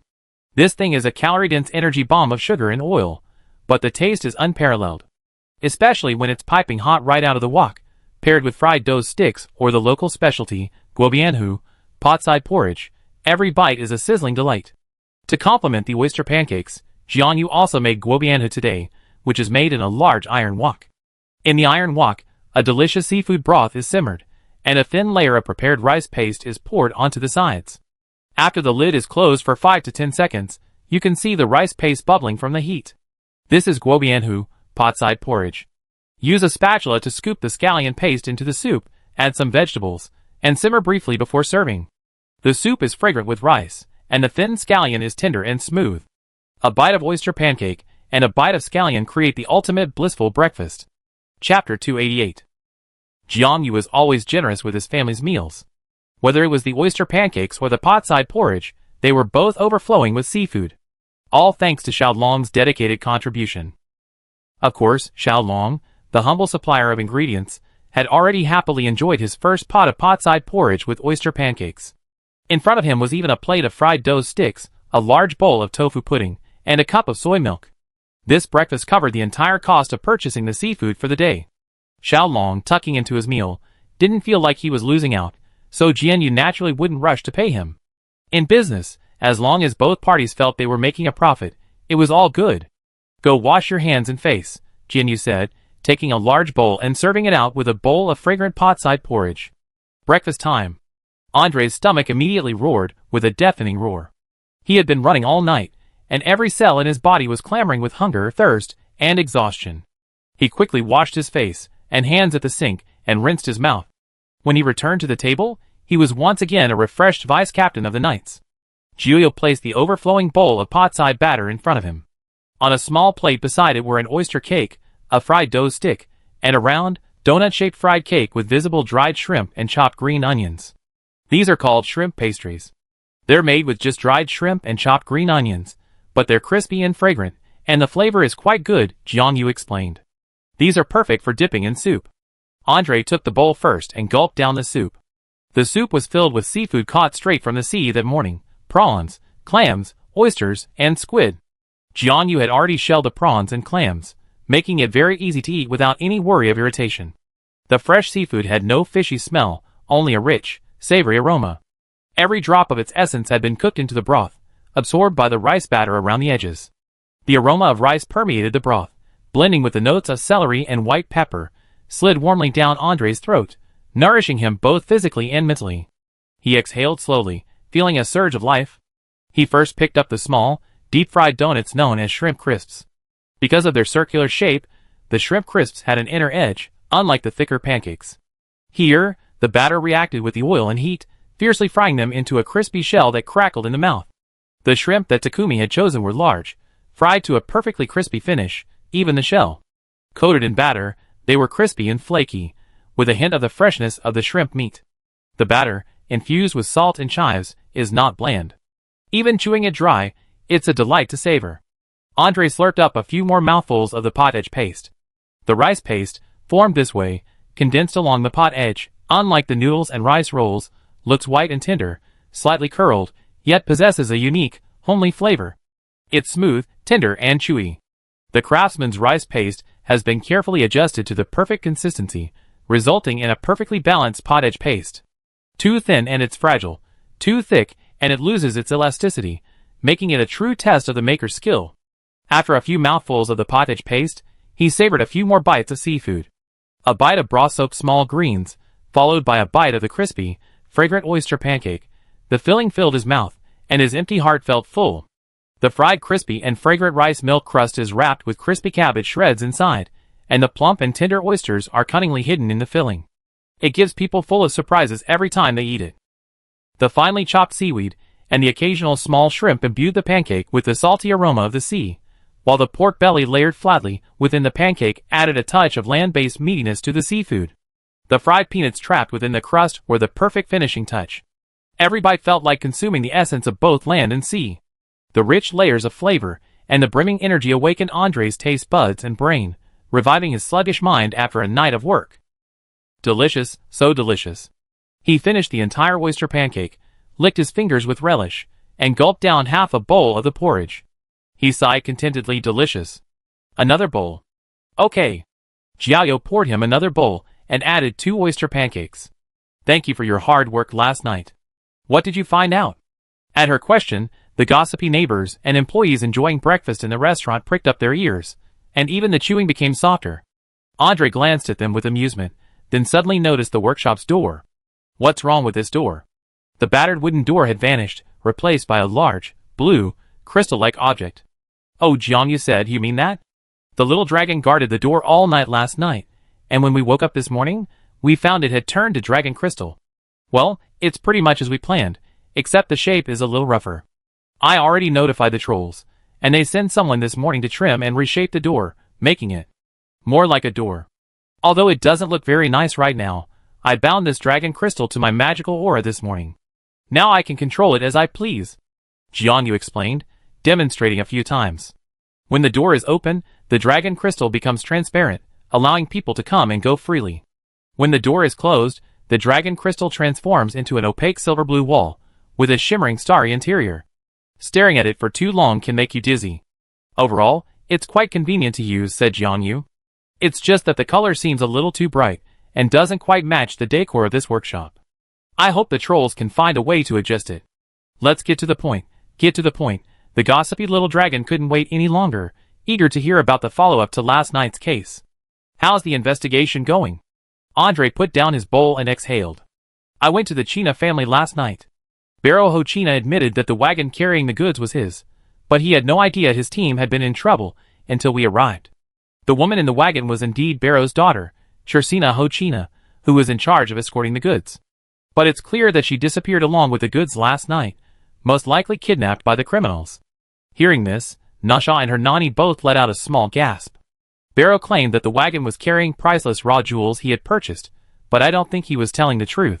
The weight of the cargo and the tracks left behind don't match what he described. Chapter 289. According to Jiang Yu's description last night, both wagons were piled high with large boxes. If they were filled entirely with raw jewels, the 2 horses pulling them would have struggled to move easily, and the ruts left on the ground wouldn't have been so shallow. The overturned wagon showed no trace of weight-reducing magic. While the cargo might have included money and jewels, it couldn't have been the entire wagon, and the weight wouldn't have matched. Given the close ties between the China family and Baron Newman, Andre suspects the China family is secretly aiding Baron Newman, and that the cargo being transported isn't the China family's, but Baron Newman's. However, why would Evil Eye Moon seize the cargo Baron Newman was secretly transporting under the China family's name? This is a question worth pondering. In fact, according to the clues Andre had previously uncovered, Baron Newman and the Evil Eye Moon's men should have had a long-standing, secret collaboration. Now that the 2 sides have suddenly fallen out and are confronting each other, could there be something else going on?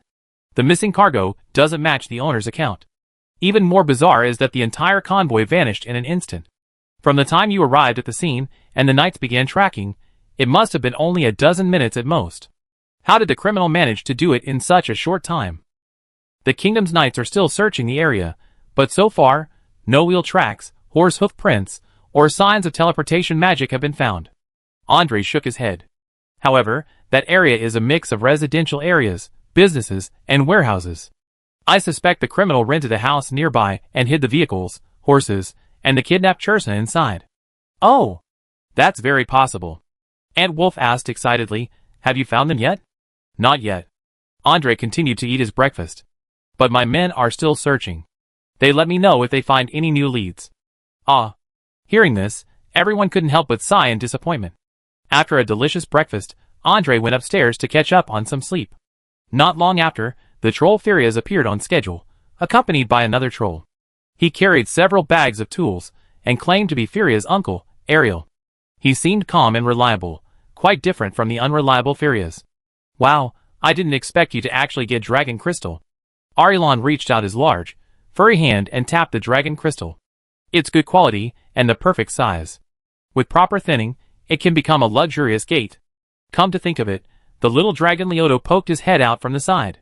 Besides our dragon nails, there are almost no weapons or tools that can damage dragon crystal.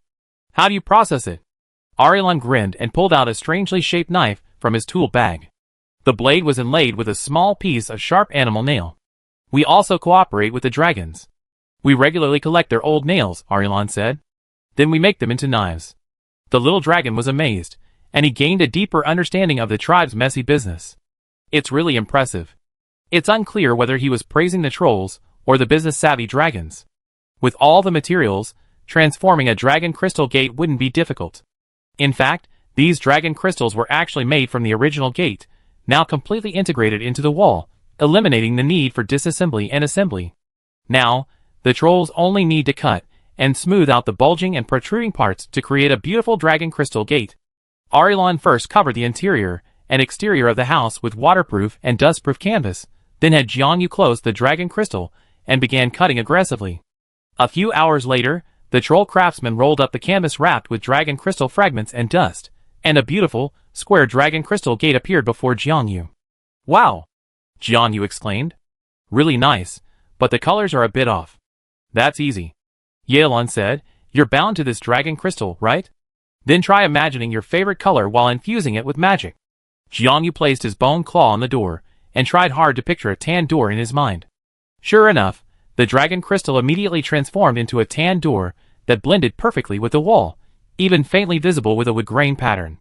"Done!" Yelan laughed heartily. "That's all I need to do to clean up the mess for my nephew. By the way, how are the materials next door coming along?" Jiangyu showed him around. Leyland tapped the dragon crystal on the ground and said, "The materials here aren't thick enough. Well, we need to let them grow for at least another week before we can even create the outer walls of the greenhouse. When you gathered all the materials, we come back and start working." Dragon crystal only has one chance to synchronize its magic, so once bound to a user, it becomes a very reliable defensive material, capable of defending against anything except dragons. Of course, no other material can defend against magical creatures like dragons. Ariel laughed heartily and walked back to the workshop. "Furious, let's go home." "Hey, uncle, wait! I still want breakfast." "Breakfast?" Ariel sniffed, and indeed, a rich aroma filled the air. He rubbed his stomach. "Indeed, I'm a bit hungry." So, the two trolls became the first official customers this morning. There was no other way. To repair the door, Jiangyu had to postpone the opening time. It was almost noon now. With a thought, Jiangyu's dragon crystal door slowly became transparent, and the two trolls re-entered the workshop and found a seat. Neighbors immediately followed the trolls into the workshop. "Hey, a new door? This door looks weird. I just thought the shop was closed. So we can actually come in? If it's transparent, you can go right in. If it's brown, that means we're closed." Jiangyu explained to the customers, a repetition she suspected would be necessary until everyone adjusted. Because of the new door, today's menu is only pot-side soup, soy milk, tofu pudding, oyster cakes, fried dough sticks, and shrimp cakes. The rest is still being prepared. The customers sniffed the aroma of food filling the shop. "We're not picky. Just bring us the best ones." "Ha ha!" While the trolls fiddled with the door, Nasha had spent the entire morning practicing pot-side cooking under Jinyo's guidance. She had now mastered the technique. The seafood broth bubbled in the large iron pot, and various fried foods sizzled in the frying pan. Jericho wrote down the guests' orders in a small notebook, while Layla carried trays laden with food, quickly serving them. Takumu, hands on his hips, admired his newly renovated door, and contentedly went into the kitchen. Chapter 290. Andre slowly awoke from his sleep. He felt as if he were soaking in a warm hot spring, languid and unwilling to move. The sound of conversation drifted from downstairs, but he didn't find it noisy. Instead, he felt a strange sense of fulfillment. It was like being in a city, cup of hot tea in hand, watching the people come and go, listening to their conversations, quietly speculating about their identities, relationships, and even what they would do next. "Observe, Andre, learn to observe." Count Sokka's voice echoed in his ears, and he seemed to be transported back to an afternoon in the past. Count Sokka, cup of black tea in hand, sitting on the second-floor terrace of a restaurant, basking in the warm, soft sunlight, directed him to look at the passers-by on the street below. "For example, what do you see in that lady at the newsstand?" "What?" "She's in her 30s, an ordinary human. Her clothing appears modest and simple, but the fabric isn't cheap. A new product developed by the Rusman Federation, costing 3 gold coins per meter." Andre said. She simply wanted to conceal her wealthy background, choosing a plain-looking dress. But she doesn't know how the truly poor dress. "That's right. People can't understand what they haven't experienced," Count Sokka laughed. "Even if a book describes a scene in detail, people will interpret it based on their memories and construct an imaginary scene. If I simply say residence, the wealthy will picture a manor, while the poor will think of an ordinary wooden hut. Similarly, when witnesses witness an event, they often don't view it objectively. They often incorporate their own assumptions, often based on their own life experiences and cognitive backgrounds, and can sometimes be drastically different from reality. This phenomenon is particularly common. Several witnesses who witness the same event may give drastically different testimonies. Criminals often deliberately exploit people's inertia, causing them to think in a way that doesn't interfere with their own thinking. For example, did you see the man and woman arguing at the end of the street? What do you think their relationship is? Andre frowned. The woman looked panicked and clearly aggrieved. She was trying to break free from the man who was pulling her. They didn't seem to know each other. But the passers-by nearby all looked like a couple arguing, ignoring each other. That's the difference in perception. Ah, but before we continue, you better go and help the girl. Before he could finish, Andre had already leaped from the second-floor railing. Knight of the Kingdom, let go of that girl. Count Sokka's figure gradually faded from his memory, but his words remained remarkably clear. Observe, Andre, observe. You must objectively record the clues.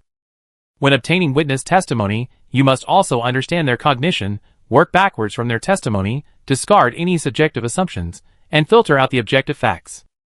Only facts are unchangeable. Andre opened his eyes. The aroma of food wafted through his nose, and his consciousness gradually returned. He felt he had never slept so soundly. After a moment of bewilderment, a flood of information flooded into his mind. He remembered last night's case. The Evil Eye Moon's men were the highway robbers. Baron Newman was closely associated with Evil Eye Moon, yet now he was being repeatedly targeted by the highway robbers. The jeweler China and Baron Newman were secretly collaborating. The China family must have used their name and carriages to transport a lot of goods for the Baron. But Baron Newman had his own fleet. As the lord of this place, Baron Newman commanded both the kingdom's knights and his own private soldiers, whom even His Majesty, the king, could not interfere with. Why would he entrust a jeweler with the transportation of his goods? Unless those goods. These are extremely dangerous items that absolutely cannot be associated with Baron Newman himself. This item inflicts immense fear on Baron Newman, yet also attracts Evil Eye Moon's attention. It's evidence. Andre sat up abruptly. The item Baron Newman secretly had Barrow Ho China deliver is likely the shady accounts from his past collaboration with Evil Eye Moon. He must have had a disagreement with Evil Eye Moon now. He's afraid these documents will be discovered by me or His Majesty the King's men, and he doesn't want Evil Eye Moon's people to obtain these accounts. But he can't completely erase these black accounts. If Evil Eye Moon turns against him, these will be their family's lifeline.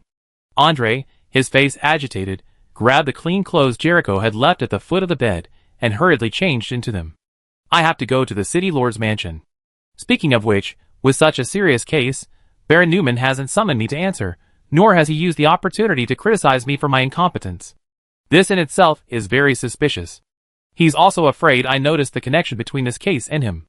Baron Newman must be on edge, desperate for the case to be solved, yet also terrified that Andre would actually solve it and recover the stolen goods. After all, according to Huntington Duchy's established rules, recovered stolen goods must be inspected by the kingdom's knights to ensure they match the owner's description before they can be returned. He hurriedly dressed, but noticed a stack of notes beneath his clothes. Andre recognized them immediately. These were the clue notes he half-read last night. Jericho must have collected them all and returned them to their room when he left the workshop to work on the case. Andre calmed himself, sat back on the bed, and flipped through the clues one by one. I heard a suspicious noise while walking at night. The robbers were 800 burly men. The robbers were a group of ghosts who came and went without a trace. What a mess. Andre was flipping through the pages, almost giving up on these haphazardly written clues, when he suddenly came across a thick envelope. This is... He opened the envelope and found not only a thick letter, but also a meticulously drawn map. Andre opened the map first. It was a hand-drawn map of Eston West. It was a bit crude, but it gave a rough idea of the specific neighborhoods. Several stores were circled in red ink and labeled Drodana Chamber of Commerce. Drodana Chamber of Commerce. That name sounds familiar. Andre muttered to himself as he opened the letter. Chapter 291. Although the letter was thick, Andre didn't spend much time reading it because the writer's writing was clear, logical, and the handwriting was easy to read.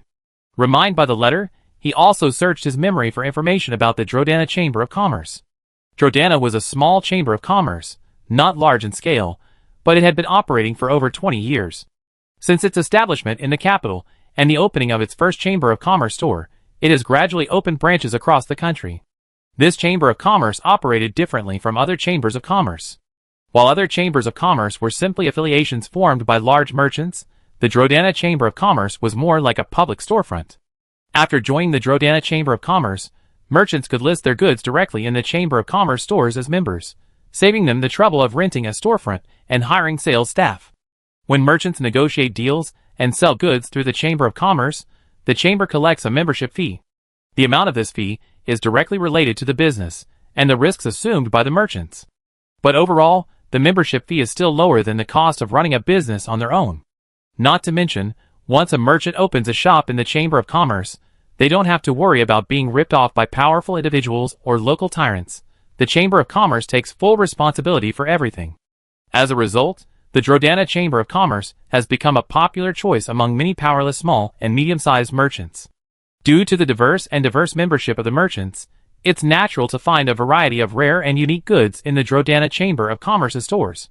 Among Andre's friends, there were several who were keen on browsing the Chamber of Commerce's stores, hoping to find bargains. Such chambers naturally possess considerable real estate in West Eston. Besides the sales floor, they also had numerous warehouses for merchants to store their goods, as well as exclusive transportation channels. One of the shops, circled in red ink on the map, was just across the street from the site of the caravan's attack last night. The person who wrote this letter claimed to be a merchant near the Drodana Chamber of Commerce's West Eston main store. Coincidentally, at a cocktail party, he met a young nobleman whose home had been robbed by highway robbers. He was caught by the drunken nobleman and forced to listen to his rambling complaints for an entire evening. The young nobleman spent the entire evening complaining about the stolen goods, which he had painstakingly procured from Southeast Asia. The merchant was practically exhausted. But 3 days later, the merchant saw a batch of spices at the Drodana Chamber of Commerce's main store that exactly matched the minor noble's description. Aside from the repackaging and being sold in smaller packages, the spices' age, texture, aroma, and origin were all perfectly consistent. From then on, the merchant became wary of the Drodana Chamber of Commerce. He subsequently inquired about the lost goods of several merchants robbed by robbers. While he didn't always find the corresponding goods at the Drodana Chamber of Commerce, he did see altered versions of the goods at the chamber's affiliated stores twice out of 5. Given the Drodana Chamber of Commerce's business model, the mixed bag of merchants involved meant that reselling stolen goods was commonplace.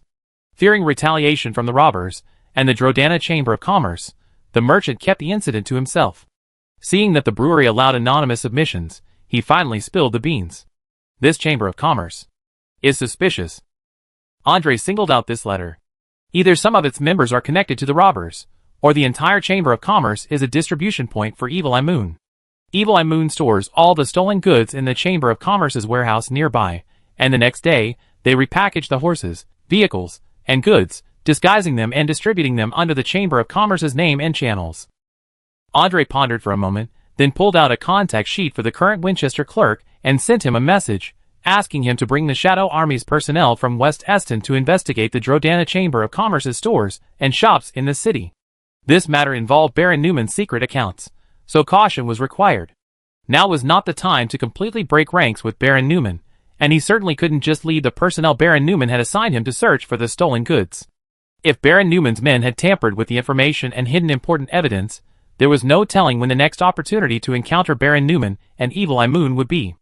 As for himself, he had to follow his original plan and go to the city lord's mansion to gather intelligence and test Baron Newman's intentions. Andre strategically planned his plan, hid the important letter in his room, and quickly descended the stairs. Halfway down, he overheard the guests in the restaurant discussing last night's case. I heard the eldest daughter of the jeweler China family has disappeared, and there's been no news since. Wait, his daughter, isn't she the one who was said a few days ago to be close to the Baron's son and almost became his daughter-in-law? That's her. Chersina Ho Chersina. Like her father, she has a deep obsession with becoming a noble. Didn't the Baron invite many princes and nobles to his hunting grounds? I heard that Victor was given a cold shoulder by the Marquis's daughter at that party, and then he went on to get together with Chersina. Even though Victor is dead now, the Baroness is probably moved by the memory, and wants to take Chersina in as her goddaughter. Goddaughter? Takumi repeated subconsciously. Oh, Mr. Skeleton, you're not familiar with this custom, are you? You're an undead creature, after all. The diner selflessly filled in the blanks for Takumi. Well, there's a custom in the Principality of Huntington where biological parents give their children their bodies, while religious parents nurture the child's soul, guiding them to listen to the teachings of the moon goddess. If a child's parents suffer misfortune, the godfather and godmother will take on the responsibility of caring for the child. Even if they're not related by blood, this relationship is incredibly close. For the daughter of a nouveau riche to become the Baroness's goddaughter is a truly remarkable achievement. Wow! What kind of good fortune has the China family had? Suddenly becoming wealthy, it's not enough, but their daughter has even caught the eye of the Lord and his wife. Another diner said, the Baron's family must be terribly worried about her kidnapping this time. The Baron's son just died, and now his goddaughter's in trouble. It's quite a turmoil. Well, that's not certain. Our Lord is no soft-hearted man. It's hard to say whether he truly loves his goddaughter, or if it's simply a matter of profit. Chapter 292. Andre walked down the stairs, listening intently to the diner's conversation outside. Turning around, he saw Nasha hiding in the stairwell, quietly wiping away tears. Andre, Nasha, shock. The round-faced girl quickly wiped away the tears, trying to maintain her usual indifferent demeanor. However, the redness in her eyes completely betrayed her. Sadness and anxiety are normal when a loved one goes through something like this, Andre said. Don't push yourself too hard. Nasha sniffed. I never liked her, nor did I like my father. I didn't like anything about that family. For years, I've been trying to get away from them. She wiped the tears from her eyes with the back of her hand. But when I heard the news of her kidnapping, and thought about what might have happened to her, even though I know it was the result of their own actions, I couldn't help but worry about her. Even if there are conflicts between you, you're still blood relatives, sisters who grew up together. It's understandable to have these emotions. Andre comforted her. We catch the perpetrators and rescue her as soon as possible. Nasha nodded. But to do that, I need more information, Andre said earnestly. You just said this was their own fault. What do you mean? Nasha's face showed a clear sign of hesitation and struggle. After a long pause, she finally spoke. The day I arrived at the workshop for the job, my sister and I attended a luncheon hosted by the Baroness. Although she ate voraciously throughout the entire luncheon, she wasn't completely oblivious to what was happening outside. She knew that Chersna had gone that day on a mission assigned by her father, targeting the nobles attending the luncheon. During the luncheon, Vivian, the Marquis's daughter, whom the Baroness had hoped to win over, left early. While the reason she gave was legitimate, it was still a loss of face for the host. Throughout the luncheon, the Baroness appeared nonchalant, but even the most sensitive could sense the anger emanating from her. Nasha meticulously described what she had witnessed, adding, but I don't understand. Miss Vivian is the Marquis's daughter. How could the Baroness have the nerve to publicly express such dissatisfaction? What Nasha, a political outsider, could understand, the nobles certainly could not fail to understand. As a member of a royal family, Andre understood the open and covert infighting among these nobles even better. While there were indeed hierarchies among the nobility, these ranks, Duke, Marquis, Earl, Viscount, and Baron, only indicated the size of their respective territories and the number of their own private armies. There was no inherent direct hierarchical relationship. They were essentially vassal states, receiving fiefs from the previous king and ruling over their own territories. With the current king above them, even the most serious conflicts among these nobles were unlikely to come to blows. Private armies were also useless. Even if they disliked one another, they would only exchange pointed, sarcastic remarks at tea parties and dinners. More often than not, the nobles would conceal their discontent deep within themselves, maintaining a superficial smile. Politicians are all cunning men wearing masks. It's impossible for them to not also act well. I'm afraid the Baroness never intended to win over Vivian from the beginning. Andre pondered for a moment, then understood. The Marquis of Leicester has always been a fence-sitter, but Vivian is not. She is Earl Sokka's niece. Earl Sokka is the king's right-hand man, so Vivian is naturally categorized as a member of the current royal family. Earl Sokka was assassinated by Evil Eye Moon, and Baron Newman had previously been in cahoots with Evil Eye Moon. Once the truth was revealed, the two factions would inevitably become sworn enemies. Vivian was unaware of the underlying grudges, but the Baroness was fully aware. She would have to be incredibly clever to truly try to win over Vivian. The Baroness is merely using this as a pretext to create conflict and establish a target. This way, it becomes clear who harbors dissatisfaction with Vivian's faction, who is betting on both sides, and ultimately choosing the Baron's side. I'm afraid everyone present, including Vivian herself, believed this was merely a clumsy and failed attempt at co-optation. The Baroness couldn't conceal her unwavering pride, and her flattering words tinged with disrespect causing Vivian to angrily leave the room. The remaining people would then naturally choose sides. Only the Baron's family, who harbored the secret, knew what they were doing. I see. Nasha finally understood. I always thought the Baroness and her son's actions were peculiar. Instead of a marriage, they created an enemy. I never thought they were aiming for an enemy. She was astonished. The noble's intrigues were truly beyond her comprehension. As Nasha sighed, Andre seemed to be thinking, maybe Kirsina understood. The China family's collaboration with Baron Newman began at the luncheon and intensified after Victor's death. Perhaps seeing the Baroness's actions, Chersa quickly clung to her influence and began working for the Baron in secret. Nasha nodded. When I left that day, my sister stayed. She said she had something to say to the Baroness. A few days later, I heard she and Victor were engaged. My father was delighted and gave her control of the family fleet responsible for transporting rough gemstones and jewelry. In other words, Andre thought the person who was actually running the illegal business for the Baron and knew the inside story was the missing Chersa. He wondered how much her father actually knew. Nasha continued, but I don't think the fleet that crashed last night was transporting rough gemstones.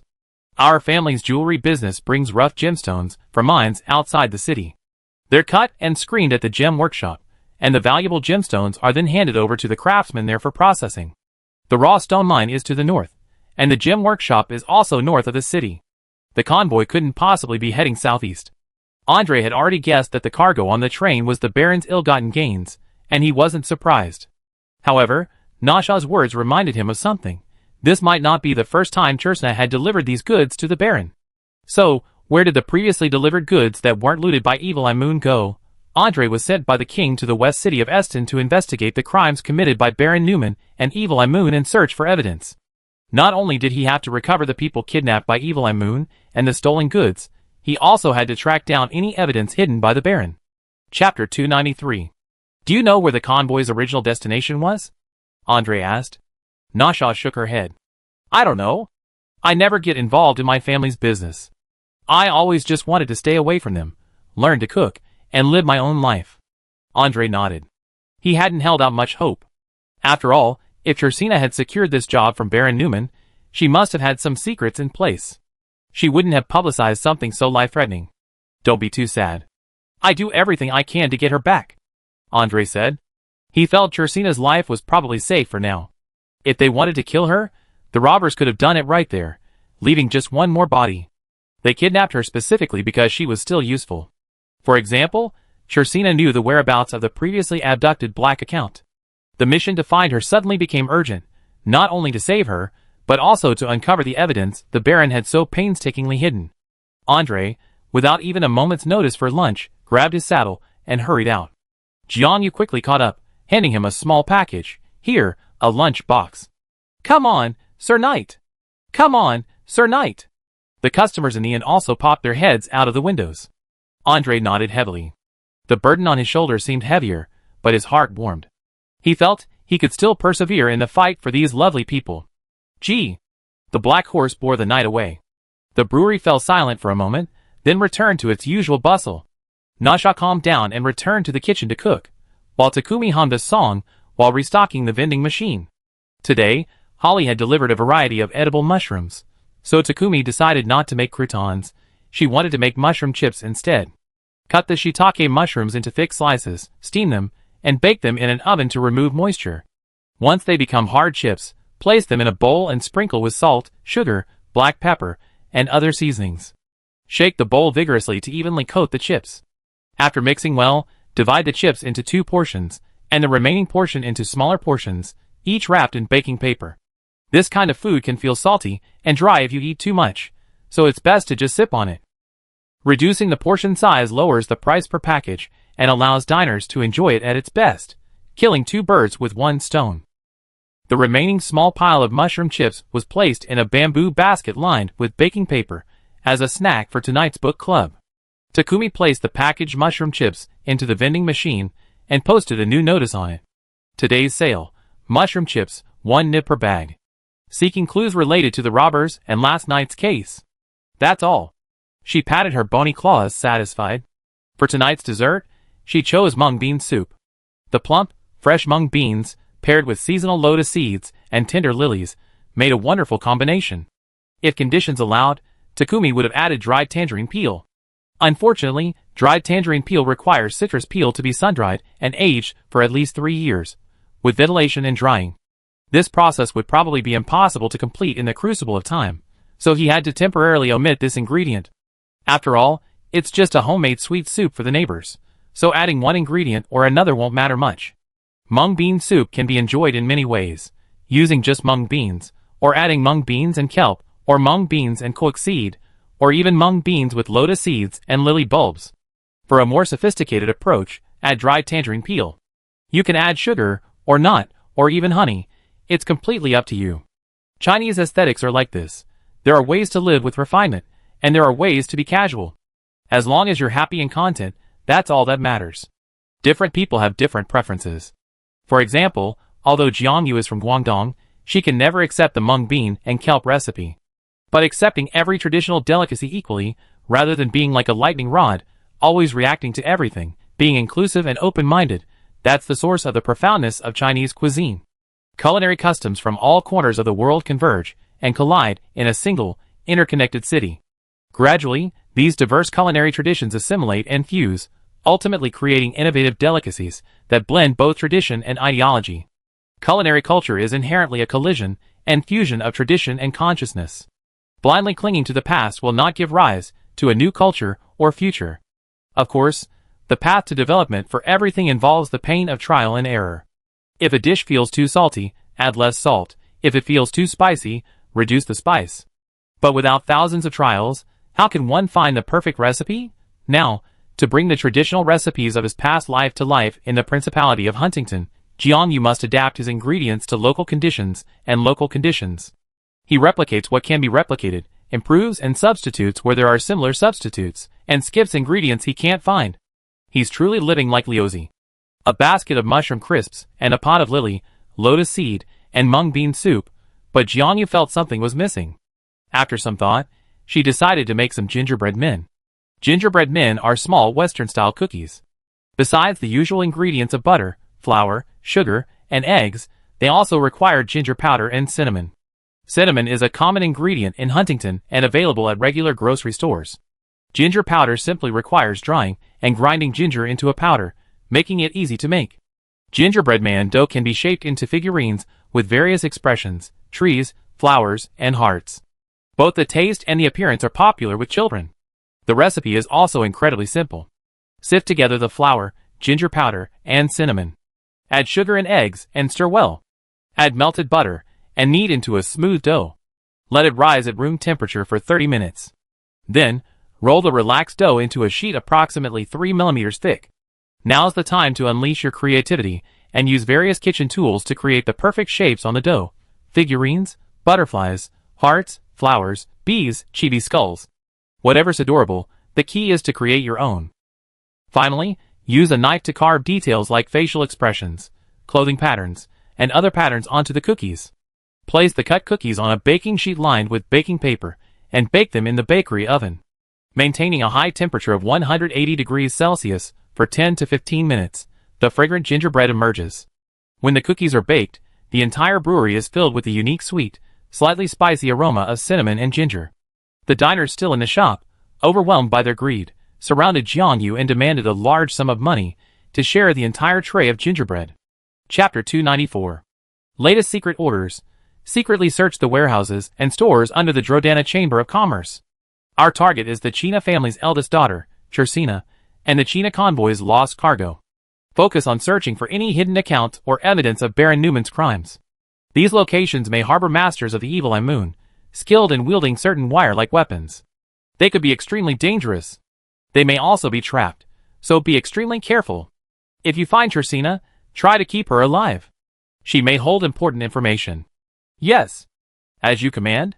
After the secret order was delivered, a group of black-clad figures dispersed like shadows.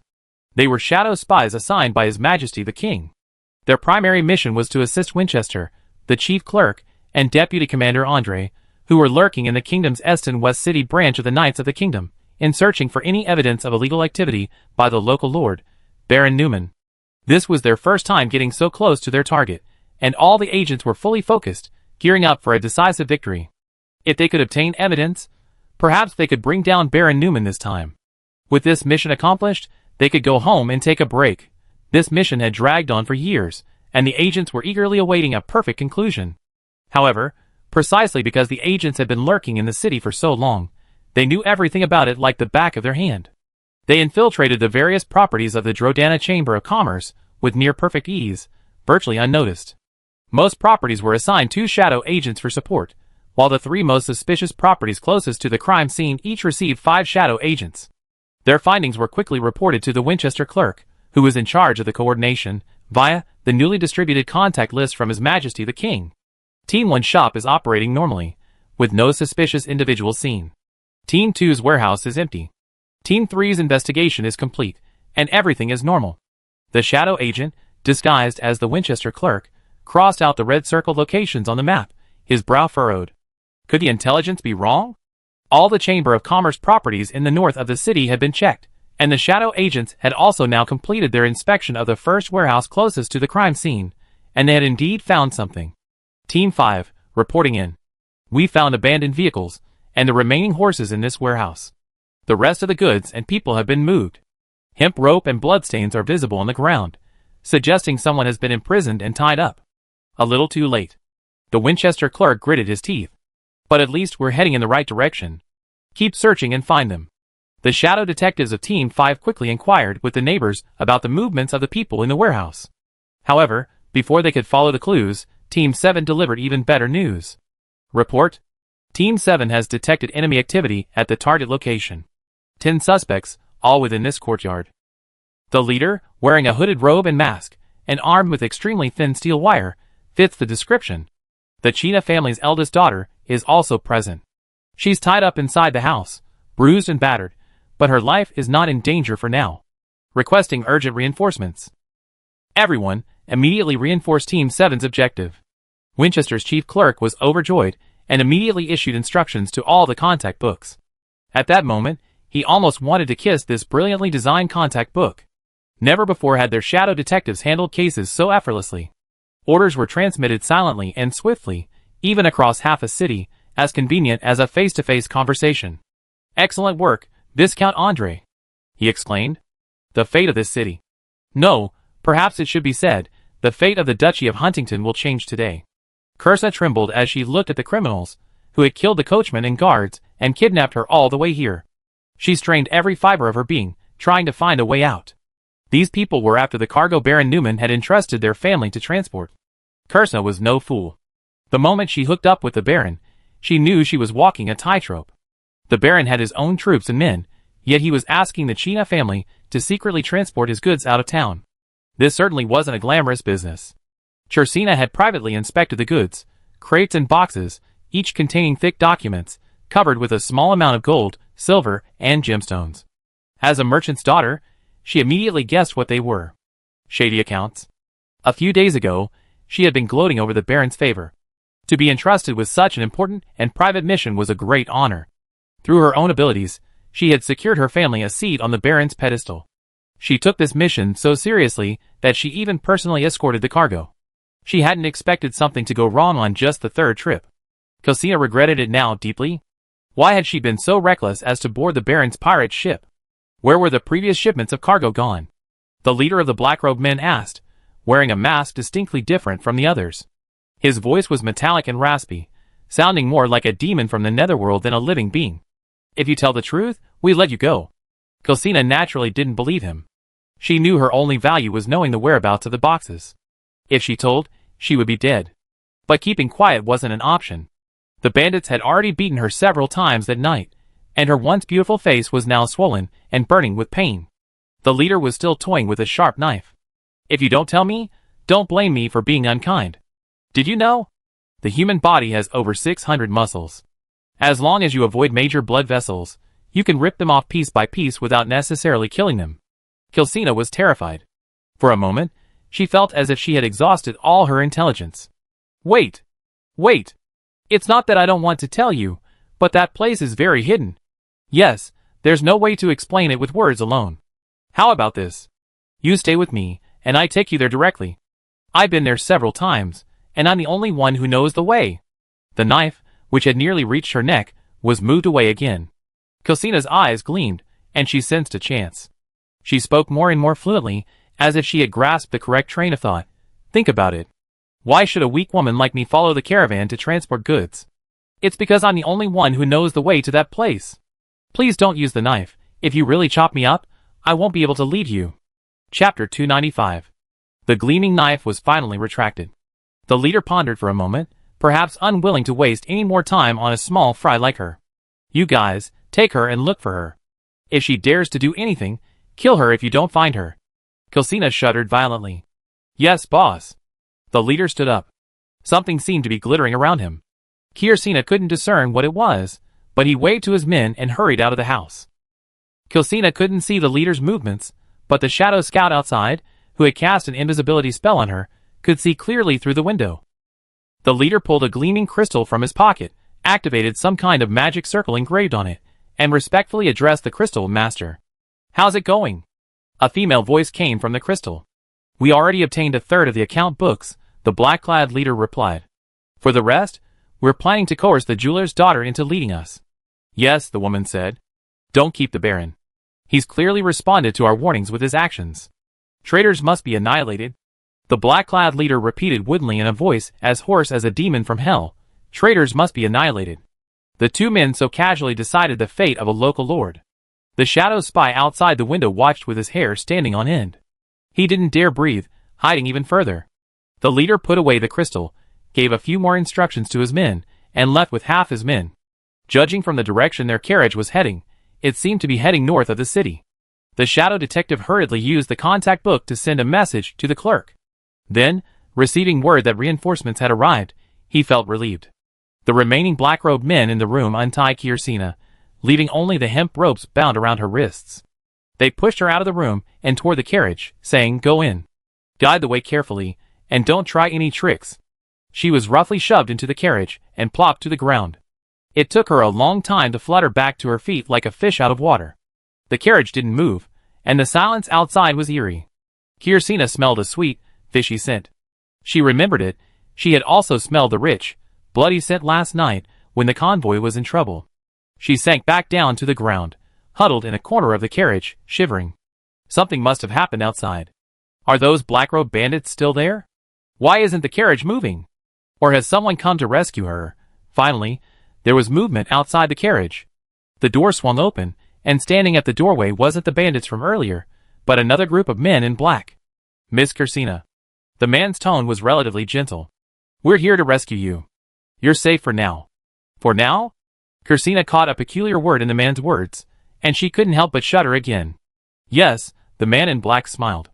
Baron Newman is already in danger, and you're now deeply trapped in the game. If you wish to escape, you need our protection, but we need to see your sincerity. Sincerity? Kelsina asked anxiously. What do you want? Money? Jewelry? None of that, the man in black said. We also want to know the whereabouts of the goods you're transporting for Baron Newman. Kelsina felt a wave of despair, and she cried, Are you going to kill me too? Oh no, you misunderstood. The man in black spoke politely, even stepping forward to untie the hemp rope around her wrists. You can leave here now, go home, or anywhere else. We won't stop you, but we won't offer you any protection either. We're the king's men. We eliminated all the remaining bandits here, but as for that leader and the people he took away. The man flashed her his ID token and deliberately lengthened his voice. Until you demonstrate your sincerity, we won't be obligated to deal with this matter. Kelsina instantly understood his meaning and paused on her way to the carriage door. I understand. She wiped her tears and sat down on the carriage seat. I can take you to the unloading site.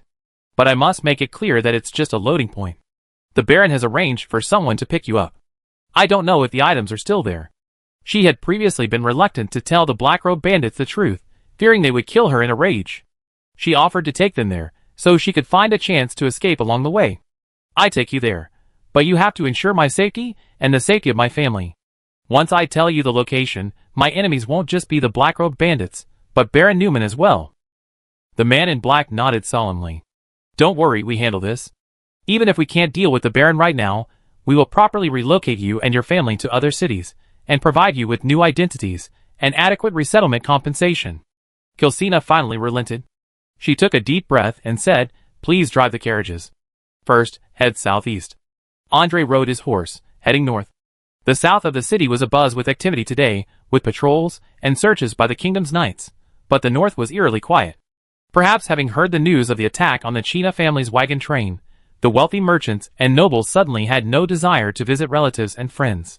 Only their servants, sent out, gathered in groups of 3 or 4 on the streets, their faces filled with resentment, to share the news. Once they had heard the latest news, they would rush back into their homes without looking back, locking the doors behind them, as if being pursued by a ghost outside. Andre glanced at the bright, almost midday sunlight, and couldn't help but frown.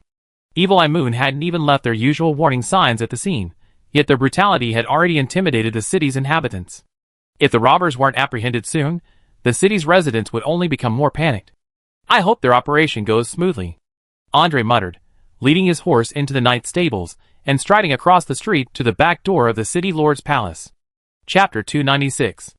Andre knocked on the door, but no one answered. He waited a moment, then knocked again. The back door was completely silent. The concierge, who had been guarding it, had vanished. The magic seal bound to the contact book suddenly glowed with a faint white light, visible only to Andre. The knight instinctively glanced around, then walked to the side of the wall and pulled out the contact book, glancing at it surreptitiously. The hostages have been safely rescued. This batch of goods has been recovered. Troops have been dispatched to track down the previous shipment. 10 suspects have been identified, 5 of whom have been executed. The other 5, including their leader, were traveling north of the city in carriages, their whereabouts currently unknown. However, before leaving, their leader received a secret order from a woman, apparently to eliminate the traitor, the Baron. The executed criminals are not particularly powerful, but their leader, armed with a steel weapon, must be the main culprit and primary combat force behind the murder. Please exercise extreme caution. Andre snapped the contact book shut and took a deep breath. It had been nearly 2 hours since he notified the shadow detectives to search the Chamber of Commerce. Judging from the message from Winchester's chief clerk, everything should be settled there. The shadow detectives' mission was to recover the goods and hostages, and they would naturally do their utmost to avoid a confrontation with the leader. According to shadow detective style, they would only launch operations after the leader had left with his men or when the enemy was about to commit murder. This time, it was clearly the former. In a flash, Andre connected everything. The unresponsive city lord's mansion, the criminal leader leading his men northward. He tucked the contact book into a hidden pocket inside his armor and glanced around. Seeing no one nearby, he tightened his core, sprinted, and leaped over the wall, silently vaulting into the city lord's mansion's backyard. The structural diagram of the city lord's palace had always been a key focus of the shadow detective's investigation. Thanks to Winston's tireless efforts, he had thoroughly documented every area within the palace accessible to outsiders. Andre had memorized this portion of the map upon joining the company, and now infiltrating was a breeze. The loss of the black account was clearly a major concern that had Baron Newman panicking. All the kingdom's knights were dispatched to the south of the city, searching house by house for the suspect. This was an order not only from Andre, but also from the Baron himself.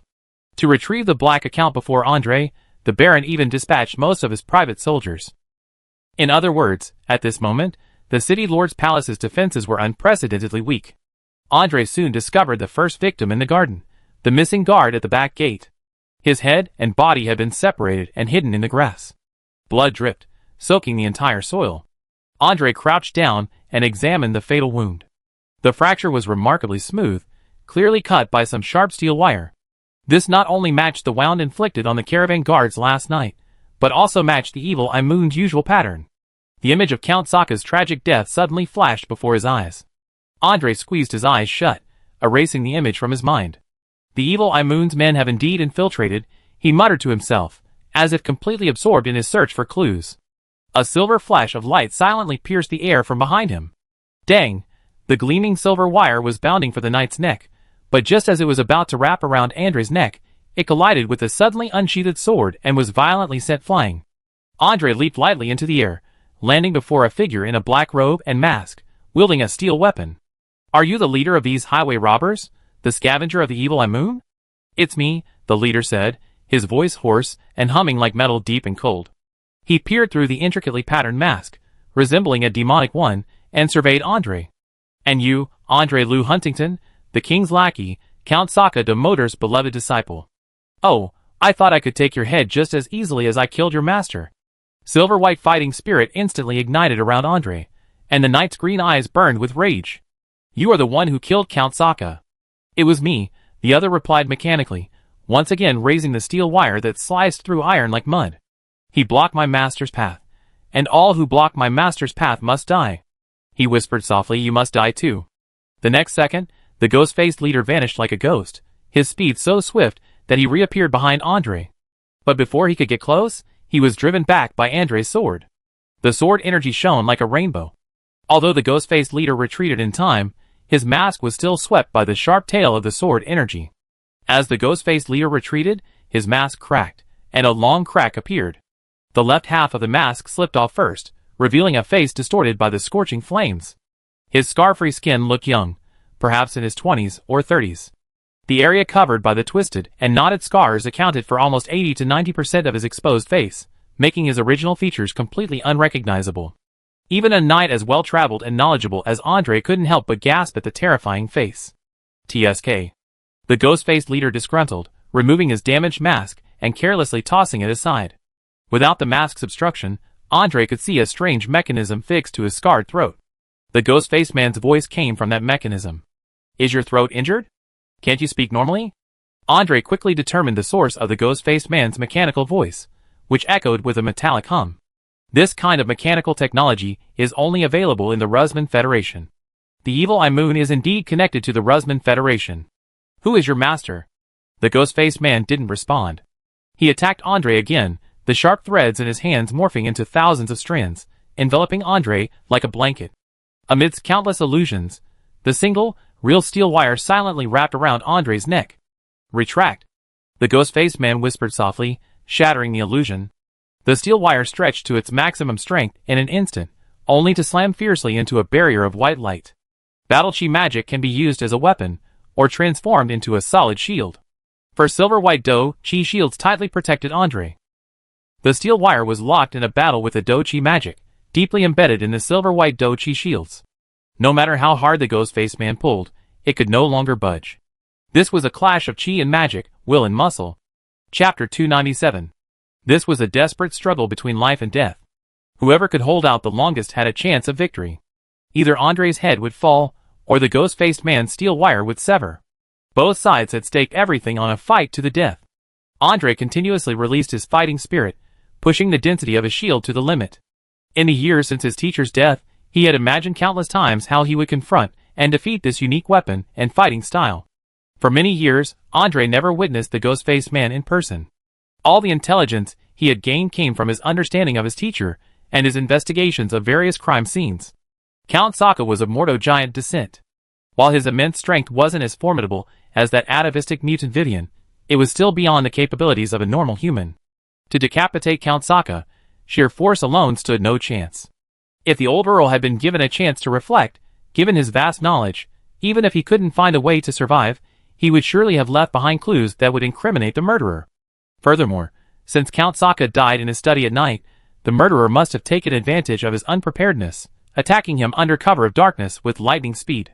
Count Sokka likely didn't even feel the pain before everything was over. Andre knew the Earl's eyesight was not good. For years, the old Earl had devoted himself to the country and His Majesty the King, toiling tirelessly, working every day by dim kerosene lamps and candlelight late into the night. Naturally, his vision was deteriorating. The steel wire used by the ghost-faced man was so thin that it barely reflected light on the moonless night. It could silently wrap around Count Sokka's neck, ending the fight in an instant. Whether it was the cases Andre had been investigating for years, or the murders committed by the robbers in the city, all of them shared a common pattern. The suspects appeared and disappeared without a trace, moving at breakneck speed, and using sharp weapons capable of severing a person's head in an instant. Severing the neck bone cleanly and efficiently was no easy task. To do so, the suspect not only needed a good weapon, but also extreme speed and explosive power. Generally speaking, extreme speed, explosive power, and sustained output are difficult to achieve simultaneously.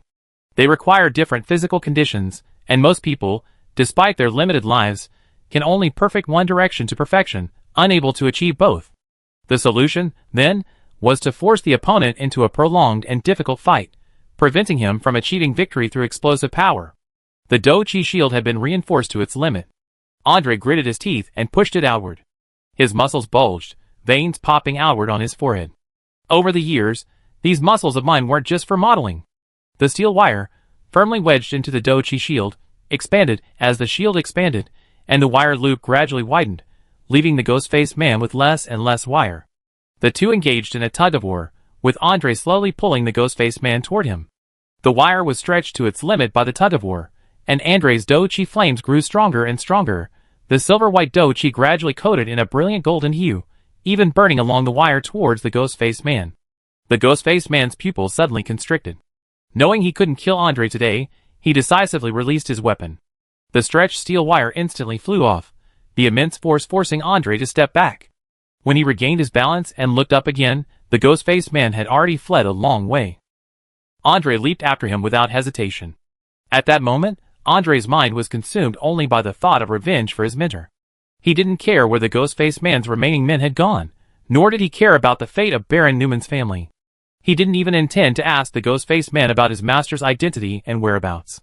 No, the ghost-faced man looked like an extremely loyal warrior, and Andre didn't intend to waste his time on him. He would first kill the ghost-faced man, then follow the clues all the way to the Evil Eye Moon's lair. Finally, he would use the blood and head of the Evil Eye Moon's leader to pay tribute to his mentor. The two, one fleeing, the other chasing, quickly rushed out of the city lord's mansion and onto the street outside. The commotion finally alerted the remaining knights in the opposing knights' camp. Deputy Captain? Wow, that hood, that robe. Unmistakable, a wanted criminal. The kingdom's knights hurriedly drew their weapons, and came to reinforce. Seeing them about to encircle the ghost-faced man, Andre felt a surge of joy. The next second, he saw the ghost-faced man pull a strange sphere from his robe. Everyone, use your Dochi to defend. Andre's command was timely. The kingdom's knights, confused, instinctively raised their Dochi shields. The next second, they were all blown away by the massive blast of fire and air. Andre himself was sent flying backwards, slamming to the ground. His armor hummed with a thud, shaking his internal organs. Dizziness washed over him, and he vaguely saw a figure wrapped in a tattered robe, scorched by flames, vanish into the smoke.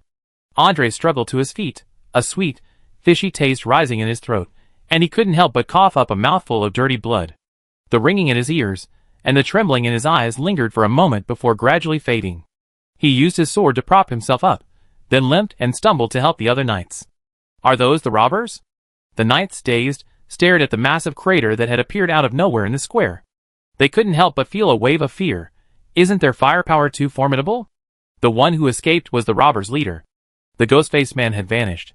Andre's eyes were red with anger and disappointment, and his hand gripping his sword trembled slightly from the turbulent emotions. He seemed to remember something. No, it's not over yet. Let's return to the city lord's palace. There might still be some bandits there who haven't escaped. Andre led the remaining knights of the kingdom into the city lord's palace, but it was too late. The palace was strewn with blood and corpses. Baron Newman sat slumped on the city lord's throne, his mouth agape, his eyes cloudy, and his body covered in blood. A golden dagger was lodged in his chest. The sharp-eyed knights of the kingdom recognized it as the Baron's favorite self-defense dagger. On the wall behind the Baron, a huge eye of the waning moon was painted in blood, and there was also a line of bloody words on the wall. The greedy betrayer died for the wealth he robbed. Chapter 298.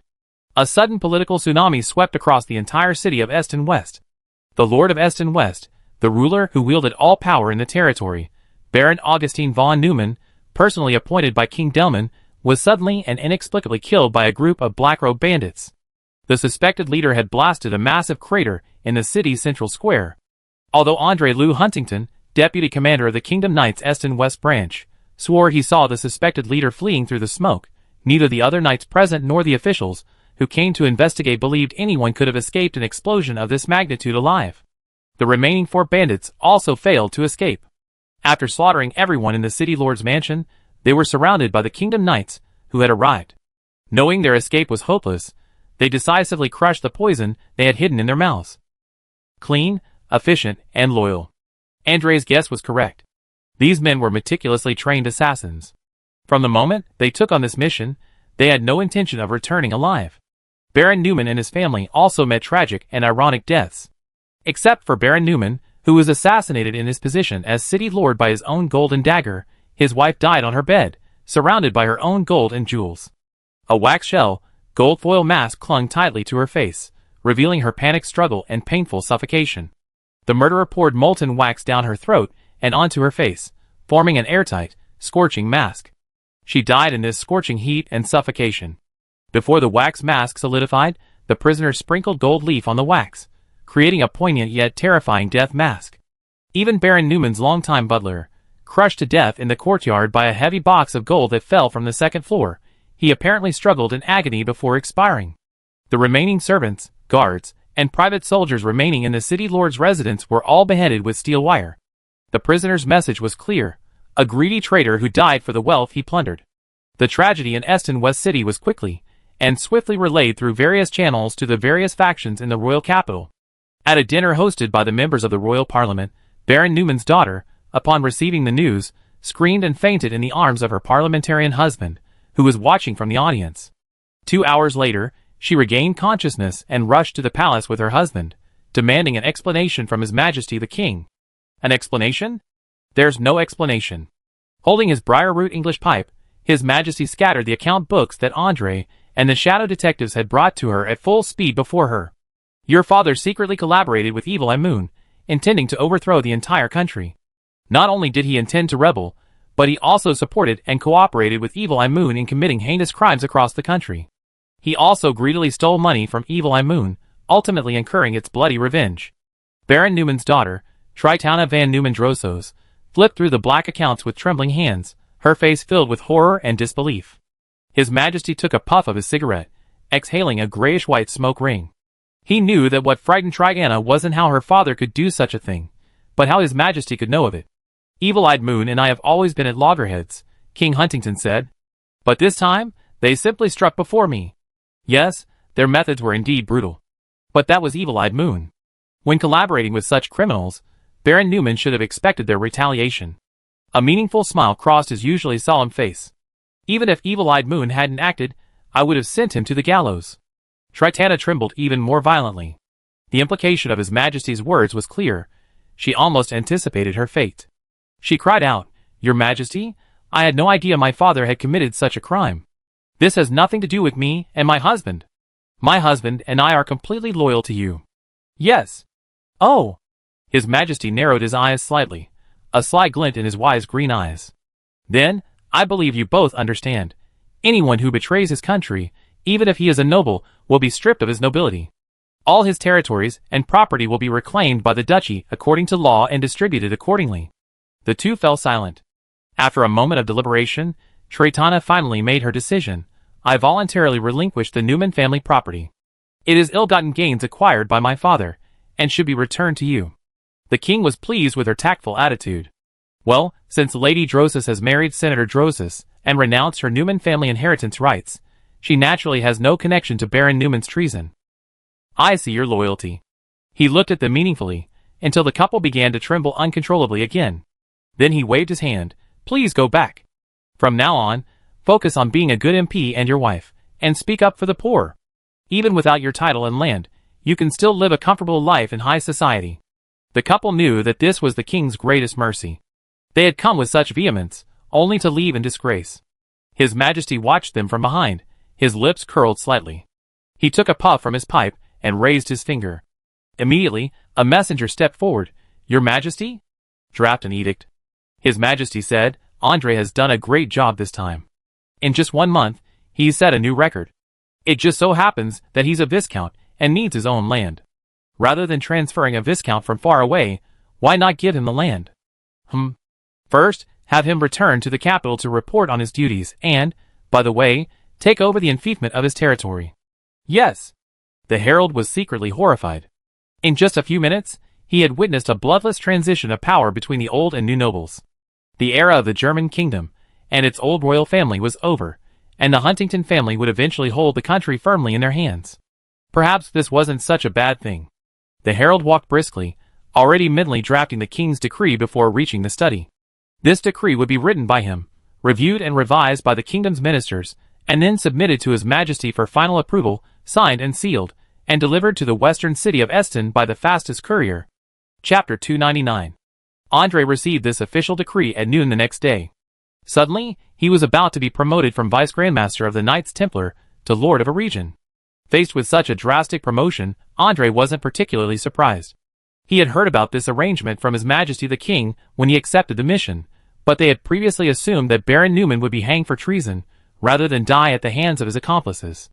Andre had no objection. Thanks to Baron Newman's selfless dedication, he had found the murderer of his mentor. Although he didn't know the man's true name or the mastermind behind the murder, it didn't matter. They had already fought, and he could investigate the rest slowly. Andre had an excellent memory, and was also very patient. The wolf cub had memorized the enemy's scent, and no matter where they fled, he would follow it and bring them back. The situation in the city was also much better than Andre had expected. Shortly after the explosion, after hastily bandaging his wounds from the impact and debris, Andre arrived at the Kingdom Knights and, along with the Winchester clerk, issued a joint proclamation. The proclamation laid out the entire story.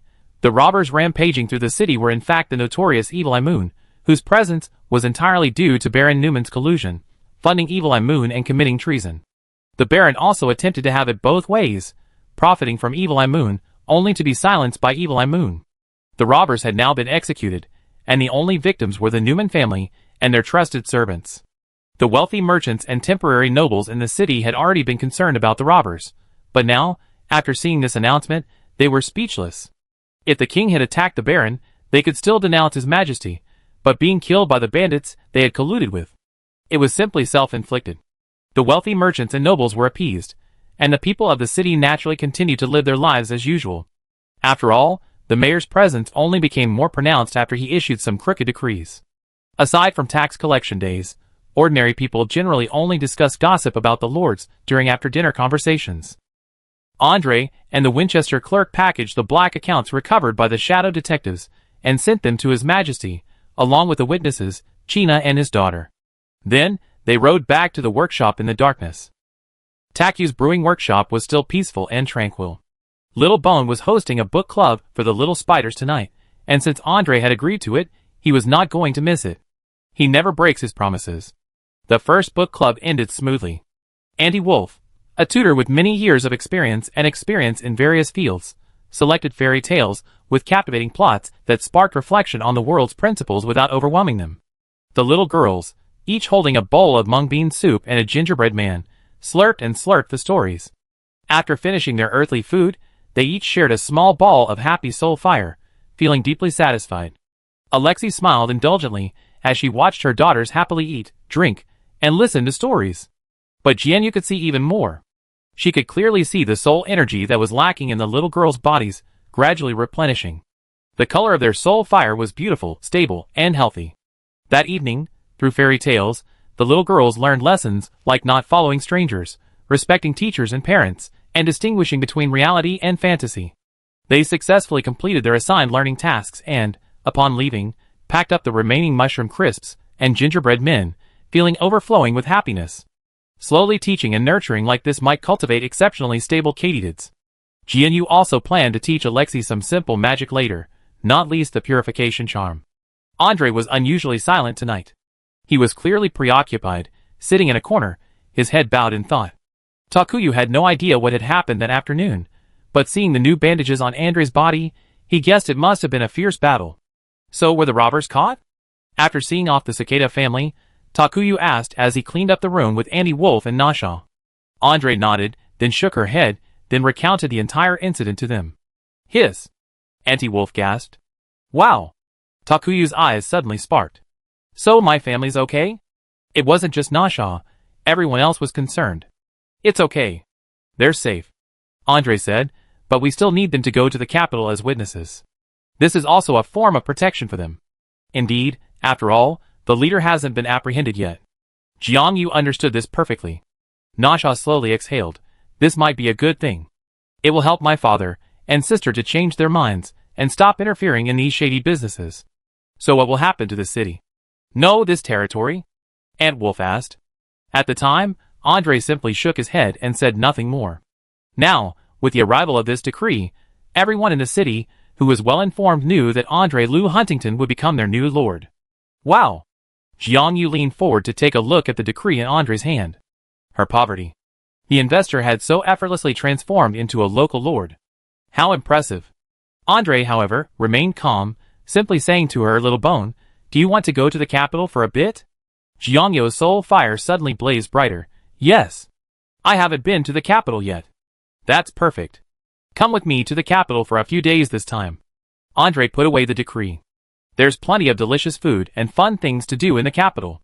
Pack up. We be leaving in the next day or two. Okay. Jiangyu excitedly agreed.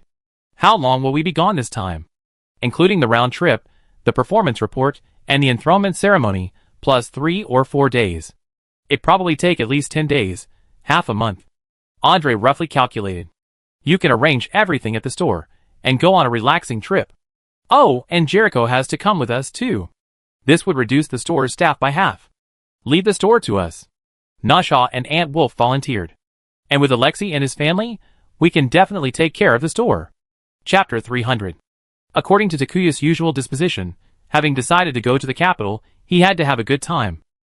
To have a worry-free and enjoyable trip, he had to arrange all matters, big and small, for the shop before departure. This way, he could focus on his travels without any worries. The brewery naturally had to remain open. A stable restaurant would have a steady flow of customers. If customers came all the way to the shop only to see, hey, closed, then they might not want to come back again. Of course, Nasha's cooking skills allowed her to replicate the exquisite flavor of every dish, and once she became proficient, she could even rival Takuya's. This was one of the key reasons Takuya could travel freely. As the saying goes, a single tree cannot support a single person, a hero needs 3 helpers. Running a successful brewery that also caters to delicious food is impossible without a qualified team of workers and cooks. Jericho would definitely follow his young master back to the capital. Not only would he have to take care of Andre's daily chores, but he would also have to report to the master and mistress, Andre's parents, on his young master's recent achievements in eliminating evil. This left only Nasha, who was in charge of the kitchen, and Layla, the waitress, in the shop. Of course, Auntie Wolf said she would also come to help out during this period. Auntie Wolf now occasionally visits Holly to help with the accounts, and take care of various matters at the mansion. However, these tasks don't have to be done every day. Generally, they're done once or twice a week. The rest of the time, Auntie Wolf enjoys hanging out with Takumu, helping out at the shop, chatting about gossip, and teaching the cicadas. She lives a very comfortable life. The shop would be busier with just 3 people, but if Alexei and her daughters were added, they have more than enough staff. Jiangyu only hoped that by the time she returned, the workshop hadn't been demolished by the rampaging spider spirits. That wasn't too much to ask. She felt it should be possible. Nasha now knew quite a few dishes, staples, braised goods, chicken, duck, fish, vegetables, and desserts. She could make 1 or 2 of each, more than enough to keep the shop running smoothly. Jiangyu also taught her Longjiang pork knuckle rice. This dish originated in Chaos Han and, following the footsteps of the Chaos Han people, spread throughout the Pearl River Delta and gradually spread beyond. As long as the pork knuckle is braised in advance, the rice is steamed, and the vegetables are stir-fried, customers can have their meals served quickly upon entering the shop. It's one of the most common Chinese fast food dishes in the Guangzhou Shenzhen area. A serving of rice topped with sliced pork knuckle, half a braised egg, fried tofu, and stir-fried seasonal vegetables, topped with a generous spoonful of sauce, is a dish you never tire of. This half-fat, half-lean, melt-in-your-mouth pork knuckle, once tasted, will haunt you time and again. Not savoring it would be a disservice to your palate and stomach. The preparation process is largely similar to Nasha's previous dishes. The pork knuckle is seared to remove the hair, blanched, and then seasoned with various spices like star anise, cumin, cinnamon, cloves, and Sichuan peppercorns, along with maltose, oyster sauce, soy sauce, and broth. Bring to a boil, then simmer on low heat for 3 hours. This recipe eliminates the need for frying sugar color. The color is entirely derived from the maltose and soy sauce. The brown pork knuckle is soft, springy, and glutinous. A gentle sip of it slips directly from your lips and tongue into your stomach, and you can devour a whole bowl in a flash. Jiangyu made her own oyster sauce, and with Xiaolong providing fresh oysters, making it easy. This homemade oyster sauce, sterilized by magic, can easily be stored in the refrigerator for a month, enough for daily use in the shop to enhance flavor and seasoning. Now that Jiangyu had enough money, she no longer had to rely solely on Uncle Wolf's low-priced meat blind boxes for her supplies. Every 3 days, she ordered a whole pig from Uncle Wolf. The pig's head could be used to make braised pork head, the 4 legs and hooves to make Longjiang pork trotter rice, the offal could be stir-fried or braised, The pork belly could be braised or made into crispy roasted pork. The pork belly could be made into barbecued pork, and the pork ribs could be smeared with sauce and roasted in a bread oven. The whole pig was meticulously planned, its every detail incorporated into the recipe, its death a perfectly justifiable one. Fresh pork, sterilized by magic, could be refrigerated for a day or two without any problems. Takuya also planned to bring the Crucible of Time and the mobile food kiosk this time. If Nasha didn't need the Crucible to speed things up, she could slowly braise the pork a day in advance and refrigerate it to infuse the flavor. The next morning, when it was served, it would be perfectly chilled and perfectly refrigerated. Preparing cold dishes in advance would also reduce Nasha's burden in the kitchen, as she was the only one in charge. Every morning, they would serve braised vegetables, rice rolls, soy milk, tofu pudding, and egg pancakes. From noon to afternoon, they would sell set meals featuring the daily choice of grilled ribs, pork belly, barbecued pork, and pork knuckle, served with rice and vegetables. Making takeout consistent with dine-in service would effectively reduce the workload for the restaurant staff. Jiangyu currently offers 3 types of rice. The cheapest is yellow millet rice, which, when steamed, is soft and chewy, yet coarse yet fragrant. Jiangyu also likes to sprinkle some chopped red dates on the millet rice to enhance its sweetness. The slightly more expensive option is regular rice. The shop currently uses japonica rice, supplied by Holly, a variety that can also be grown in northern China. It has a richer aroma than the indica rice it previously used, and is more affordable. The most expensive option is, of course, glutinous rice, known in this country as magic rice. Glutinous rice is still reserved for the nobility, and is only prepared upon order. Glutinous rice can also be made sweet or savory. Sweet rice is made with red dates and winter melon candy to create a treasure glutinous rice. For the salty version, after steaming the glutinous rice, they had finely diced with ear mushrooms, shiitake mushrooms, lean meat, and carrots, stir-fry with a little lard and soy sauce, and then use a spoon and bowl to flatten the rice into roughly round balls. Each one can be sold for a high price. Jiangyu spent a day restocking the store's malt sugar, plum sauce, soy sauce, and fermented black beans. Andre looked at the overflowing shelves and suddenly had an idea. We can ship some sauces to the capital. There are many nobles and wealthy people there, so these things should sell well. Huh? Jiyoyo's soul fire ignited. That makes sense. Besides, after the official enthronement ceremony, the palace usually holds a banquet or dance to connect with the new and old nobles. Andre made a double quotation mark gesture. I'll also be hosting some dinners later, and various nobles will be trying to extend olive branches. This will be a great opportunity to promote these sauces and delicacies. He thought for a moment and added, you don't have to bother cooking. My mother has a mansion in the capital and employs a team of chefs. All you need to do is give them some pointers on how to use the sauces. It won't interfere with your trip. Chapter 301. Jiangyo's soul fire grew brighter. She felt she had a keen eye, having previously chosen this man with beautifully defined muscles. A partner with unlimited potential. Now his value was growing even higher, which was a great boon for her, a powerful viscount. He would also become the local lord.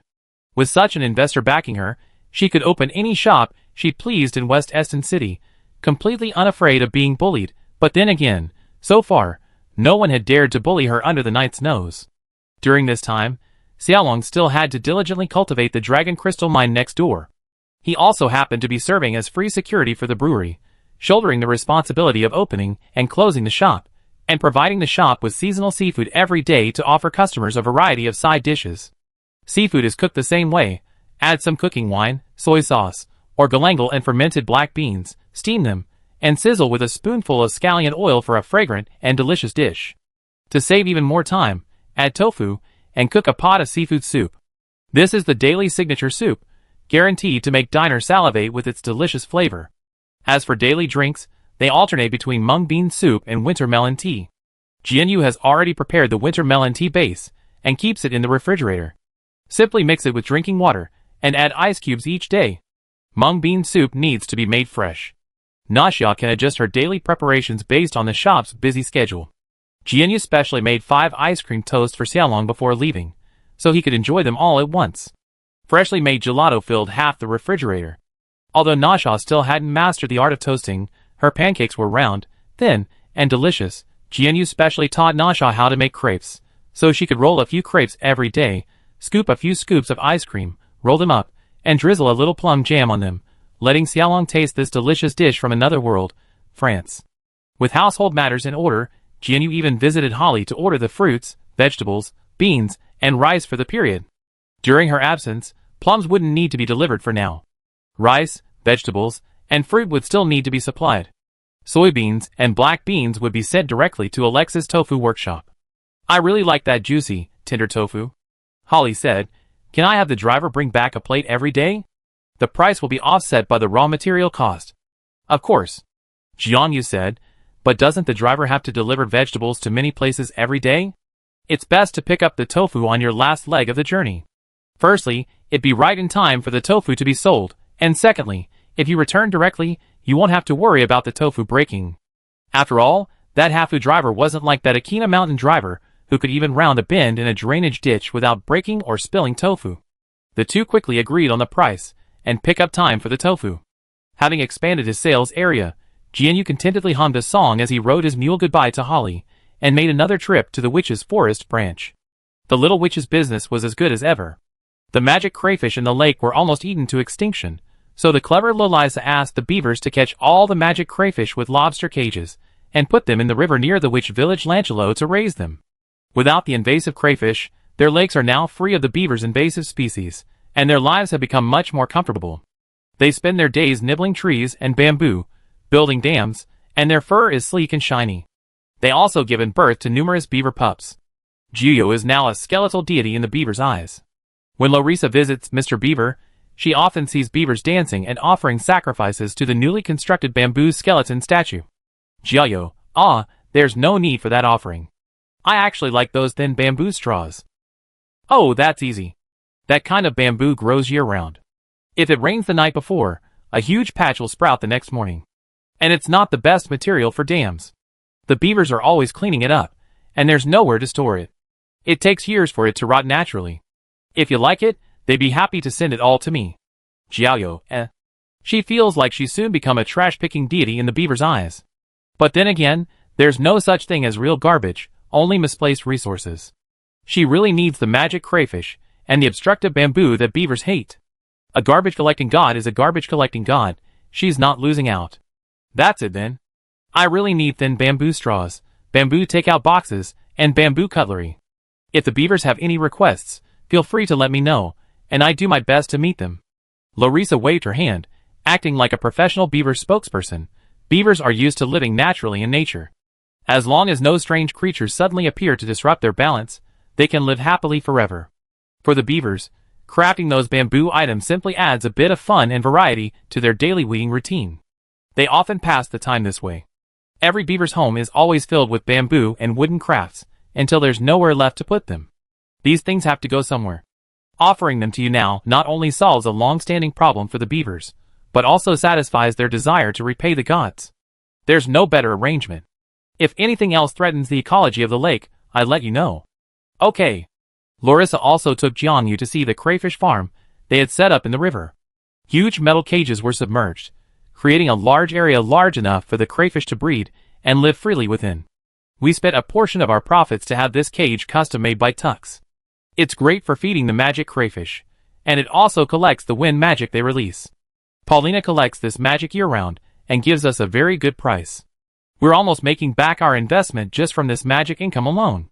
Jianyu, ? It feels like some otherworldly magical version of wind power generation. She doesn't understand, but it seems impressive. Lately, grilled fish and steamed fish with fermented black beans have gradually replaced crayfish as the best-selling late-night snacks at this branch. Ganjiang fermented black beans are also much more popular here than soy sauce. During lunchtime in the cafeteria, you can always see people carrying jars of fermented black beans, mixing them with everything. Jianyu, this is true love. Chapter 302. The Witch Forest branch was running smoothly. Lolisa and the others had their own rules, so Takuya didn't interfere too much. She simply mentioned to Lolisa her next plan. She wanted to open a noodle shop in the Witch Forest, also with a front-of-house and back-of-house design, making noodles during the day and boiling them at night. Dried noodles are easy to store, and can be shipped and sold all over the country. Takuya had been tossing this idea around for a while. She felt that the Witch Forest had unique natural conditions. First, it was a wheat-producing area, with fertile soil. The wheat grown here had an excellent carbohydrate to protein ratio, making it perfect for making noodles. Second, there was a watermill next to the river in the Witch village, making it convenient for grinding flour. The village often dried wheat, and there were ample drying areas and all the necessary facilities. Third, the village had an abundant labor force. While the Witch's main occupation is brewing wine, neither growing the wheat used as the raw material nor brewing the wine itself involves an even workload. Farming has its busy and slack seasons. After tending the fields, planting the seeds, and managing water, fertilizer, and pests, it's time to leave everything to fate, allowing the plants to slowly absorb the sun and rain and grow. The same is true for brewing wine. Once the initial work is completed, it's time to relax and allow the yeast and other bacteria to grow leisurely, gradually deepening the flavor of the wine. This kind of thing can't be rushed. In fact, excessive impatience can actually affect the flavor of the finished wine. As a result, the people here are constantly busy and idle, making it a good opportunity to do odd jobs during their free time, such as making noodles, which don't take too long to make. After drying, the noodles last for a long time, making them easy to package and store or ship for sale. A large enough batch can be made at once, allowing people to return to their daily tasks and make the next batch when they have some free time. With no downtime and the added bonus of increased profits, Takuya felt it was a very cost-effective proposition. Larissa agreed, and she promised to help Takuya with the village arrangements, including finding a shop location, recruiting staff, and negotiating with the head witch to obtain permission. All of this would take time, and she expected Takuya to receive a report on the first phase's results when she returned from the capital. Takuya was already very satisfied. After teaching Meili a few new dishes, she drove the mule cart home, pocketing her dividends. When they left, the cart only carried a small amount of sauce, but by the time they returned, that sauce had been transformed into bamboo products given by the beavers, newly arrived with beer, flour, wheat, and fresh river fish. On the way, Takumi stopped at a tofu workshop and shared some freshwater river fish with Alexei. She was leaving for the capital with Andre the next day, and this little river fish wasn't enough to sell, and there was too much for the staff meals. Takumi only kept enough for tonight's cooking, and gave the rest to Alexei. The witches had given her grass carp and Christian carp, which made a very nourishing tofu soup, perfect for the family. Alexei was very capable. In just a few days, she had made the house livable, clean and tidy, and even with so many children living there, it didn't look cluttered. In the kitchen, several slabs of freshly made tofu lay out, white, tender, and square, a beautiful sight. Alexei worked diligently. Someone so dedicated possesses a natural talent for anything. Jianyu was pleased and told her about the daily delivery of the tofu from Holly. The price and time had already been agreed upon. Alexei simply needed to deliver the tofu on time, and with guaranteed quality. Okay, the cicada replied cautiously. She always felt a little uneasy around Jianyu, fearing that some inadequacy would anger the Lich master and take away all the good things he had bestowed upon their family. Jianyu knew that this lack of security couldn't be resolved with simple words. The cicadas had been accustomed to accepting others' wishes for too long, and even though they had left that environment, they hadn't yet made a complete mental shift. While I'm in the capital, the brewery's tofu consumption might be down. And Nasha isn't staffed enough, Takumi said. I have them refer customers who want to buy tofu directly here. You then sell according to our price list. If there are fewer customers that day and there's a lot of tofu left, deep fry it while it's still fresh, or freeze it in the brewery's freezer. Alexei agreed, then twisted her apron again. After a moment's hesitation, she said, Manager, I have something for you. Takumi, ? This development was something she hadn't expected. Alexei hurried inside to retrieve a skirt. The pale yellow fabric looked soft and comfortable, brightening the eye without being too glaring. It's a dress I made myself, so it's not expensive, she whispered. You can try it on, and see if it fits. I can make any changes right away if there's anything uncomfortable. I never made clothes for skeletons before, so I'm afraid some details aren't quite right. Jiangyu took the dress without much hesitation and quickly put it on. The pale yellow dress was a perfect fit. It didn't have any fancy designs, but the cut and shape were very trendy. With a large straw hat, it would be the perfect outfit for summer travel. Jiangyu spun in a circle, the long skirt fluttering into a perfect circle before slowly falling. It was a truly beautiful sight. It fits me perfectly. And I love it. This color makes my bones look 2 shades brighter, Jiangyu said happily. However, Alexei still frowned. Please wait a moment. She hurried away and returned, holding a matching floral belt. The thin, Pale yellow band was meticulously stitched with small, colorful flowers made of tulle. The flowers were a wide variety of colors, yet their arrangement was truly pleasing to the eye. Alexei helped Takuya tie the belt, then stepped back and carefully examined Takuya from head to toe. Only then did she let out a genuine smile. Beautiful. Takuya stood in front of the full-length mirror. The three-dimensional floral belt accentuated her pale yellow dress, instantly adding a touch of liveliness. With the belt fastened, the skeleton's seemingly impossibly thin waist was accentuated by the dress, slender and graceful, a slenderness unattainable for ordinary humans. After all, her waist only had one spine. Chapter 303. It's really beautiful. Gioio said, it would be even better if there was a floral straw hat. Alex smiled, yes. She waved, and a group of little girls crowded in from the doorway, vying to hold their hats before Gioio's eyes. Gioio, so many? The 8 children made 5 hats in total, each different and beautiful in its own way. The 2 oldest children shared a lady's hat made from the same light yellow fabric. It had a light frame inside to support its shape, and was tied with a pink ribbon. On one side of the ribbon, beautiful flowers were also rolled out of colorful tulle, forming a small bouquet. It was both creative and perfectly matched with the dress. The 3 youngest children knitted a wide-brimmed summer straw hat. This type of hat is very common and easy to knit. It was decorated with specially dried flowers, making it perfect for outdoor outings. The other 3 hats were made individually by the children. There was a women's hat with a feather, a wide-brimmed hat with a large pink bow, and a women's plaid beret that could be worn sideways. It also featured a decorative belt buckle, a very British design. Wow! Gioio exclaimed in astonishment. They're all so talented. They shouldn't be chefs, they should be opening clothing stores. Is this racial talent? It's just that we see and do it so often. Alexei smiled. Gioio's flattery reassured her, and she felt less nervous than before. We heard that Lord Andre is going to the capital to receive his title. I'm sure you need to attend some gatherings. We took the time to do this, but we're not sure if it'd be helpful. Of course. Gioio said confidently, I love them all. The goose yellow lady's floral hat and the wide-brimmed summer straw hat went perfectly with the dress. Gioio was so happy she didn't want to change out of it, and went home in it. Andre, who was combing Diego's fur in front of the stable, saw a figure in a goose yellow dress suddenly leap from the mule cart. The skirt fluttered, the waist slender, the hat swayed. Suddenly, he thought he saw the woman from his dream. Andre's face flushed slightly. This lady. Gioio raised his hat. Hey, Andre. I'm back. Andre's face seemed to blush even more. He stammered, little bones? Why are you wearing a skirt? No, what I meant to say is, this skirt is really beautiful. You should wear it more often. Hey! Alexei made this for me. Gioio pinched the hem of her skirt and spun around again. Can I wear this to the kings? Andre nodded emphatically. Yes, it's perfect. Andre helped her unload the mule cart. Jericho led the mule into the stable, a look of disbelief on his face. My God. The young master is obsessed with skeletons. The guardian spirit, who knew nothing about love, shook his head and watched the 2 of them, chatting and laughing, carrying their belongings into the house. Just looking at their backs, they actually looked a bit like a pair. The next morning, a luxurious carriage stopped in front of the brewery. A knight of the kingdom jumped from the driver's seat and handed over the carriage to Jericho. This carriage had originally belonged to Baron Newman, but now it had a new owner.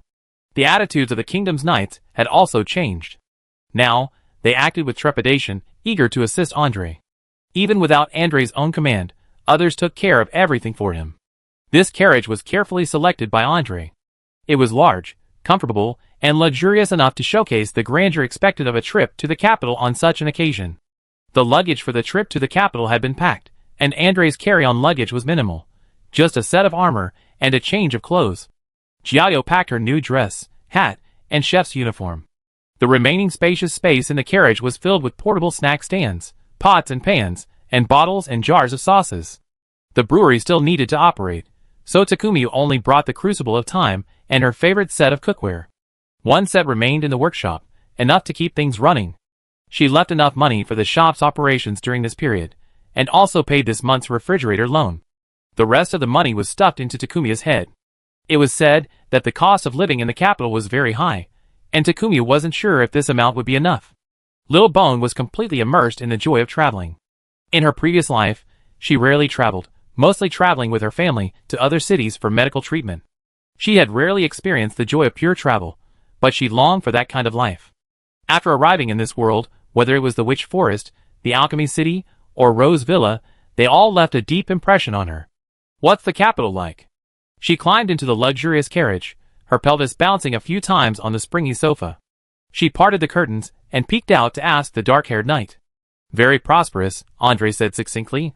He glanced at Little Bones' disapproving expression, pondered for a moment, and then began a detailed description. It's distinctly different from West Eston, not just in the landscape but also in the atmosphere of the streets and alleys.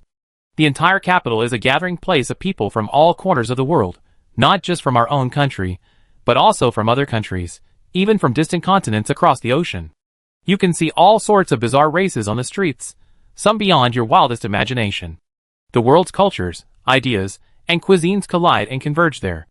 The capital is the most advanced and enlightened place in the country, and it also boasts the finest universities. There's the largest market in the country, where you can buy local specialties from almost anywhere in the world. As long as you can afford it, there will be people willing to work for you. Of course, every light has its shadows. There are nobles and poor people in the city.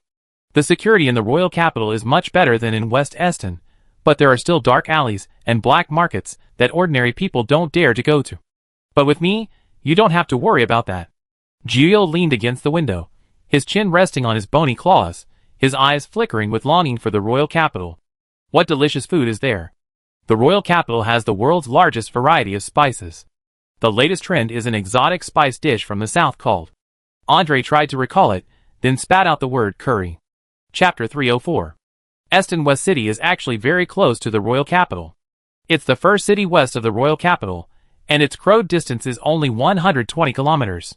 However, because there's a huge lake between the royal capital and Eston West City, they have to go around it, making the journey a bit longer. That lake is called Eston Lake, the very origin of Eston West City's name. It's also the largest freshwater lake in the Principality of Huntington, and its shores are surrounded by forests and hills.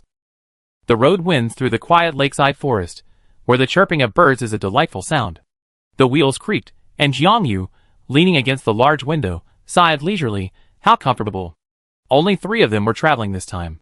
Jericho drove the carriage, while Andre rode alongside on a large black horse. He kept a watchful eye on the surroundings, occasionally approaching the window to chat with Takuya, sharing the surrounding scenery. If we travel at full speed, it would take about a day to get from West Eston to the capital, Andre said. But that would be too bumpy and uncomfortable, not good for the horses or the people.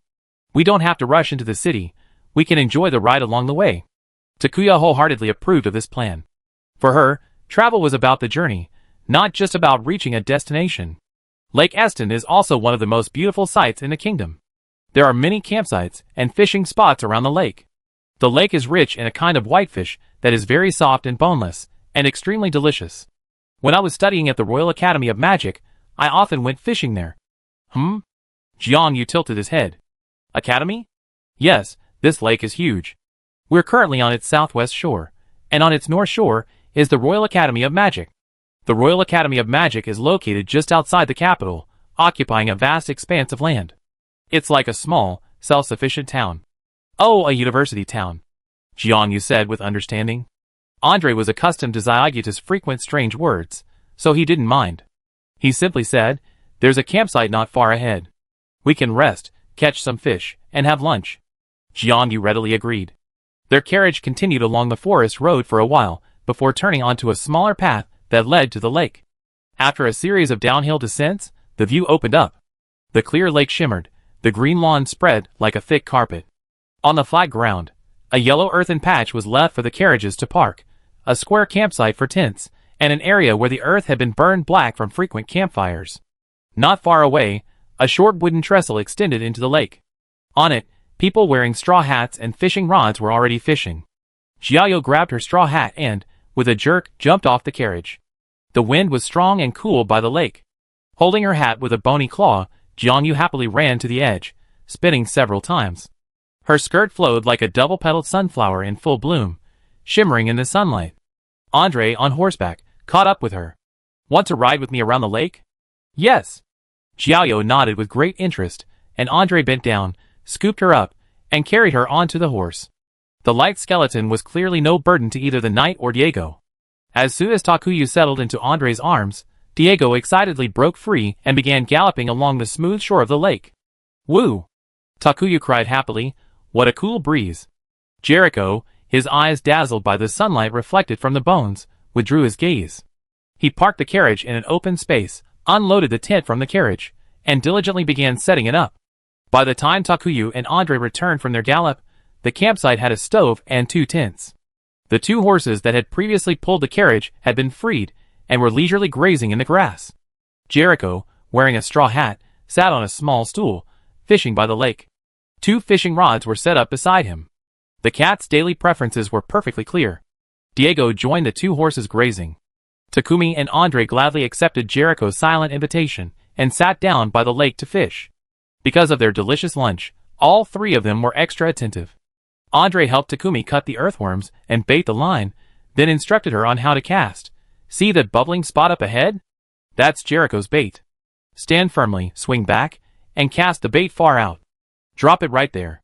Wait for the fish to bite, and the float to be jerked underwater. After demonstrating, he sat down on the empty chair. Fishing requires patience. You might not catch a fish for hours. Luckily, we have a hole. Before he could finish his words, the float Takuya had just thrown was pulled directly to the bottom of the water. Its light frame, tugged forward by the fishing rod, took 2 steps. Huh? Did you catch a fish? Oh my god! Jericho and Andre jumped up simultaneously, one in front and one behind, helping Takuya grab the rod. A moment later, a 3-pound fish glared at them. Is this enough for lunch? Jericho licked his lips. How about we catch another? Andre unhooked the fish and put it in the bucket. He then attached half an earthworm to Takuya's hook. I heard it's easier for beginners to catch fish. Let's give it a try. 15 minutes later, the knight, the Nakomata guardian spirit, and the Lich squatted by the bucket, all drooling at the sight of 3 large, fat fish crammed inside. There are 3. Can you roast one, boil one, or half roast and half boil one? Jericho asked, gulping. I brought a casserole and fermented black beans, said Takumi. With such a fresh fish, the body would definitely be delicious steamed. Freshwater fish have large heads, so they make great fish head soup. I also happen to have some fried tofu. Fish heads cooked with fried tofu are absolutely delicious. But with so many fish, grilling one for everyone to satisfy their cravings is perfectly fine, she added. Jericho swallowed hard, his saliva drooling, his cat ears and tail barely concealed. It would be nice if there were some side dishes. I only brought some fried tofu and sauce this time, nothing else, Takumi said with a hint of regret.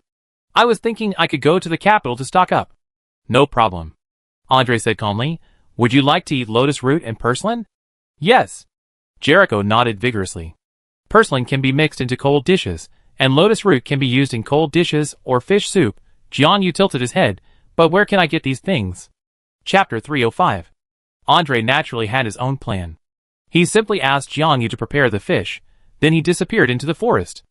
Jiangyu scratched his head, got into the carriage, changed into a chef's uniform, and exited with the portable snack stand. She walked back and forth several times, fetching the casserole, cooking utensils, seasonings, and fried tofu, preparing to kill the fish for lunch. She had a sudden inspiration to bring the fried tofu with her when she left home this morning. Deep fried, it lasted longer than regular tofu, making it a great food source on the road and a rare commodity in the capital. A bowl of fish head and fried tofu soup while camping was truly delicious. The 3 fish were meticulously scaled, gutted, and cleaned. The inedible internal organs and gills were carefully removed, leaving only the chewy stomachs and swim bladders, which had been opened and cleaned. 2 of the fish had their heads removed and placed in a casserole. The third, after gutting it, was rubbed with salt and securely skewered on 2 skewers. Jericho had already lit a campfire, and Takumi placed the skewers near the flames. Fish roasted in such a fire possessed a unique flavor. Takumi was also a person with a strong sense of ritual. She believed that camping was a must for her, believing that freshly grilled food was essential. It was a pity that marshmallows were unavailable these days, otherwise, she would have made a barbecued chocolate marshmallow sandwich with cookies. She brought a large, all-purpose Chinese iron pot for this trip. She filled it with water, set up a steaming rack, and brought it to a boil over high heat. Next, Takumi placed ginger and the chopped fish on a plate, drizzled it with cooking wine, soy sauce, and a spoonful of fermented black beans. When the water in the steamer began to boil, she placed the fish plate in, covered the pot, and waited for the fish to cook.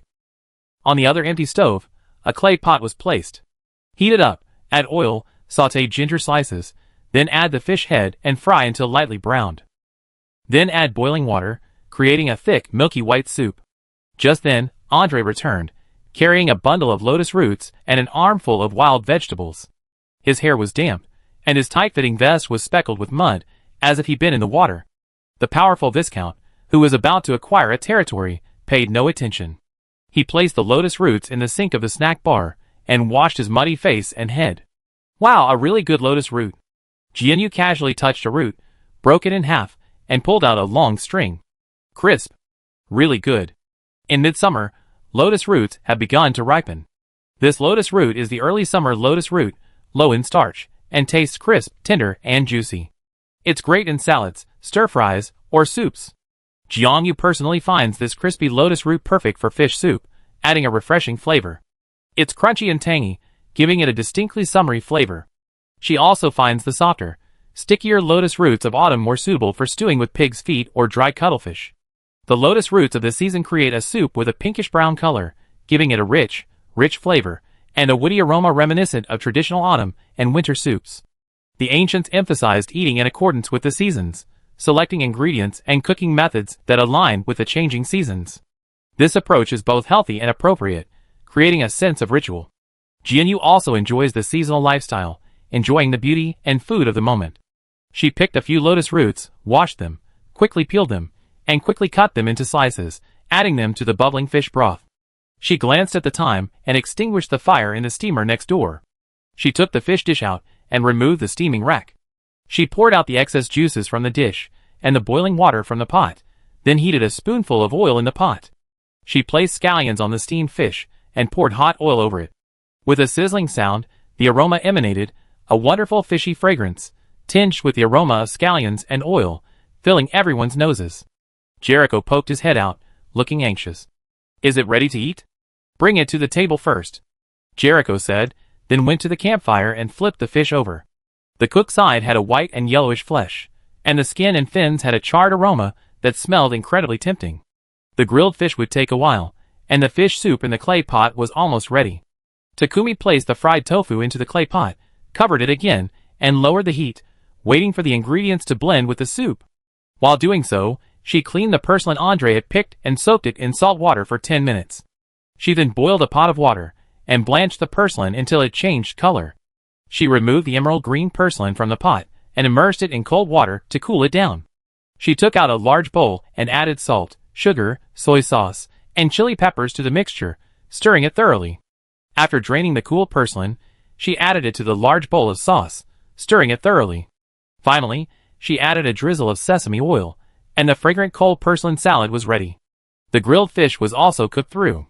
Takumi asked Jericho to serve the two dishes while she began to stir-fry the lotus root slices. Similarly, wash the lotus root, peel it and slice it. Boil a pot of water, and add some rice vinegar. Put the lotus root slices in and blanch them for 1 minute, then remove them, and soak them in cold water.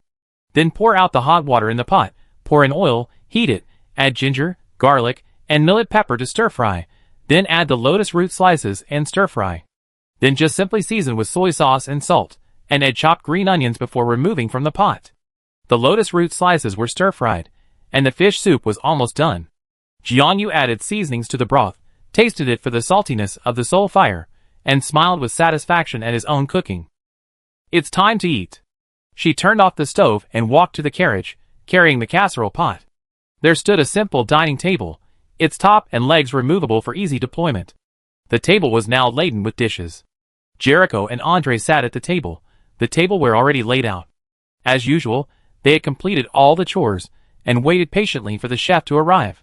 Jericho placed the pot of fish soup in the empty space in the middle of the table and announced, "Eat."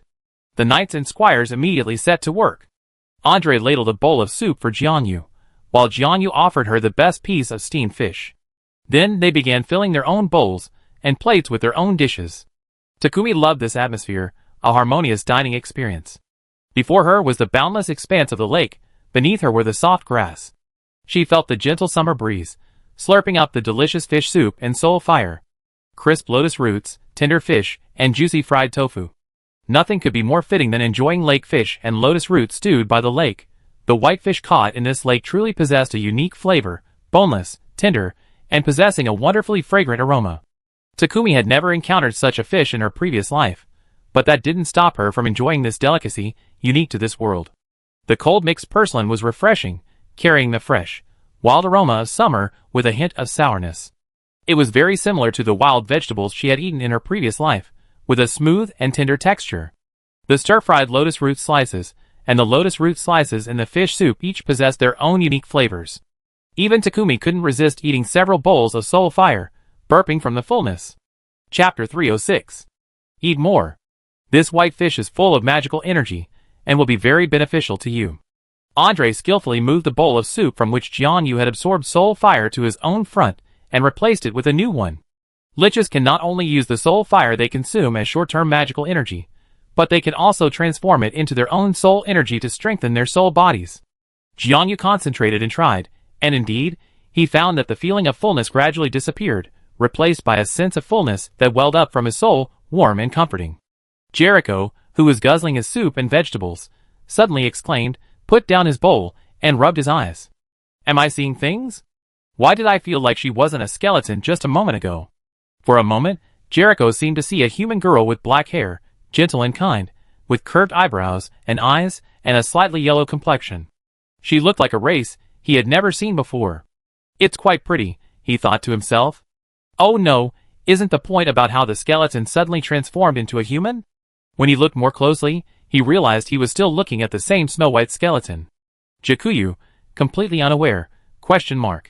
Having witnessed this strange sight several times before, Andre calmly mixed the bowl of soup, which had been imbued with the soul fire of Jakuyu, with his own food, stirring it to add a touch of flavor. This is a projection of the soul, just like Jakuyu's little expressions or words. He explained, I wrote to my mother. Ahem, a professional clergyman. According to her, the Lich's skeleton is merely a blank canvas. When the Lich's soul attaches itself to the skeleton, it spontaneously projects its perception of itself onto this canvas. If the soul itself is sufficiently condensed and has sufficient energy, it can project clearer and more complex images, even simulating realistic touch. I think it's probably because Zyogyato has been collecting intermediary fees lately, or exchanging delicious food for soul fire. With the increased food supply, the soul's energy has also increased. These past few days, I've been seeing your soul projections from time to time. Jianyu couldn't help but exclaim in surprise. What does that look like? Andre was speechless for a moment. Don't you know what you look like? Jianyu shook his head honestly, his deep, dark eyes filled with curiosity. Andre sighed helplessly. He stood up, pulled out charcoal and white paper from his bag, spread them out on the table, and began to sketch meticulously. As the person who taught Jericho to draw, Andre's drawing skills were even better. A moment later, a vivid, long-haired woman appeared on the paper. She had long, flowing black hair and gentle features.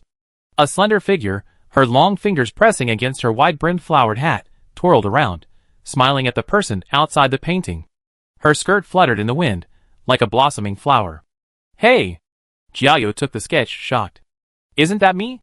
To be more precise, it was her in her past life, wearing the dress and wide-brimmed hat given by Alexis' family. This is such a beautiful drawing. She studied the painting of herself, her eyes filled with nostalgia and regret. She hadn't expected that after being reborn as a skeleton in another world, she would still see this face of herself that was once so familiar. Seeing her focus completely veer off, Jericho sighed and asked the young master a more concerning question. Does this mean this skeleton can eventually transform into a human form? It should. Andre nodded. But it would require a tremendous amount of soul energy. And in a sense, the skeleton is still the same skeleton, only the small bones allow one to see the appearance of a girl, and to touch them one can feel the presence of skin. It's more like a mass hallucination caused by the small bones. Wow! Jakuyu said excitedly. Wait. Can I change my projection? Can I transform myself into a super terrifying giant monster? Andre choked, realizing he couldn't keep up with the little bones train of thought. Theoretically, yes. You can project the image you believe in, the image that belongs to you. If you truly believe you're a monster, you should be able to make it visible to everyone else. Wow! Jakuyu said happily. Then I'm really amazing. Andre and Jericho, They silently picked up their soup bowls, and buried themselves in them. Jakuyu was delighted to gain new information about the Lich. While this thing was probably just a 3D projection function, being able to freely change her appearance was a wonderful thing. To achieve this goal, she gulped down 2 more bowls of soul fire and burped again. Wait, how much soul fire is needed to perform this kind of projection? Andre put down the bowl and calculated carefully, then a visibly guilty feeling welled up in his face. To maintain a projection for a day, I probably need the equivalent of a living human soul. Jiangyu? ? That's why liches are so terrifying dark magic undead creatures. Andre coughed softly. You know, in ancient times, failed liches relied on waging war to seize human souls. Living souls were considered their own energy, used to maintain their beauty, provide energy, and sustain their lives. Jiangyu sniffed in disgust. I don't do that. Of course. Andre readily agreed. You just need to continue exchanging delicious food for soul energy. I heard that when people enjoy delicious food and feel happiness, they can unleash power many times greater than that of extreme pain. And this energy has no side effects and won't affect the Lich's own soul. What about that other method that affects the Lich's own soul? Jiangyu asked curiously. Yes, feeding on the soul of a whole, painfully deceased person will inevitably be influenced by that unjustly slain soul, said Andre. The deceased's most unforgettable memories, the pain deeply embedded within their soul, will become part of the consumer soul, plunging it into equal agony and madness. Even the most powerful Lich in history will be affected by these emotions. No matter how much one suppresses or ignores these lurking darkness, it will eventually strike when the Lich is most vulnerable, least prepared, howling and dragging it into hell. Chapter 307. Jiangyu shuddered slightly. I suddenly think there's nothing wrong with being a skeleton. Making a real body would require a ton of gold, and projecting it would require a ton of souls. So, a skeleton seems more cost-effective. That's not the case. Andre laughed.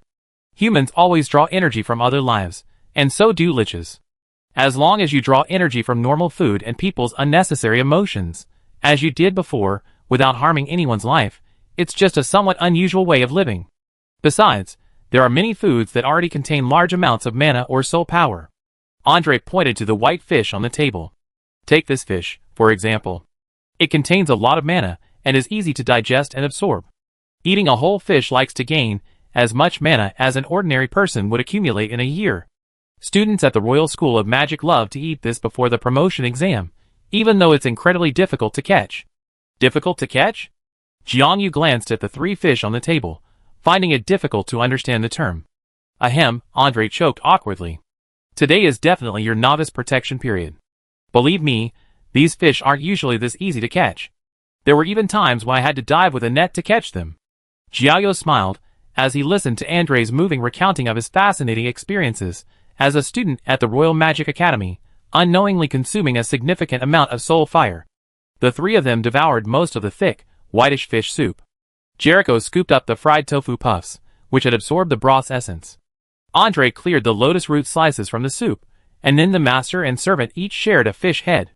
The 2 of them devoured the steamed fish and the cold mixed purslane, but even if they were big eaters, they couldn't finish the grilled fish. All 3 of them were frugal, and since the fish was so hard to come by, they decided to save the leftovers for dinner. Jiangyu then took 2 bamboo lunch boxes from the carriage, cut the grilled fish in half, and paired them with stir-fried lotus root slices, making a pretty good dinner. The remaining fish soup was stored in a water bag, and Jericho went to clean the pots and pans. Andre unloaded 2 folding rattan chairs from the carriage, set them up by the lake, and invited Jiangyu to sit. This was probably the most leisurely and comfortable afternoon Jiangyu had ever spent in this world. The breeze from the lake brought a cool breeze, and Andre's chosen spot was perfectly shaded by the trees, shielding him from the sun. Takuya slumped drowsily against the back of a rattan chair, chatting idly with Andre. Their conversation was free-flowing, flowing freely, without restraint, without suspicion or probing, simply sharing their knowledge and experiences. The 2 chatted about everything from 101 ways to eat curry to the customs of the capital, from anecdotes about the Royal Magic Academy to the strange quirks of a certain great magic master, and finally to their respective hobbies. They talked about everything. Halfway through, Jericho joined in, transformed into a cat, but the kitty wasn't interested in chatting. He simply found a comfortable spot next to Takuya's bony paw and quietly laid down, eyes narrowed, graciously allowing the cook to stroke his sleek fur. Personality-wise, House guardians aren't much different from ordinary cats. Both possess an inexplicable, innate pride, a conviction that their family can't exist without them, and they view their masters as unreliable poop shovelers. However, the kittens weren't wrong. They were simply accustomed to worrying, always suspecting that their unreliable masters would cause trouble even with the simplest of tasks. Jiangyu, enjoying the breeze, chatting, and petting the cat, soon fell into a drowsy trance, and before she knew it, she actually fell asleep. Andre didn't disturb her. He simply fetched a thin blanket from the carriage and covered her with it, making her sleep more comfortable. Then, he picked up his fishing rod again and, unconvinced, began to fish. Jiangyu slept until the sun was setting, then slowly awoke. A cool breeze was already spreading by the lake. Wrapped in the blanket that had appeared out of nowhere, she yawned comfortably.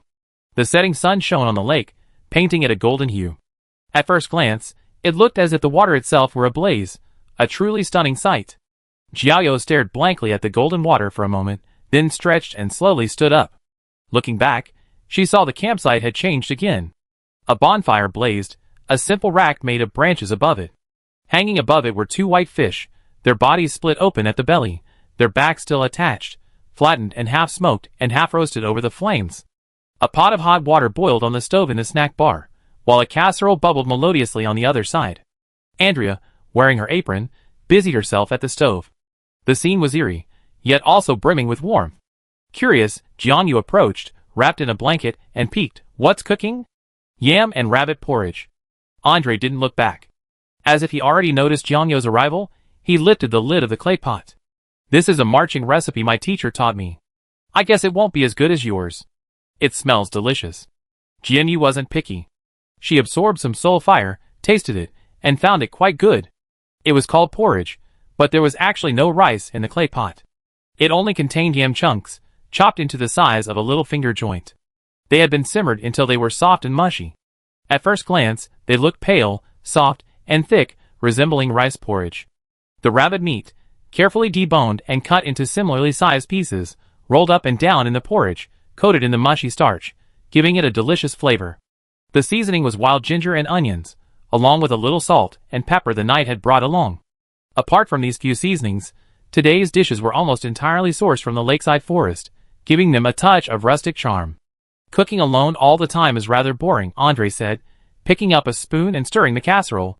When he felt the heat was perfect, he scooped her a bowlful. "It's a great time to try my cooking." Jericho, who had already heated up the two remaining lunch boxes, continued his usual ruthless teasing. "This is one of my young master's more impressive dishes besides barbecue. Originally a sick meal during the march, it's quite delicious, both in terms of flavor and texture." Regarding this time of year, the yams would still be some time before they were fully ripe, but since they were using local ingredients, they naturally ate whatever they could find. Jiangyu accepted the bowl of porridge without hesitation, graciously sampling the soul fire. Chapter 308. The soul fire perfectly preserved, or should I say, recreated the taste and texture of the yam and rabbit porridge. As Jiangyu had expected, the yams of this season weren't particularly starchy. Instead, after being simmered in the clay pot, they possessed a wonderfully smooth, juicy sweetness. The texture of this yam was also unique. It wasn't the kind of muddy, mushy mess that melted with the slightest sip. Even after being thoroughly cooked, it retained a hint of crispness, requiring careful chewing to savor the juicy texture. This reminded Jiangyu of the handmade taro balls made by the old sweet soup shop downstairs in her previous life. Unlike other shops, theirs never used any industrial or technological ingredients. They began cooking taro, sweet potato, and yam early every morning, using varying proportions of starch to create the most chewy and refreshing taro balls. The yams were finely chopped, and the porridge was thick, mimicking the texture of rice porridge while being even smoother. The deboned rabbit meat was also finely chopped, but precisely because of this, the originally delicate flavor of the meat was fully cooked, permeating the porridge and blending perfectly with the light yam. To enhance the flavor, Andre added salt, white pepper, and some wild celery to the porridge, resulting in a vibrant and fragrant taste, with a refreshing, pungent aroma of white pepper. Bland, warm, yet with a hint of excitement, Jiangyu loved the taste of this porridge. Especially at dusk, when the wind picks up by the lake and the chill reaches a crescendo, wrapping oneself in a blanket and sipping a bowl of warm porridge can bring a warm warmth to one's bones. Tonight's dinner was grilled fish with porridge. Despite the change of chef, the one bone, one person, and one cat still enjoyed the meal with great pleasure. The fishermen at the lake retreated as the sun set, and by the time darkness had completely fallen, the three of them were alone by the lake. The campfire at their feet burned brightly. Jericho had hung the oil lamps he had brought from the tent racks surrounding the wagon, and the golden light instantly illuminated the small camp. Xiaoyo still didn't need to work tonight, so Andre and Jericho cleaned up the pots and pans. The knight packed up Little Bones' mobile snack stand and set a kettle on the campfire, tossing a handful of leaves into it. "What's that?" Xiaoyo was a curious child, eager to ask about everything she saw. "A kind of tree bark," Andre said.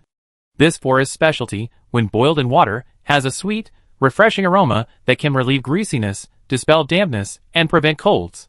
Seeing that the water in the kettle had boiled, he picked up a bamboo cup and poured it for Jianyu, letting her hold it to warm her. "It's not like the city here. The temperature swings between day and night are huge by the lake. The coldest night here might be as low as 10 degrees Celsius, Andre said. Too much cold wind will chill your bones. Wrap yourself in a blanket and go to sleep in the tent. Can't you sleep in the carriage? Jianyu asked curiously. Not impossible, Andre paused. You can try both sides and stay on whichever you like. Jianyu then looked at both sides. The carriage was indeed luxurious, but the space was limited. The sofa seat was indeed a bit small. It was fine for sitting, but to lie down completely you have to curl up into a ball, and your joints would definitely be sore the next day. If you wanted to lie flat, you have to sleep on the bare ground. The tent was different. Andre and his men were using a double-layered camping tent, with a waterproof outer layer and a thermally insulated, breathable inner layer. Once inside, they felt neither stuffy nor cold. The tent was pitched on a grassless open field, with a waterproof, thermally insulated mat underneath. The interior was meticulously furnished. A soft, long-haired carpet covered the floor, and a thick, fluffy sleeping bag served as a mattress. Atop that was a fluffy-looking feather pillow and a thin blanket. The arrangement looked incredibly comfortable, and even Takuya, who had become a skeleton and had no particular preferences for sleeping, was deeply tempted. The quilt, pillow, and sleeping bag, which served as a mattress, were all spotlessly clean, with the aroma of soapy washing and sun-drying. Takuya tentatively lay down on the sleeping bag and immediately sank into the fluffy cotton. She felt as if her skeleton had been placed in a delivery box filled with shock-absorbing cotton, comfortably enveloping her wherever she rolled. This is so comfortable. Jianyu couldn't help but sigh. She rolled around on the mat several times until she had had enough. Then, a skeletal head popped out of the tent. Well, I want to sleep here tonight. Okay. Andre seemed to have expected this, a permissive smile playing on his lips. Sleep well. We be on guard tonight. It's safe. Thank you for your help. Jianyu said, good night. You should get some rest too. She crawled into the tent, fastened the door latch from the inside, and threw herself onto the mattress, falling asleep almost immediately. Jianyu didn't know it, but this was a military-grade tent, capable of withstanding the scorching midday sun and bone-chilling nighttime cold of the northern border. Every canvas was engraved with insulation magic, maintaining a comfortable constant temperature inside, warm in winter and cool in summer, while also ensuring fresh air circulation. Compared to Baron Newman's rather fancy-looking carriage, this was the ultimate camping tool. Andre walked around the camp, setting up warning spells around the perimeter. Then he returned to the campfire, sat down with his sword in his arms, poured himself a pot of bark tea, and sipped it slowly. Master, is it still the same? Jericho asked. Well, you keep watch for the first half of the night, and I keep watch for the second half, Andre said. When camping outdoors, shifts of watchmen are always necessary. Jericho had to drive the carriage the next day, so keeping watch for the first half of the night would only take a short while, making it much more comfortable than the second half. Andre was always considerate of his subordinates in such details. His special bloodline meant he needed less sleep than other races. Besides, Jericho was more than just a servant to him. The loyal cat guardian spirit had been in their home for a very long time, and to Andre, Jericho was like family. At this moment, the guardian spirit, whose actual age far exceeded his appearance, was worried about something else. Young master, I'm afraid this enthronement won't be so smooth, will it? Andre replied, staring at the flames in a daze. If I remember correctly, this is probably the first time His Majesty has successfully reclaimed a title and fiefdom from a member of the royal family and enthroned another. Such a move is bound to attract many members of the royal family to oppose it. This battle will surely be difficult. However, he had to pass this hurdle himself. It was the final test given to him by His Majesty. Once he passed it, he would truly be eligible to receive the reward. Chapter 309. Andre had once insisted on becoming the king's sword in order to search for the enemy who murdered his mentor. Now that he had clashed with them and had some clues, establishing a presence in the western city of Eston would only further facilitate the investigation.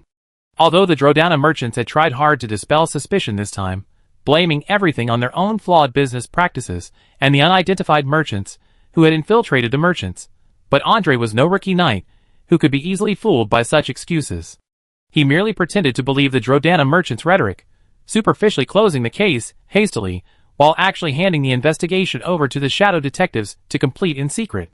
Only in this way could he reassure the Drodana merchants, misleading them into believing the storm had passed, and that they only needed to endure the short period before returning to their old ways. The Drodana Merchant Guild took a long time to expand its reach across the nation. Since Andre hadn't expressed any overt suspicion or desire to pursue the case, they wouldn't suddenly cut themselves off, losing their business and base, and bringing trouble upon themselves, further arousing suspicion that had already dissipated. Andre sat by the campfire, sword in hand, his back resting against the folded snack bar box, pondering his next move before falling asleep.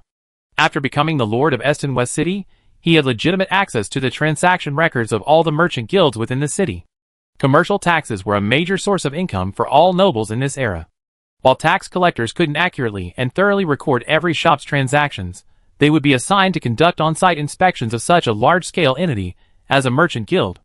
The Chamber of Commerce's accounts involve taxes, which are meticulously recorded by the tax officer. One copy is kept in the archives, and another is sent to the city lord's mansion for the lord's review. Of course, these accounts aren't completely accurate, and some amounts may be subject to human or accidental errors, but they still offer clues. The specific amount isn't Andre's primary concern, the number of transactions is. If Evil Eye Moon is connected to the Droda Chamber of Commerce, various transactions are bound to occur between the two parties to transfer money, supplies, and intelligence. These transactions are so large that they can't just disappear. They simply be quietly recorded in the accounts in some form to conceal their existence. We can ask Winchester, the chief clerk, to help review this. The shadow detective who replaced Winston seems quite skilled in accounting as well. Thinking over these tedious questions, Andre's eyelids grew heavy. He dozed off by the warm campfire, then promptly swapped shifts with Jericho at 1 a.m., keeping watch until dawn. Jiao awoke joyfully to the chirping of birds. She rolled over on the soft floor, burying herself deeply in the blankets that perfectly supported her frame. She lazed for half an hour, both longing and empty, before struggling to free herself from the quilt's confinement. Ah, it's true that in any world, there's no escaping the quilt's confinement. Fortunately, I only have a bed board in the brewery, it won't hinder my waking. The lazy Lich reflected deeply on his laziness, then rolled over and fell back into the quilt's clutches, finally succumbing to sleep for another hour.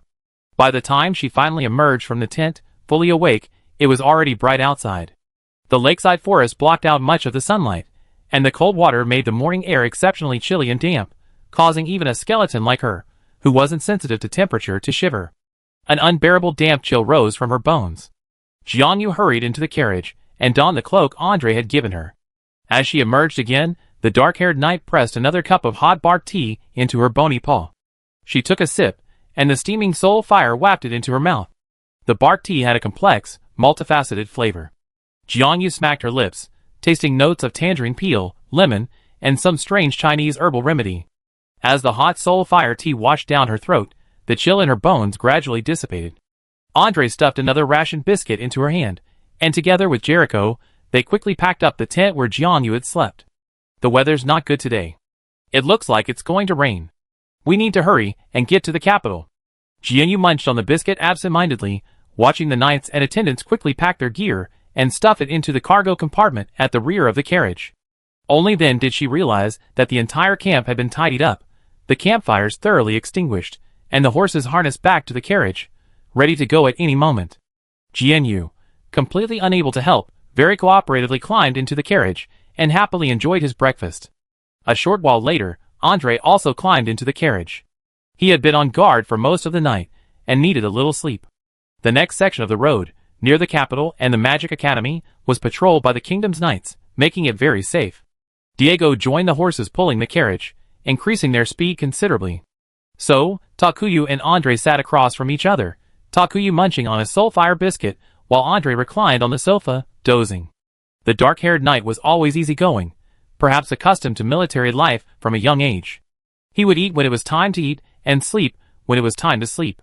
No matter how difficult the conditions, he would complete these tasks as if they were his mission. Takuya finished his breakfast, resting his jaw on his shoulder, as he quietly gazed at the stunningly handsome black-haired knight for a moment, resting his non-existent eyes. Andre's handsome features and beautiful physique had always been Takuya's strength. As they spent more time together, Takuya found his personality quite endearing, steady, reliable, with a soldier's natural loyalty and self-discipline.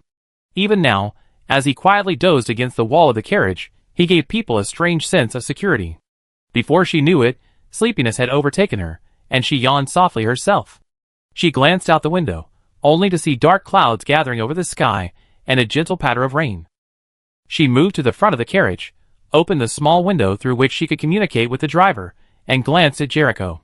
The guardian spirit had somehow changed into a waterproof raincoat, though from the outside, it probably looked more like a European-style straw raincoat, but he continued to drive diligently. The roads were slippery in the rain, but under Jericho's deft control, the horses ran steadily. Jericho noticed Jianyu and said, "The rain is getting heavier. We need to get to the inn up ahead for shelter." Chapter 310. They continued to travel for an hour in the increasingly heavy rain, until they finally saw a roadside inn. Jericho drove the carriage into the inn's courtyard, let Andre and Jianyu get out, and drove to the stables in the back. The horses had been caught in the rain, and needed to be dried off as soon as possible. The weather in Huntington Principality in the summer was extremely changeable, with extreme temperature swings. Under the scorching sun of midsummer, the temperature could reach 30 or 40 degrees Celsius at noon, but once the relentless downpour began, the temperature plummeted. The horse's fur was naturally waterproof, but if it was exposed to the rain for a long time, it still needed to be dried quickly. Otherwise, the cold wind would cause the body to lose heat, which could easily lead to illness. The wrinkles in the skin, covered by the hair, also did not dry naturally, and excessive moisture could cause psoriasis. These were matters that needed to be addressed as quickly as possible. Roadside inns like these wouldn't have their own grooms to meticulously care for guests' horses. If they wanted to avoid any mishaps while traveling, they had to do it themselves. Andre and Jianyu rushed into the inn in the rain. The little skeleton, pulling up the hood of his cloak, jumped under the eaves at the door, shaking off the rain. The knight walked straight to the counter and said, "A room, a pot of hot tea, and fodder for 3 horses." The old man behind the counter was hunched over, with a long narrow scar across his left eyelid. He didn't look like someone to be trifled with. He was probably the inn's owner. Upon hearing Andre's words, he simply raised his eyelids, gave the knight a neutral glance, and pulled out a key and a teapot from the small stove nearby. 1 silver coin a day, 3rd room on the 2nd floor. Fodder will be delivered to the stables. You can relax here and warm yourself by the fireplace. The owner glanced at the door again. The rain is going to continue until tomorrow. Would you like to eat? Meals are provided, and it's 1 silver coin per person per day. I give you 2 silver coins in total. Andre said, "You don't have to cook. I just want to use your kitchen, and I can freely use your ingredients and seasonings." He took out 3 silver coins and placed them on the counter. The owner pondered for a moment, then swept the 3 coins into his pocket. "Okay, but the ingredients and seasonings can only be cooked in the kitchen and used immediately. You can't take them away." After agreeing on food and lodging, Andre took the pot of hot tea and led Jianyu to the fireplace to warm themselves. The weather was incredibly humid. After just a moment in front of the fireplace, white vapor began to rise from Jianyu's skull. "Jianyu? ? Isn't this level of humidity a bit too much?" Not long after, Jericho entered through the back door leading to the stables, carrying his luggage. He was also soaking wet. After tossing his luggage to the young master, he quickly transformed into a cat, shaking off the water with a gurgling sound, and then nestled down in front of the fireplace, quietly warming by the fire.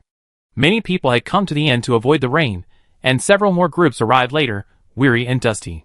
A noblewoman, accompanied by 5 or 6 servants, glanced at the occupied fireplace, then requested a room and a bucket of hot water, and went upstairs. 3 hunters, wearing straw raincoats similar to Jericho's, entered, casually hanging them on the wall before finding an empty table and buying 3 bottles of liquor from the innkeeper.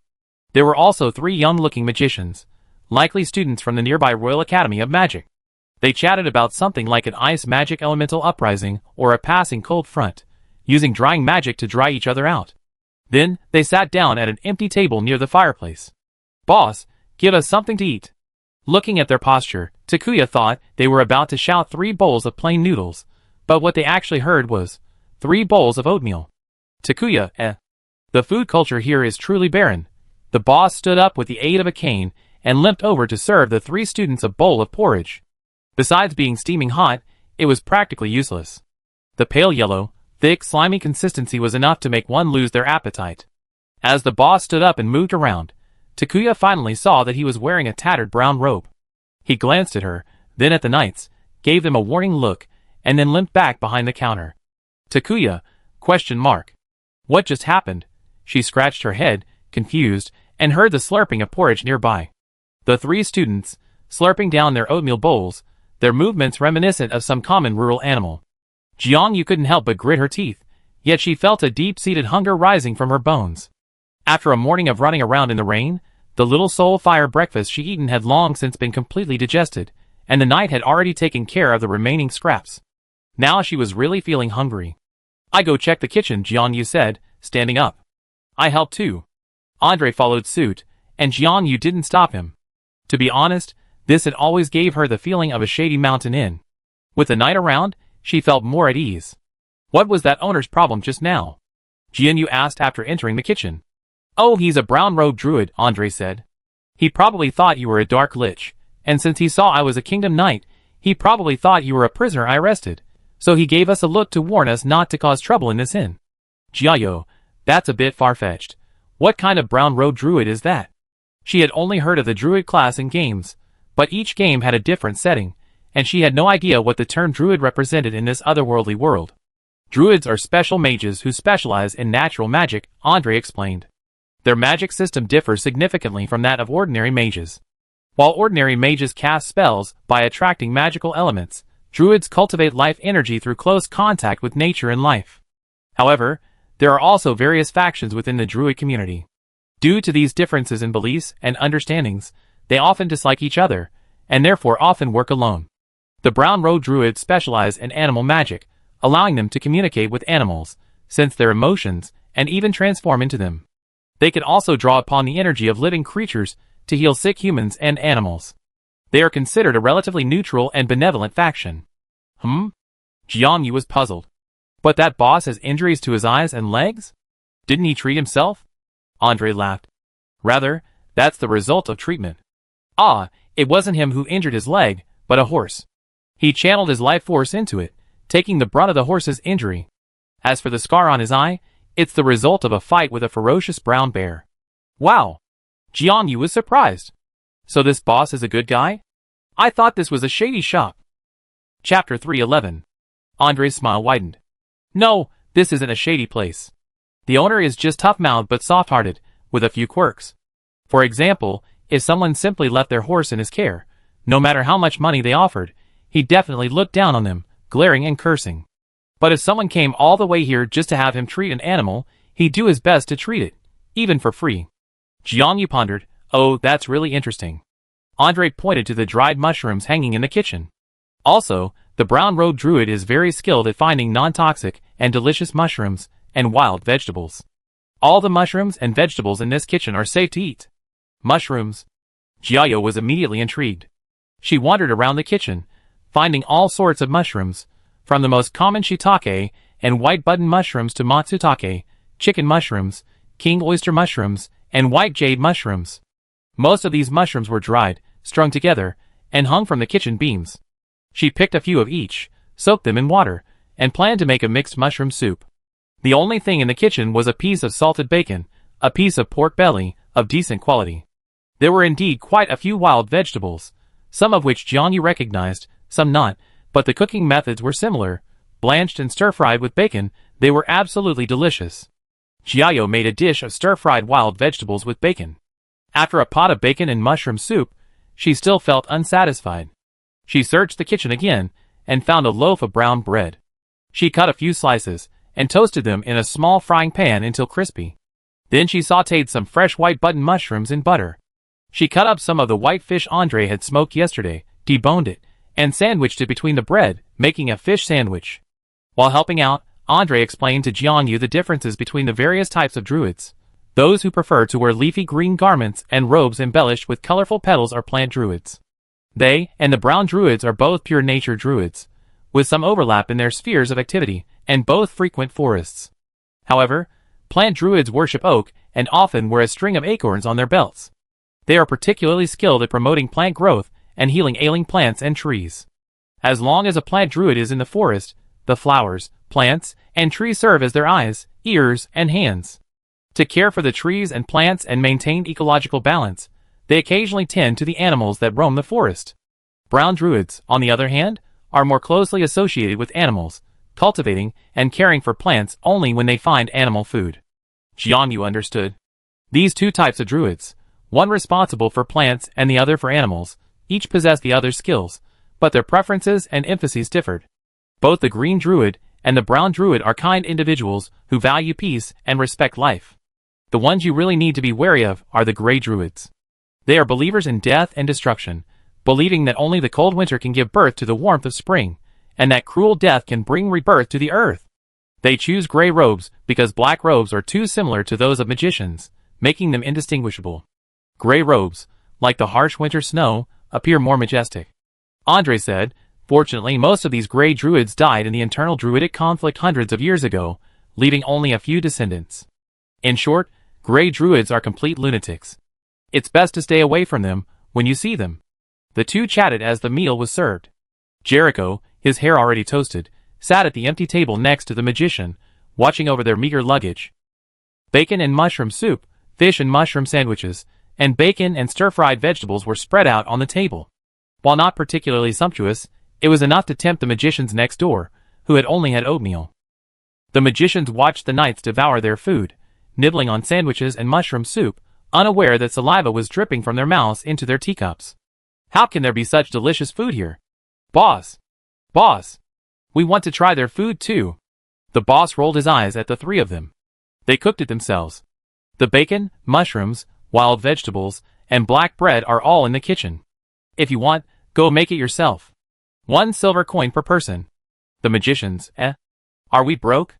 We can't cook. They shed bitter tears of greed, but these magicians were clearly well-mannered. They waited until Andre and his friends finished eating before shyly approaching. Excuse me, could you make us a portion of these dishes too? We pay for everything. Andre and Jericho both looked at Takumi, their message clear. It was up to Takumi to make the decision. I can do it, of course. Jianyu thought for a moment. But I won't charge you any money. I just take some of your soul fire. It can be the joy you feel after a meal, some intense emotion you might not necessarily want, or even some fun memory. Don't worry, it won't affect your health or lifespan. She took out her Chartered Investigator of the Kingdom's Knights token and waved it. Don't worry, I'm a good lich. The three magicians glanced at each other, and after a moment of hesitation and struggle, they all gave in to their rumbling stomachs. Okay. We're all students of the Royal Magic Academy. How about this? We trade our fear of failing the final exam. Jianyu, To be honest, she wasn't necessarily interested in this kind of soul fire. However, by making this offer, Jianyu wanted to test whether different varieties of emotional soul fire had different flavors and the differences in the energy they contained. Based on her current experience, positive emotions seemed to taste better than negative ones, but negative emotions were more powerful. Then again, each flavor, sweet, sour, bitter, spicy, salty, and fragrant, wouldn't be considered delicious if taken alone. Too much sugar would still be cloying. The key to deliciousness lies in the harmony and perfect blending of each flavor, not a single bit too much, not a single bit too little. From this perspective, perhaps emotional soul fire could be considered a single ingredient. Combined together, perhaps a feast of emotional soul fire could be created. Jianyu was eager to try an experiment, and weren't the magicians he encountered along the way merely experimental subjects who had fallen into his trap? She was curious about what the fear of failing a final exam beforehand would taste like. However, collecting only this one emotional soul fire seemed a bit unfair. 3 people, 3 different emotions, she said. I won't accept duplicates. Chapter 312. The 3 young magicians carefully assessed the risks and ultimately requested that the man who paid the price for the fear of failing the final exam serve as a test subject before they could determine whether to make a deal with this strange skeleton. The delicious food was tempting, and the token in the skeleton's hand, and the kingdom knight beside her seemed somewhat credible, but caution was advised when it came to matters involving the soul. The boldest underachiever among the three had already taken a seat at their table with a familiar air and extended his hand confidently. Hello, hello. Let me introduce myself. My name is Eslin van Matlin, a third-year student at the Royal Academy of Magic. Jiao had been in this world for some time now, and he had a deeper understanding of the meaning behind names. Those who followed the Huntington Principality's middle name rules were natives of non-purebred fantasy creatures, and those who followed the middle name represented the direct bloodline of the Baron's family. Judging from the student's appearance, he couldn't be too old. He was also terrified of failing the final exam, so he was most likely not the Baron himself, but his son. I'm Takumiyu, a Lich.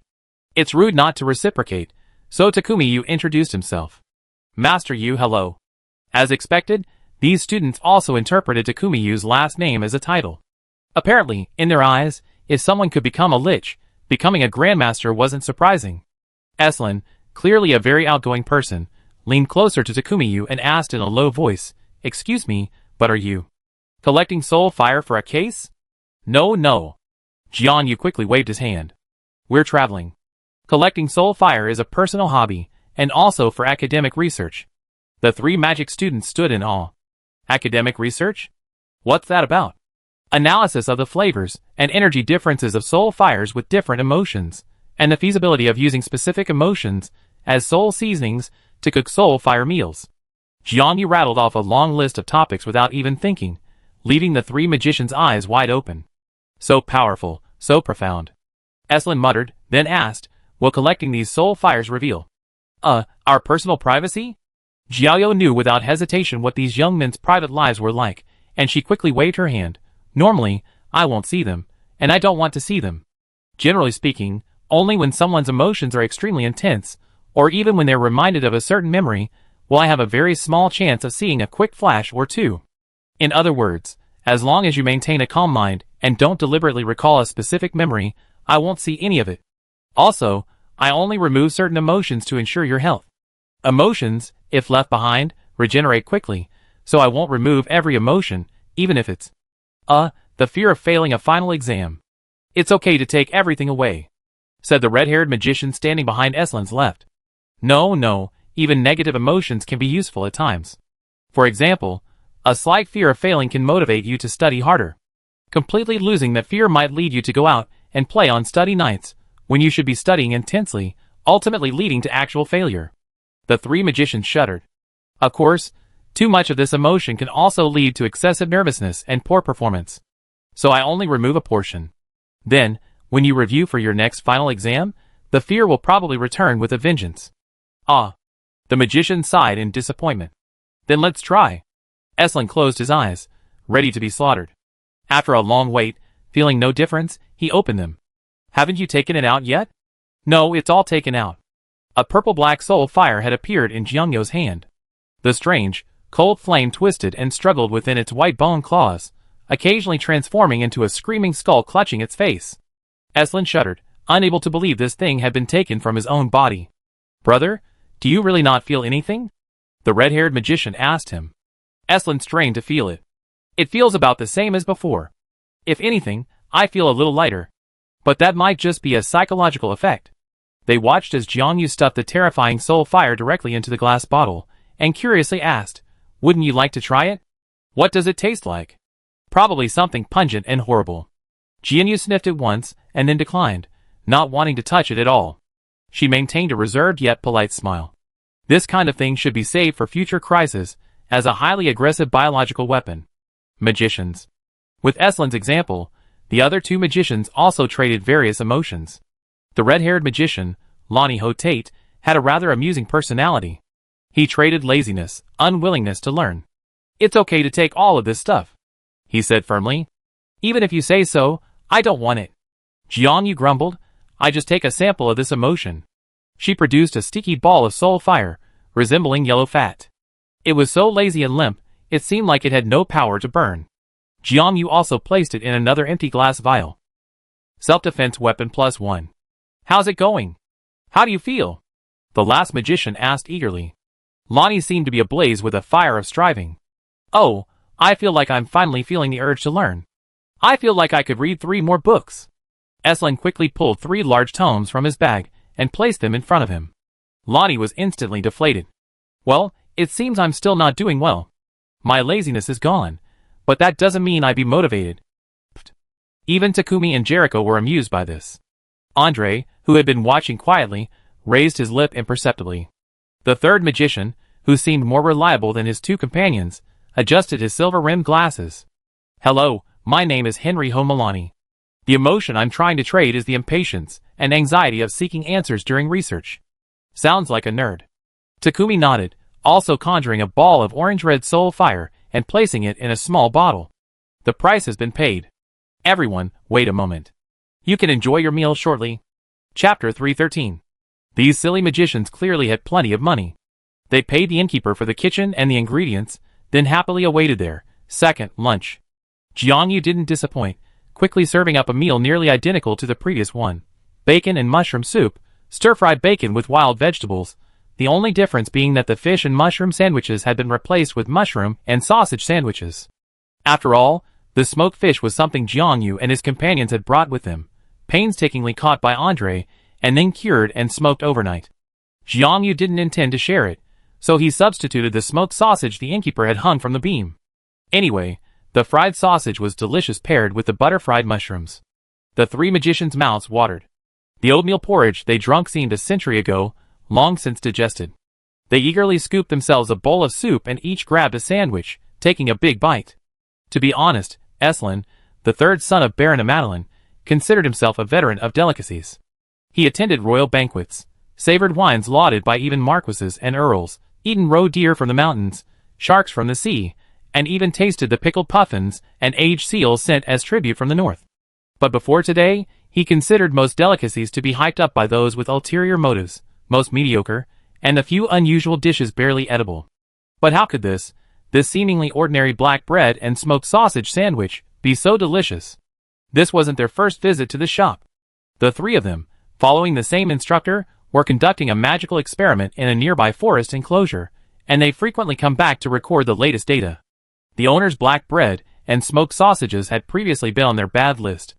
The black bread was dry and hard, the smoked sausages were greasy, and everything was bland, but how come they were so delicious now? The retoasted black bread slices, their coarse fibers slightly charred, not only gave them a more appealing color, but also a subtle sweetness to the chew. The excess fat from the smoked sausage, mixed with the juices from the butter-fried mushrooms, seeped into the bread, enriching the previously bland, oil-free bread with flavor. The previously hard bread slices perfectly absorbed the excess juices from the filling, becoming just the right amount of firmness and softness, neither too hard nor too soft. Everything was perfectly balanced, not too much, not too little, perfectly blended together. Ingredients that would have been unpalatable individually were transformed into something magical, with just such simple processing and seasoning. The best part was the butter-fried mushrooms. The aroma of the fresh mushrooms was perfectly brought out by the butter, and it was clear that the Lich hadn't used excessive seasoning, just a hint of salt and black pepper, which perfectly highlighted the mushroom's dominant aroma. It doesn't overpower the ingredients at all. The natural flavors of the ingredients are fully revealed. Eslan wolfed down his food, memorizing this trick. He teaches cooks back home, so they wouldn't just throw in a deadly amount of basil every time they cooked. The bacon and wild vegetables were also incredibly delicious. In the past, Eslan would never have touched salty, fatty pork or these weed-like, unnameable wild vegetables. But now, the bacon was fried to a crispy, dry consistency, its fat bubbling with enticing golden oil. After being stir-fried over high heat, the wild vegetables, rolled several times in the lard released from the bacon, became glossy and oily. The bitter, fishy smell was gone, and instead, a rich, fragrant aroma filled the air. The crispy, smooth texture and the wonderful aroma of the wild vegetables made it impossible to stop, cramming spoonful after spoonful into my mouth. After a hearty meal, I took a sip of the mixed mushroom soup, and a wave of complex, ever-changing flavors instantly washed over me. A storm of flavors swept from the tip of my tongue to the depths of my brain, stirring my soul as if it were floating, as if it were about to soar into the sky. Fresh. Very fresh.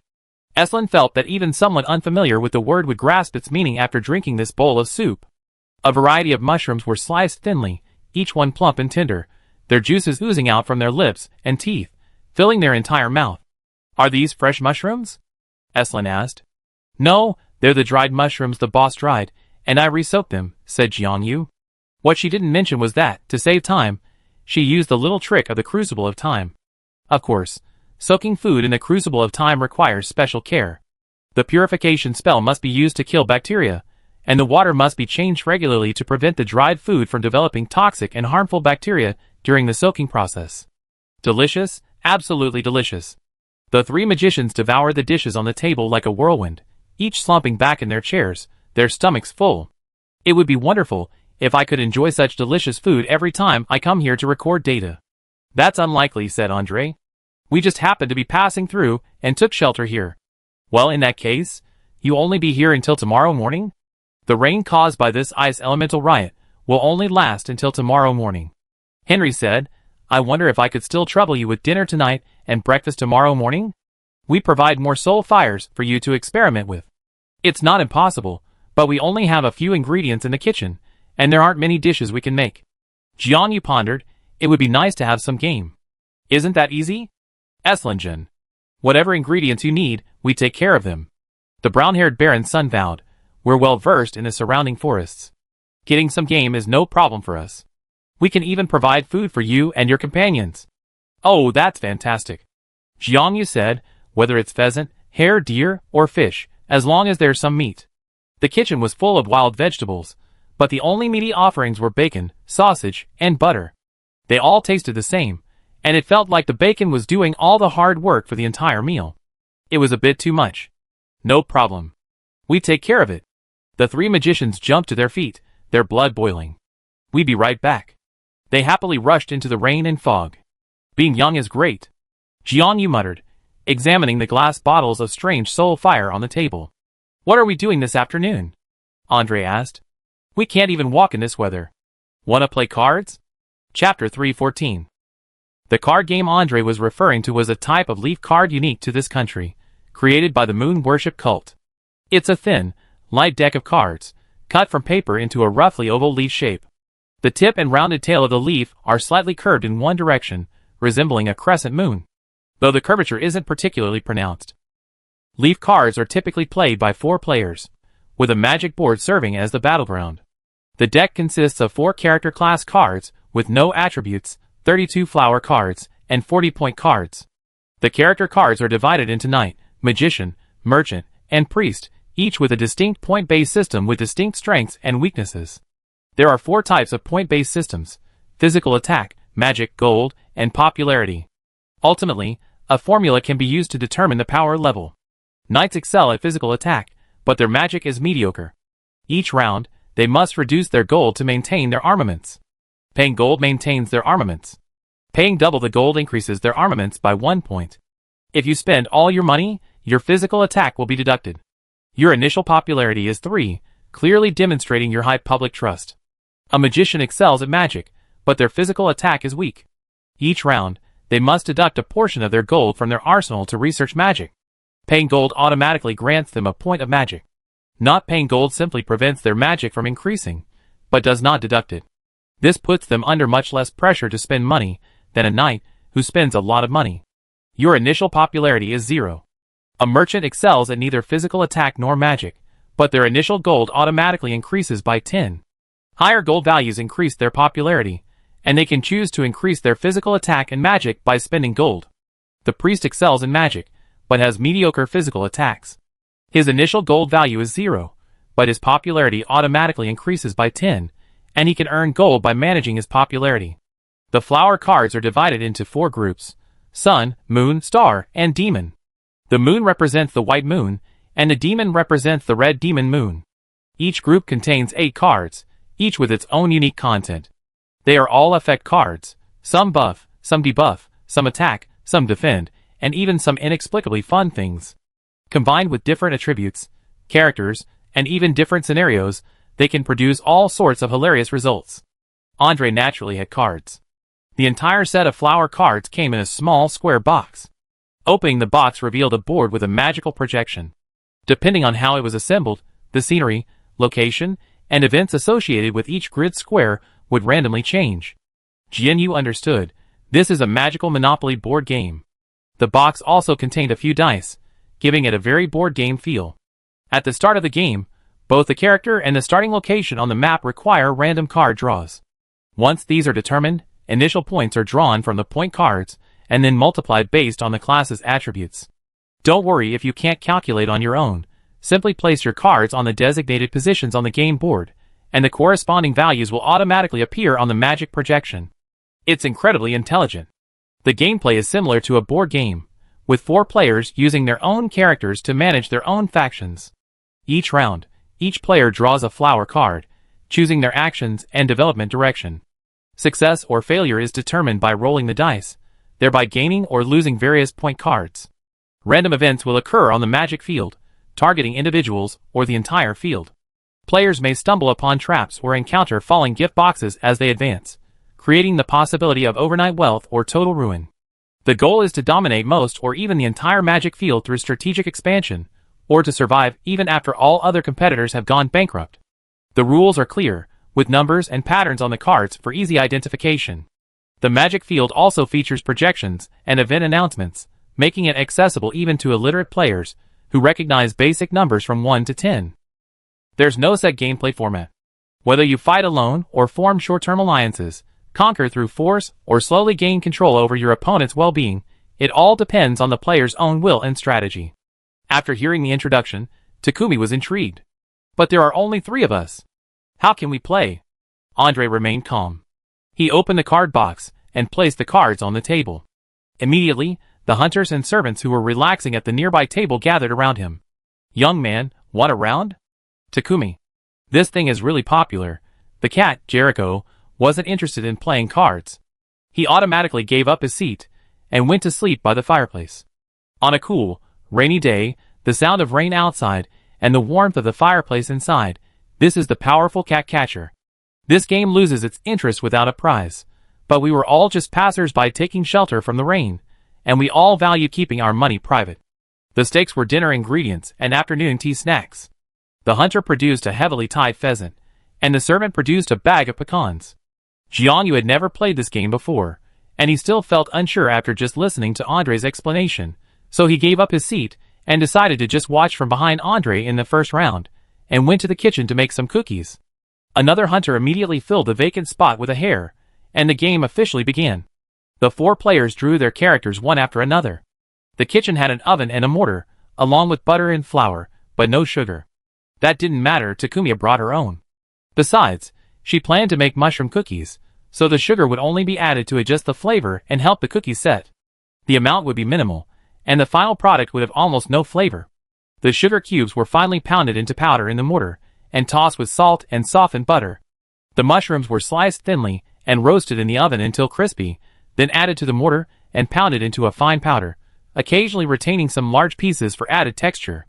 Takumi added the egg mixture to the butter mixture in 2 batches, stirring evenly. Then, he sifted in the flour to form a dough, and finally, he evenly mixed in the mushroom powder in pieces. She rolled the finished dough thinly with a rolling pin and, using whatever tools and cutters were available, pressed it into various shapes: circles, triangles, mushrooms. Finally, she placed it in a baking tray and baked it in the oven. When she emerged with the fragrant mushroom cookies, the 4 had already completed the tedious initial stages of drawing cards, adding points, and developing their forces. Their power had flourished, and they were preparing to expand and compete with each other. This was the most exciting part of the game. Andre's luck was unbelievable. He happened to get the knight this time, but he only had 3 gold points at the start, a true reflection of his poverty. The pheasant hunter got the merchant, while the hare hunter got the magician. Knowing each other well, and having neighboring territories, they had already formed a secret alliance. The merchant invested in the magician while operating his business, increasing his magic power, and his business was flourishing. The noble servant, armed with a priest, established a church in the town, attracting popularity and money, rapidly expanding his power. Chapter 315. Jiangyu divided the baked mushroom cookies into 2 portions. One portion was wrapped in wax paper and set aside as a prize, while the remaining portion was used as a snack during the game. Paired with the hot tea the innkeeper refilled, it made for a truly enjoyable afternoon tea. Outside, the rain pattered heavily, but inside, the warmth was cozy.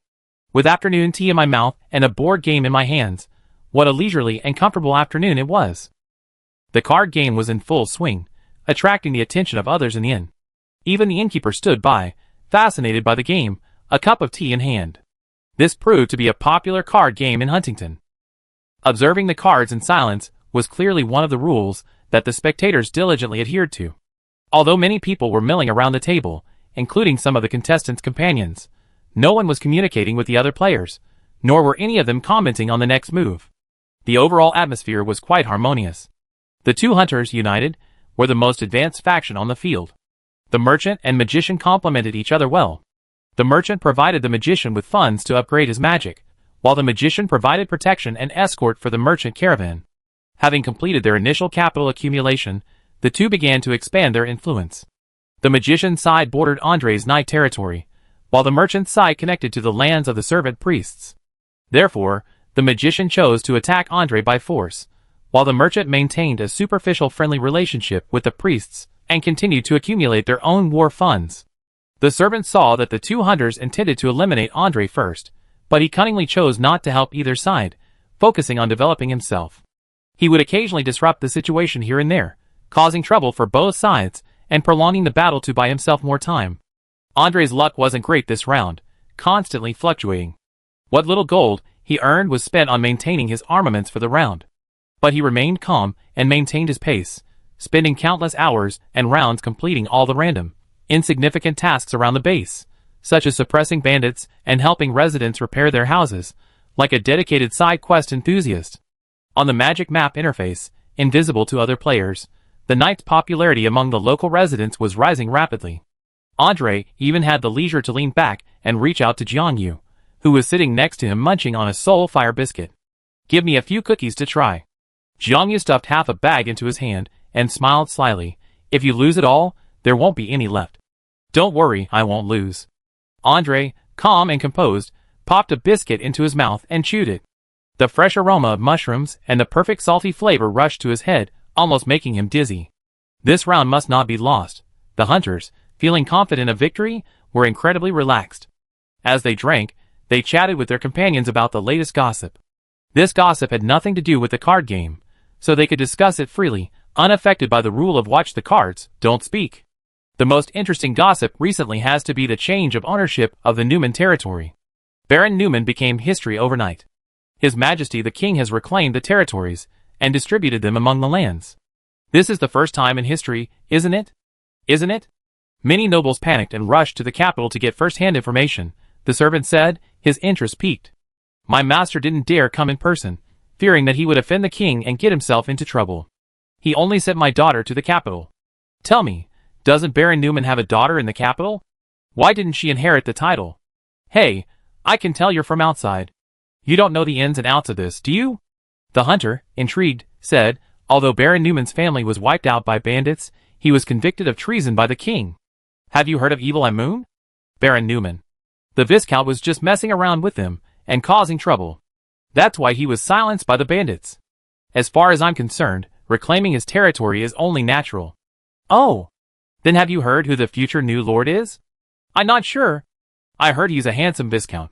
He's probably not the kind of noble we meet, ha ha ha." "Jianyu, he. Actually, this handsome Viscount is playing cards with you." Andre hadn't expected a simple game of cards to end up in his lap. He stuffed another mushroom cookie into his mouth, counted out a few resource point cards, placed them on a side quest, and said, "This round is over." The magic board chimed in, side quest completed. Draw 2 face cards.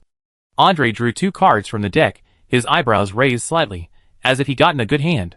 He placed the 2 cards on the border with the hunters and passed the cards to the next player. "Your turn." The hunter-magician, having received his right to play, happily completed the usual process of drawing a point card from the deck and paying a few gold points to increase his magic. In the following free round, he chose to launch an attack on Andre's territory. In this game, the magic map only reveals the map of the player's own territory. Other players' territories and layouts are shrouded in fog. Unless they draw a flower card of the exploration type and send out exploration units to explore and clear the fog on the map, they can only forge ahead. Players can only see the enemy's actions on the table each round, how many cards they draw, discard, and place down, and guess what they are doing in their territory based on the corresponding rules. All actions taken by players against other players are publicly broadcast on the magic map board. The Hunter player's magician unit crossed the border and rushed towards the first stronghold, but encountered a fortification halfway. The fog in the area briefly dissipated, and 2 flower cards, hidden by the fortifications, automatically flipped over. A powerful group of knights leaped out from the fortifications, intercepting the unprepared magician army. Encounter. Both sides rolled a dice. The combatants each rolled a point. The Hunter player rolled a 3, and Andre rolled a 6. The magic board automatically added the dice rolls, with the strength points of both teams. The magician team's magic power was 7, and Andre's knight's magic defense was 9. Counterattack. The 2 sides rolled the dice again, this time comparing Andre's physical attack to the magician's physical defense. The final result was 17-9. The magician team, who had attempted a surprise attack, was defeated miserably. The entire attacking team was captured, and they were forced to pay Andre 3-point cards. Chapter 316. The situation on the field suddenly reversed. The knight, who had been quietly advancing without a clear purpose, suddenly switched to the offensive. Leveraging this team of flower cavalry, they infiltrated the magician's territory, conquering a vast swathe of territory in one fell swoop.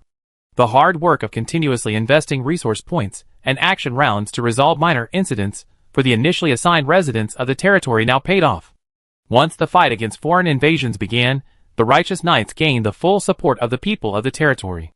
Their popularity points were continuously converted into money points, and with money, they naturally acquired equipment and increased attack power. GNU gradually understood that this was a game that combined management and combat. The initial map and territory would feature various random characters and events. By investing your point cards, you could accelerate the development of these events and achieve their results. Completing these side quests with high ratings would earn you point cards, or the chance to draw flower cards as rewards. Flower cards can feature soldiers, exceptionally skilled combat abilities, special traps, magical abilities, and even unique buildings. These, combined with the character's bonus attributes, can create diverse effects. Each character has distinct strengths and weaknesses, each possessing unique personality traits. Merchants attract wealth, knights are loyal, mages excel at research, priests are devoted. Furthermore, the magic map determines the outcome of events based on the character's stereotyped personality, their attitude towards random events, and the resources invested. However, Takumi believes that rather than real-time AI-like calculations, it's more like the magic map directly outputting specific, preset results from a preset table. Well, for a simple board game aimed at the general public, this is perfectly adequate. However, this creates a deep-seated stereotype within the game. Coupled with the popularity value setting, Takumi sees a clear intention. The game developers completely discourage dark playstyles. If players choose to go against their character's will and make decisions that harm their subjects, they can easily be defeated by their own weaknesses and attacks from other players. For example, the knight class has 2 initial buffs, selflessness and loyalty. According to the orthodox gameplay, by continuously contributing money and resources to the residents, one can gain popularity, which can then be converted into money and armaments. This fosters a healthy ecosystem where the Lord cares for his subjects and the people support him. If a knight abandons his subjects, he will be squeezed into poverty and weakness with each round of financial pressure, and his situation will deteriorate rapidly, leading to bankruptcy. However, Takumi feels that, in this era, this stereotype is not necessarily a bad thing. She felt the designer had a clear intention to promote good over evil. This game wasn't designed to encourage players to perform impressive feats, but rather to educate the public. Interesting. Jericho picked up the black cat warming itself by the fire and whispered, Jericho, who designed these leaf cards? The high priests of the moon worship cult. Jericho, confused, replied honestly, the primary designer was my wife, the young master's mother, High Priestess Anina de Dresden. Wow, said Jericho, thinking he guessed the creator's intention. So, this is a card game that's both educational and entertaining, encouraging people to strive for progress? The characters in the cards are limited to magicians, merchants, knights, and priests, statuses that even commoners can achieve in real life through effort. However, in the game, they assume the responsibilities of local lords. In other words, this card deliberately blurs the lines between the upper nobility and the lower classes. Players of all backgrounds can assume the role of a local lord and manage their business, creating a sense of if you can do it appeal. Almost? Jericho hadn't thought about it from this perspective before, but after hearing what Takumi said, it made perfect sense. Our wife is truly committed to returning magic and power to the people. This is not only the teachings of the moon worship cult, but also consistent with the ideals that His Majesty the King strives to promote. Amazing, Takumi praised. This game has a very low barrier to entry. Even those who only know a few numbers can play as long as they understand the voice announcements on the magic map. They can also learn the characters by comparing the patterns on the cards. And through the game, you can also think and learn various things. The barrier to entry is low, but mastering it requires a lot of investment. It also stimulates the desire to learn in talented players. Furthermore, it allows ordinary people to become lords in the game. No wonder these leaf cards are so popular. The magic map is also very detailed. Each random point is half of a universal magic circle, which can be matched with the other half of the magic circle on each card to create a variety of effects on the map. If it weren't for the fact that Jiangyu came from the modern era and had a talent for magic, he probably wouldn't even be able to understand this design. Are there any functional differences between the leaf cards on the market and Andre's? Takumi asked. Jericho shook his head. No, the general functionality is the same. It's just that the material, pattern, and level of detail vary depending on the price. Even a 3-coin deck played by ordinary people has the same magical effects. Wow, they can even mass-produce it. That's incredible. I really want to meet the designer, Takumi exclaimed. Oh, I see. Andre had completely counterattacked, crushing the alliance between the magicians and merchants with overwhelming force and defeating the elusive servant priests. He secured the final victory. He handed the spoils to Takumi and interrupted her conversation with Jericho. My mother is already waiting for us in the capital. She's looking forward to meeting you. A thrilling round of games ended. The two hunters went from brimming with confidence to being completely routed. They left the table with a look of disbelief on their faces. Jiangyu accepted the pheasant and hare, but also packed some mushroom cookies for the two men and handed out 2 flyers for his brewing workshop. Victory and defeat are common in war. These are the cookies I made. If you like them, you can stop by my shop next time you pass through West Eston. We sell all kinds of meals, snacks, and sauces, and we also buy a variety of high-quality ingredients. Okay. The two hunters had been somewhat unhappy about losing the game, but after taking a bite of the cookies, their sullen expressions immediately cleared. West Eston is pretty close. Once the new lord takes office, we definitely go see what's going on there. By the way, I also have a few trial bottles of soy sauce. Jiangyu cheerfully pulled out a few 150 milliliters bottles of soy sauce and began promoting it to the crowd. It's delicious with meat. Would you like to try it? Chapter 317. Jiangyu distributed mushroom cookies while enthusiastically promoting his soy sauce. As the saying goes, a man who has benefited from his food is grateful for his kindness. The guests were very friendly. Many hunters enthusiastically purchased bottles of soy sauce after a brief taste test. As Jiangyu had noticed earlier in the Witch's Forest, the more people work in an industry that requires them to work outdoors, the more quickly they recognize the practicality of this sauce. Boil the meat in plain water, and dip it in soy sauce for a delicious meal. You can also brush the meat with soy sauce and grill it. I highly recommend all of these methods. Jiangyu smiled and explained, if you're out in the wild and want a hearty bowl of hot soup but only have wild vegetables, you can add a little soy sauce to the soup for a flavor boost. If you have the means, add some dried meat and fresh meat, and cook some noodles for a delicious meal. Oh, what are noodles, you ask? I didn't bring any samples today, but they be available at the brewery soon. Keep an eye on our flyers. We be updating them all the time. The hunter stood in awe and carefully collected the flyers. Andre. As expected of Little Bone, they already charmed these guests with these cookies made with only ingredients from the innkeeper's kitchen. They're truly relentless in seizing every opportunity to make money. It's a good deal, considering they already paid for the kitchen and today's ingredients. The more dishes they cook from the kitchen, the better.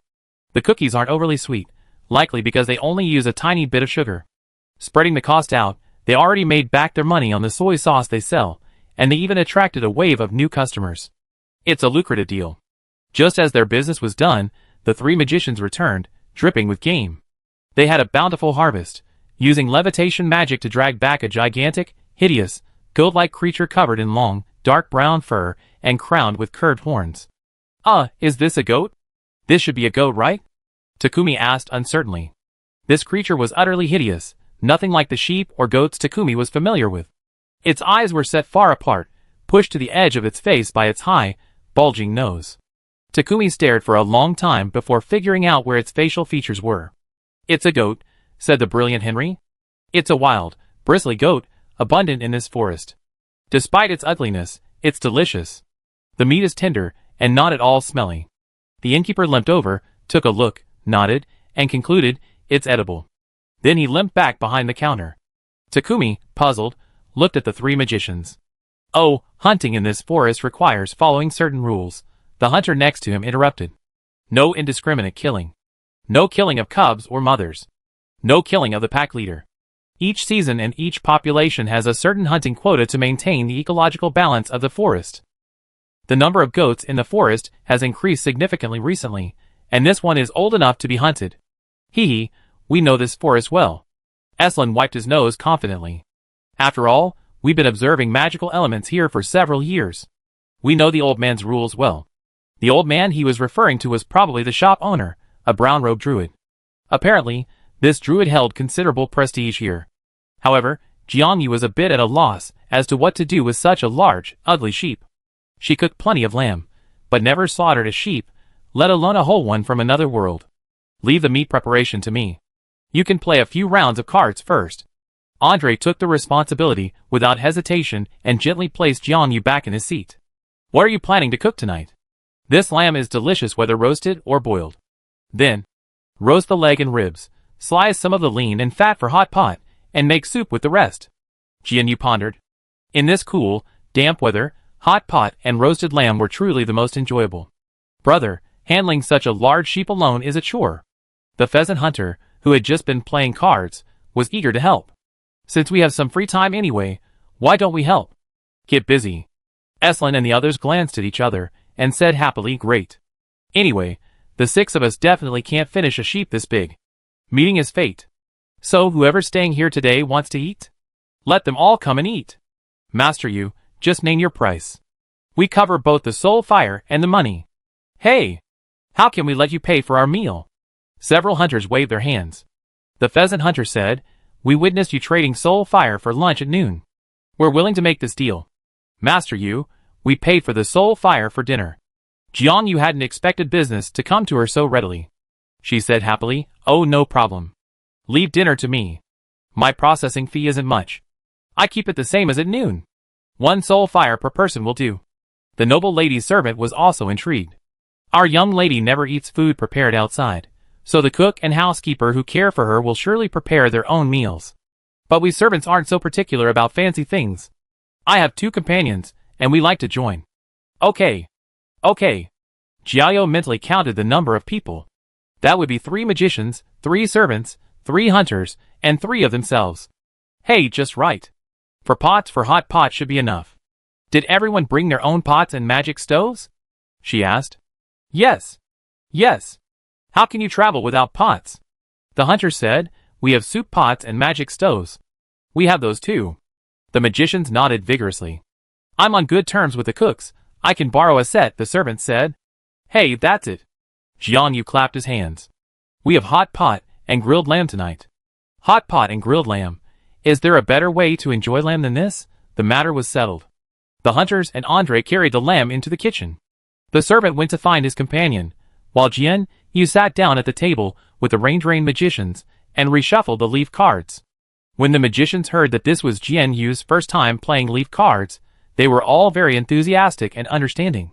Then let's not have any prizes this time. Let's just play a tutorial game. Master you, don't worry. This card game is fun and simple. You get the hang of it after a few tries. Chapter 318. Lunch had just ended, and dinner was still several hours away. The strange-looking goat, the pheasants and hares the hunters had brought had just arrived in the kitchen, and Andre and the hunters were taking care of them, so there was no need for Jiangyu to worry about them for the time being. Thus, these few hours were Jiangyu's most leisurely time. She happily played a few rounds of card games with the magician and the servants, transforming from a half-baked novice into a confident player. Watching someone play card games was very different from playing them yourself. Jiangyu sat in front of the magic map, holding a delicate deck of cards, and saw things she hadn't seen when she had just watched the game. The card games rotated in order of action, east, south, west, and north. In the first round, the player in the east took the first move, followed by the south, west, and north. In the second round, the player in the south took the first move, followed by the west, north, and east, and so on. Jianyu felt that this rule was somewhat similar to the Dongfeng game and the banker rules in Mahjong. However, in this game, the rule itself was not tied to the playing style, the stakes, or the odds. It seemed to simply establish a fair order. Players could leave the game at the end of each round to make substitutions, but players already on the table could not change their seating order. This was probably to ensure that during long, multiplayer games, individual players wouldn't frequently switch positions to secure their starting position. After all, in this kind of board game, some players excel at playing first, while others excel at playing second. Once players took their seats, the four of them shuffled the cards together, gathered them, and then drew cards. There were 3 types of decks, all shuffled and gathered separately. The first deck of cards is the character cards. After drawing them in seating order, the initial point cards are drawn. Point cards are divided into 4 categories: physical attack and defense points, magic points, money points, and popularity points. 10 of each type are drawn separately. After drawing a card, it becomes part of the player's hand. So, if the first player draws 10 gold points, subsequent players will have to try their luck with the remaining gold points from 1 to 9. The initial points added to the character card's own point attribute bonus will determine the player's starting point in the game.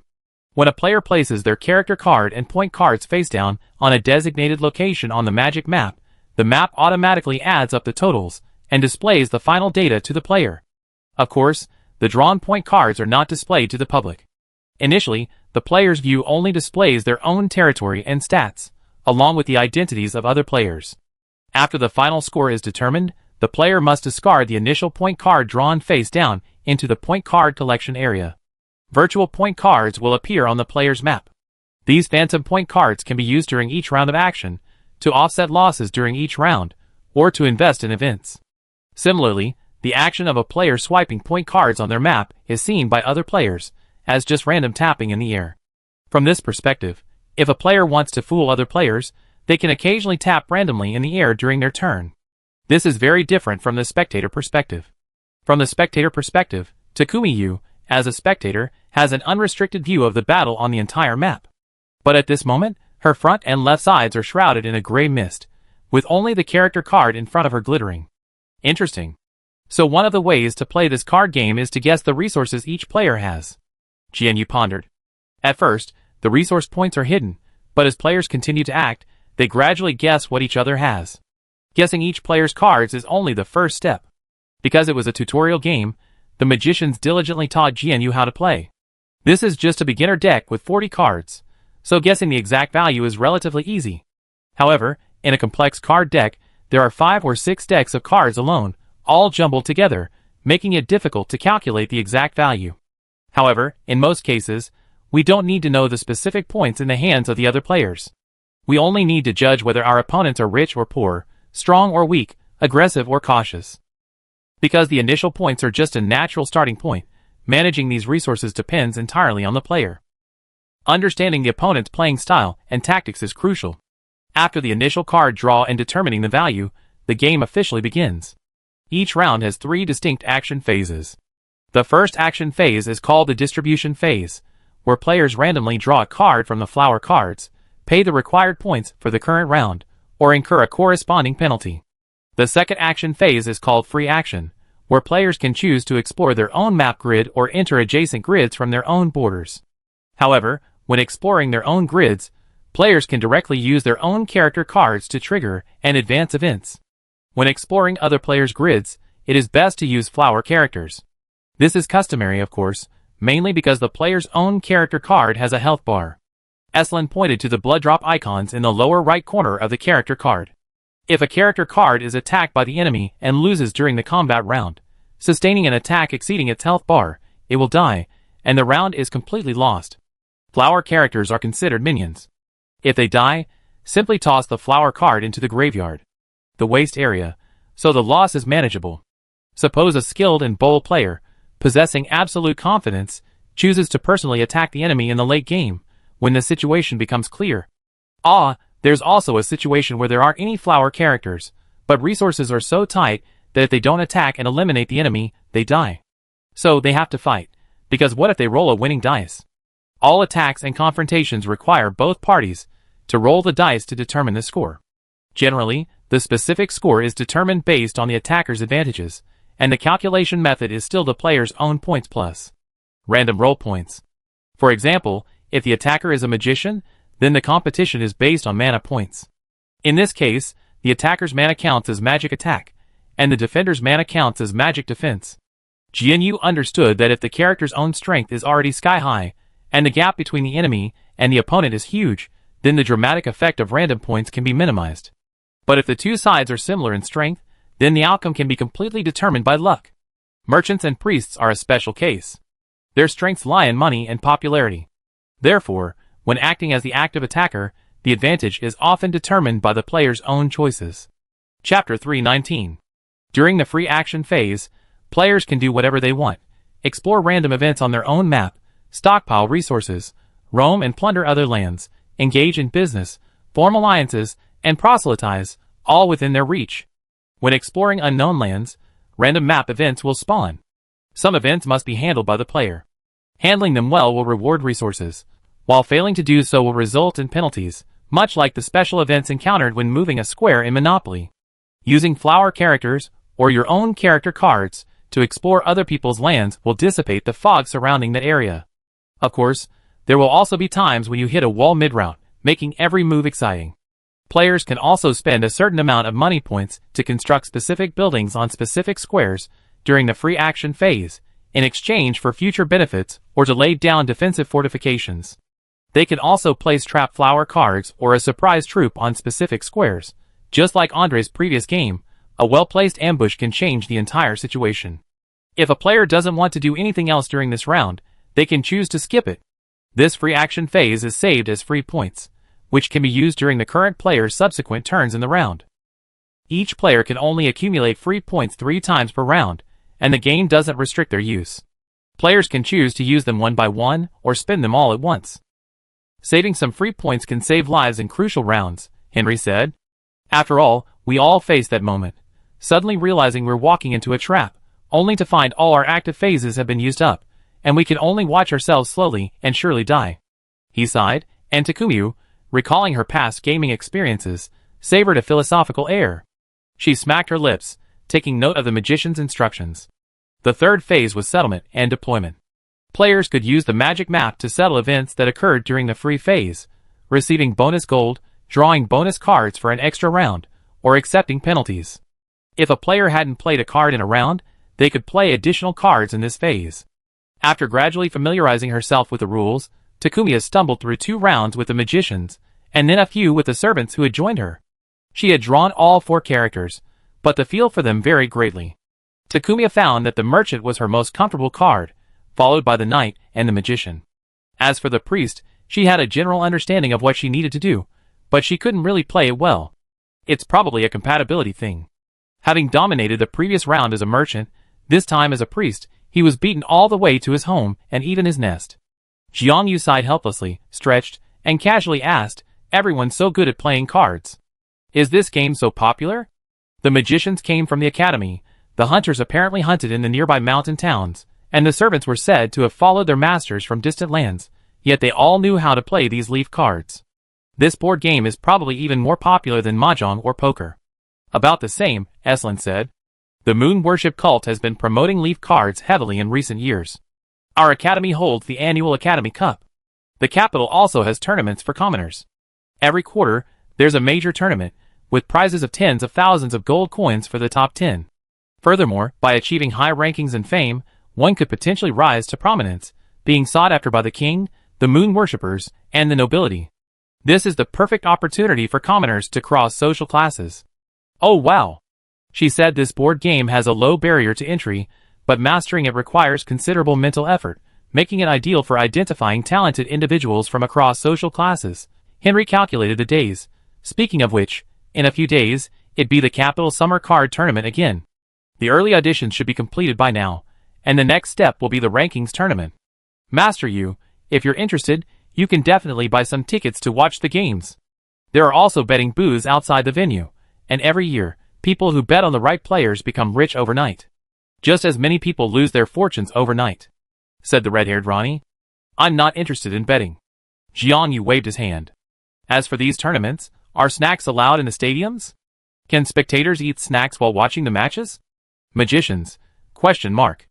Master Yu's focus is truly unusual. However, the three magicians' knowledge of this area is extremely limited. They are more familiar with the Royal Academy of Magic's College Cup. Furthermore, in the few times they attended matches, they were focused on the map projections of the players on the field, their minds buzzing with card counting, and they had no time to observe the surrounding environment. The servants did provide some useful information. Their daughter was also a big fan of leaf cards and frequently attended matches. She actually craves snacks whenever she counts cards. The servants always have to prepare a variety of snacks in advance, bringing them in large bags and small packages, because the venue rarely sells these items, and even if they did, the sophisticated nobles might not buy them. Jirio looked thoughtful. She felt there must be many business opportunities here. Well, the cost of living in the capital is much higher than in West Eston City, so people naturally have higher expectations for entertainment and travel are closely related to food. Even she, who doesn't care much about football, knows that during major tournaments like the World Cup, beer and snacks are always selling best in bars. In her previous life, she and her friends always enjoyed preparing a table full of snacks when playing board games. So, it's impossible for people here to travel so far to the capital to watch board game competitions, burning through their sugars with such intense calculations, to not replenish their energy. After finishing her last round, Takumiya stretched, her joints crackling from hours of sitting. Well, that's enough cards for today. Time to get ready for dinner. The mages and servants, who had been eager to play cards, immediately lost interest in the leaf cards at the word dinner. The mages, especially those who had enjoyed Takumiya's special lunch, were particularly eager. Takumiya glanced at the sky outside, handed the card collection to Jericho, and then went into the kitchen with familiarity. The pheasant and rabbit had been plucked and placed on the cutting board. The goat, estimated to weigh at least 120 kilograms, had also reached the final stage of processing. The thick fur had been removed from the goat's body, and its 4 legs had been scraped clean of hair and simply singed with fire. Andre and the hunters were still cutting the goat's body into smaller pieces for easier cooking. Chapter 320. This wild goat is a unique breed. There are no ferocious beasts here, and they reign supreme in this forest, growing up to 150 kilograms. The hunter continued to ramble on as he cut up the mutton. This goat is quite large. Excluding the fur and bones, it should yield about 60 kilograms of fresh meat. The meat yield of a normal goat is around 50% to 55%, so this figure is about the same. The blood and viscera of a goat are quite smelly and normally not eaten, but the meat is quite flavorless and is a very good choice. The hunters had already dug out all the viscera and piled them in a large vat. These organs are great for hunting dogs. Why not sell them to us? When they hunted in the forest, they naturally brought their dogs with them. The dogs were generally not brought into the main building of the inn, but were kept in a separate enclosure in the stables. The innkeeper didn't provide free dog food. Hunters usually prepared their own meat for their meals, so seeing the goat offal today naturally tempted him. Andre looked up and saw Jianyu entering the kitchen. He asked if she wanted some more. Jianyu glanced at the pile of mutton, then sniffed the offal through the spirit wood and shook her head. No, I don't want any. While the offal can be made into offal soup, cleaning it is too much trouble. There's so much fresh meat that we can't finish it all, so let's not bother. We were staying in the mountains and had just gotten together for a hot pot. This wasn't our own business, so there was no need to skimp on costs. We were all travelers, so it was unlikely they would take any leftover meat away. It was likely that they would leave it with the innkeeper. Jiangyu's mind was incredibly quick, and in just a few seconds, she'd gone over the costs. They were away from home, with limited and incomplete spices, making delicious offal dishes difficult and expensive. She was preparing this meal for them tonight, only charging them for the meat they would eat themselves and the diner's sole fire, so there was no need to spend too much on expensive spices. Now that the hunters wanted the offal, she didn't care whether they were going to feed their dogs or grill it themselves. She simply told them to discuss it with the magician. The hunters happily agreed and sent one of their companions to consult with the magician ahead. Jianyu walked around the kitchen and quickly decided on tonight's menu. Including them, there were 4 tables of 3 people dining tonight, just enough to roast all 4 lamb legs, one for each table. As for the hot pot, they had the most delicious, non-toxic wild mushrooms, so the mushroom soup base was a must. This soup base, made with premium mushrooms and broth, is drinkable. Before blanching the meat and vegetables, scooping up a few bowls of this rich, warm mushroom broth is the most authentic and satisfying way to start the meal. Jianyu took out the crucible of time and quickly soaked the various wild mushrooms the owner had hung in the kitchen. He also found a good selection of fresh mushrooms. He used the removed lamb bones to make the broth, simmering it until it was thick enough before adding lamb spine. Lamb spine, also known as lamb spine due to its shape, is a favorite stew in northern China, and it's incredibly delicious. She quickly prepared all the ingredients, soaking, washing, and blanching them. Once everything was ready, she used her cheating artifact, the Crucible of Time, to boil a large pot of water. She added the ingredients one by one and began to simmer the mushroom soup base. Perhaps it was the goat's age or the breed, but its hide was incredibly tough, its physical defense incredibly high. Even roasted, it would be impossible to chew. Jianyu simply had Andre peel the goat's legs, then massaged and marinated it with salt, shredded ginger, onions, Sichuan peppercorns, cumin, and dill. Except for the onions and ginger, which he found in the boss's kitchen, Jianyu brought all the other common barbecue spices himself.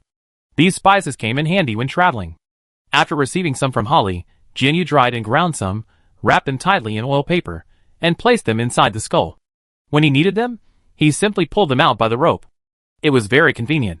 Just this uncanny sight of handling the spices nearly frightened the hunters again.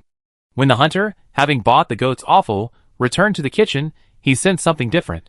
A skeletal lich was busy in the kitchen, a lamb leg sprinkled with spices and marinating nearby. A wood fire was preheating in the bread oven, and a mushroom soup base was bubbling away, the aroma already wafting. He took a greedy breath and glanced at his companions, whose faces were strangely terrified. "We bought the offal. We can feed it to the dogs after we're done here. What's with that look on your face?" His companions shook their heads repeatedly, looking as if they wanted to say something but didn't know where to begin. Finally, with an enigmatic sigh, they said, "Forget it. You're still happier not knowing." "Hunter?" ? For some reason, the hunter's hands suddenly tripled in speed.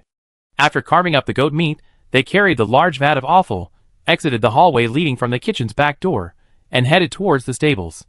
The kitchen was suddenly mostly empty, making it easier for Takuya to work. She opened the lid of the Crucible of Time, stirred the now thick white broth, checked the heat, and adjusted the simmering speed. The soup base is almost done. Next, we need to prepare the hot pot vegetables, the sliced meat, and the meatballs. The hot pot vegetables were the easiest part. As a druid, the innkeeper had plenty of vegetables in the kitchen, and Andre still had a lot of yams and lotus roots left over. Takuya asked Jericho to help unload them from the wagon, intending to include them in tonight's meal to save them from having to transport them all the way to the capital. After Jericho brought the lotus roots and yams, he came to help prepare the hot pot vegetables. The yams and lotus roots were washed, peeled, and sliced, and placed on a plate. The vegetables and fresh mushrooms were washed, dried, and placed in the bamboo basket that the innkeeper had previously used to store them. Each table was served a basket of these vegetable platters, earning perfect marks for both presentation and ceremony. Takuya cut the mutton for the hot pot, while Andre beat the meatballs into a mincemeat paste. Takuya then added salt, sugar, black pepper, soy sauce, and egg white, stirring vigorously before gradually adding water and cornstarch. Considering that none of the diners tonight had ever had hot pot, Takuya first boiled a pot of water and blanched the mutton meatballs until they were set. Once they floated to the surface, they were drained and set aside. That way, for hot pot tonight, all they had to do was add the mushroom broth and simmer. "It's a shame I didn't bring frozen tofu, it would have been so delicious," she muttered, pulling out the last bit of fried tofu. But having fried tofu puffs is better than nothing. In Takuya's opinion, besides the beef and lamb rolls, the classic hot pot combinations of frozen tofu, fried bean curd sheets, and duck blood were essential. Unfortunately, the conditions in this other world were limited, so he just made do with what he could on his journey. Chapter 321. The lamb neck, top of the head, tenderloin, and hind leg, these parts are deboned and sliced into thin slices. The different fat and lean parts make for a different texture when cooked in hot pot, each with its own unique flavor. The lamb ribs, cut last, are marinated and placed in the bread oven along with the lamb legs, where they are hung from hooks on the roof and roasted. Jiangyu discovered while slicing the meat that, despite the tough skin, the meat was incredibly tender. His knife was sharp, allowing him to slice the meat beautifully even without a modern meat cutter. The lean and fat parts of the meat were removed and cut into evenly sized cubes, which were then skewered for grilling over charcoal. The lean and fat parts, which would not taste good eaten directly, were removed and then pounded into a uniform mincemeat by Andre. The knight, with his beautifully defined muscles, was an expert at this, quickly creating a uniform and chewy mincemeat. This mincemeat can be made into mutton meatballs, buns, and dumplings. Because the amount of meat was so large, after making enough meatballs, Jiangyu took out her pet noodle insect, kneaded some dough, and made a large number of mutton buns and dumplings, then quickly froze them with freezing magic. After sterilizing and disinfecting these frozen buns and dumplings, they were placed in a box and covered with a temporary freezing magic circle. They could barely be stored overnight, and the next morning, a steamer would make a perfect breakfast. This temporary magic circle was naturally inferior to Jiangyu's refrigerator. It took a lot of time and effort to set up, and its usefulness was also very short. But in a small inn in the wilderness, one has to learn to be adaptable. As the saying goes, a poor home brings a rich road, so one should not skimp on the magic power needed for travel. Spending that magic power would reward him with a hearty breakfast tomorrow morning and earn him new soul fire. It was much more cost-effective than letting things go their own way and accidentally eating stale buns or dumplings the next morning. Since he already needed the dough, Jiangyu rolled out some more hand-rolled noodles to use as a main course for his hot pot dinner. As night fell, the inn's guests were all greeted by a rich aroma. The magicians, busy checking data in the lobby, were the first to be captivated by the aroma. Ever since the Lich left the table to cook, Eslan and his group, who had been immersed in their research after the cat demon collected the leaf cards, lifted their dizzy heads from their books and took a few deep breaths. A hungry glint gradually shone in their hazy eyes. What a nice smell. What's that? Mushrooms and lamb. Lonnie, with a dreamy look on her face, took a few more deep breaths. It smells like lamb broth and roasted lamb. And a strong aroma of spices, Henry calmly judged. But I can't tell which spices they are. Eslan, are these spices similar to the curry we had in the capital? I don't know, Eslan's eyes shone with clarity. I just know it smells so nice, so nice. I can't find a better word. It smells so nice. After repeating smells so nice 3 times in a row, the poor student finally stood up and peered at the kitchen door. He ran into Takuya, who had come out to retrieve the pot. The skeleton Lich grinned. Dinner's almost ready. Hand over the pot and soul fire. The 3 magicians suddenly felt as if they were being robbed. They dutifully paid for the new soul fire. Overwhelmed by unbearable hunger, anxious longing, and the inability to understand data. Of course, stupidity isn't strictly an emotion, but rather a part of the soul. But Eslan felt that removing something like this from the soul was a good deal. Though Jiangyu didn't know if it could ever grow again. Jianyu had no desire to try the flavors of these soul fires, but she was nonetheless filled with curiosity about these strange soul fires. She had no doubt that these soul fires could be excellent self-defense weapons. Who would be the lucky villain who would be the first to be tested? The magician set up a portable magic stove, as small as an alcohol stove, on the table. The iron pot they had handed over was quickly returned, half filled with mushroom and meat broth. Jianyu placed the basket of vegetables on the table, then brought out 3 plates of lamb slices, a plate of lamb meatballs, and a plate of fried tofu. Lastly, there were 3 small bowls of prepared sauces, consisting of soy sauce, peanut butter, minced garlic, chopped green onions, and cilantro. But all of this was raw. There's some chopped lamb in the kitchen. If you're not full, come get some. Jiangyu said, trotting back into the kitchen and bringing out a plate of roasted lamb legs, roasted ribs, and lamb skewers. The magician's eyes finally lit up. Wow! Barbecue! Lonnie exclaimed excitedly. Excuse me, Henry adjusted his glasses. Maybe this is a bit presumptuous. But we're curious.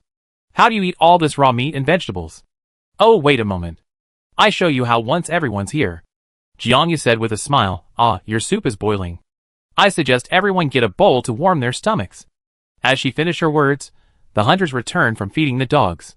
The skeleton then repeated the same process of collecting the soul fire and taking the pot, then served the same dishes to the hunter's table. The magician and the bewildered hunter sipped their soup, watching the same scene unfold again after the servants arrived. Finally, the knight and the cat demon took their own seats, carrying the pot and dishes. The Lich served all the diners and also sent a single serving pot base, vegetables, lamb meatballs, lamb slices, and grilled lamb kebabs to the innkeeper before returning to his seat. Everyone, tonight we're serving mushroom hot pot. Hot pot means boiling your favorite meat and vegetable dishes in the broth in front of you, then removing them and dipping them in your own bowl of sauce. She explained the optimal time to cook each dish and how to judge doneness. I suggest you drink a bowl of hot broth first to warm your stomach, then add the meatballs and mushrooms. Once it boils, you can start cooking the meat and vegetables. What a wonderful way to eat it! The servants and hunters murmured, the first to try. They had all cooked themselves, so while the method might be unfamiliar, it wasn't completely incompetent. The magicians, on the other hand, watched Takumu at the next table with shrewd eyes. They copied what she put in the pot. When it came to copying, the magicians were experts. Humans are highly adaptable creatures. At first, the diners were bewildered and confused, simply imitating the Lich's movements, scooping a little hot pot broth into the sauce bowl and stirring it. But when the first piece of cooked meat, coated in the sauce, slid down their esophagus, everything got out of control. Chapter 322. Delicious. How can it be this delicious? Eslin, with a twisted, unpracticed grip, grasped the two thin bamboo sticks given by the skeleton chef and struggled to scoop the meat slices from the pot and stuff them into his mouth. So tender. So fragrant. It melts in your mouth.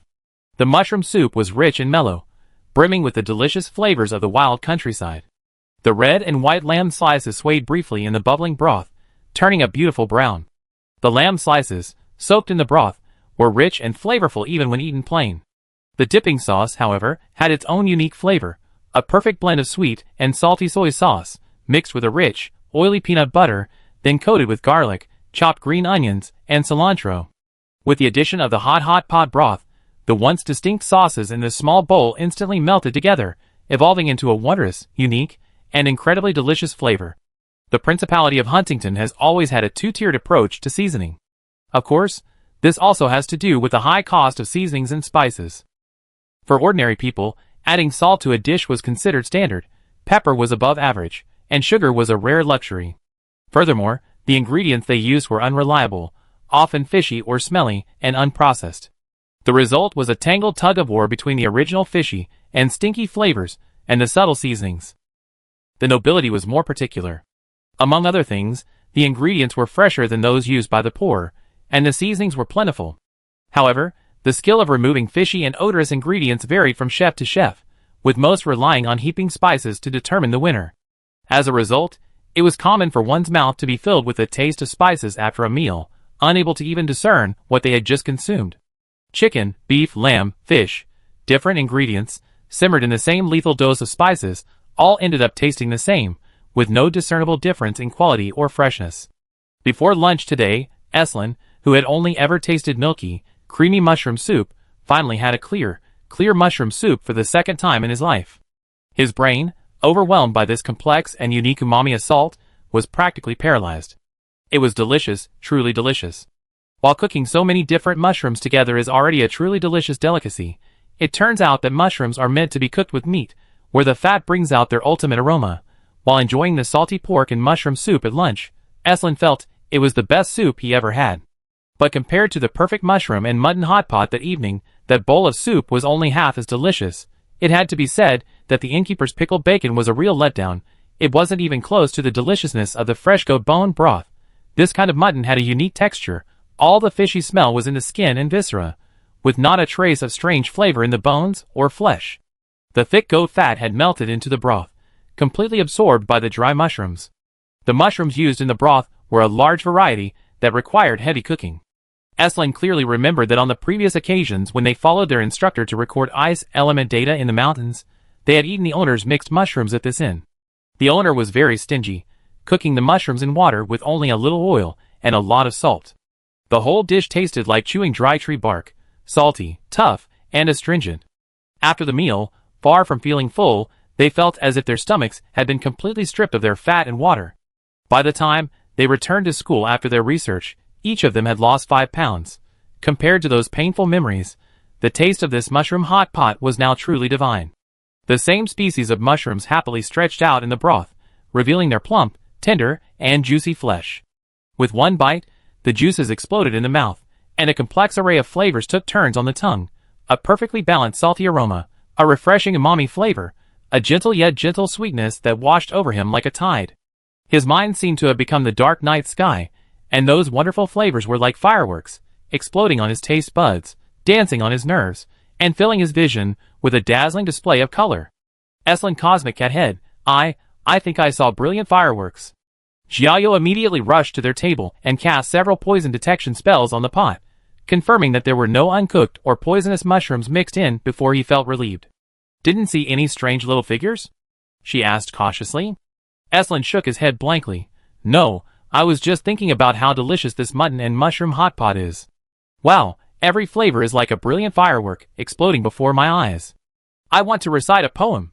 As he spoke, he began to ponder a sonnet, but his hands and mouth never stopped simmering the meat. Jiangyu breathed a sigh of relief. Great, it's not mushroom poisoning, just a bit of a jerk. The trio of funny magicians. ? Lonnie, holding a hot pot in one hand and a lamb skewer in the other, only managed to snort twice. He couldn't stop eating, not even thinking about talking. Just kidding. It takes him so long to finally utter the word delicious that he already chewed that whole leg of lamb. Only a noble scion like Eslin would ponder such a question at the dinner table.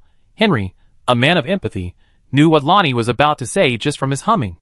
He nodded in agreement and continued carving up the enormous leg of lamb with his dagger. The goat's thick, tough skin had been peeled off beforehand, but after roasting, the outer layer of meat and fascia had formed a new, crispy crust. It was golden and succulent, crackling with a tap. Pierce the meat along the grain with a knife and fork, tearing it apart, releasing steam and rich juices. Henry divided the leg of lamb into 3 equal parts. Each one boasted a crispy crust, a tender and juicy interior, and tender, glutinous tendons. Sprinkled with green chopped scallions, it was fragrant. Henry placed the divided lamb on a plate and handed it to his friend, keeping the bone for himself. The joy of gnawing on the bone is indescribable. Every bite was a hearty, wild indulgence. Even though he looked nothing like a master, his face covered in greasy food, Henry had no complaints. After finishing a whole thigh bone, he still licked his juicy fingers with relish. This is the best meal I ever had. Not only the wizards declared this, but the hunters, servants, and even the innkeepers all agreed. Hot pot and barbecue, what a divine combination. Any side dish became delicious after being dipped in the mushroom broth. Even wild vegetables they had previously disliked became exceptionally delicious after soaking up the mutton and mushroom broth, no longer the dry, astringent, and greasy ones they once tasted. Chapter 323. While the diners downstairs were enjoying their meal, the noble lady upstairs tossed and turned, unable to sleep, overwhelmed by the wafting aroma. Finally, Heidi Van Lozer climbed out of bed and rang the bell. Housekeeper. Housekeeper. Her housekeeper hurried in. Miss, what can I do for you? What's that smell? Heidi asked. It smells wonderful. Miss, the guests of the inn are dining. The housekeeper said respectfully, a hint of anticipation in her eyes. You only ate a little dinner tonight. Are you hungry now? If so, I asked the cook to make you a midnight snack. Heidi nodded, a rare gesture. I am indeed a little hungry. But I don't want the cook's rye bread and oatmeal porridge. The smell makes me sick. No, I need to go downstairs and take a look. The housekeeper hurried forward to support her. Her heart skipped a beat as she touched Heidi's almost bony arm. She tried to blink away the tears that welled up in her eyes, and helped her young lady out of bed. Heidi Van Lothar, the only daughter of Baron Lothar, suffered from severe anorexia. Anorexia is not a particularly rare condition in this country. It is common among the nobility and wealthy, and the causes vary. Sometimes it's caused by a devastating loss of appetite. Sometimes it's the after-effects of aristocratic children about to marry into a marriage, dieting to prepare for their military service. Sometimes, it's simply because the food is so unpalatable that one loses interest in eating. Heidi's anorexia began with a failed marriage. The nobleman to whom she was engaged broke off the engagement due to a disagreement with her father's political ideologies. Unwilling to reveal his own political leanings, he used her then chubby figure and appearance as an excuse when announcing the breakup. After her engagement was broken off, Heidi was ridiculed from all sides. Her father sighed deeply and said to Heidi, I was wrong this time, and I made you a victim. Though her father explained the whole story in detail and apologized earnestly, the family's love and compensation could not erase the external hurt. For a long time, Heidi was ridiculed in various social settings by the nobles she disagreed with. Finally, she learned her lesson and resolved to lose weight. Like most aristocrats of the era, she chose a fast-paced but not entirely healthy diet. The combination of prolonged hunger, self-loathing, and truly unpalatable meals did help Heidi lose weight quickly, but she also developed severe anorexia. She could only force herself to eat small, fixed meals each day. Anything more would cause her to feel nauseous and vomit everything she ate.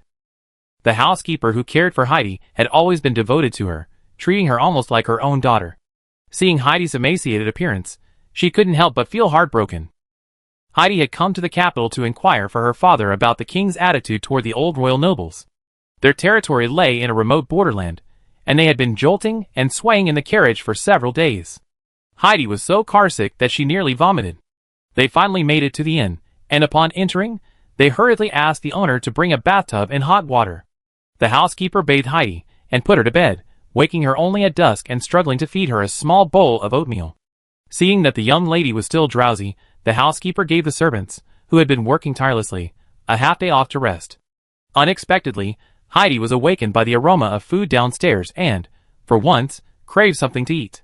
"It's a good thing you're craving something." The housekeeper helped Heidi change into a warm dress and helped her down the stairs. Since the servants were all on holiday and couldn't be called back, the housekeeper took care of everything herself. When they reached the hall, they saw their own servants gathered around a fragrant pot of soup, happily enjoying their dinner. The empty plates and leftovers on the table suggested they were almost finished. "Miss Butler." The servants, happily enjoying their meal, saw the two of them descend the stairs and quickly stood up. "Any instructions?" Heidi pointed to the pot of soup in front of them. "What? Are you eating?" She was weak, her words trembling and intermittent. The servants couldn't tell her attitude or her thoughts, but they guessed that the master was motion sickness upstairs and hadn't eaten or drunk anything, while the servants were happily enjoying food and drink downstairs. It seemed, a bit like, stirring up resentment. The servants felt guilty and stammered, "Yes, hot pot and barbecue, miss." They chattered about the afternoon's magician's treat, and the Lich's cooking fees for processing sulfire. Then, they helped their young lady sit down at a clean, empty table and said, "What would you like to eat, young lady? We prepare it right away." "I also like that. Hot pot and barbecue." Heidi took a deep breath. Although most people had already finished their meals, the aroma of hot pot and barbecue still lingered on the first floor. The servants glanced at the leftovers on their tables, and shook their heads guiltily. No, how could they let their mistress eat their leftovers? It was truly unconventional. "Master Yu, could you please prepare another meal for our young lady?" The servant who had been playing cards that afternoon approached Jian Yu and said, "We pay for the soul fire you requested. We also cover the cost of the ingredients. Our young lady suffers from severe anorexia, and she was carsick this afternoon, so she's finally had an appetite. Oh, you can't have hot pot or barbecue in this situation." Jian Yu's words immediately poured cold water on them, but she quickly explained the reason. Even a mushroom soup base is too rich for someone with anorexia. It's a bit too greasy. "Does your young lady usually eat very little?" Jiang Yu leaned over to examine the scrawny noblewoman. She was almost as thin as her own frame. For those who have long avoided meat, suddenly consuming greasy food will be difficult for their stomachs, and could lead to vomiting and diarrhea. Jian Yu pondered for a moment. "We have yams here, which are very nourishing. I make her some yam and mutton porridge. Don't worry, it's guaranteed to be delicious." She addressed the last part to Heidi. Heidi looked up and saw that the speaker was a skeleton. She was startled, but she didn't have the energy to even fuss. She just wanted something warm, so she nodded weakly in agreement. Chapter 324. Jiang Yu hummed again as she entered the kitchen. She took out a yam, washed it, peeled it, and cut it into small, fine pieces. The mutton broth, previously stewed, had cooled in a large pot, a thick layer of fat forming on the surface that could be easily removed. Jiang Yu scooped out the fat and took out a clay pot. He added the drained mutton broth to the pot, and then added the yam to the casserole. This inspiration came from the night's previous sick meal on the March meal. Yams nourish the stomach, and when stewed with broth, they are delicious and nutritious. They are easy to digest and provide the nutrients most needed by patients with chronic weakness. Substitute the yam for the rice and simmer in the mutton broth until tender. Add diced white mushrooms and carrots midway through the cooking process to enrich the texture and flavor. Once they are softened, add the finely chopped mutton and stir briefly until the mutton changes color. Just before serving, add wild celery to enhance the flavor, fiber, and vitamins, then season briefly with salt and white pepper. Before Heidi fainted from hunger, a pot of fragrant, soft yam porridge was placed before her. The housekeeper took out a delicate little bowl, carefully weighing the young lady's appetite, and filled her with half a small bowl. This was Heidi's first time seeing porridge like this. The porridge she was familiar with was always grayish-yellow or milky white oatmeal. The color changed only depending on whether milk or soaked black bread was added, but the taste was always the same, bland, neither delicious nor unpalatable. She had long been accustomed to punctually picking up the bowl and drinking it all in one gulp, expressionless, as if completing a routine. If she let it linger on her tongue for even a second longer, she would have felt a wave of nausea. But this bowl of white porridge, dotted with orange carrots, brown diced lamb, and juicy green mountain celery, was incredibly tempting. Compared to the overbearing aromas of the barbecue and hot pot, the porridge's fragrance was lighter, yet it offered a steady and resolute invitation. "Come eat me." She seemed to hear the porridge's voice. Heidi swallowed hard. It had been a long time since she felt such hunger and a desire to eat. She picked up the spoon, scooped up the soft porridge, and carefully placed it in her mouth. This. Her eyes widened. Her taste buds, dormant for years, suddenly awakened. Countless flashes of light traveled along her nerves to her brain, illuminating her dark and lifeless mind with a dazzling array of colors. The simple, natural joy of eating suddenly washed over her. The words that came to mind weren't delicious or yummy, but not enough, I want more. Heidi picked up the delicate little bowl, and, wielding the spoon, swiftly shoveled the yam porridge into her mouth with unladylike abandon. Mouth after mouthful, she quickly devoured the entire bowl. More! She licked her lips. Without even waiting for the housekeeper to serve, she stood up, picked up the large spoon, and scooped herself a full bowl. The housekeeper and the servants couldn't help but gasp, then instinctively covered their mouths, fearing their noise would interrupt their young lady's rare appetite. The first bowl of porridge completely awakened Heidi's taste buds and appetite. The second bowl finally soothed the piercing hunger in her stomach. It wasn't until the third bowl that Heidi began to slow down, chewing carefully, savoring this wonderful porridge. The texture of the yam was wonderful, soft and smooth, easily swallowed with all sorts of finely chopped ingredients. Yet, if you chewed carefully, you could taste the crisp, juicy texture of the yam. The sweet carrots, fragrant white mushrooms, crisp mountain celery, and smooth lamb were all chopped so finely that they could be swallowed easily without chewing, without any strain on the long-lagging palate or stomach. The warm porridge gently soothed her parched throat, like a gentle rain shower moistening the desert. Whenever she felt a hint of boredom, the white pepper would suddenly interrupt her thoughts, bringing a new excitement and novelty, until she had unknowingly finished 3 bowls of porridge. Her bowls weren't large, but with 3 bowls in a row, she had eaten half the entire clay pot. Just as Heidi was about to fill her 4th bowl, a bony claw firmly grasped her hand and snatched 2 soul fires from her chest, one dark blue, the other a brilliant red. Heidi suddenly felt a sense of peace and tranquility. She belatedly sensed the warmth and fullness rising in her stomach, and burped slowly. "You're full," the skeleton announced with a grin. Anorexia patients should try to eat small, frequent meals initially and avoid binge eating. Otherwise, their stomachs will be overwhelmed, and vomiting and diarrhea can easily lead to electrolyte imbalances in the body, further aggravating the condition. Heidi nodded, bewildered. Although she didn't understand the term electrolytes, the skeleton, having made such delicious porridge, seemed to know a lot and was quite skilled. He must be an authority on the subject, right? She thought she had just heard her servant and the nearby magician calling the skeleton Master You. He must be some formidable master. The skeleton continued, "As payment for this pot of porridge, I take your aversion to food and your extraordinary appetite. Your emotions should be in a balanced state now." However, anorexia is often not only a physical condition, but also a psychological one. Tomorrow morning, your unusual mood might return, and you need to manage it yourself. That's good enough. Heidi felt the warm, full feeling she hadn't experienced in a long time, and said contentedly, "Thank you for the porridge, this. Master. Just call me all you." Skeleton said cheerfully, "Anorexia is a very painful condition and requires careful treatment. We have some lotus roots in the carriage, and the boss has a stone mill.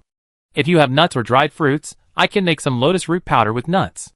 If you have anorexia and don't feel like eating, you can brew some lotus root powder to fill your stomach. Lotus root powder contains a lot of starch, and combined with nuts and dried fruits, which contain protein, fat, sugar, and vitamins, it's both delicious and nutritious, making it perfect for breakfast or afternoon tea." The housekeeper was instantly excited. "Yes. We have nuts. As for dried fruits and other ingredients, I get them immediately if you need any." God knows how desperately they longed for the young lady to regain her appetite and health.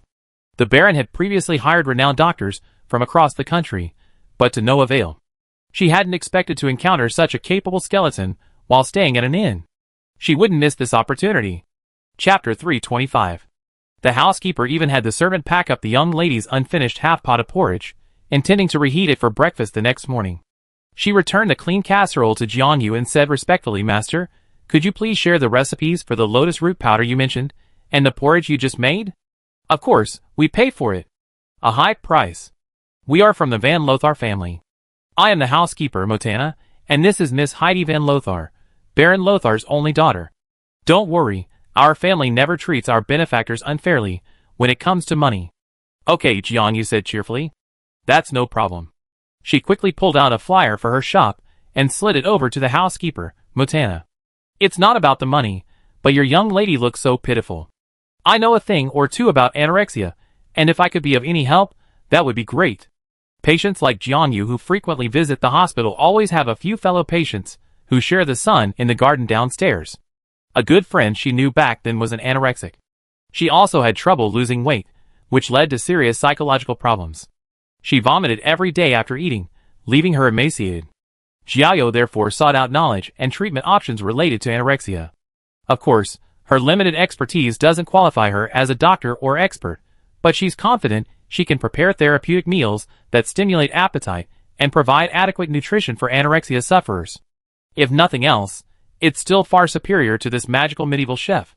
I'd be happy to share some simple recipes. If you need anything further, you can come to my shop to discuss further. Jiangyu said, but the most urgent thing is to make the lotus root powder. That way, tomorrow morning, after the rain stops, we can all continue on our journeys. Yes, you're right. We help too. I don't know if it was fate playing cards this afternoon, or if the hot pot and barbecue dinner brought us closer together, or if it was just the sight of the skinny noble lady that touched the healthy folks' hearts. Anyway, something miraculous happened. Everyone in the inn was mobilized. The innkeeper opened the warehouse and took out the various dried wild fruits he had collected and dried in the forest. The servants brought their own nuts and oats. The hunters, lacking food, volunteered to help with the grinding. As for the magicians, they were happy to offer all sorts of magical assistance. If we want to turn the lotus root into powder, I guess it's going to require crushing and dehydrating? Henry, the academic genius, adjusted his glasses. We may not be very strong, but we're very skilled in drying magic. That's true. Takumi nodded in agreement, recalling the scene of them steaming rainwater for him upon entering the shop. We have only one small request. The hunter said smugly, can you give us a little taste of the lotus root starch? Just a taste is all that's needed. Takumi, case solved. So that's what you were thinking? The housekeeper looked shocked, as if to say, how dare you compete with a patient for food? But Takumi readily agreed, of course. We brought a lot of ingredients, and with everyone's help, we make even more lotus root starch. Even if we share a little to try, there'd still be more left over than I could make on my own. The housekeeper calmed down and thought about what Takumi had said. That's true. Everyone then set to work enthusiastically. Jericho and Andre, skilled with knives and swords, peeled lotus root. The hunters cut the lotus root into pieces and ground it with a stone mill. Takumi took out gauze and instructed the magicians to filter out the lotus root residue. They then allowed the water containing the lotus root powder to settle, discarded the clear top layer, and used magic to dry it into a powder. Takumi himself roasted the nuts the servants had brought, then carefully selected the dried fruit the boss had brought, selecting a batch of dried cranberries and blueberries for further processing. Then it was time to mix the dried lotus root powder with the chopped nuts and dried fruit, then add an appropriate amount of powdered sugar. Once thoroughly mixed, it was sealed in a dry, clean jar for storage. Takumi ultimately made 5 jars full of lotus root powder. Since the water content of the nut lotus root powder had been completely removed and sterilized with magic, Takumi estimated that if sealed like this, it should last 3 to 4 months without a problem. Of course, if Miss Heidi ate 1 or 2 bowls of lotus root powder every day, this wouldn't even be enough for her for a month. The remaining bits of nut lotus root powder that didn't fit into the jars were used as an example for brewing it. First, scoop some lotus root powder into a small bowl and mix it with a little cold water.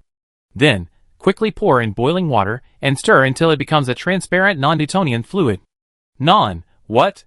The housekeeper didn't understand, but she remembered the translucent, thick, almost solid gelatinous substance in Takumi's hand. Is this what the finished product looks like? Small pieces of nuts and dried fruit were evenly coated in a strange, translucent gelatinous substance that was neither liquid nor solid, giving it a faint purple-pink hue. She couldn't tell if it was the lotus root powder's natural color or if it had been stained by the wild fruits, but it reminded her of the beautiful sunset glow at her hometown seaside before a storm. You must use boiling water to make this, otherwise the lotus root powder won't solidify. Jianyu demonstrated a flawed version. But this can be salvaged. If the temperature isn't high enough, just reheat it with magic. The housekeeper and servants carefully memorized the instructions, while Jianyu divided the soaked lotus root powder into small portions, giving everyone present a small enough portion for a taste. There was no other way. A single lotus root could only yield so much lotus root powder, and the patient's rations had to be kept tight. Write down the recipe, so you can continue making lotus root powder later when you get the ingredients, said Takumi. However, even with the nuts, the protein in this lotus root powder isn't enough for daily consumption. You still need to supplement with foods like meat, eggs, and milk. Every meal should include as much carbohydrates, protein, and vegetables as possible. But at first, just being able to eat nutritious food is a victory. Heidi also received a small portion of lotus root powder. The translucent pink-purple gelatin was a bit strange, but not unpleasant. A bit like slime. She hesitantly picked up the bowl and sniffed it. No aroma. Heidi hesitated for a long time, but finally picked up a spoon and tasted it, all out of her trust in Master Yu. She was not disappointed. The sticky lotus root powder completely locked its aroma within its gelatinous texture, but once it entered my mouth, I could taste the sweetness, the tart and delicious aroma of cranberries and blueberries, and the crisp, fragrant, and oily nutty flavors. The lotus root powder itself had a light flavor, yet a very interesting texture. Heidi didn't think she disliked this food. No, rather, she quite liked this nutty lotus root powder. Chapter 326. The good deed of helping the patient was complete, and the novel lotus root powder had been consumed. Everyone packed up and prepared to return to their rooms. Heidi and her housekeeper followed Jiangyu, and the others back to the second floor. Jiangyu agreed to provide some hospital meal recipes suitable for anorexia patients for a fee. Naturally, such matters could not be discussed in public. The expensively purchased recipes naturally needed to be kept confidential. Moreover, to provide a recipe tailored to Heidi's condition, they needed to understand her condition in detail. These intimate matters had to be discussed quietly in their rooms.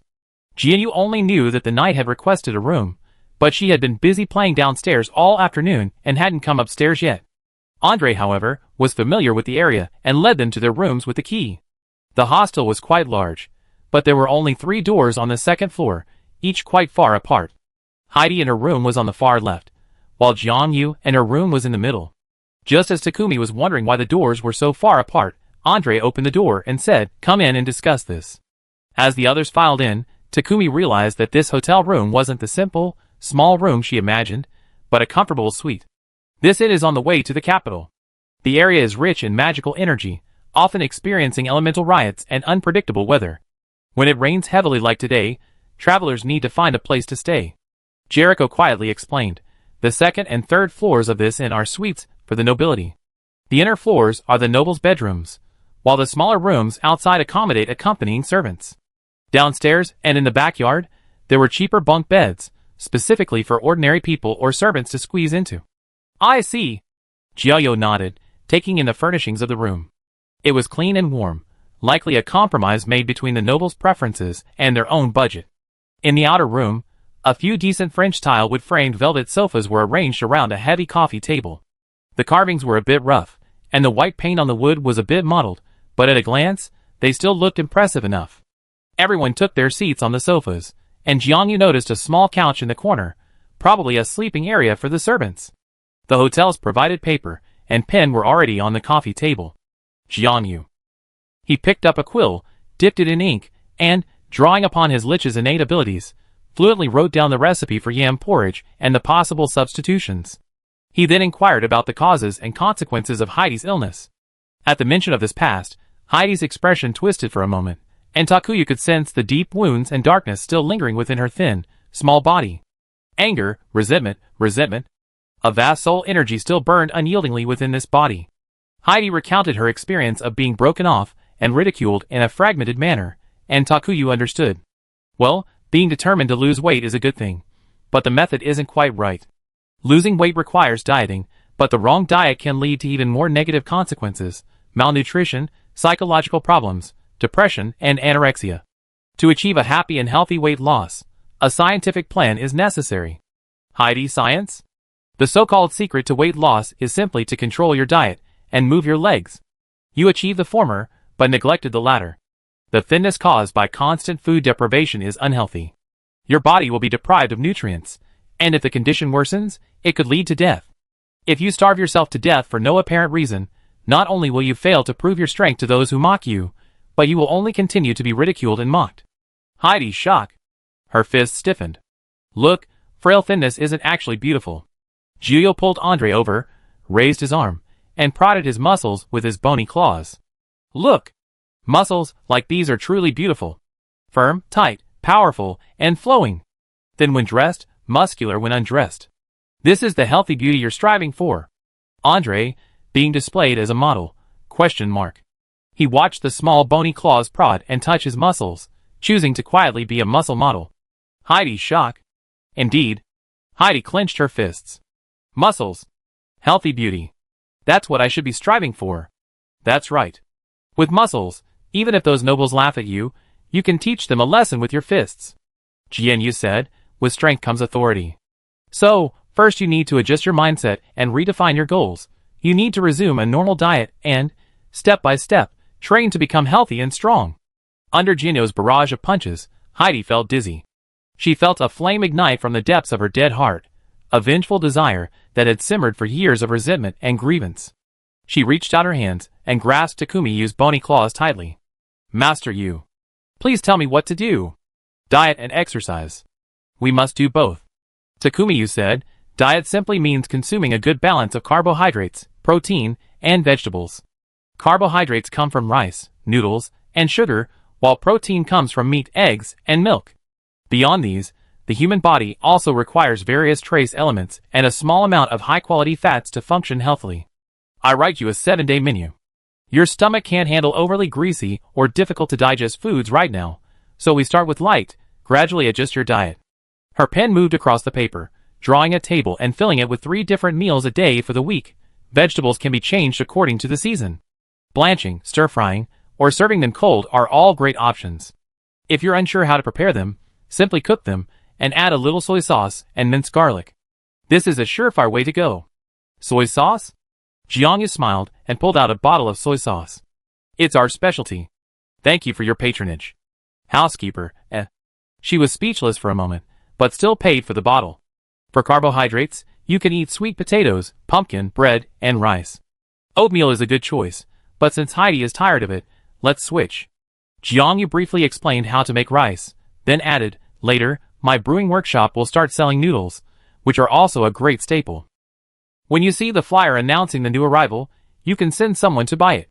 As for meat, I recommend simply marinating it and then steaming, pan-frying, grilling, stir-frying, or braising it. She was still talking excitedly, but Heidi raised her hand with stars in her eyes. Wait, I have an idea. I wonder if it's feasible. Chapter 327. Master Yu, I'm afraid the recipes you describe are too advanced. We never heard of them, let alone tried them. Our chefs wouldn't be able to make them based solely on the recipe descriptions, and even if they did, we wouldn't be able to tell if they were done right. Heidi said awkwardly. You know, she'd been eating salad her entire life, never cooked vegetables. She couldn't imagine the flavors of blanched or stir-fried dishes. Since we met at this inn, I presume you're all headed for the capital, right? Why don't we travel together? For a few days, you can cook the meals for me according to the recipes, and our chef will help you. In a week, he have mastered the recipes. As compensation for interrupting your journey, we pay for the recipes, the chef's tuition, and all your and your companions' expenses for the journey and beyond to the capital. We also buy all the daily ingredients and seasonings. Heidi finished her long speech haltingly, panting, and said firmly, although the Lothar family only. He may not be a baron, but he still has the confidence and financial resources. Jiangyu's soul fire grew stronger. She turned to look at Andre with a questioning look. Andre thought for a moment and nodded, I have no objection. Jiangyu then made the final decision, okay, it's settled. I make you hospital meals for the next few days. If you recover well, I arrange some simple exercises for you, starting with a walk after dinner. Heidi breathed a sigh of relief and said firmly, if I can recover, the Lothar family will always remember your kindness. No matter what you need, the Lothar family will be your loyal friend and strong support. Wow! That's great. After seeing Heidi and the housekeeper off, Jiangyu closed the door. Hey, another big client. He looks quite wealthy. Baron Lothar has always been a target of the king's wooing. Andre offered information. He tends to be neutral, and his relationship with the old Delman clan is uneasy.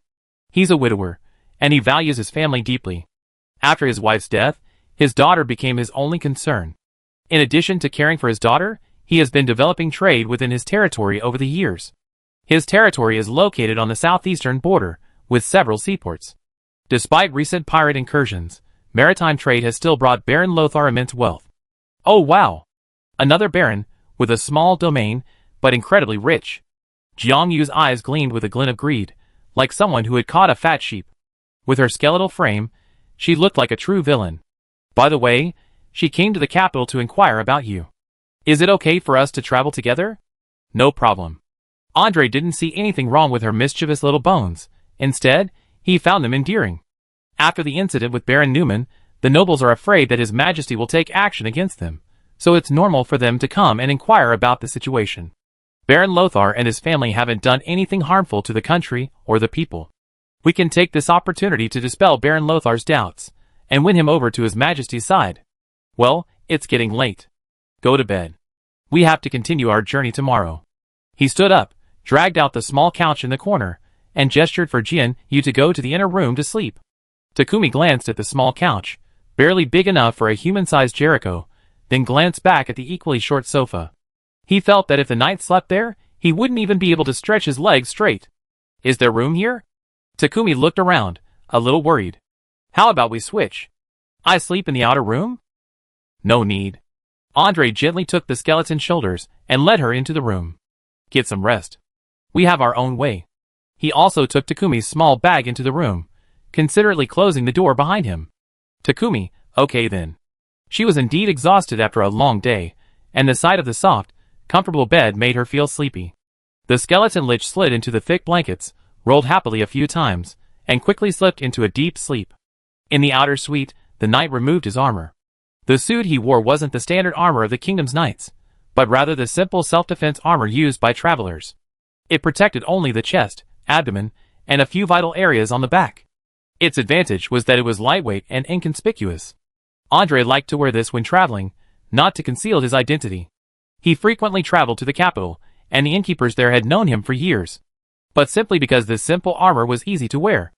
And it also looked good, showing off his muscular tones. He handed the armor to Jericho to clean, and sat down on the couch. A moment later, a flash of black light appeared, and several pieces of clothing landed on the couch. From within the clothing emerged a Doberman pinscher with sleek black fur, well-defined muscles, and erect ears, complete with green eyes. Will you use this form tonight, master? Then I get you a pillow? Jericho gathered the scattered clothes on the couch and set them aside for washing. He then retrieved a clean change of clothes and a long, bone-shaped pillow from his luggage and placed them next to the dog. Andre grunted, grabbed the pillow, and held it beneath him. He folded his paws over the pillow, pressed his mouthpiece against them, and gracefully lay down on the couch. His pointed ears stood erect, twitching slightly, still picking up the slightest movement nearby. Jericho took the dirty laundry downstairs to wash, and returned a long time later with the fragrant laundry, dried with magic. It was already late at night. He locked the door, transformed himself into his cat-shaped form, and slept on the sofa. In the bedroom, the skeleton slept soundly, his snot bubbles growing and shrinking rhythmically. He hadn't noticed the cat and dog in the outer room, missing a chance to pet the dogs. A torrential downpour pounded outside, yet the warmth was cozy inside. Amidst the rustling wind and rain, the inn's guests, well-fed and content, slept soundly through the night. The rain had stopped by early morning. By dawn, the ground outside was completely dry, and the forest air was crisp. Andre awoke to the chirping of birds, pawed the ground in dog form, stretched out, and perfectly executed both upward and downward dog poses. He nuzzled into a bone pillow, then rose and went out, running briskly in dog form for a few laps, returning only when he had enough fun. The diligent attendants had already prepared hot towels, and wiped Master Dog from head to toe, leaving no trace of mud or water.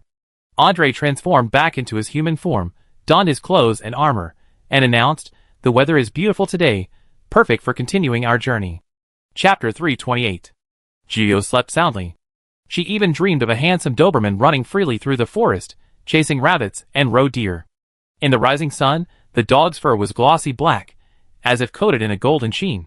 So handsome, Takuya smacked her lips, half asleep, hugging her pillow. I really want a dog.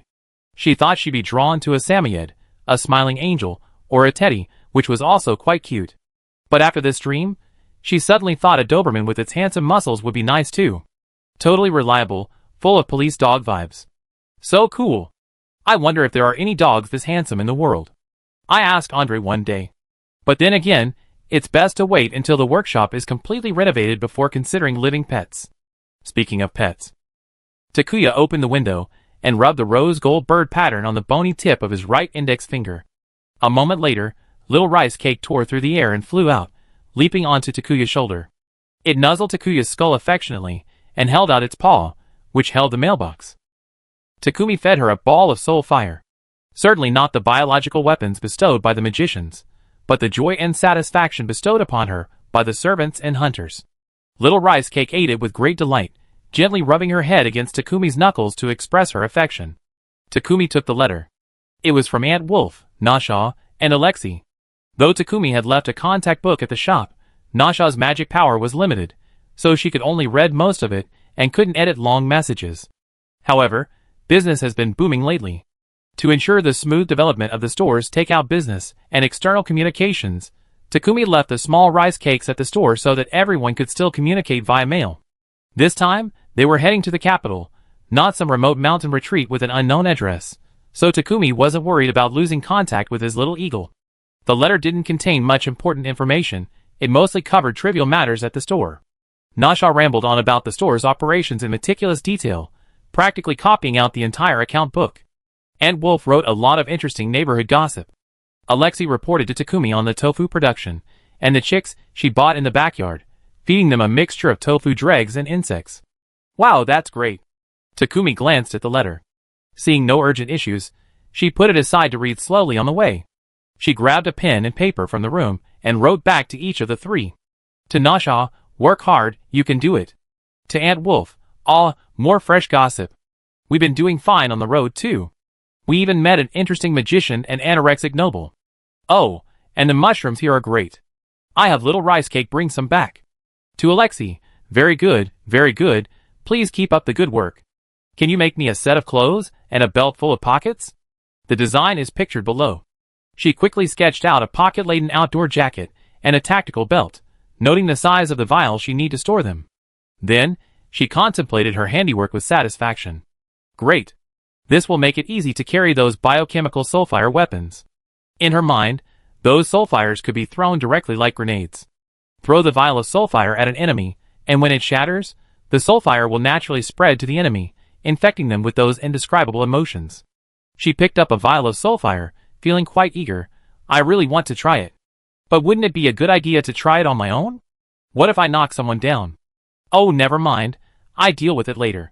She fed Xiaonian Gao some more soulfire, and slipped the letter into the mailbox for Xiaonian Gao to take back. Okay, get ready to work. I also need to ask the boss for some mushrooms. The brown-robed druid was really good at finding mushrooms. They were fragrant, delicious, and non-toxic. Jiangyu considered trying to build connections with Andre, hoping to establish a regular mushroom supply with the owner. The green-eyed knight seemed familiar with the shop, so he should be reliable, right? She knocked on the outer door, opened it a crack, and the dog peeked out, shielding its eyes with its sparse, bony claws. Andre, Jericho, are you guys up? Are you dressed properly? Andre, looking at her through the gap between his bony claws, said, yes. Jianyu put down the bony claws with some regret, looking at the almost. After finishing packing their luggage, the master and servant said, I'd like to discuss business with the boss, Andre. Are you familiar with him? Mushrooms, huh? Andre said, understandingly, that's easy. The boss already runs a mushroom business, and the prices are pretty stable. Generally speaking, they're quite affordable. As Andre had predicted, the boss had a mushroom price list, clearly spelling out the price for each quantity, discounts based on specific purchase criteria, and even different price options for pickup, mail, and shipping. Although there was no room for negotiation, the price was clear and affordable. Jiangyu took a price list and bought another batch of mushrooms, having Xiaoniango mail half back to the workshop and keeping the other half for them to eat on the road. After the letter was mailed, Jiangyu occupied the kitchen for a while and made a simple breakfast. Breakfast consisted of mutton buns and dumplings made the previous night, served with a pot of leftover mutton broth from the kitchen. Jiangyu roasted the remaining mutton and wrapped it in oil paper, making it a good ration for the journey, ready to eat after heating over a fire. She overslept and woke up late. When she came downstairs, Heidi and her group had already reheated the leftover porridge for breakfast, and the hunters had already set out hunting early in the morning. Only the magicians, who couldn't sleep at night and couldn't wake up during the day, got to enjoy the delicious food. We're going back to the academy today. Eslin, chomping on a steamed bun, was so sleepy he could barely open his eyes. Master Yu, if you want to do business, you absolutely must come to our academy. There are hundreds of students like us waiting for the best. Jiang Yu couldn't help but laugh. I see. I consider it. As far as Jiang Yu knew, medieval universities were generally small. Oxford University, founded in 1096, had no more than 1,000 students in its early years. The admissions requirements in the wizarding world are presumably even more stringent, especially since wizards often employ a small class model where one teacher recruits several direct apprentices who never graduate. With hundreds of students, the Royal Academy of Magic is considered a formidable institution. Chapter 329. The Royal School of Magic. Jiao hadn't yet decided whether to open a business there. Admittedly, business was easiest with university students, who were all strong and robust, with voracious appetites. They were hungry in the morning, craving food at noon, and completely empty at night. Not to mention this age of culinary bliss, even in Jiangyo's world, any business near a school that offered both value and deliciousness was unlikely to fail. The downside was that the greedy students were always looking for something new, resulting in fierce competition and rapid business turnover. If you didn't have a unique and appealing business, you'd be stuck in a cycle of constantly changing your business and chasing influencers. You wouldn't fail, but you wouldn't thrive either. In the Principality of Huntington, the food disputes on campus were probably less intense. However, Takumiya hadn't forgotten that the original owner, Miyu, had once been a student at the Royal Magic Academy and, through the connections of her mentor, had hoped to transform into a lich before her body collapsed from aging due to the unfortunate crucible cleaning accident. Judging from Miyu's diary and last words, Takumiya felt that she and her mentor had a good relationship. Although she had once warned him, "Don't mention your name if you get into trouble in the future," she felt that this statement was more of a joke between acquaintances than a complete severance of ties. Furthermore, Miyu and her mother, Mifuna, seemed to have had some ties to the evil Moon. From their writings, Takumiya had always felt that they didn't seem like bad people. Andre was also quite reliable in his handling of cases, not like a clueless official who would wrongly accuse innocent people. Perhaps there were some secrets hidden within them that she didn't know about. Miyu's death and her arrival were both elusive. The magic circle was so perfectly drawn, but there was a mistake in the crucial name. Could the poor student Miyu really have drawn such a perfect magic circle? Jiang Yu couldn't tell if this was a final burst of practice, a culmination of the student's near-death experience, or if some other entity, unrecorded by Miyu, had been involved. In short, she didn't want to waive the dark arts license issued by Mabucha Huntington in front of the instructor when the situation was unclear. What if she ended up causing him bad luck? Hey, aren't there a few magicians from the academy here? She thought for a moment and casually asked Eslin, "By the way, I heard that the great magician Mabucha Huntington teaches at the Royal Academy of Magic." Oh! Everyone was shocked when they heard about the Royal Academy. Every magic academy asks about the Grand Mage. After all, he's the most powerful and prestigious Grand Master of Magic in the Principality, and an honorary professor at our Royal Academy of Magic. That's what he said. Eslin stuffed half of his mutton bun into his mouth, chewing with his cheeks puffed out. However, while Grand Mage Mabucha's reputation is resounding, he doesn't actually teach at the Royal Academy of Magic. Huh? Jiang Yu exclaimed in surprise. Could she have been mistaken? Grand Mage Huntington has his own tower, just outside the capital. He trains his own apprentices and conducts his own magical research, and rarely comes to our academy. Ronnie added, although he doesn't appear at the academy, as an honorary professor, he has access to some of the academy's resources and connections, and can easily recommend transfer students to our academy. I once heard from a senior classmate that the great wizard used to give occasional lectures in the past, but in recent years, he's probably been absorbed in studying necromancy, and rarely appears in public. That's fine, after all, our advisor and he are sworn enemies. Ah, the kind of sworn enemies that have nothing to do with personal feelings, just academic disputes. As the saying goes, scholars look down on each other. The great minds of scientific research either admire each other or dislike each other. The more talented a person is, the more likely they are to encounter a rival of the same generation, one who is equally or even more gifted. Jianyu has heard so many stories about it there is you. Why is there Liang? That he no longer finds it strange. Our mentor often said that the great wizard Huntington was a very lucky man. No one more skilled in magic than him was higher in status, and no one more high in status was as skilled in magic as him. He never lacked funding for his projects. The king simply gave him the money. Henry, the academic genius, ate his lamb dumplings and sighed heavily. Unlike us, the academy is so stingy with funding, we have to spend every dollar carefully. But his disciples aren't very lucky, Eslan said. For some reason, he always recruits strange students. Like his previous apprentice, who studied under him in the magic tower. After several years, she entered our academy with a letter of recommendation from a great magician, but she failed even the annual magic test and was expelled. Oh! Jianyu became interested. Could this be referring to Miyu? It seems she studied at Mabucha for a while before joining the magic academy? What's going on? Could she be a genius with a serious imbalance in her studies? No, I seen that little sister, Eslan recalled. Her name was Mi. Yu? Oh, it's a bit similar to yours, Master Yu. Judging by her last name, she must be an immigrant from abroad. She's usually quiet, and always seems distracted. She doesn't have a high affinity for magic, and isn't very good at drawing magic circles.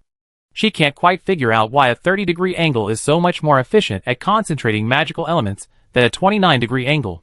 Jiao. Are your magic circle drawing techniques so demanding? I heard her mother was very accomplished in potions, but she herself is a bit of a nerd, never paying attention when brewing potions, and always gets the order wrong. But magic isn't something that's passed down through blood, it still needs to be learned. Ronnie, who looked like a complete academic failure, said, even though I like to slack off, I still have to study hard when I need to, otherwise I end up failing the exam and getting expelled. After going through so much trouble to get into the Magic Academy, only to be kicked out like this. What a shame. Jianyu, I get it. These three may seem like underachieving students, but they're actually diligent and good students. No wonder they all have that fear of failing the final exam. After all, truly bad students don't care about failing at all. So, Archmage Mabucha Huntington doesn't often appear at the Royal Magic Academy, and maybe there's a lot she can learn about Miyu there. Jianyu pondered for a moment. In that case, perhaps she couldn't possibly do business at the Royal Magic Academy. But there was no rush. She could gather more information in the royal capital before making a decision. Several groups finished breakfast one after another, packed their luggage, and checked out with the innkeeper, preparing to leave. However, when they were about to leave, Jianyu discovered that in addition to Heidi and the others, 3 other magicians had also infiltrated the group. Chapter 330. Jianyu. Her glare was too obvious, and the 3 magicians smiled sheepishly. Then, cheekily, they said, "It's on the way, on the way. The road to the capital and back to the Magic Academy is the same, and we're leaving at about the same time. Why don't we just go together? With a little luck, we can even have lunch together." And by lucky, I mean you 3, right? The 3 teams joined together, suddenly appearing mighty, though the knights in the lead didn't seem to mind. Andre hadn't unleashed his magical creature form in a long time. This morning, he had a blast running through the forest, catching a few rabbits, and he was in a particularly good mood. The magical creature form, referred to simply as the magical state or mythic state, is also known as a gift from the moon goddess. It only occurs randomly in the bloodline of the king, the high priest, and their descendants, who are blessed by the moon goddess. Those gifted with the magical form will briefly transform into a form of magical creature never before seen on the 3rd day after birth.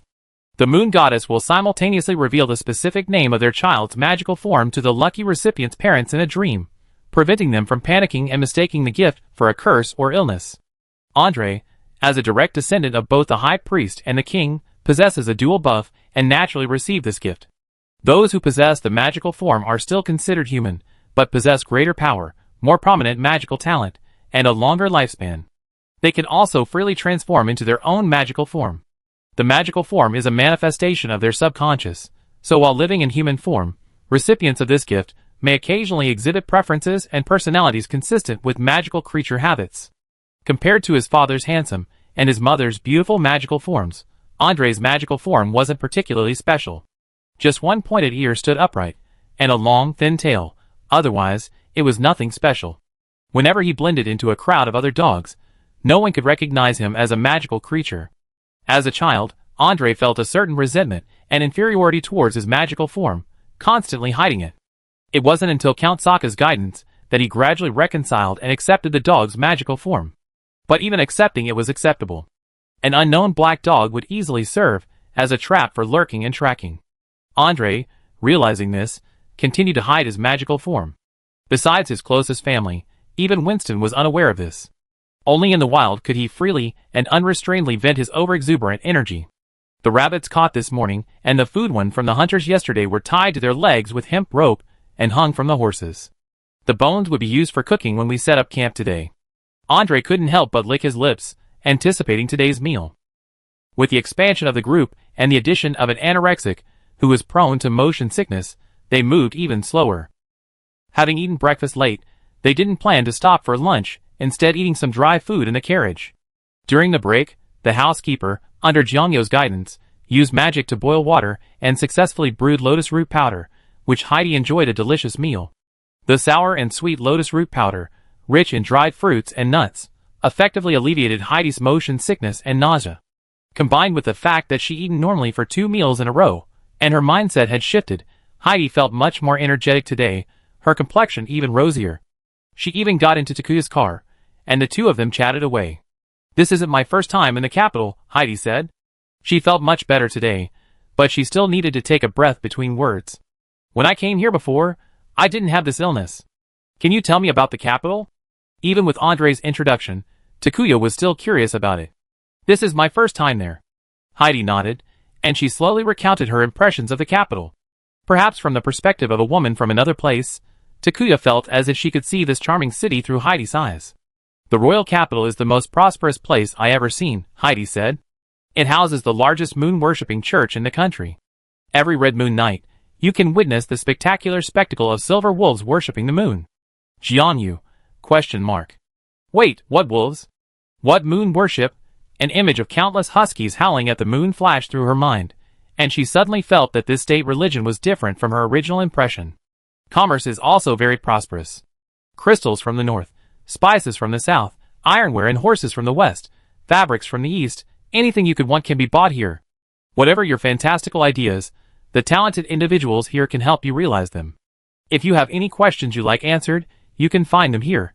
Intelligence traders, black market doctors, magicians, archaeologists, even astrologers, all roam the dark alleys of the royal capital. However, it's up to you to judge whether their answers are trustworthy. These statements were quite similar to Andre's description, and Takumi had already heard them, so he wasn't particularly surprised. The capital is large, but public security is apparently excellent. The city is patrolled daily by the royal knights, affiliated with His Majesty the King. But the man accompanying you has the air of a knight, so I guess you're not worried about that. To be honest, the most terrifying thing about the capital is the human heart and the gossip." Heidi was quite observant. She smiled. "As for the food, I'm afraid you'd be disappointed. Although the capital has a wide variety of ingredients, I don't think the dishes prepared by the chefs there are even 1/10 as delicious as yours." "Huh?" Takumi felt both pleased and disappointed. "I was hoping to try the capital's cuisine, but after a trip, I still have to cook my own food? This is the downside of coming to a medieval world with an underdeveloped food industry. But on the other hand, it seems business opportunities have increased.